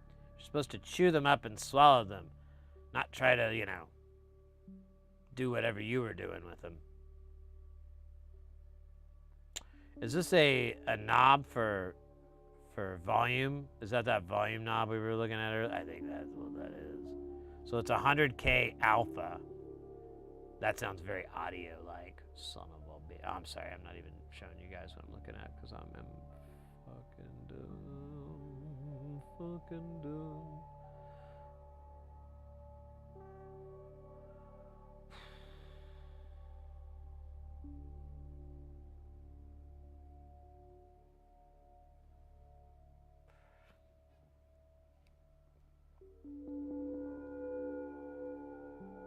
What are we doing again? I forgot it. And who are we doing it to? Oh, yeah, we're doing this. So we need a pot. We need the poison and the remedy. The post-victim rhythmical remedy. And the pressure. Let's get a resistor. That's a pot, you dork. Okay, let's get a cap. No cap, cap. Cap coming in. Cap, free cap. Captain cap. Whoa, whoa, whoa, whoa. Cap, cap, cap, cap, cap. Cap. Now.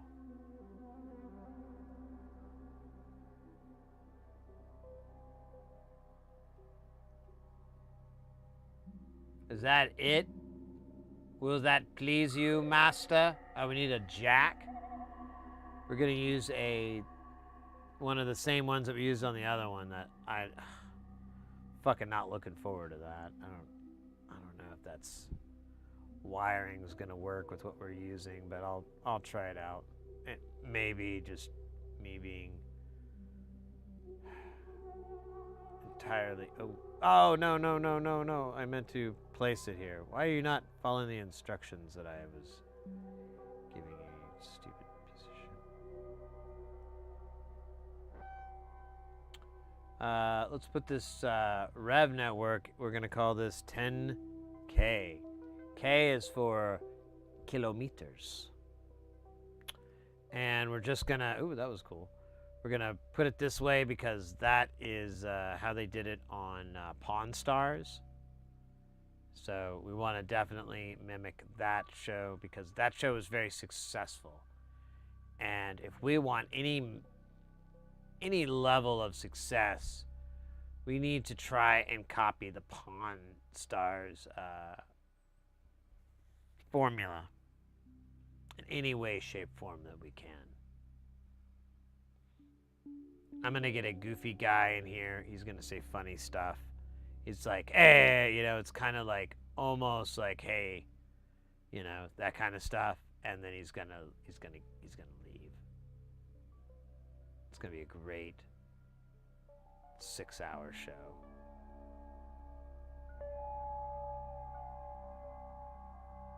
Before we're canceled. Not by social media, not that kind of canceled. Like someone physically is like, this is so bad it cannot exist, And then they're like, yeah, man, it's really not very good. I don't think there's any loss. And then they end it. And you never find out what happened to JR.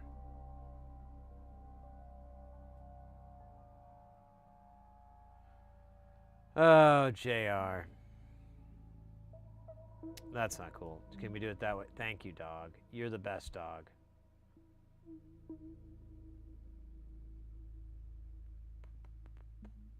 Yeah, right here. That's fantastic. Thank you, dog. And then a little bit out here. Yep, that's Oh, no. Well, come on. There you go. Be a smart guy. There you go. Now we're just going to take this and we're going to recenter it because I am mildly blind, apparently, and possibly in need of the services of a very talented ophthalmologist or something. Okay. Where are we at with this son bitch? Is it going to be the same dimension? So we're going to flip this guy around too. Do the old Y. And then I saw this happening. How's this work again? Oh, one side to ground. I love it. This is just like in that movie Ground Wars. Now, what's our pins at here? I kind of want pin 1 to be ground, right? That doesn't tell you, but I'm pretty confident I want pin 1 to be ground. Although, depending on how we mount this thing.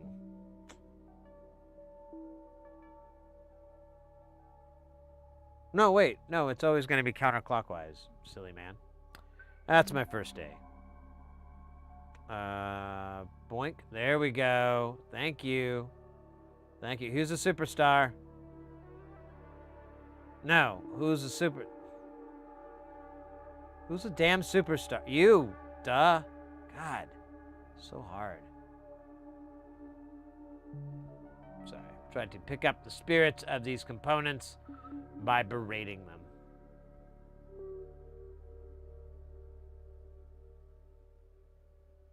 My car's still a bit on the shelf last year. The parts to sort out. The bum stop base sequencer.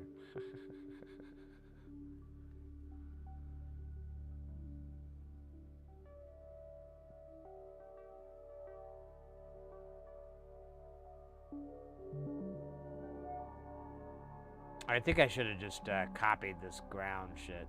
Yeah, I'm gonna do that right now. And then I'm gonna look and go, hey, look, I need that there. Cool.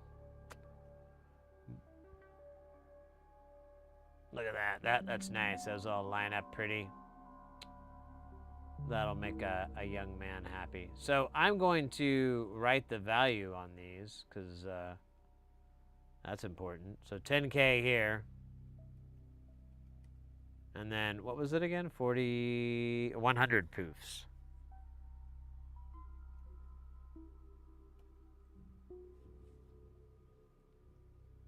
And we're just going to copy this whole damn thing here.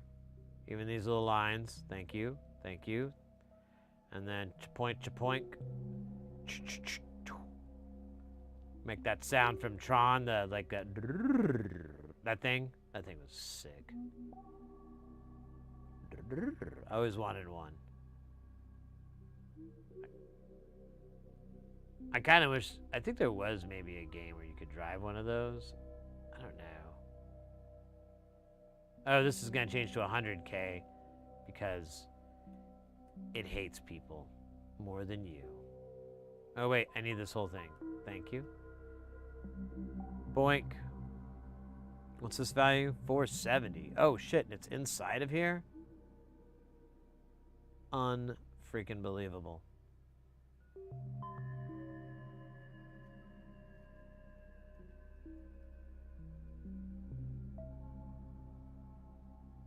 Oh, undo that. So, undo that, and then we're just gonna take this and just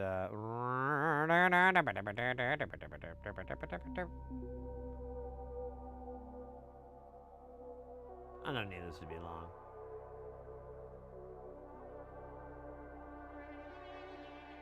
Oh wait, undo. Or whatever the fuck button it is. Fuck button. Center this for pretties, for the camera. There you go. Wunderbar. As they say in Wunderland. Oh, this says 18 peak? Peef? Poof? Peak? Pop? Whatever, dog. Whatever makes your cantaloupe rock. So we need this to go to TNT. It's dynamite. Both of them, right? Oh, you can have the switch float? Okay. Like, you want to be a jerk and have it float? That's fine. That's fucking great. Jerk face. And then this is going to be ground, isn't it?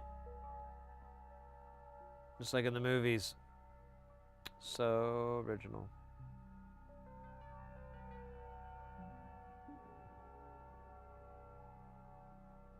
Is that go to ground too? Yep.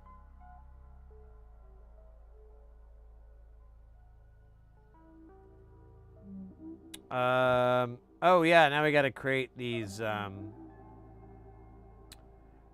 these are already here. So I just need to copy these. That's awesome. Good job, Pass Sid. Really way to bring it home. I didn't think you had it in you. Thought you were gonna let us all down again. Just like you did in Macho Grande. Yeah, I know. You'll never be over Macho Grande. Oh wait, this won't work really this way. So let's just not even bother. Let's just fucking be. Oh yeah, these numbers are. Oops, these numbers are all weird. Why does 2 start? Oh, this one's not labeled right.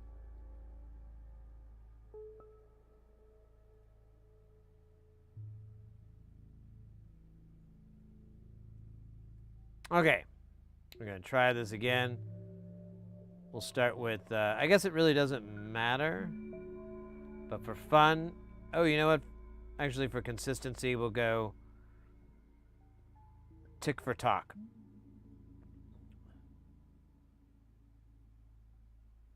Won't quite work, but no one ever tried.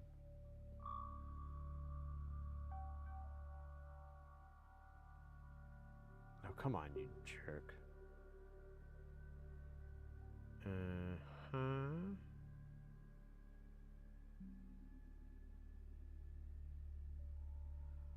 Okay.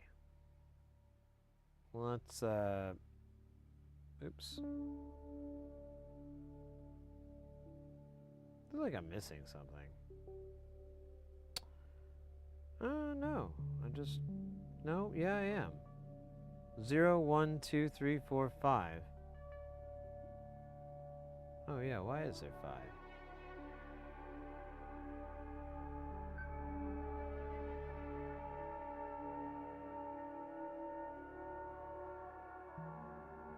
Yeah, there is 5. What? But that's 6. Why? 0, 1, 2, 3, 4. Yeah, that's 6. Why am I? Oh, I'm a little. Okay. This isn't supposed to be this way, maybe. Yeah, we're just dumb. It's a new day for your brain.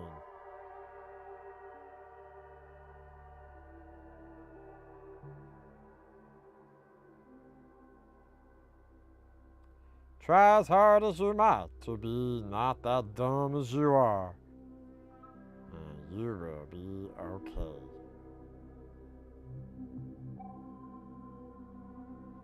You give me dog, you're not gonna be that dumb forever.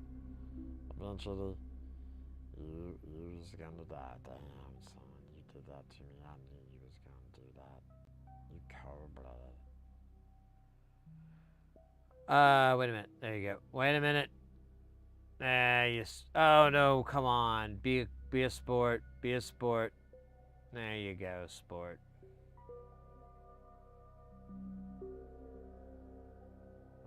That was where I was confused because I'm stupid. Just a little bit. It's not a huge amount. It's a pretty natural amount of stupidity. Okay, so that, our mixer is done. And I believe that is all of this part.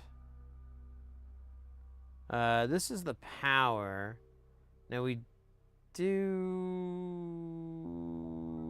need to generate 3V and 5. So we'll need to build this. I'm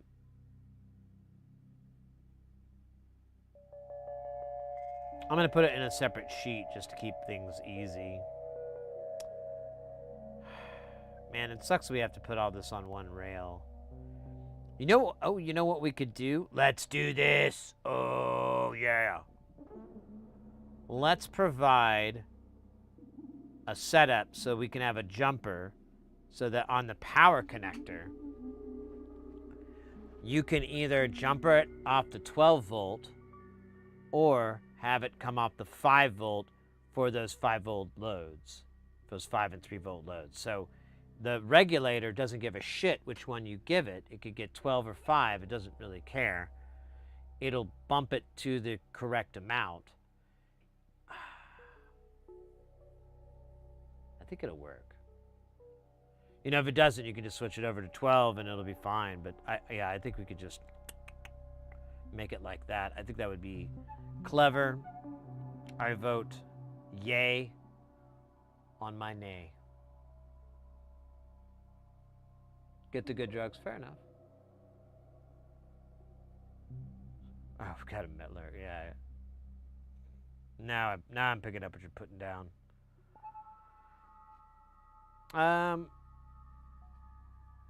Yeah, let's build the power. So I think that's it. I don't think that. Oh, you know what? Let's do the MIDI. Actually, we didn't do that. This MIDI circuit and this SD card circuit. Let's see if we even have that SD card. I can't remember. SD card. Oh, yep. SD card device. Cool. Beep beep beep beep beep beep beep beep beep beep. What else do we need? We need a 6N137 and a 4050N. Let's do the 6N137 first. That should be a optocoupler.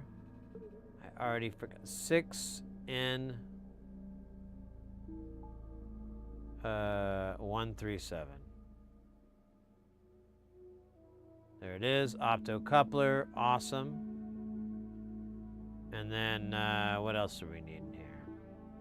Oh, this 4050N. Now I believe this is a 5 volt. Yeah, this IC is, oh, it's 3.3. So I think we need the HC 4050N. Let's see, I think I have the bill of materials here. This is the, yeah.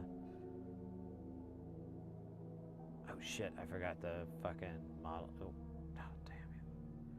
Do we still need this? Yeah, we're not working on this anymore.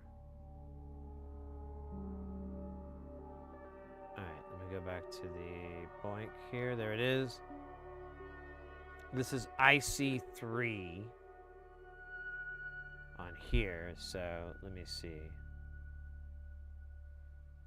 It just says 4050N. Oh, but it's an HC. HC40. Okay, that's what I just needed to figure out because I didn't know which one it was. I don't know them very well. HC4050. Oh, come on. 4050. Guess I could just do that. It doesn't really matter. It's the footprint, really. I guess I'm being kind of silly. Yeah, let's do this. And there should be cuatro. See? Oh, what the fuck? Muy buen. All right. That is a lot. That is 6. That's cool. You know what they say. 6. Let's see, do we need a resistor network to do this? No, but we do need one of these pins, so maybe we do that one. And we grab some resistors and caps. Do we need Yeah, we do need resistors. So we do need a diode too, 4148. I don't think we've done any diodes on this board. Just these LEDs, those don't count. So we'll punch that in when we get there.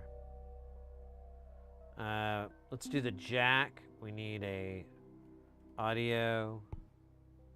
Did I just type jack in there? Yeah, audio connector, jack 2.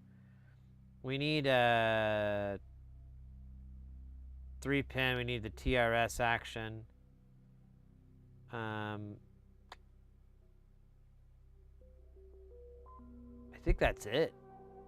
Honestly, I think that will work. Let me make sure there's no other cooler versions. Passive ground, I don't really care. That's a switch, we're not doing that one. Now we may... I don't think we need that, so let's just do it this way. We'll cross that bridge later if we need to.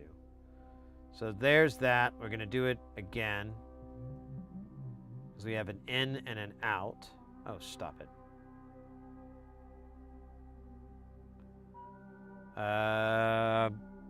6-pin connector,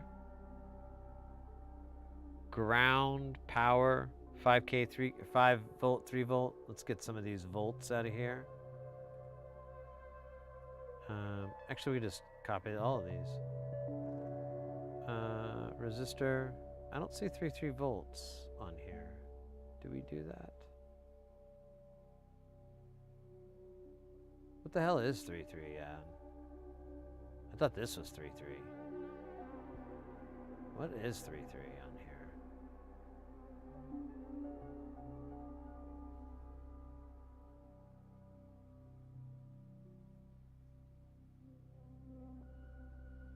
What the hell uses 3 volts? I don't remember that. You're a 6-pin connector. Hey, I don't take that crap from nobody, all right? Nobody but the gardener I paid to say, oh, hey, there it is. So this is 3. This, whatever the hell, IC3. This guy, just this guy. Wow. Look, I swear it isn't me! I swear it isn't! I know who it is! I know who the monster is! I know who it is that doesn't belong among us! I swear I know who it is! Nice. All right, so we haven't done, oh, shoot. Come on, man. I didn't hit Control C. So sad. All right, I'm going to touch these again with my finger and my heart. I should have just grabbed them right here. That was kind of dumb. Let's do that just to make things stupider.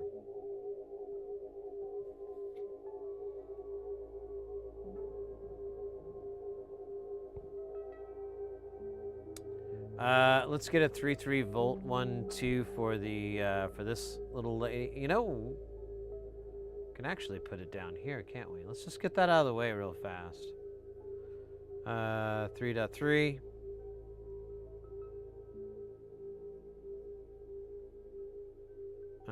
On VCC, I bet. Like, you know, Dahoy. How is this guy gonna live? It does. Oh, there it is. So 3TC, and then the other side is ground. That makes sense. He pretends to. No. Now that should I had over here. You know what? I'm gonna steal it from over here. Boink.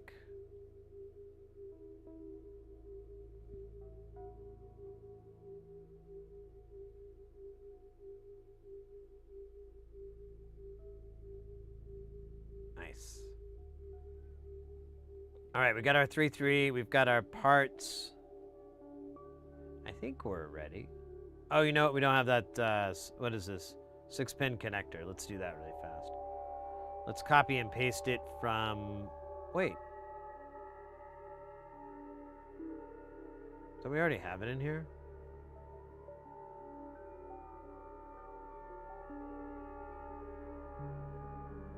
Oh, it's these guys. You.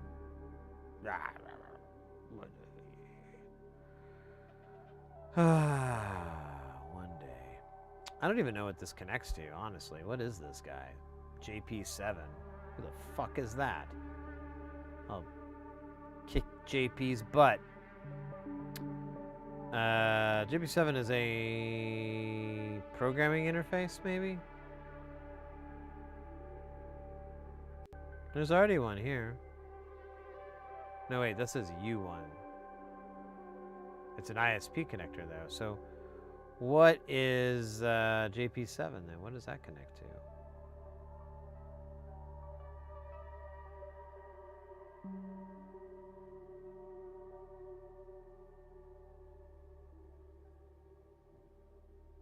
I'm very confused. I have 1, 2, 3, 4, 5, 6, and then there's 7. I don't know where the hell that's supposed to... what that's supposed to connect to.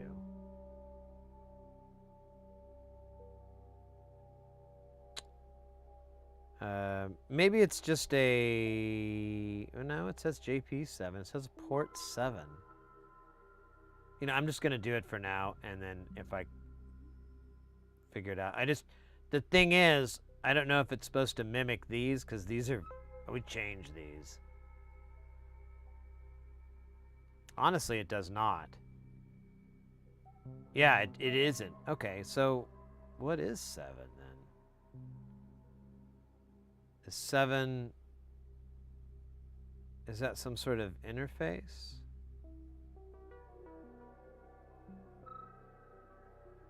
Oh.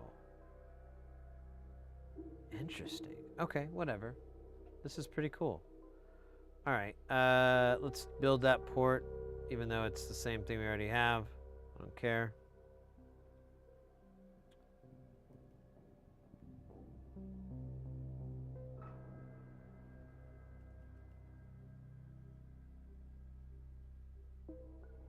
There we go. I put 7 in quotation marks to give it the illusion of funny.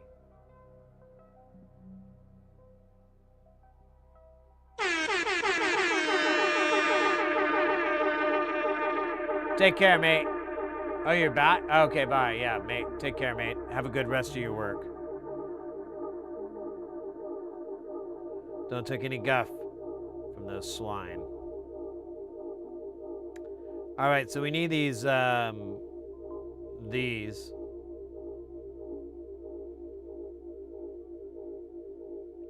I don't know about the... weird. It does change the name. So maybe that's what we do.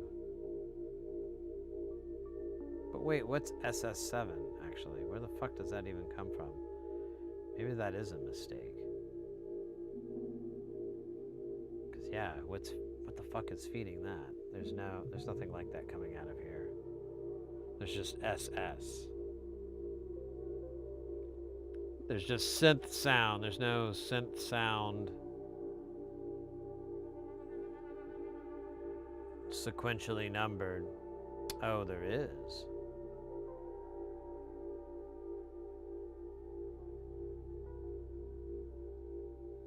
Oh, no, they're not. That's just the names given by the... wait, why is it 8? Oh, because there's... wait, that's not right either.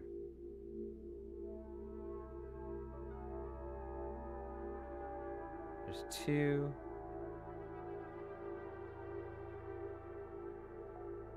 what am I not getting here? Oh, weird. Am I... hold up. Now I'm confused. I gotta... where did 6 and 7 go?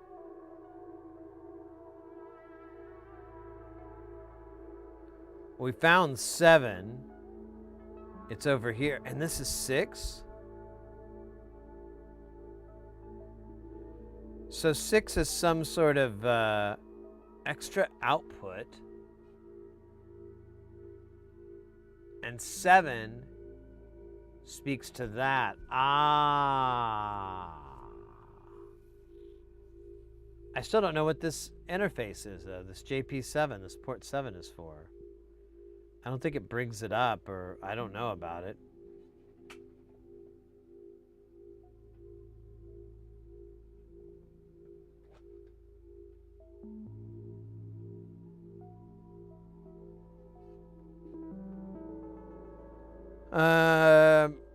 Let me see.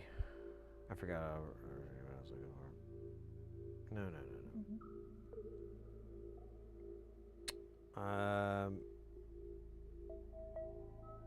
Yeah, actually, I don't know if that'll help.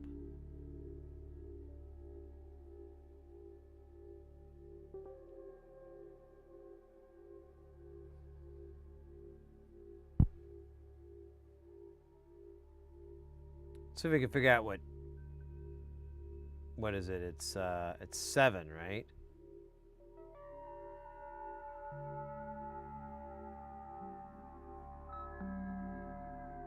Port 7. JP7. Let's see if we can find JP. Nope. Port 7. Nope. That sucks. Let's see if we can find it on this elegant photograph here. Collection of photographs. We might run across it and be like, aha!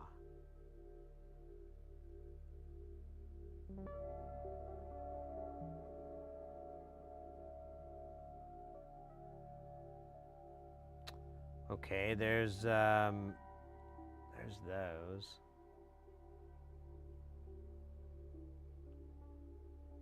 Okay, there's one by here. Mosi Misos SCK. Could be that. Could be that. Right by the AT Mega. Oh wait, here we go. We can look. Wait, where the fuck? Where are those ports?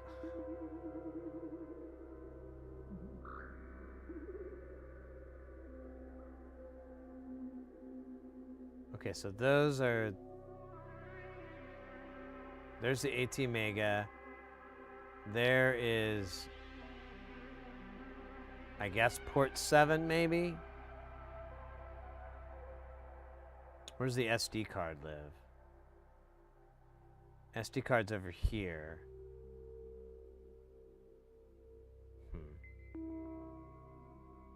So maybe it is like a little... I wonder if you could do 8 voices with this.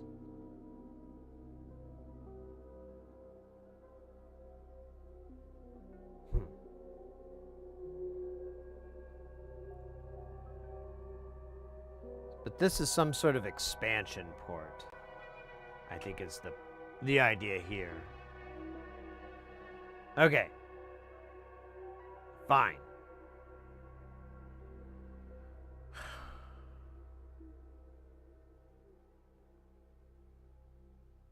All right, then I don't know how I make that connection for the bus, though.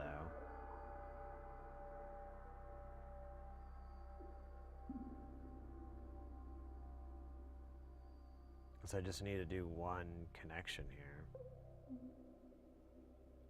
Maybe I can do bus labeling or something in there. Add label draw. No. Is that global? No, that won't work.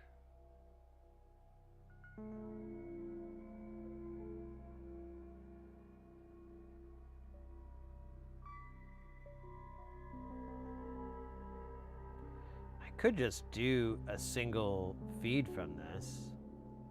I don't know if it's the way you're supposed to do it, but I could just do it that way. It doesn't hurt my feelings. I could run them near each other so that they'll, oops.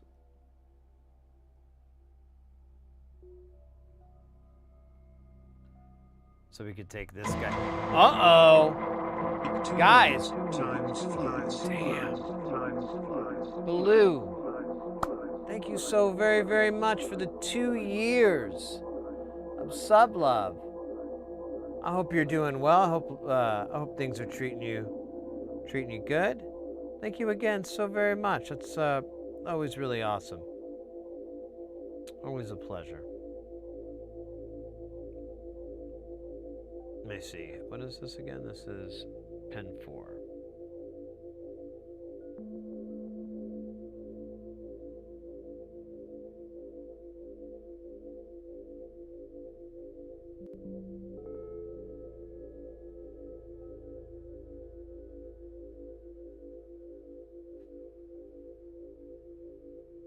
Oh shit, was it 6 or 7? It was 6. Damn it.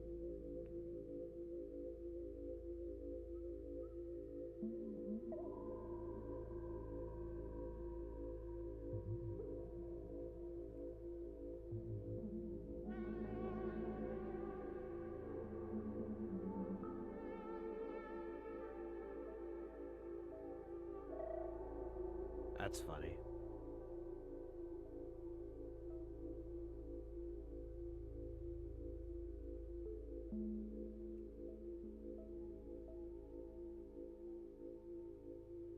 I think that works. I don't know. It looks a little weird. Yeah, it's not working.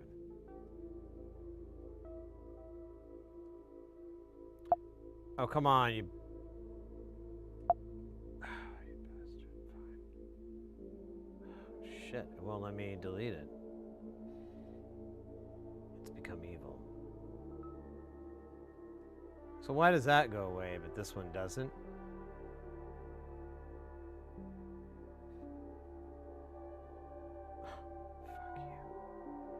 Alright, then we got this nonsense here. I got it. Oh, nice. Okay. So now I think we're good. Let's do the connection for the SD card. Oh, come on, you bastard. For the SD card.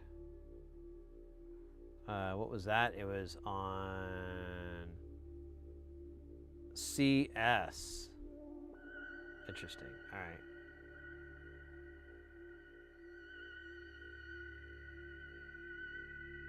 Where is CS on here? Is it pin 2 CMD? No, it says pin 1 here. What is pin 1 on here? Pin 1 is CD. Okay, whatever.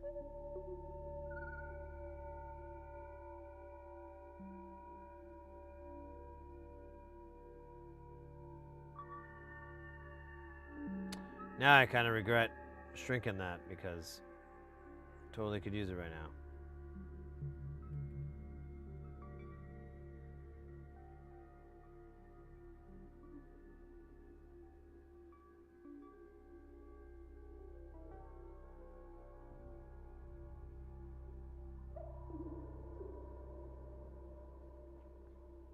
Oh, you know what? I want it to come with it.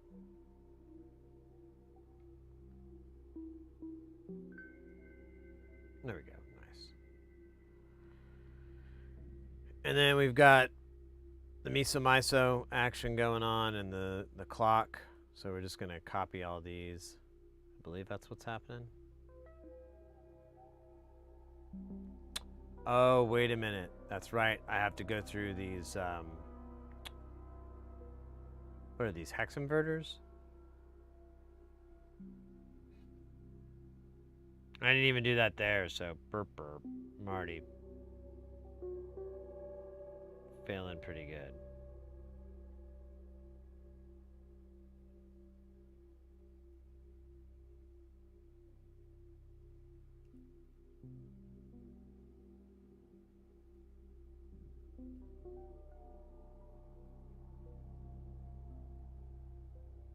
Which number did it go for? So it started with 7, 6. Let's try to match this because it may just be a secret, easier way to do this. Alright, so I'm going to put this guy here.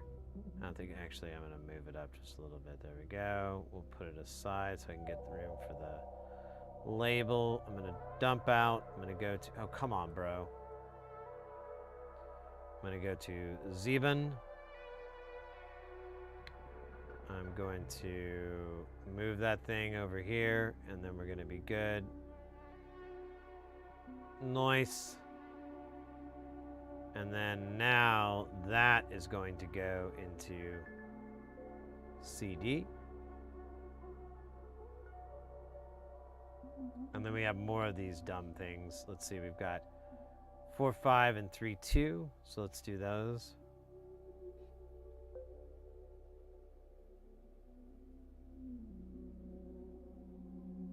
Honestly, let's bring this all down. Oops.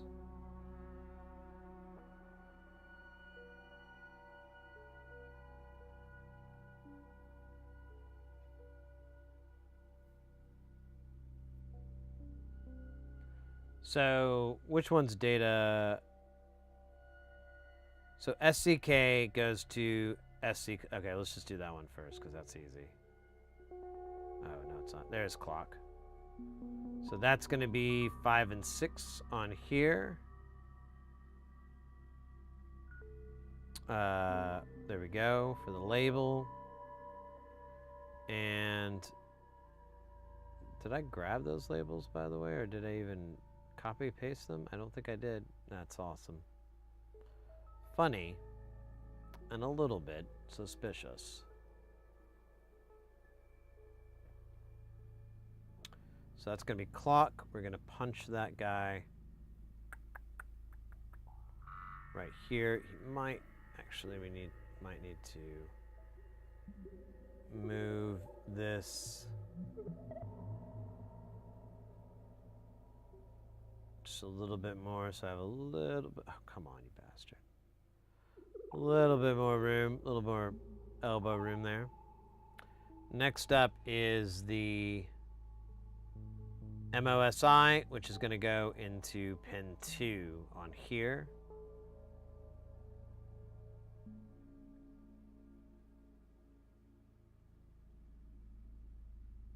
And pin 2 is way down here, isn't it? God bloody hell, man.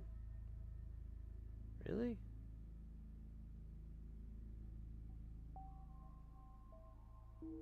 It's not how this one's labeled, but I actually have this card reader, so I'm just gonna believe it.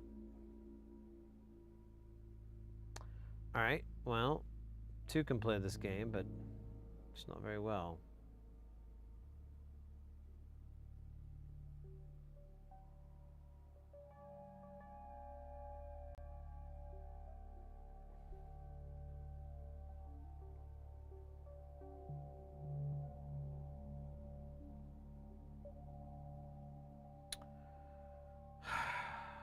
Sad stuff.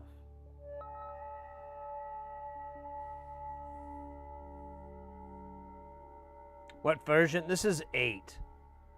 I need to update to the latest one. I've just been lazy about it.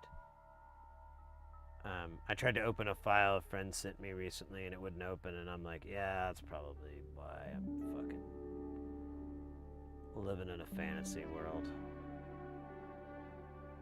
where I don't have to update anything.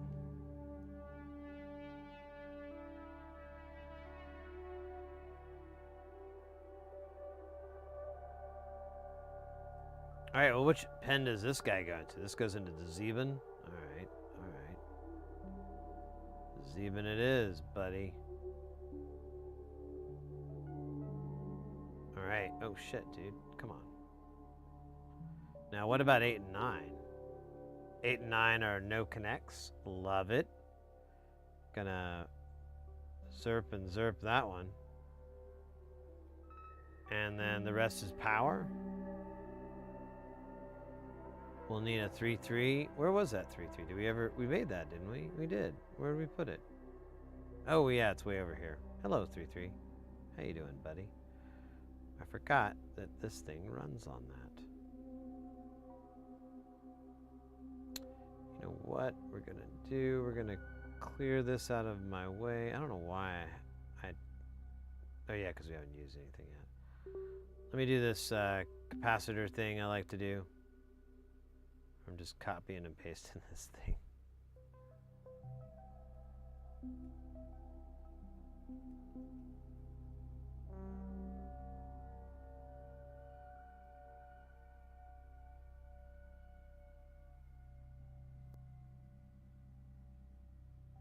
There we go. Nice, clean, filtered power. Oh, you don't like V9? What is it that you don't like about it?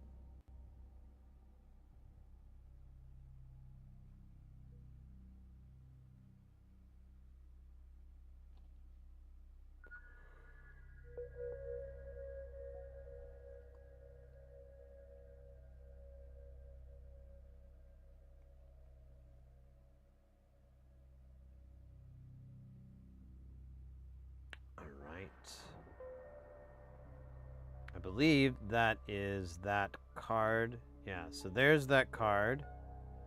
And these others we just need to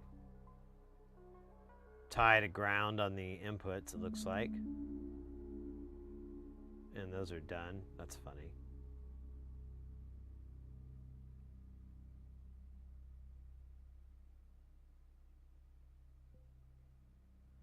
Feels like a bit of a waste, but...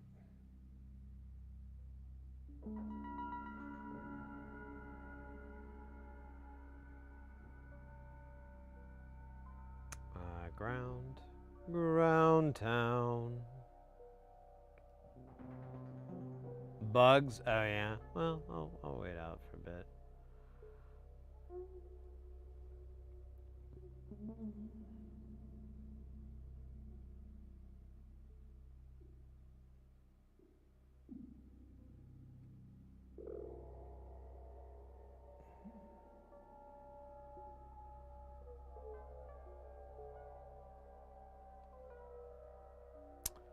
Okay, now let's work on the MIDI connector part here. In fact, we'll kind of make them two separate things just so it'll be a little bit easier, but we might end up running this bus to it. We'll see. Oops, wrong way. Let's go. Nope, we won't. We're just going to do MIDI in, which is one of the connector. Oh, shit. I don't remember doing that. Oh, there it is.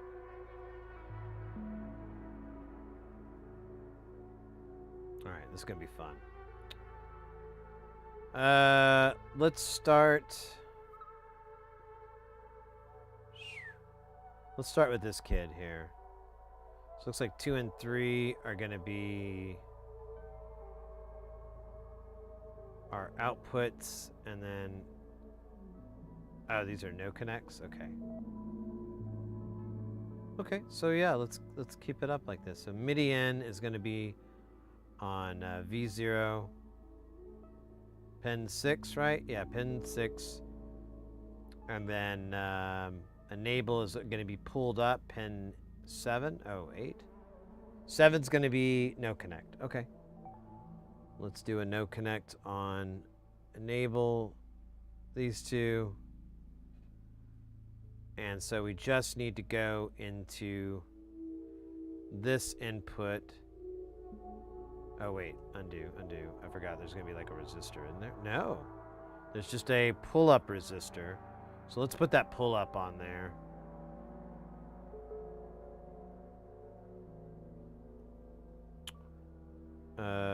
Yeah, we can just kind of stick it here. There, maybe. Yeah, put it there. Look cool. People will be like, oh my God. That's the coolest thing I've ever seen. And I've been to Dollywood. Alright, where's our 5V? There it is, you son of a biscuit.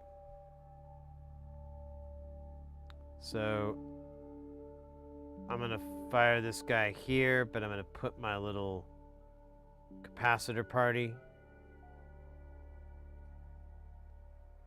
off to the side. So it can actually maybe go a little bit higher. Here, we'll do this.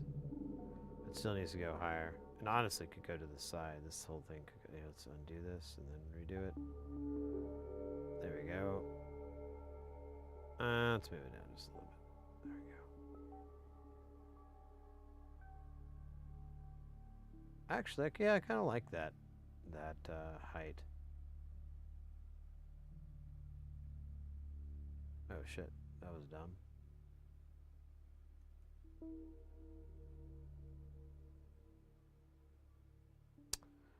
Boink. Awesome. Let's put ground on ground here. Wait, why did I...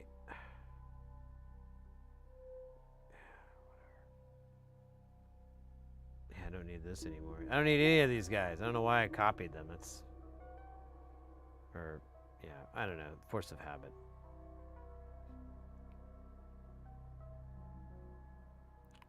And then this is going to be TRS. Now, let me remember. Let me go look at that MIDI connection here. we've got... Oh yeah, we're gonna need a diode. And...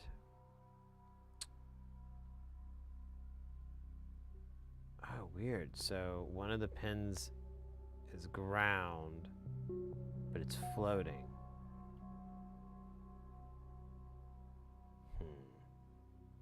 Maybe we should look up how these TRS MIDIs are wired, because I kind of forgot it. We actually, you know what? I have a project that used one. Let me see if it's, hopefully it's not in dip trace. Oh shit, what was it called? Oh man, I kind of forgot. Let me see if I can, Threshold, I think is what it was. Yeah.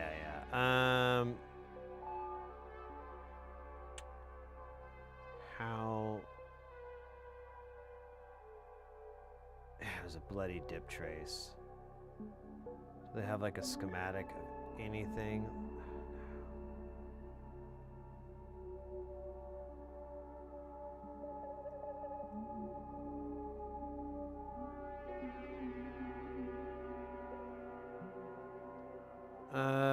Let me see, maybe there's, no.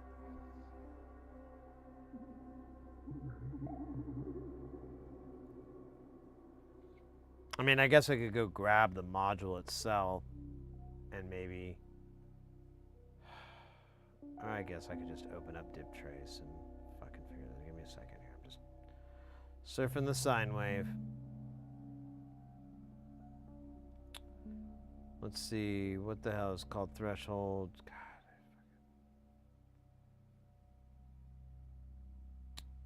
All right. Here's threshold. There is a MIDI.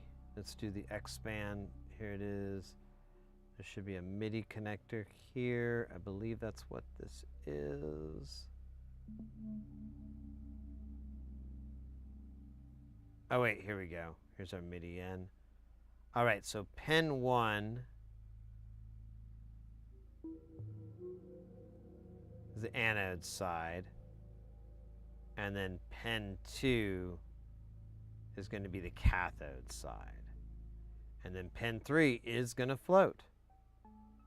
Okay, well, I'm going to keep that around just in case I suddenly forget that, which is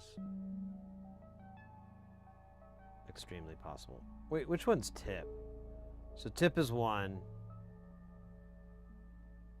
So we need that to go to anode. So honestly, we need this to flip, right?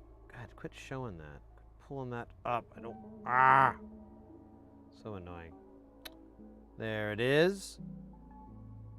And then we need a diode between this. Now, I don't have any diodes on this, so let's do a 4148.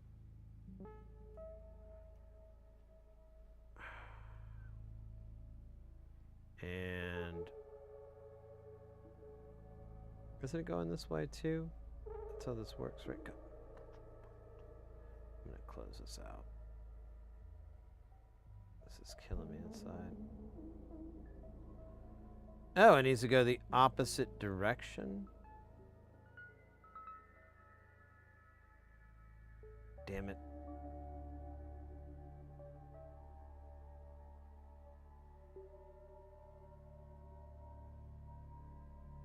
That's the opposite of what that picture we just looked at said. Hold up, let me pull that up again.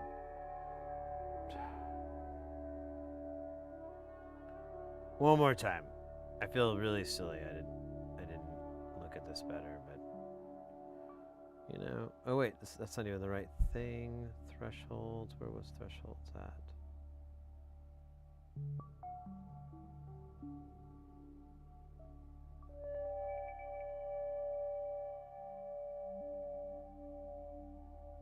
Oh, it is. It is going the opposite direction. My bad. Okay, so pin 1 is the anode of the external diode, and then pin 2 is the cathode.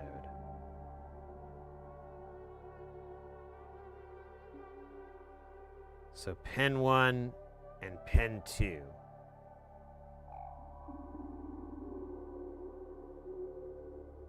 Bloody hell, man. So pin 1, whatever.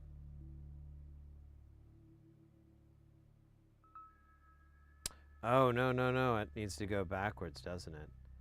So let me, oops, yeah, and then rotate this guy. Oops. So now we're cooking. Okay, and I'm gonna move this back. Oh, god damn you. Give this guy a little bit more room.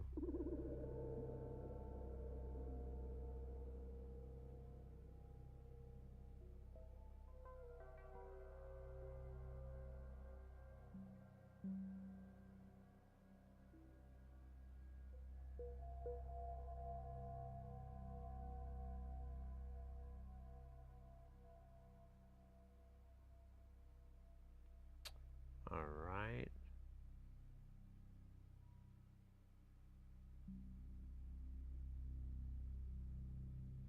Okay.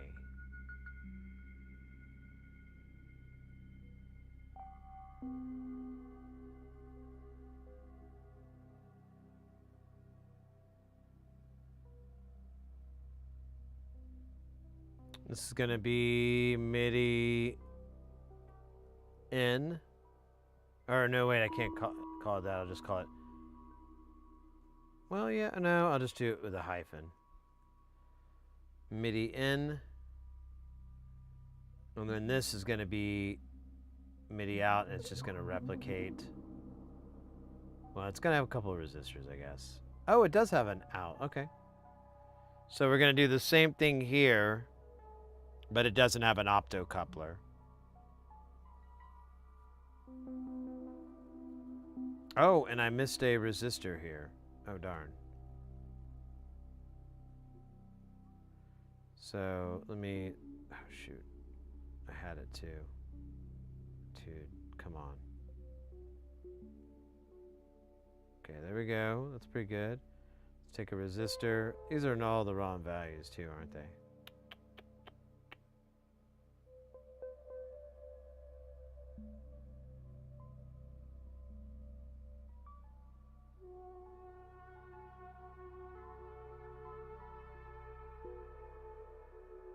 Let's see, this needs to be... it does need to be 10K. This needs to be 220 ohms, though.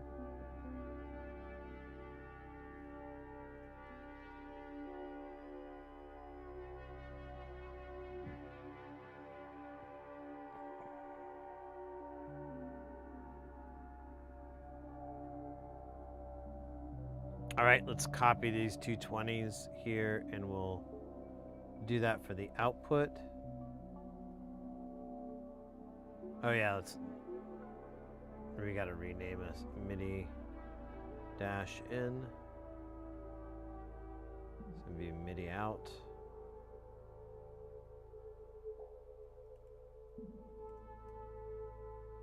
And let's see, pen 1 is gonna go to signal. We're gonna flip this to be a nice guy.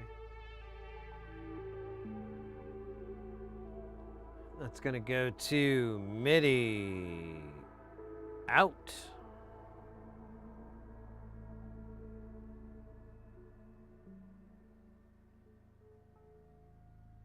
And then whatever the other one. Oh, so this one does attach to ground. Cool. And then, okay, the other one's just 5 volts with 220 on the end. That's crazy talk.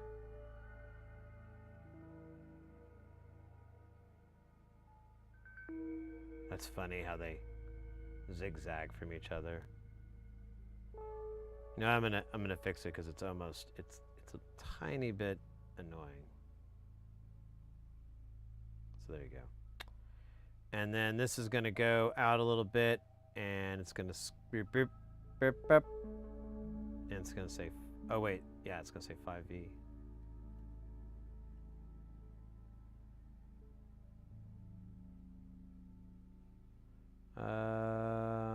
And then ground for pen 3 on here. Oh, this is gonna be annoying.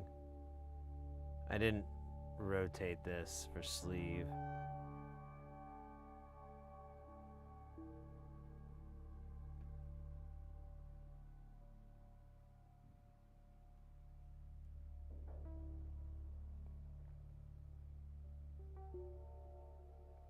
Works. Not a big deal.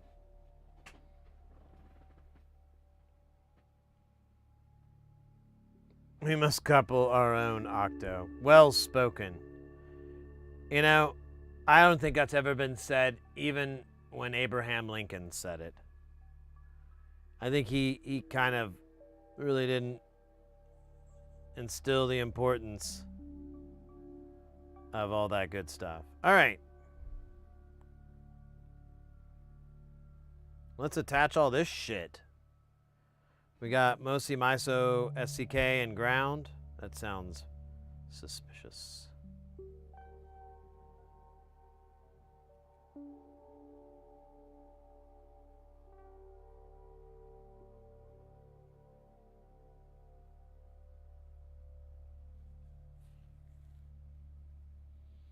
I did say Mos first, didn't I? So let's just and I did say Myci second.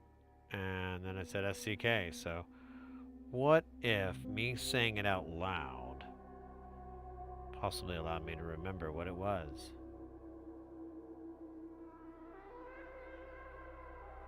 Well played. Oh, have I taken it? I don't know if we've done a dab. I should.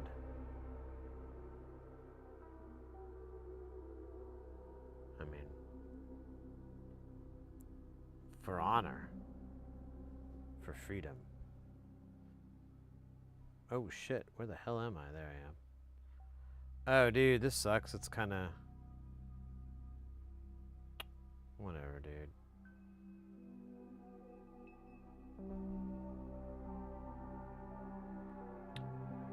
Dumb. Is it 5 or 3? We need 5 here.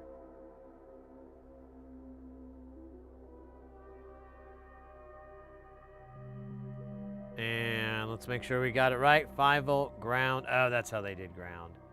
Maybe I should do something like, well, I can't. I just can't.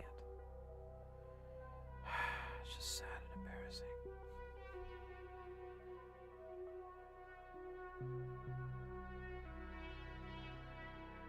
I believe that's that, though. So we can kind of keep this separate from this part. It's kind of looking like some sort of Evangelion or something. It's gonna, all these pieces are gonna form together and fight some monster robots. Preemptively. Now, you know what? I think you might be making up for any possible missed ones. Hola! Hola, Nama. Welcome in. Oh, I'm gonna just take a second. We got this far. I think we just need to do the power. We need to do this power shit down here. I'm gonna copy and paste that from the other guy. And then we need to build a power page. And then we'll be good.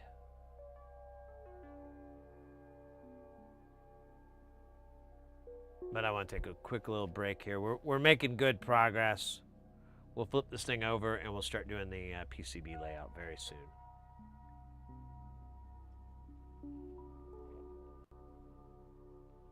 The hope is to get this QC'd and ready, and I want to try to get it sent out while we're doing Jamtown.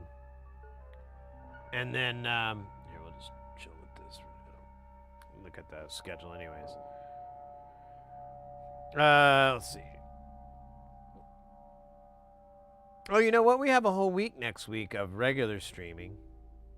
Although, yeah, it kind of overlaps with Jamtown, doesn't it?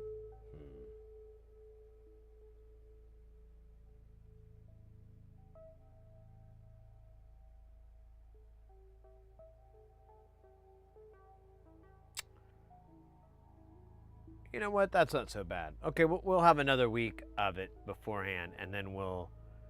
Because the way the calendar works... there's like one day that's off the charts. So normally we do Tuesday, Thursday, Saturday of Jamtown. But the way this is set up, I think what we're going to do is Saturday and then Tuesday the 29th And then May 1st we'll do the last one. Important thing to note, next month will be our 5-year stream anniversary, our streamiversary here on Twitch. So kind of cool, half a decade, if you will. So we're definitely gonna have a marathon stream to that. I'm not gonna promise anything. Any records are gonna get broken, but I'll definitely prep myself mentally, physically, and sensuously, so that we can go as long into the night as possible, and into the next day, possibly onwards from there. I don't know. I got big ambitions. I don't really, actually. I already know that it's gonna be up to my old manness whether or not we're gonna make it.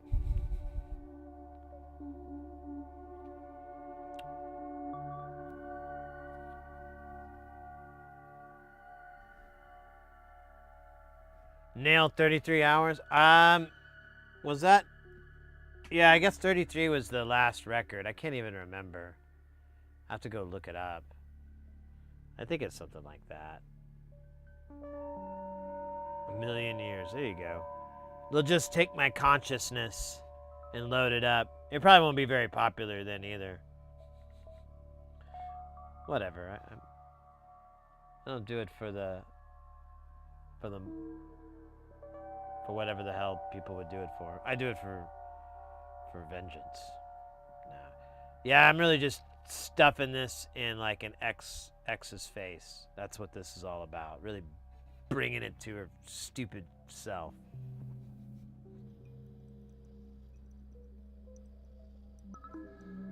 Look, I swear it isn't me! I swear it isn't! I know who it is! I know who the monster is! I know who it is that doesn't belong among us! I swear I know who it is!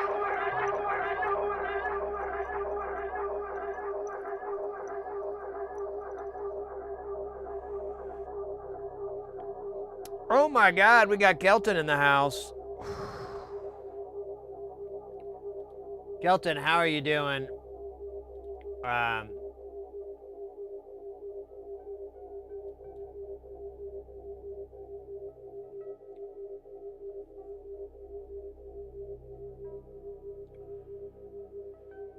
We are taking a quick little break.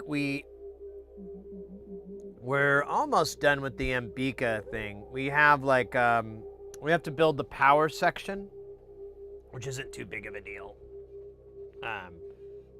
I'm wondering if I should just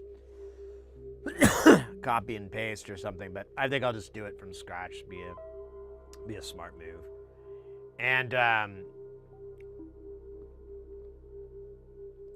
yeah, that's it. And then we could start designing the PCB for that. And we'll be finished with it. I don't know. Well, then we can go and get it fabbed. That was what I was trying to figure out while we're doing Jamtown. The sooner the better. Like, if we can get this buttoned up by Saturday, ideally, I'd love to get this all buttoned up and be like happy with it. Like, yeah, everything's good. There's no errors. I've gone through it with a fine comb and checked all the resistors, all the capacitors, you know. And honestly, it doesn't even matter if we get the value wrong and it doesn't work right. We can go back and catch it and be like, oh, that's supposed to be a 7, not a 9. You know, we're not getting this produced at the facility. We're just going to get the blank PCBs because I think that's going to be the cheapest option. And I'm not trying to spend money. We will need to design maybe a front panel for it, but we'll get there when we get there. We're going to do that today a little bit because we have to figure out how we're going to get the screen to fit, how we're going to get the knobs to fit. I don't know if I have footprints for all this, come to think of it. We'll see. Maybe, you know, it might be something that I might have to work on off camera. Because I want to drag, like, there's some footprints I need to go get. I don't want to drag you guys through downloading and trying to install those, because it's, I mean, it's the same reason I don't live stream my dental cleanings. It's pretty gruesome. Said your target should be 33 1/3. Oh, there you go.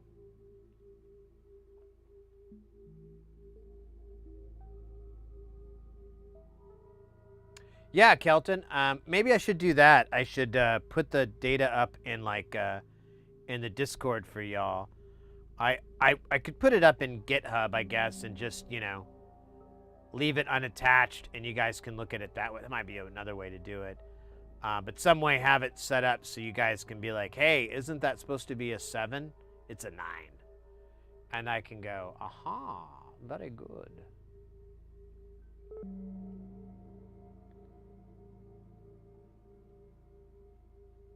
So this is going to live in eurorack, just because it's going to be the easiest system to move it over to at the end.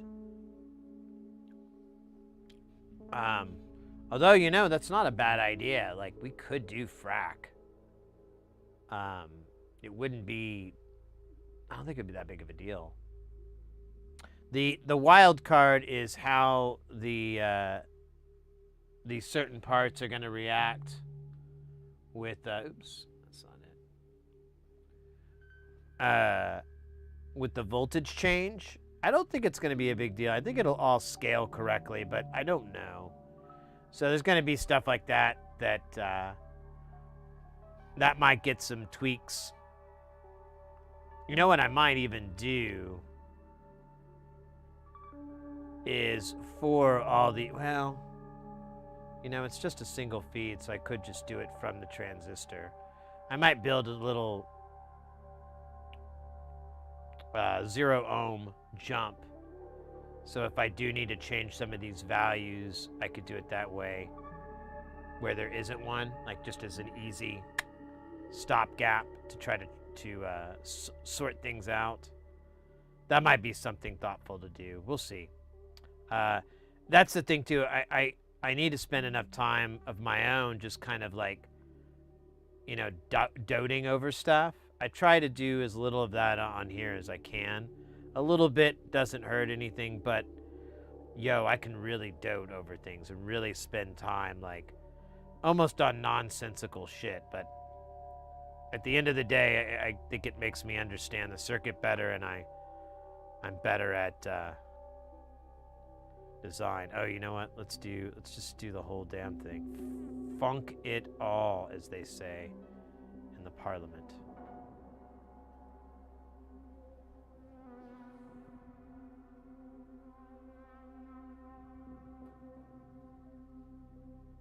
Yeah, I have a buddy that I can give this prototype to, and they'll probably appreciate it very, very much.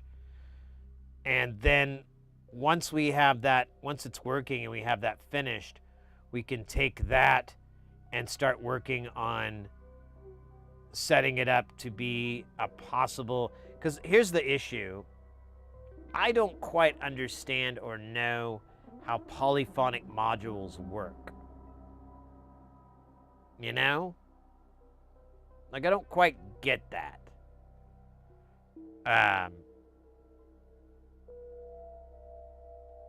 So I'd like to do a little bit of homework on that, on the best way to accomplish it. It may be just simply having a gate signal and just starting a new, you know, going down the voice line and being an instance. But the problem is you couldn't do any chords unless you built, and this might be already in the software, but, you know, unless you built a one-note chord type thing. But even then, it'd be cool to stack those oscillators, make a super saw, stuff like that. How to trigger that in CV and so forth, I need to figure out what people do, because I've seen it a little bit, but it doesn't, I don't get it. And I know it's not complicated. It's not like you know, how, nuclear reactor works. Our fission reactor works. Anyways. What are we doing again? Oh, yeah. So we're done with this. Here's what we got. We'll probably smash this all in on a slightly smooshier deal. We could maybe do that now, but I'm going to wait just a bit. These are all the different components of the main board. We've got, of course, our good buddy, our good friend, probably really the hero of the story. You know I'm talking about our main MCU. Yes. We're quite fond of him. This is just a little AT Mega 644P. Gonna be P. That P is for pushing, because it's gonna be pushing out a lot of stuff. All the way from inputs on our controls for our pots.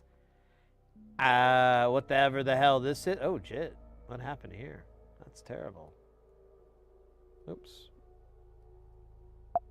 Oh, hold up. I gotta fix this. This is sad. Boink. There we go. I don't know. There's a bunch of shit. Either way, this thing is gonna kick ass, take names, and leave no survivors. Speaking of which, here's part of our audio output input extravaganza. Now this actually is confusing because it meets up with this part here, which is kind of part of this whole oh, Scheisse 9.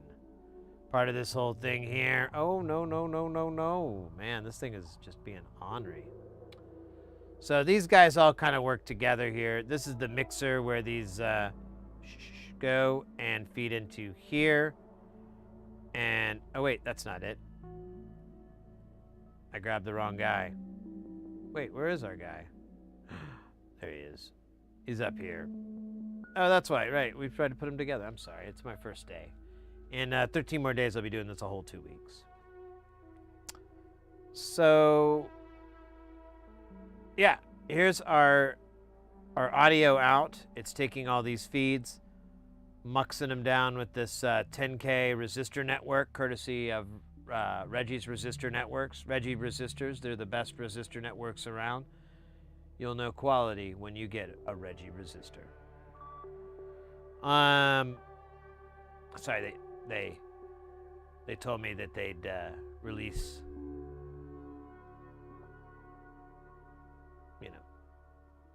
some stuff I've been wanting them to release.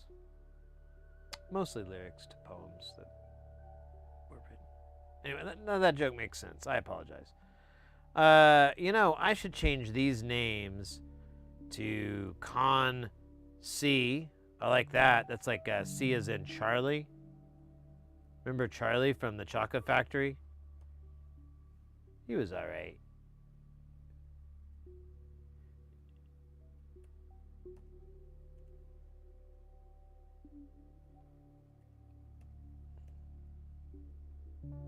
It's better than those other kids. Those other kids were freaking brats.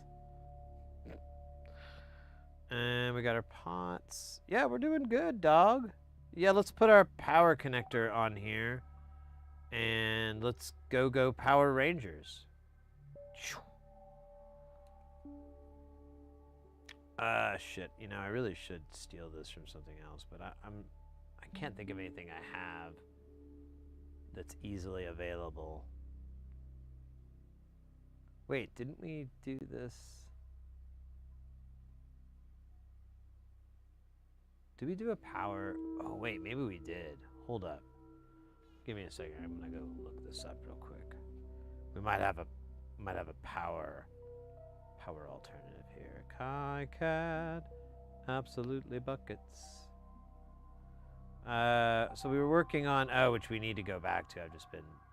I want to take a little tiny break because it was starting to kill my soul. Yeah, there we go. We got power PCB. We're gonna open that up in Ishin, which is a really cool name for a program, really, if we can be honest with each other. Yeah, I'm just gonna copy all that. That's sick. We'll fix the names. Oh, you can't even see what I'm doing. Sorry. So here's the power thing from the sequencer. I'm just gonna steal that and use that for our plans. We're gonna call this power. Oops, let's not make it like a fucking power. Come on, dude. Don't be a dick. Let me type words. Power. I like that. That's a fun name. It's fun to say it too. Power. All right, let's shrink this page down to a more acceptable baseline. There you go, baby. All right, we gotta change these names though. We don't call it 12. What else? Oh, and then we gotta build our 5-volt shit too. That's right. Our 5 and 3 volt chamber. So we call it VEE. Oh, scheisse. Yeah, we're gonna call it VCC and VEE. So let's stick with that, dog. First, to keep our nomenclature consistent.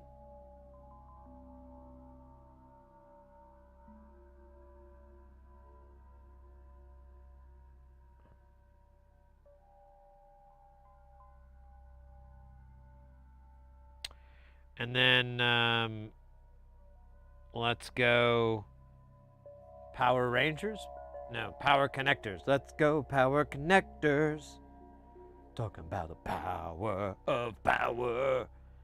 Pooping out the power for your power life. So we don't need to put a coil in here, right? I don't see it. I'm not gonna mess with it, dude. Forget about a coil. Coils are not my thing, all right? Not my thing. It looks like it's just pulling right off the input after the diode. See what I'm looking at here? We could do that right here.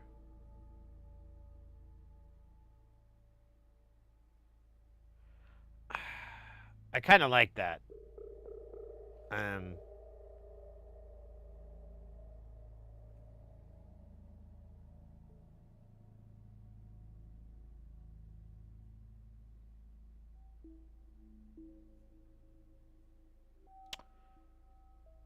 Yeah, let's do that. Let's have the feed for those come off of here. We'll build those. We're gonna look for a, what is it again? It's gonna call it, well, it's gonna be a 7805. So whatever the hell. 7805. And then the other guy is he's a MCP 1700. That sounds really cool. I want to be that someday. I wonder if that pinout is gonna work. Oh shit, I'm way behind on chat. That's right, Kelton. That was the plan. I wanted to build a switch so you could go between the two, whichever one cooked your goose better. That's right. I'm gonna do both because 1700, right? That's what it was. Oh shit.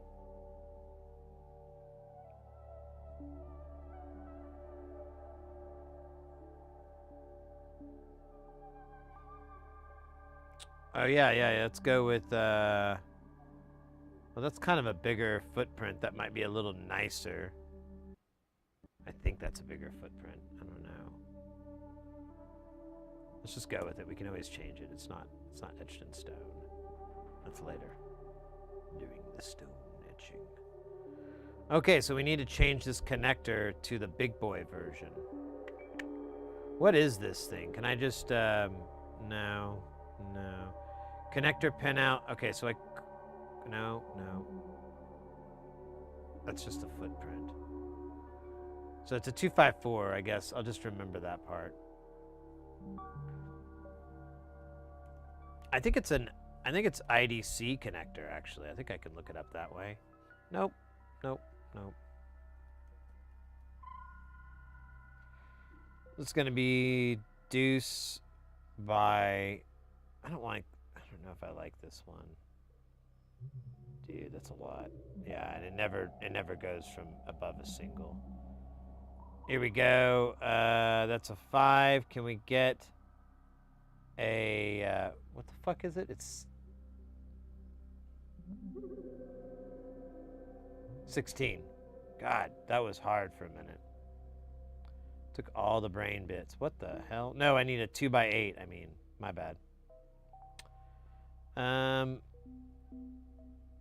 Oh, and I needed to pin out the same.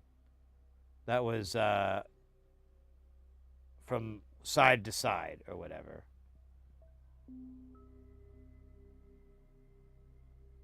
Oh shit, it doesn't really make that clear.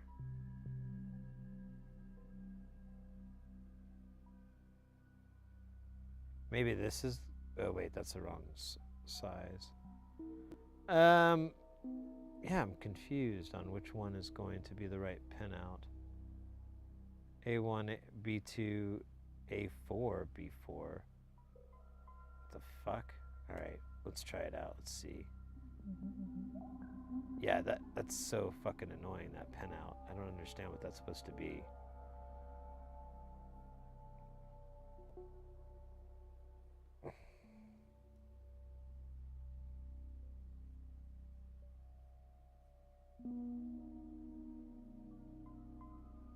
It looks like the same as my other connector though, so it's kind of annoying. Wait, where was it that I had? So now I can't find it.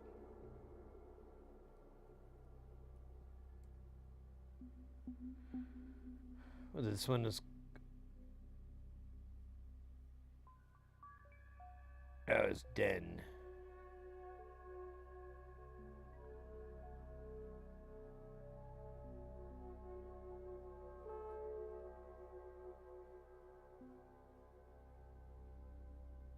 No, I wanted to do that, but I was, I'm just going to go through this really quick and look.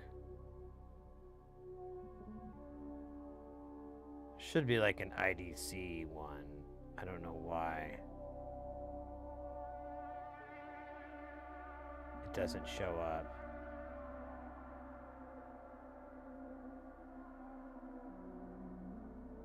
This is kind of stupid. Let's bypass this.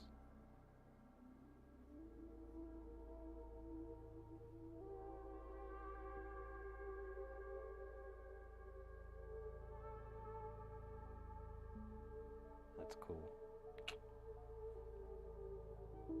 Here, let's do this. There it is. Let's do we have 6? Why does it say 15? Oh my god. These are odd pinned ones? What the fuck's going on here? Who and why? So this is con underscore 2 rows. Let's con underscore 2 rows. 2 rows. Cannot spell or type. Yeah. What is going on? Why is it missing?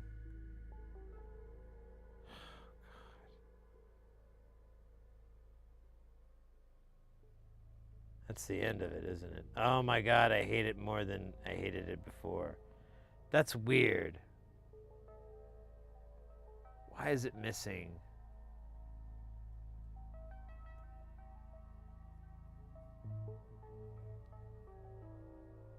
Why can't I remember what this stupid connector was called? That's the real tragedy. Yeah, these are all... Here, let me do connector. And then I'll go to the bottom. Let's see if there's... So there's 2... Wait, here's 2... What are these? Let's see if this will work. Maybe this will work. 2... 16. Or, no, it's 2 by 8. That's what we want.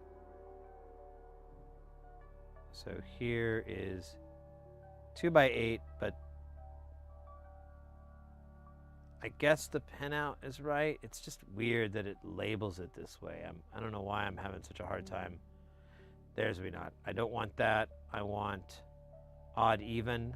There. Oh my God, I could not find that. Oh no, I can't get to the thing. Pretty sure this will work. I don't want this little mounting pin on the end. I don't know what the fuck that is. But I don't think I can get rid of it. I think it's on all of these. Yeah, these all have mounting pins for some butthole reason. Oh wait, here's some first. Here's some variants. Can we do 2-8 odd even? Hey, look at that. That one looks normal. I don't think there's anything wrong with it. Right. Do need to rotate it. And then we're going to take this big boy. Thank you for playing big boy. Really appreciate you. We do. And then we're going to put this rude boy right in its place. Oh, wow, it's a big one. Hold up. Oh, that's weird. Okay, you know what? I'm going to delete all this part. And we're just going to saunter this here. Yeah, this is a little different, isn't it? That's funny. All right, so that goes there. That goes there. That goes there. Etc. Oh, wait, now how do we want to do this? Let's see. Yeah, never mind. You'll pull it off here. Okay, we'll get to that in a second. Let me do all this shit here.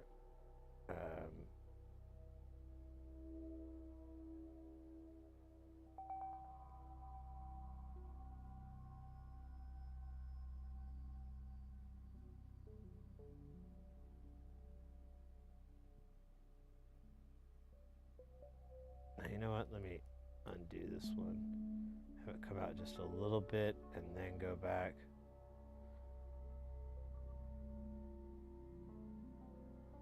That's awesome. And then we need a 5 volt. It's going to be both of these. It's going to come up here. I'll have it come over a little bit and then over to here, and then we'll have our tap for our choice. So either power is going to come from this or that one, and we'll build a little 3-pin connector here. Oh shit, this is going to be easy. Boink. You know, I like the other one. Can we do the cooler one that doesn't suck? Do we have that available? Maybe. There it is. Booyah. Thank you.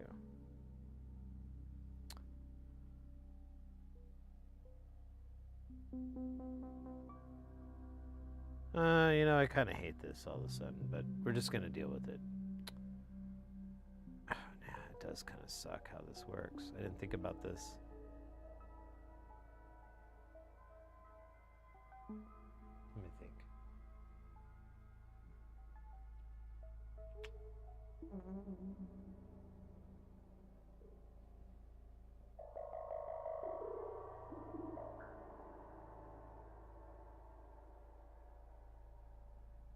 Oh, I have an idea.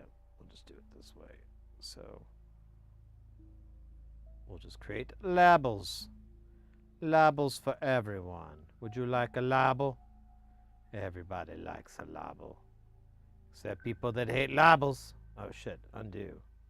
Whatever the fuck that was. It's like some sort of voodoo curse I just initiated. Let's see, we're gonna call this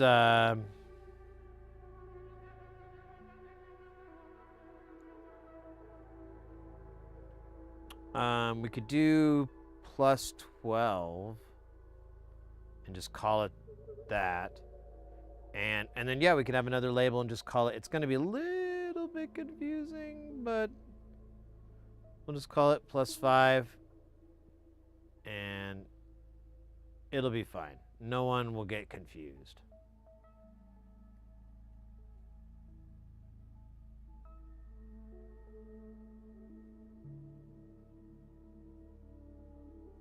I feel like there's not a lot of room over here. I'm gonna scooch this over here. Oh, my legs are asleep. I must wake them up by playing Quiet Riot.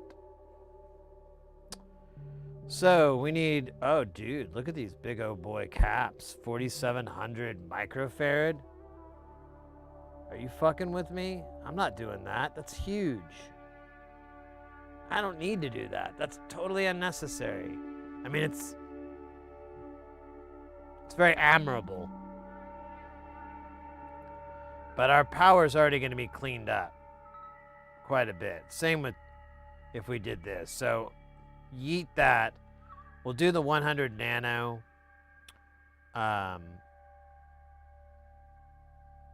What's this D9 here? This 5819. I'm not sure what that. It's a Zener, right? 1N5819. Is that going to come up as a 5819? Okay. Good. I was worried this would be a problem.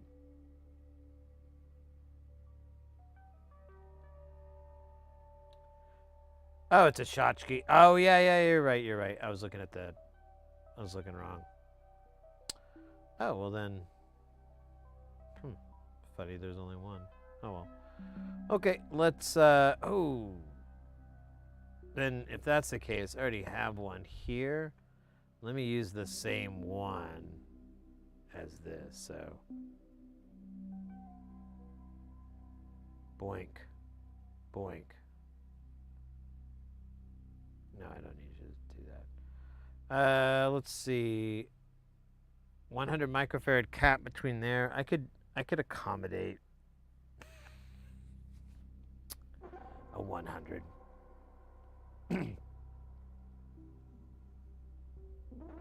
I'll put that on either side of this 3.3. That's fine. Right. Well, actually, yeah. Never mind. It's the cap for the 5 and the 3. That's fine.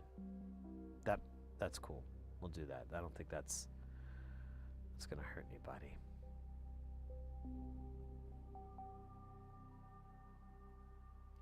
Yeah, I think the 4,700 microfarad is because it would be originally coming off a wall wart, but we are already having pretty clean conditioned power that's already running through big caps like that, so it'd be like, washing a sponge. That was dumb. I like that one. Washing a sponge. Oh yeah, we're gonna do caps. Let's see, we're gonna do caps, but we're gonna do electrolytic. I don't think we've done any yet. What the fuck? Oh, I'm putting S's. It needs to not have an S. That's wrong. Polarized US small. Yeah, that's fine. That's great. That's a really fucking great title too. And let's see, that one's gonna be 100. Fuck you. 100 microfarads. And we're gonna copy that and do that again. It's gonna be over here. It's gonna be the same polarization, positive to the end. True like any friend. I'm gonna clean this up a little bit before we get into that. Boink, boink. We're gonna pull this guy out a little bit, and we're gonna drop a 100 nanofarad in that spot.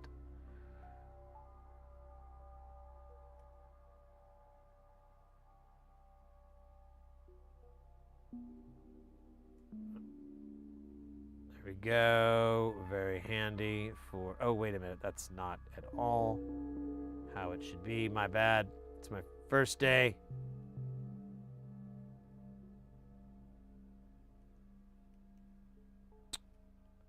First day jitters.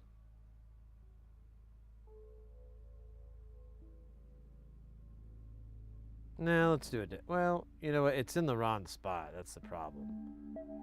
So I don't even know how I got away with that before. I guess. Oh, I see what I did. That's a bit immature of me. I've grown since then. At least 2 inches, maybe more. Doctors think it's amazing for me to keep growing. And they think there's some sort of scam. They've accused me of it many times.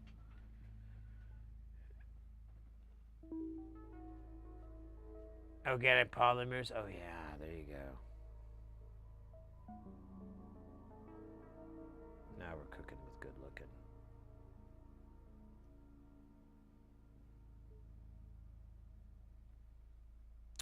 This should suffice. We'll put these 100 microfarads on the output side so that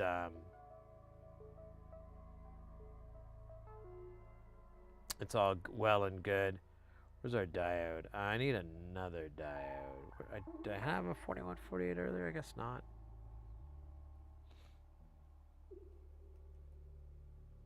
Oh, you know, actually it needs to be a 400. What was that again? It was a 4004. We can do that. Boink. Is that the direction? It is. Nice. Copy. Paste.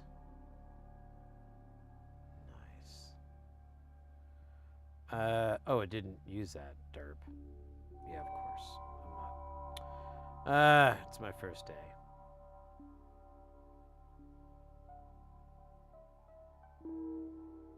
Boss says if I keep it up, I could be running this company.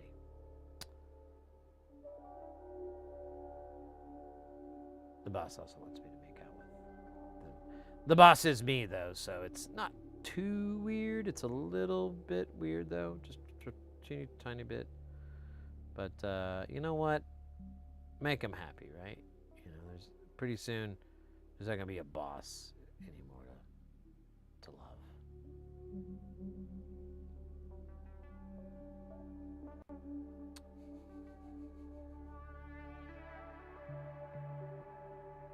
Oh shit, that's not cool. Move that guy. There you go. Who's the best around? Who's never gonna let him shut you down or whatever the fuck it says? I don't remember. The best around. No one's gonna ever let you down, 'cause you're the best around. Something like that.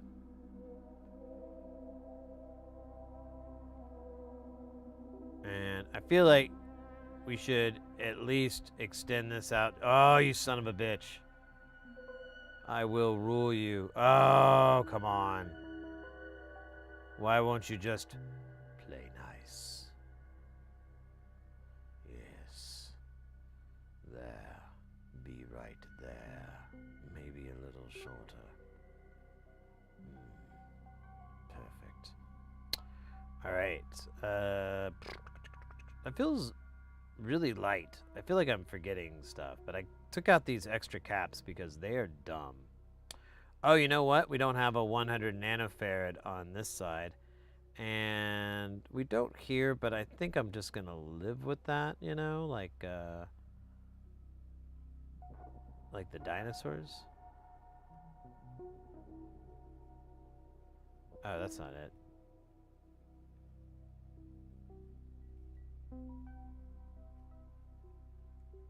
That wasn't what I wanted. I wanted this guy here. This guy.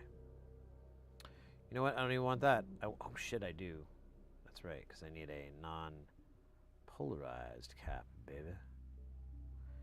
You know what we could do, actually? We could pull this down to the middle, so it's like all the rest of these. Yeah, more or less. And we'll do the same thing here. We just need to be pretty close. And this marker is going to move to the side. And boink, boink. Boink. Awesome.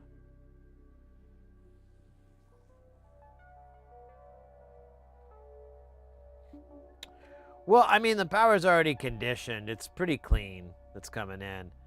Once it gets into here, bop, bop, bop, bop, bop, and then we'll poop it out here for this is going to be our 5-volt rail. Let me pump that in. Where the fug? There it is. We need you. And where are you, buddy? Oh man, you guys are way too far apart. Let's do this. You and you. Copy. Out. Boop. Paste. Rock and roll.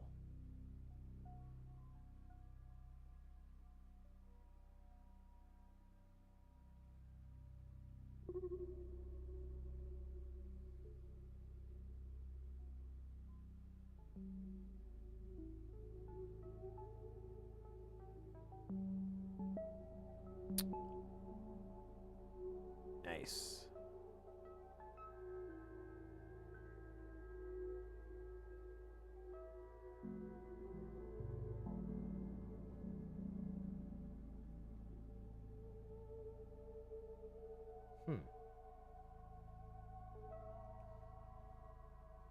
Oh, yeah, well, actually we don't need to connect these. These can be NCs.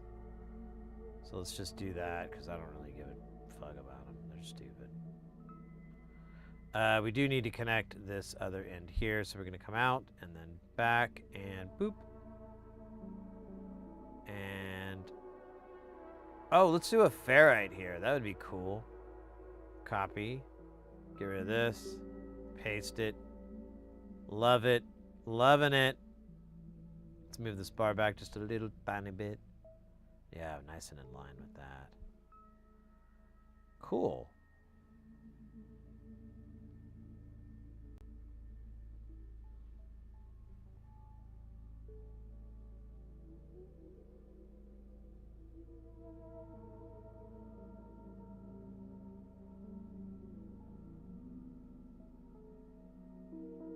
Oh, man.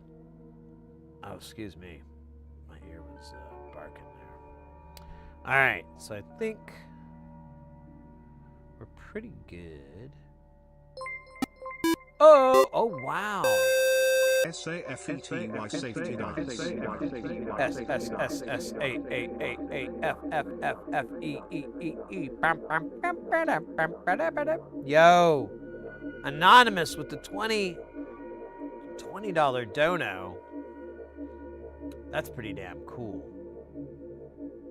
That's really cool. That's oh shit, let me see. Thank you so much, man. Really appreciate it. Tell you what. For you, let's fucking go hard.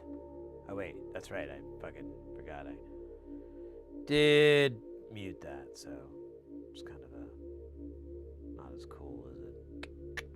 Didn't land like I was hoping it would. Oh well.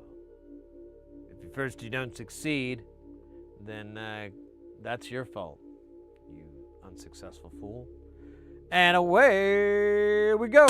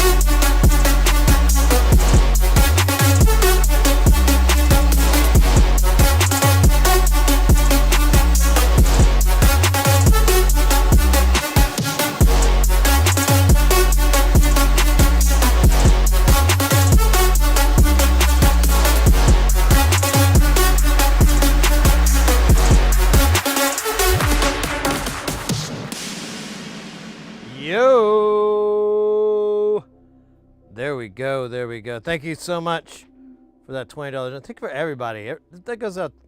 That little jammy jam goes out to everybody out there.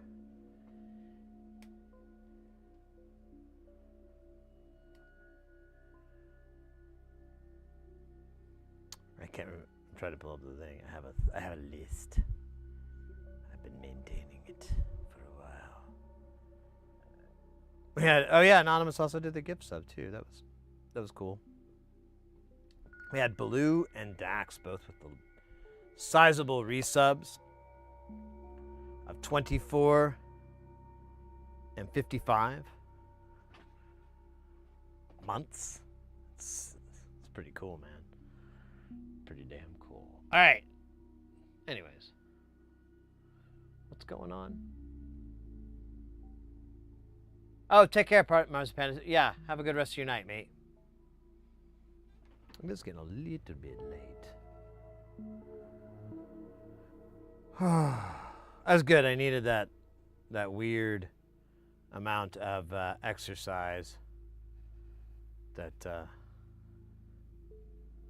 always is going to be a good story for the doctor. I tell the doctor, well, you know, I do a little bit of cardio a few times a day, 3 days a week, or 3 times a week. 3 days a week? Yeah, that's right. That's right. Don't understand days and weeks and nights. Not anymore.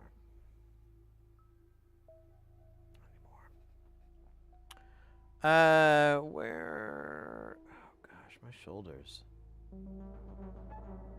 Let's see here. So we got the power done. I think after that we have so the voice board, I'd like to add test points, and I kind of want to redraw it. I'm really just going to pull the components back away from the what do you call it, the main chips. I'm going to pull them back a little bit so I can drop little test points, or, you know, like kind of chunky vias, so I can just tap in and see what I'm getting without having to try to probe a resistor or a cap and try to get it to make good contact. That's the plan anyways. I don't know if it's going to totally throw off, but we have so much room, I'm kind of okay with it. But we still need to design the main board next, like get that layout done, because it may need to widen or it could shrink, and we could take advantage, make it a little bit less wide.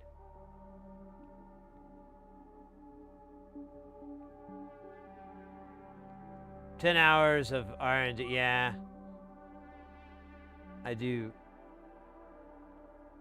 That's why I want to get the bench, the workbench, because I could go from a standing position, and then I could, you know, pop my butt in a chair, rest my dogs, and then, you know, after a little while, hop out of the chair, do a little work, stand, you know, that's the plan. I got to get one of those chairs. I got to figure out what I'm going to do. I have the shit. I just need to go through with it and order it and see how this plays out, and if it works, then I'll just order the rest. If not, we're doomed. Absolutely doomed.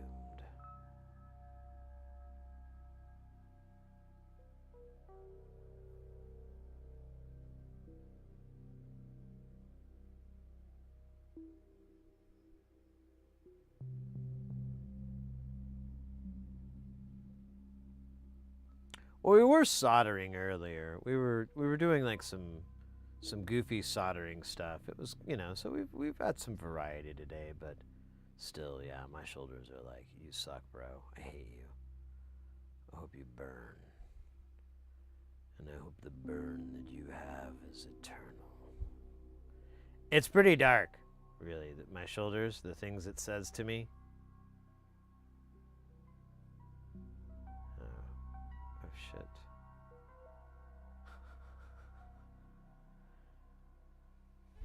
Let me have a sip.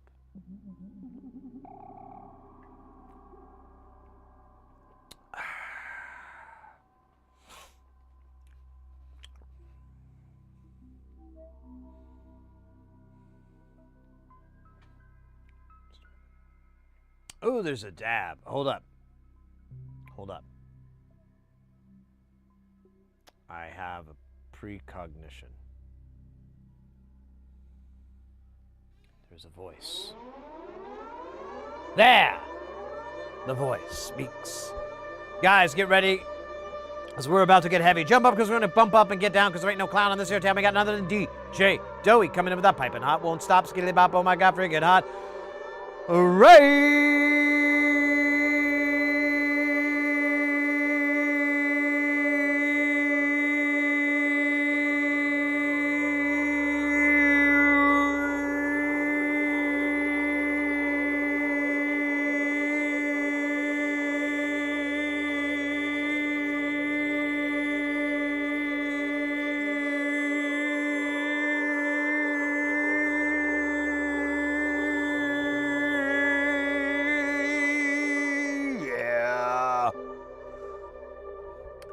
Guys, if you are not familiar with our good buddy DJ Doey, allow a shout out on the Twitch chat to help you understand.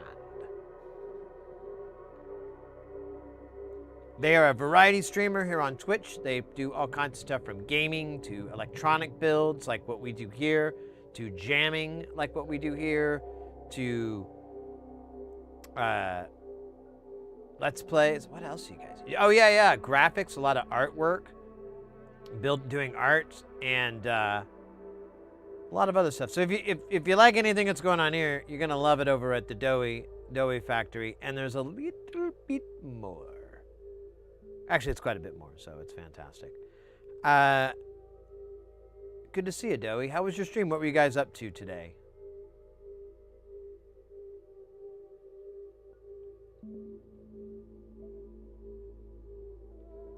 He did his first try at rubbing one out. Oh, that's good.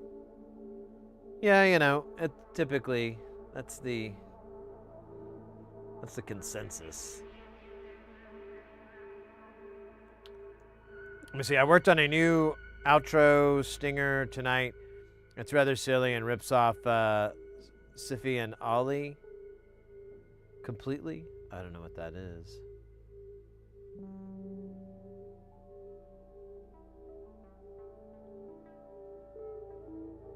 I'll have to save it up.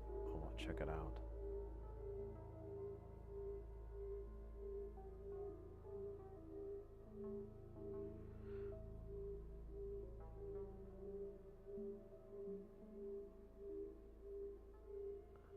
Welcome in. We finished installing all the components on this. It just needs to get the software flash to it, and it should live, knock on wood. This is a plates clone called Beehive. It was kind of a butt in the pain to get put together, but it's put together now.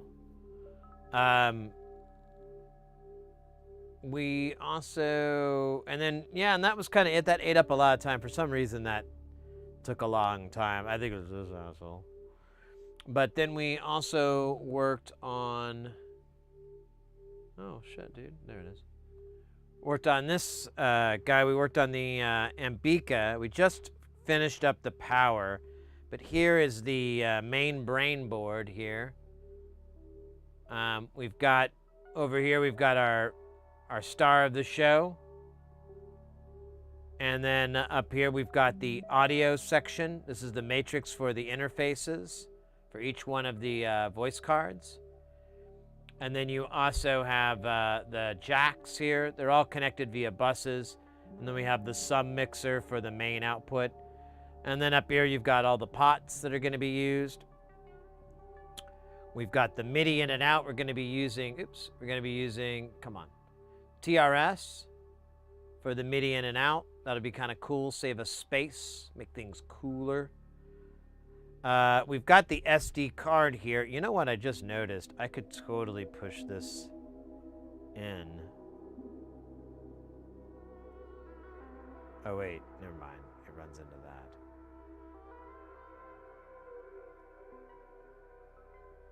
All right, whatever. We've got our SD card. interface here. And then this is our LCD screen. And then our mannequin of LEDs, the little lights. And then finally, the buttons, baby. Them buttons coming in here. Pretty straightforward. I don't know if simple is the right word. Here's our power. We're doing something a little different here. We've got a switchable 16-pin connector. So we can switch between the built-in 5-volt and pulling it from the 12. You can just use a little jumper here to select which one you want. And then it goes through a 5-volt regulator anyways, and then that dumps down to a 3-volt regulator. And that gives us our 3 and 5 for it. And then we have VCC and VEE over here.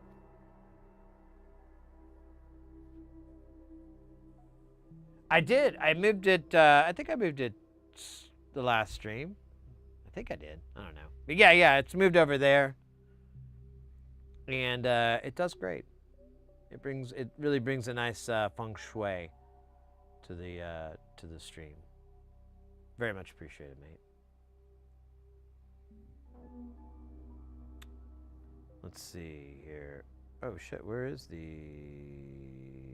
it over here? There it is.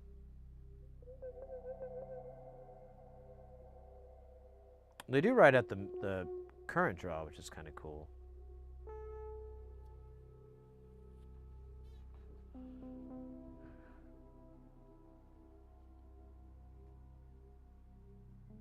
Yeah, I figured it would help the other side because then I could just kind of have this uninterrupted area to point to and all that good stuff instead of having to snake it through there. Now we kind of have it. Chat, all the alerts are over on this side of the screen above me.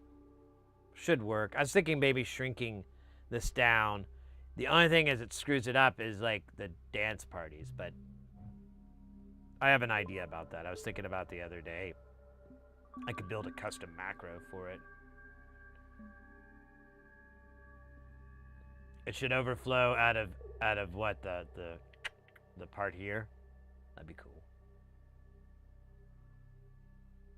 I don't know if we've had a crazy day where it's really filled up. Actually, it doesn't look like it's. Hey, wait a minute. It should have stuff in there. I don't see anything. Oh, yeah. Huh. I wasn't paying attention.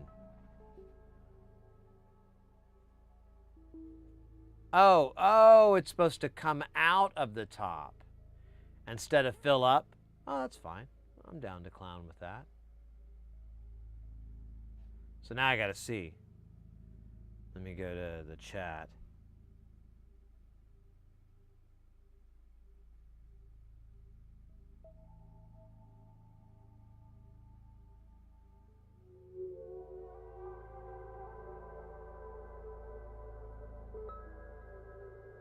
Oh, but it vanishes. Or does it vanish? It's okay, I guess it's in there. It's just I'm not seeing the splash. I guess the text is covered up. I'm just surprised it's not more full. It's usually this time of the day. I'm not trying to brag or anything. I'm just saying, after a long stream like it is, we should be kind of, especially the dance parties. I mean, I don't know. I feel like I'm being immodest, and that's not good.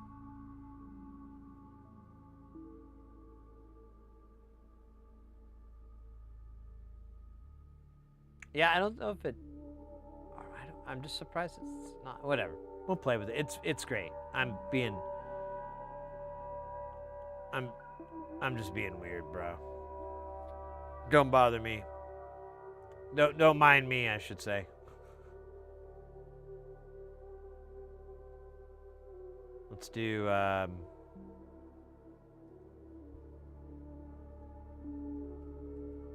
5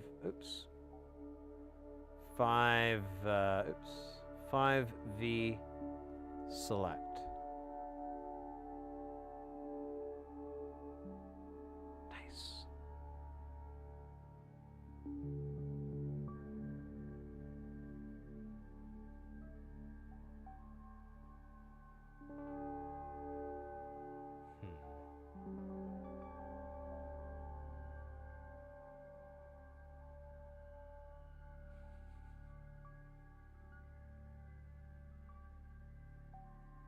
Oh, that's funny. Like the head falling down in there.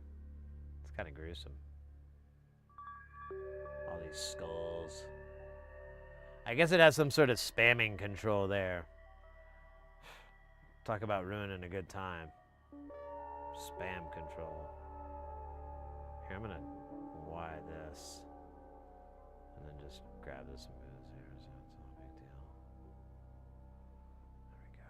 Now it's dark.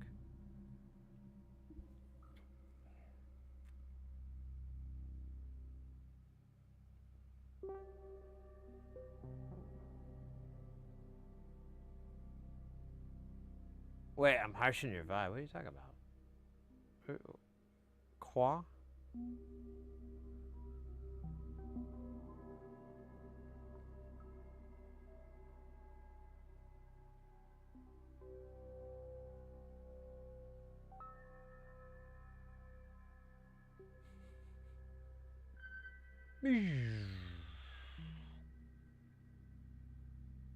Oh yeah, I didn't install it. I don't have the switch for that. I'm in favor of spam. It's a really there's so many levels of how good it is.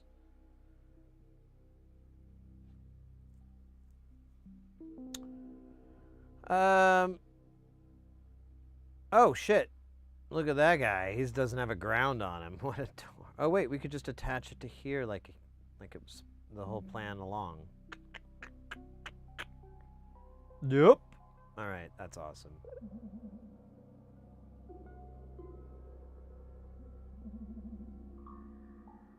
I'm actually pretty happy with this. This feels like this will work well.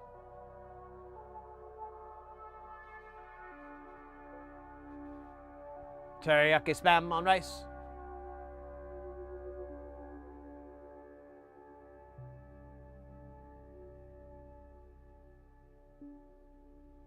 Let me move these guys in just ever so slightly, just one click. All right. I'm not. I'm just kind of staring at it. We could shrink this page down a wee bit here. Oh man, that's a lot, isn't it? It's 300. I don't think this is gonna work. Yeah, it's not gonna work. We're gonna go back to what we had, and we'll just deal with it, dog. First off, I'm just gonna take this out and put it over somewhere. And then we'll take this guy and we'll put him right here. Look at that. Oh, that audio bits all together. I love it. We'll put this here.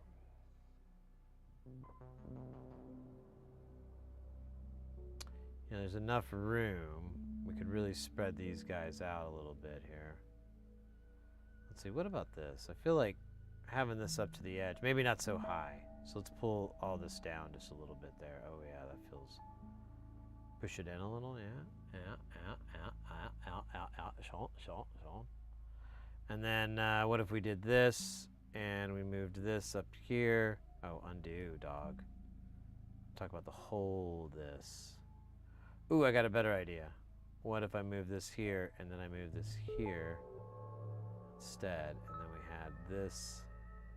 Oh, you son of a bitch.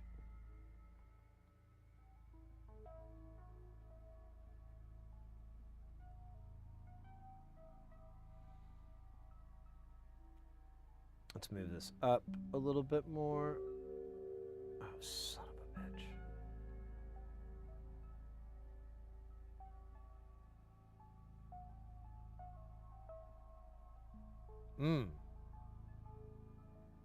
Yeah, that feels really nice. I'm gonna move this guy down just a little bit. Oh shit, did I grab something that didn't grab? I think I'm okay. Yeah. Yeah, that feels good. We could stretch this out just a tiny bit, maybe just to... Oh shit, don't want that.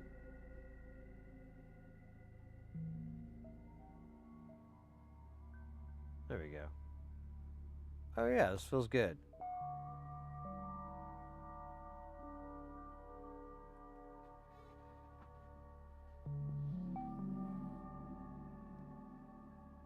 fresh Stoner Patch cola bottles. D9 infused. I never heard of that.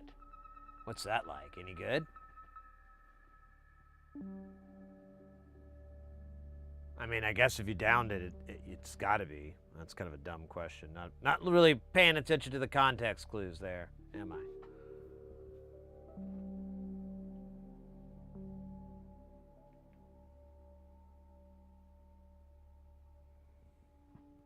If I have any more, yeah, there's at least one more dab out of here. Do.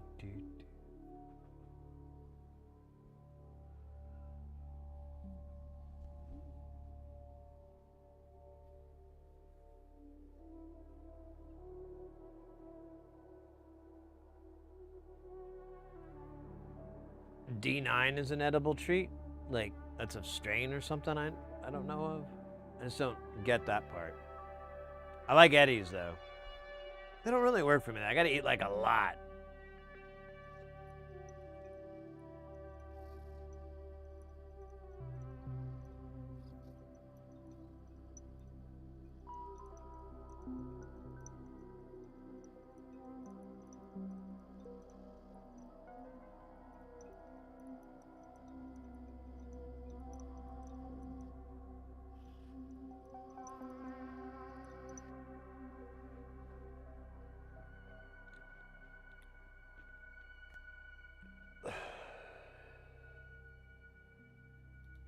You know what? I was just thinking. I just remembered when I was doing that dab.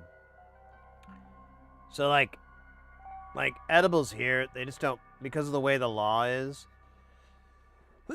they can only make them in a certain potency. If you want a higher potency, you have to get a medical card. And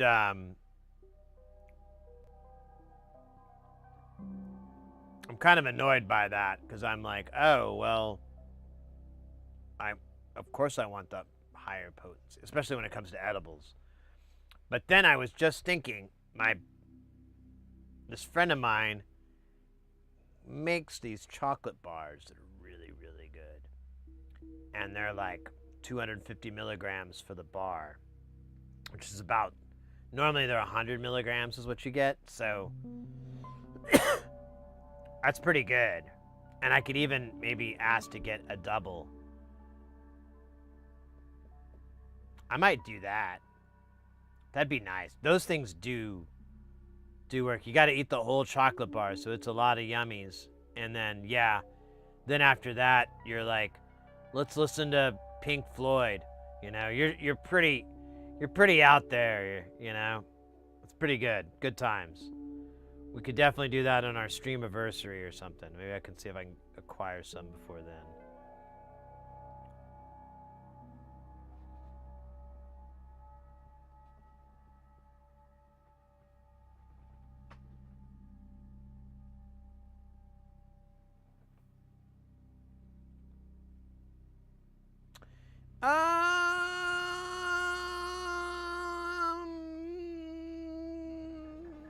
I don't know about that. I've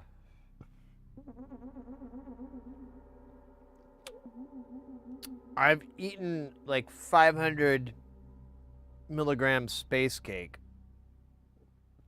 that my buddy said like no one could ever finish it. And I got to finish it, but I couldn't do it all in one sitting. I had to like deal with the reality of the universe and its ever shrinkingness, and once that was over, then I could eat some more. But oh man, that was pretty good, and that was 500. That was probably one of the more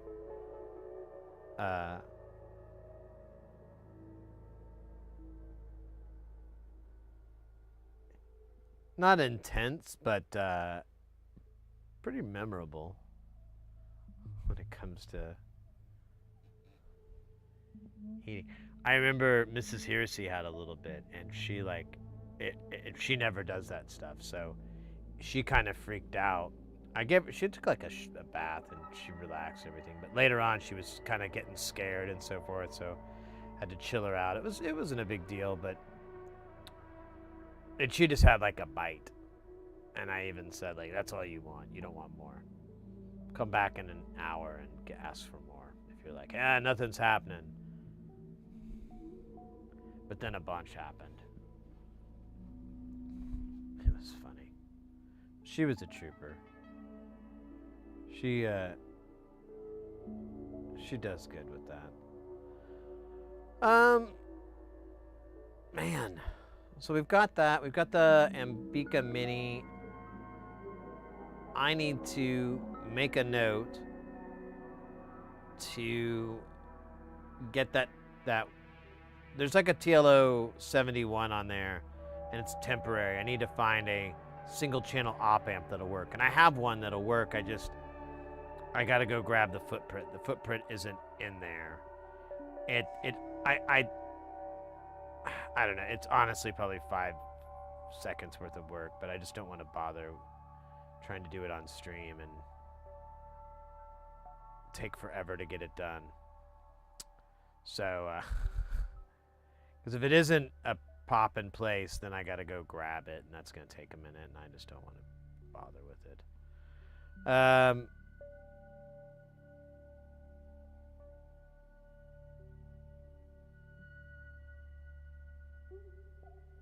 All the trees are telling you that the LSD is no good.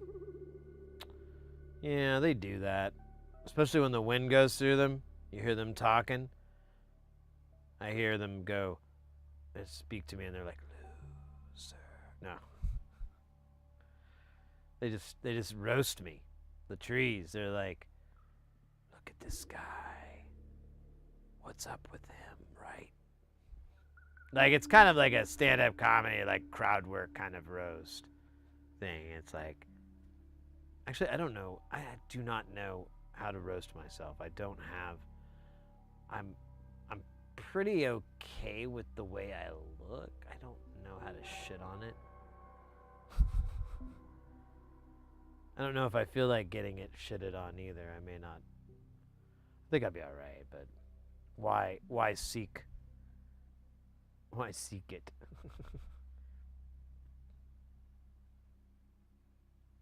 Why seek sadness?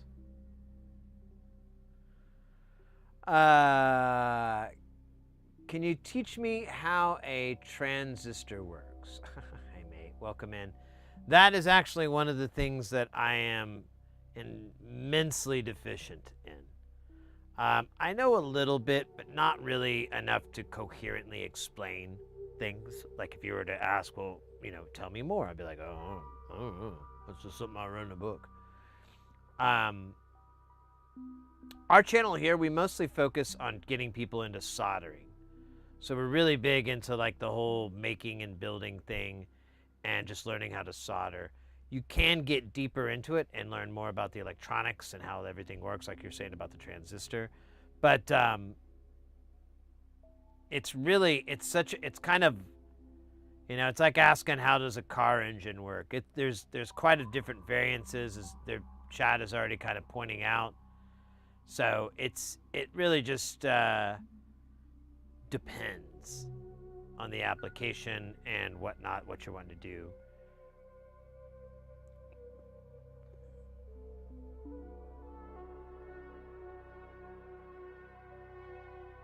So you get to 4 days of nice to just chill. Yeah, I don't remember how bad mine got. I just remember it was pretty intense.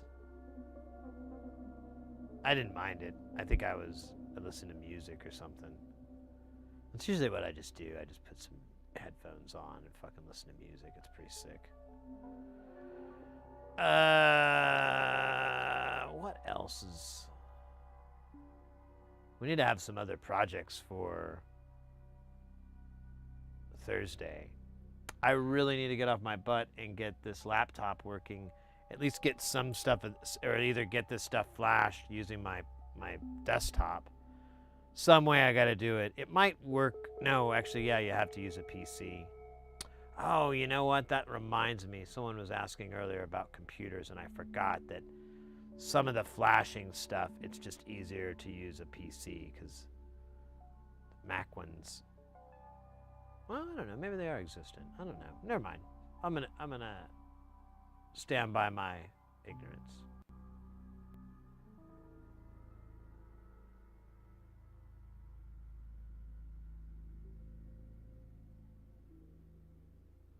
I took a circuits class like a decade ago and then became a programmer and lost all.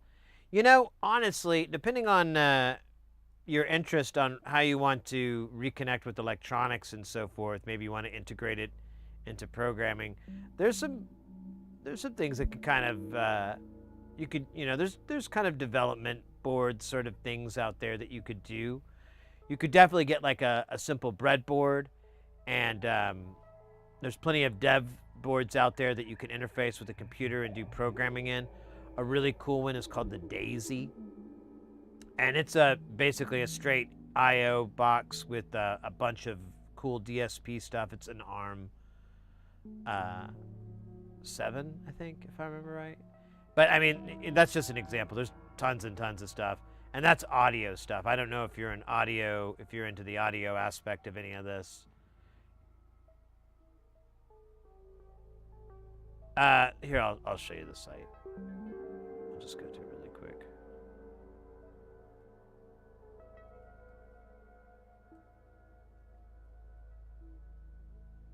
I didn't even spell it right. Here, I'll put the link in the chat too, so you can have it. So, this is called the. Oops, gotta hit enter, goofy. It's called the Daisy Seed, and it's kind of similar to the Tinsy and whatnot. But the nice thing is there's a massive development environment for it, and so you can kind of pick your poison on how you want to code for it. There's a lot of the algorithms have already been worked out, so you can go and grab these equations and whatnot. So you don't have to do that, or you can take the existing ones, modify them to what you're looking for, possibly. There's a lot of room. It's all open source. It's all really nice and easy to work with. The unit itself is Boss. You have a 24-bit, 96 kilohertz I/O. It has, you can run it, yeah, like all these different languages here, C++, Arduino, Maximus P, Pure Data. There's also Python. I don't know why they're not bringing that up, but there's Python, a bunch of other stuff. It's really easy. There's 64 megs of SD RAM on there for up to 10 minutes of audio buffering. So you can do really cool reverb effects and so forth with it. But there's a lot of already pre-made kind of things for them to sit in. I was showing earlier there's a guitar pedal that you can plug this into, and it can give you input outputs. There's eurorack devices, all this kind of stuff. So it's really easy, and it's really inexpensive for 21 bucks. It's honestly, I think it was like less than this like 6 months, a year ago or whatnot, but this is still not a painful increase at all.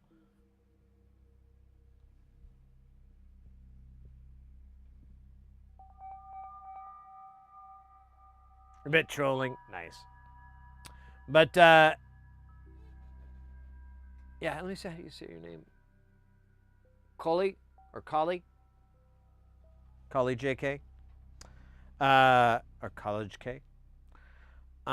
Yeah, with this, it's pretty cool. I mean, it's one of the, there's other stuff out there, but I've messed around with this, and I'm not a programmer by any stretch of the imagination.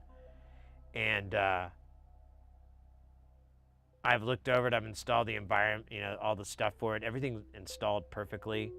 And I've tweaked around with like little, you know, make the LEDs flash kind of software and stuff like that to test it, and it's been really painless and easy. So there's already a lot of, like I said, there's already a big community out for it, so you can easily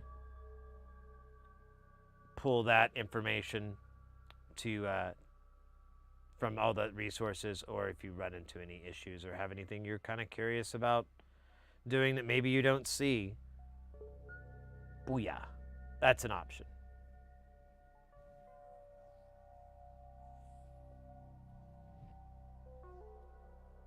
I'm just back to looking at this. Beautiful. Yeah, we're gonna have to redo this voice board. Here, we'll do the 3D view, because I want to. Oh God, I hate it when it does this. Shut up. Yeah, I'm gonna move all these guys back so they'll sit back here, and that'll give me some more elbow room. But we'll have to rerun the trade, but it won't be too bad. We're not gonna move the components around. We're just gonna rerun it.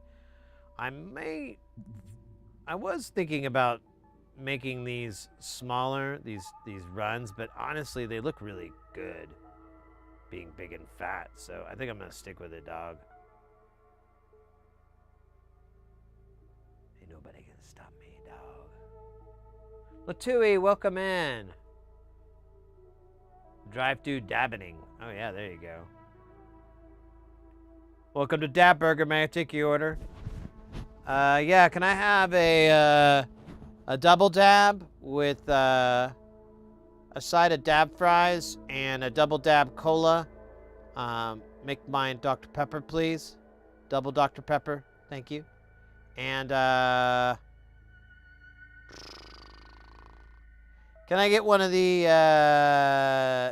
dab crispy treats? Yeah, that'd be great. Let me get one of the dab crispy treats, and you know, let me get a cookie too while we're here. I know I can have the cookie later. I'm sorry, I didn't mean to tell you my story here at the drive-thru of Dab Burgers, but it's been rough ever since my dog left me for another owner. I never saw that coming. I mean, sure, there were signs. The dog would go on walks by itself, come back with a ball I'd never seen before. Sometimes, excuse me, sir. This is a Dab Burger.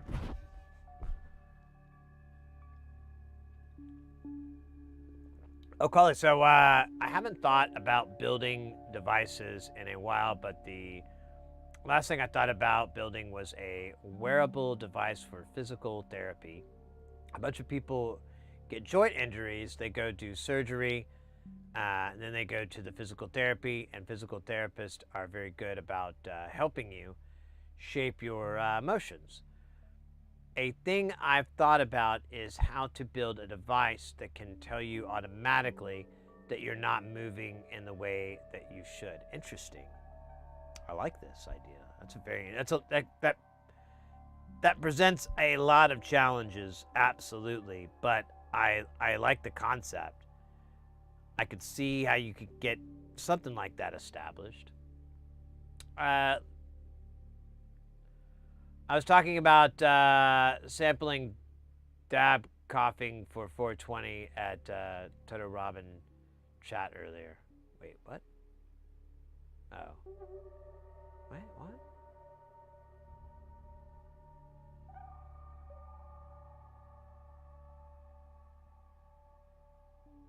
Got rid of the joints are in the relative position. Yeah.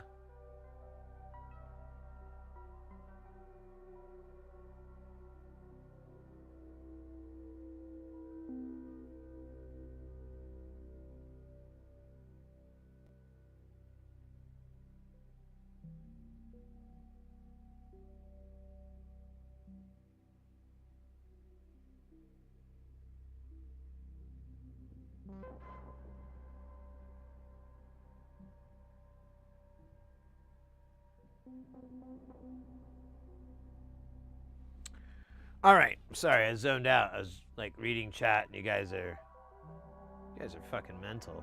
I love it. Don't ever change, please. Even if Michael tells you, don't listen to him. He doesn't run the channel. Sit here, see.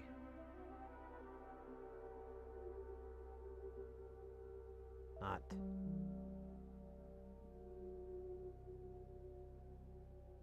Michael Jackson. That's his name. He's not the Michael Jackson. We already went over this. All right. You know what I might do? Ooh.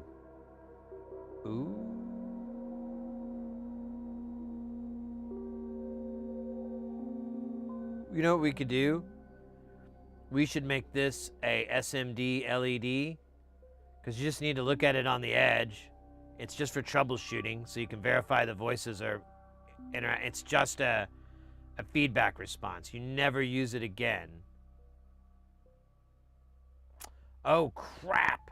That's right. We have a bunch of stuff we got to implement, and I didn't write any of it down. Pretty cool, right? Hey. Yeah, because one of the things I wanted to do was build a... So let's go to the main board here. So I wanted to build... Maybe it already does it. Oh, you know what it does? That's right. There's 6 LEDs on the front panel. Here, give me a second. Let me pull it up real quick. Yeah. Okay. So there's 6 LEDs on the front panel, and I believe these. These correlate to the voices. So I kind of want to have those over the tops of each one of the individual outputs. So on these, their corresponding voice would be, you know, above that physically on the PCB. I want that. Okay, so that's already done. Never mind. We don't have to add that.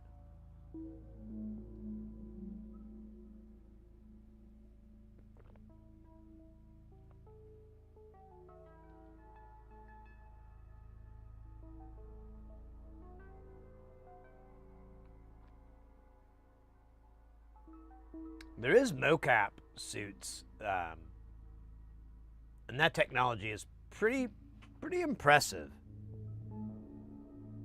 I've seen some pretty amazing stuff from that. So you might be able to do some tracking and get some pretty decent accuracy.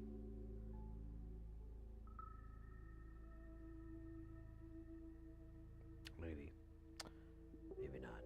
Let's call this output. Oh wait, I spelled out. Really weird. All right. Where are we here? Let me pull this back up.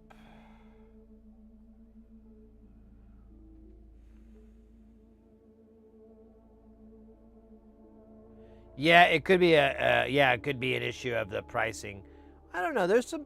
I've seen some. Maybe you could do. Maybe LiDAR. I don't know.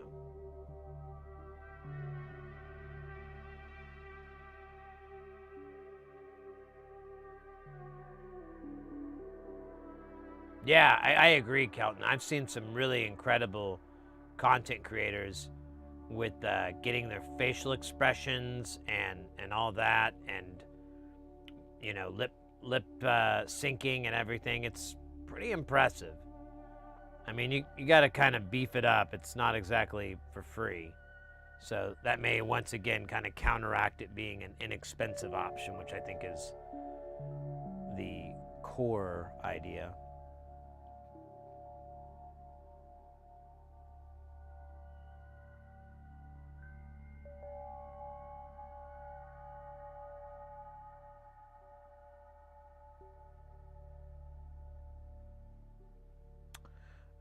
Let's see. Well, I'll try to figure out. I guess we might have some SMD projects kind of laying around. I don't know. there are some projects I wouldn't mind just ordering, but I don't think they're going to get here in time. I kind of put them off because I don't know, they were a little bit pricey, so I didn't really like that part where I was like, oh man, I got to spend that much money, but I was like, I don't think I'm going to save that much ordering all the bits by myself, so kind of yeeted that plan. Yay!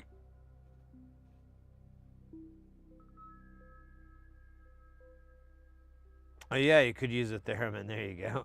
Wee-oo, wee-oo. And then you can walk and it'll make the sound.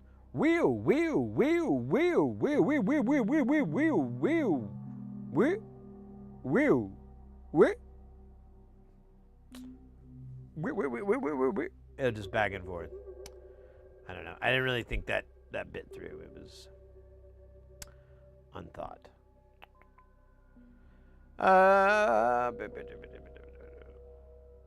We'll figure something out. I'm kind of smart most of the time. I definitely am gonna look into tonight after the stream. I think. Well, we'll see. I'm pretty hungry, but working on some of that metal. Yeah, because I was talking about it earlier, and I'll bring it up one last time for the end of the stream. The last 2 days have been like kind of brain inspiring. Or not, I don't know, brain inspiring? That's awful. That was really stupid. Let me start over. Can we start back? The last 2 days have been awe-inspiring. I don't know. Honestly, I've been listening to I went and saw a whole bunch of metal shows. Sunday night, I went and saw, what was it, Carcass, which I've never really listened to them. They're pretty good. Good stuff. I liked it. I wasn't in a good place in the PA, so I just heard the subs, but it was still not bad. It was good. The band put on a good show. But then after that was Cannibal Corpse, which I was very happy to see. They rocked very, very hard, and they were really fun. I don't know. It was cool. I was really happy I got to cross that off my list. I didn't really think I'd do that. Uh-oh, look at that. Cruise 194 coming in with a follow. But welcome in, mate. And then finally Meshuggah came, and they just blew my mind. The best laser lighting show I've ever seen in a metal show ever.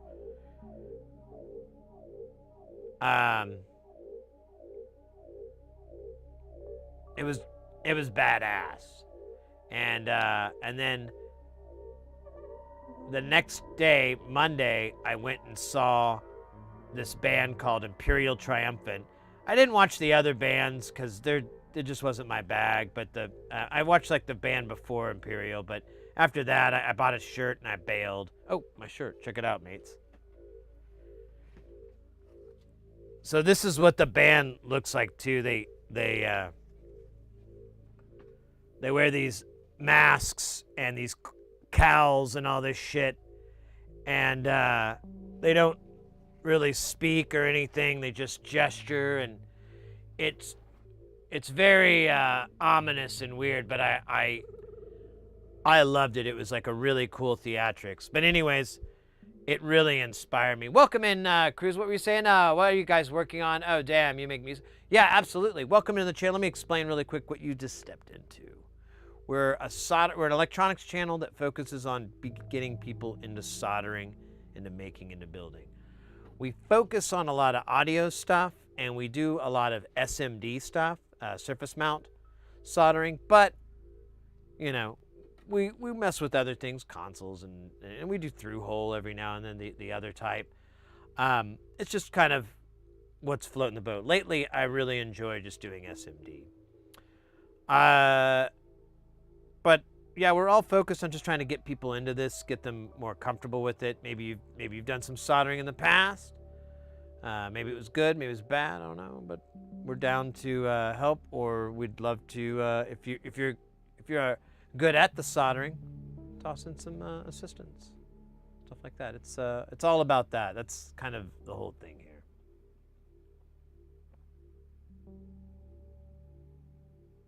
Yeah, Cannibal Corpse was awesome. The guy did the whole bit of this next song is about shooting blood from your cock. And it busts in. It was good. But anyways, hold up here. It really kind of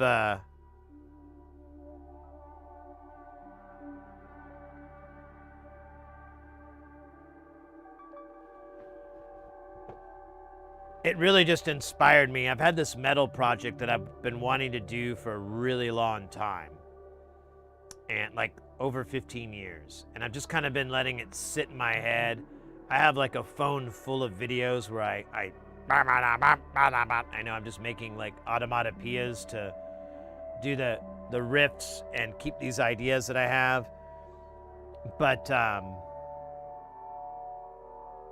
in short, for a long time I did a lot of string arrangements where I had like, you know, cello, contrabass, viola, violin, and I did that a lot, like for years.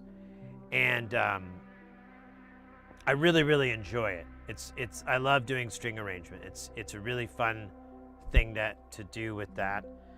And so I thought, why not apply this to guitar? And so I'd have like, you know, I do arrangements that would be kind of similar to that, where you'd have like a cello, contrabass, you know, viola, violin kind of deal. But in this, it wouldn't quite be that. You'd have a regular bass guitar, you know, and just a single one probably would be enough. But then you'd have 2 8 strings and then 2 6 strings. But the arrangements for those 4 pieces would be similar to string arrangements, where you have all kinds of stuff. I'm not going to get into that, but that was the idea. And then put in elements of breakcore and I don't know, put the synths in, all that kind of stuff. That was kind of the plan. And it dawned on me that I was like, you know, I can get this software. I'll show it to you real quick.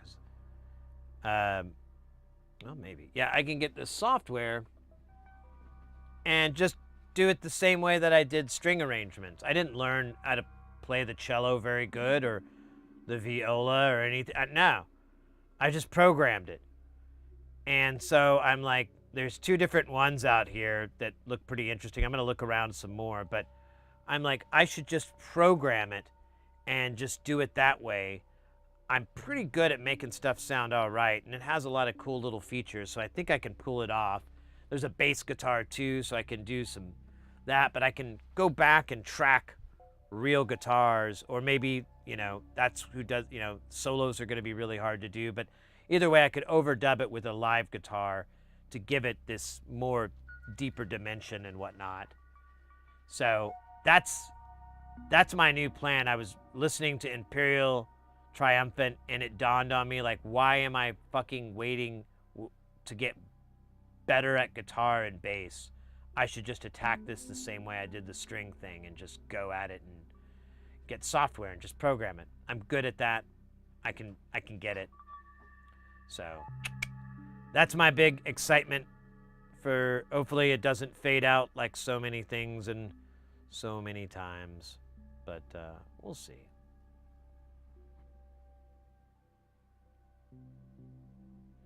Got any profit? So Cannibal was the second act. There was Meshuggah was the headliner, and then Cannibal was the second act, and they were really good. That was a really good show. The lead singer is just absolutely hilarious. I loved that. I loved the tongue-in-cheek. It was really fun and funny. I recommend it if you get a chance. Honestly, if you can see Meshuggah, they're touring right now. Go. That show is the light show alone is just gonna floor you. And Meshuggah's really great metal, so you have a good time. It's a thinking man's metal. I don't know. It's fun to listen to. It's got some stuff that keeps you off guard, but it's still got this really nice groove where you're just like, this is good. I could dig this. But. All right, let me throw up the social media links into the chats for everyone. If you do social media stuff, definitely click on that link and you can click on the ones that you give a crap about and link in to their linkedness. Oh, I didn't do the dab.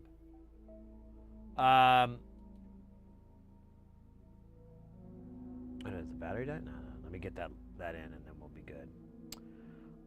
We will be back on Thursday is going to be our next stream. And of course, we'll have one on Saturday. Minus 11 hours, that's the time that we'll probably start sooner than that, but give or take.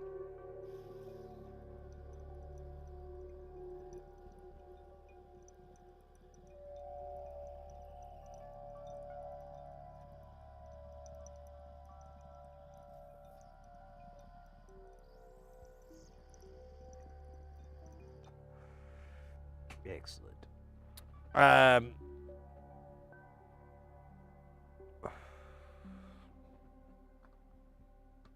Yeah, we'll be back on those days. We'll get some more work on the mini Ambika, and I'll figure out something. We've got some repairs we got to do.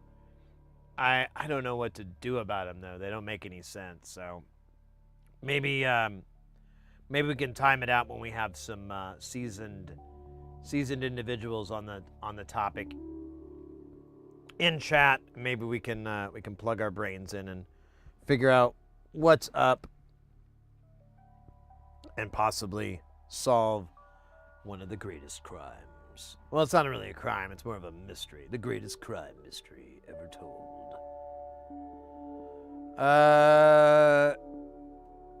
Thank you absolutely so much, guys. Today was a really awesome day.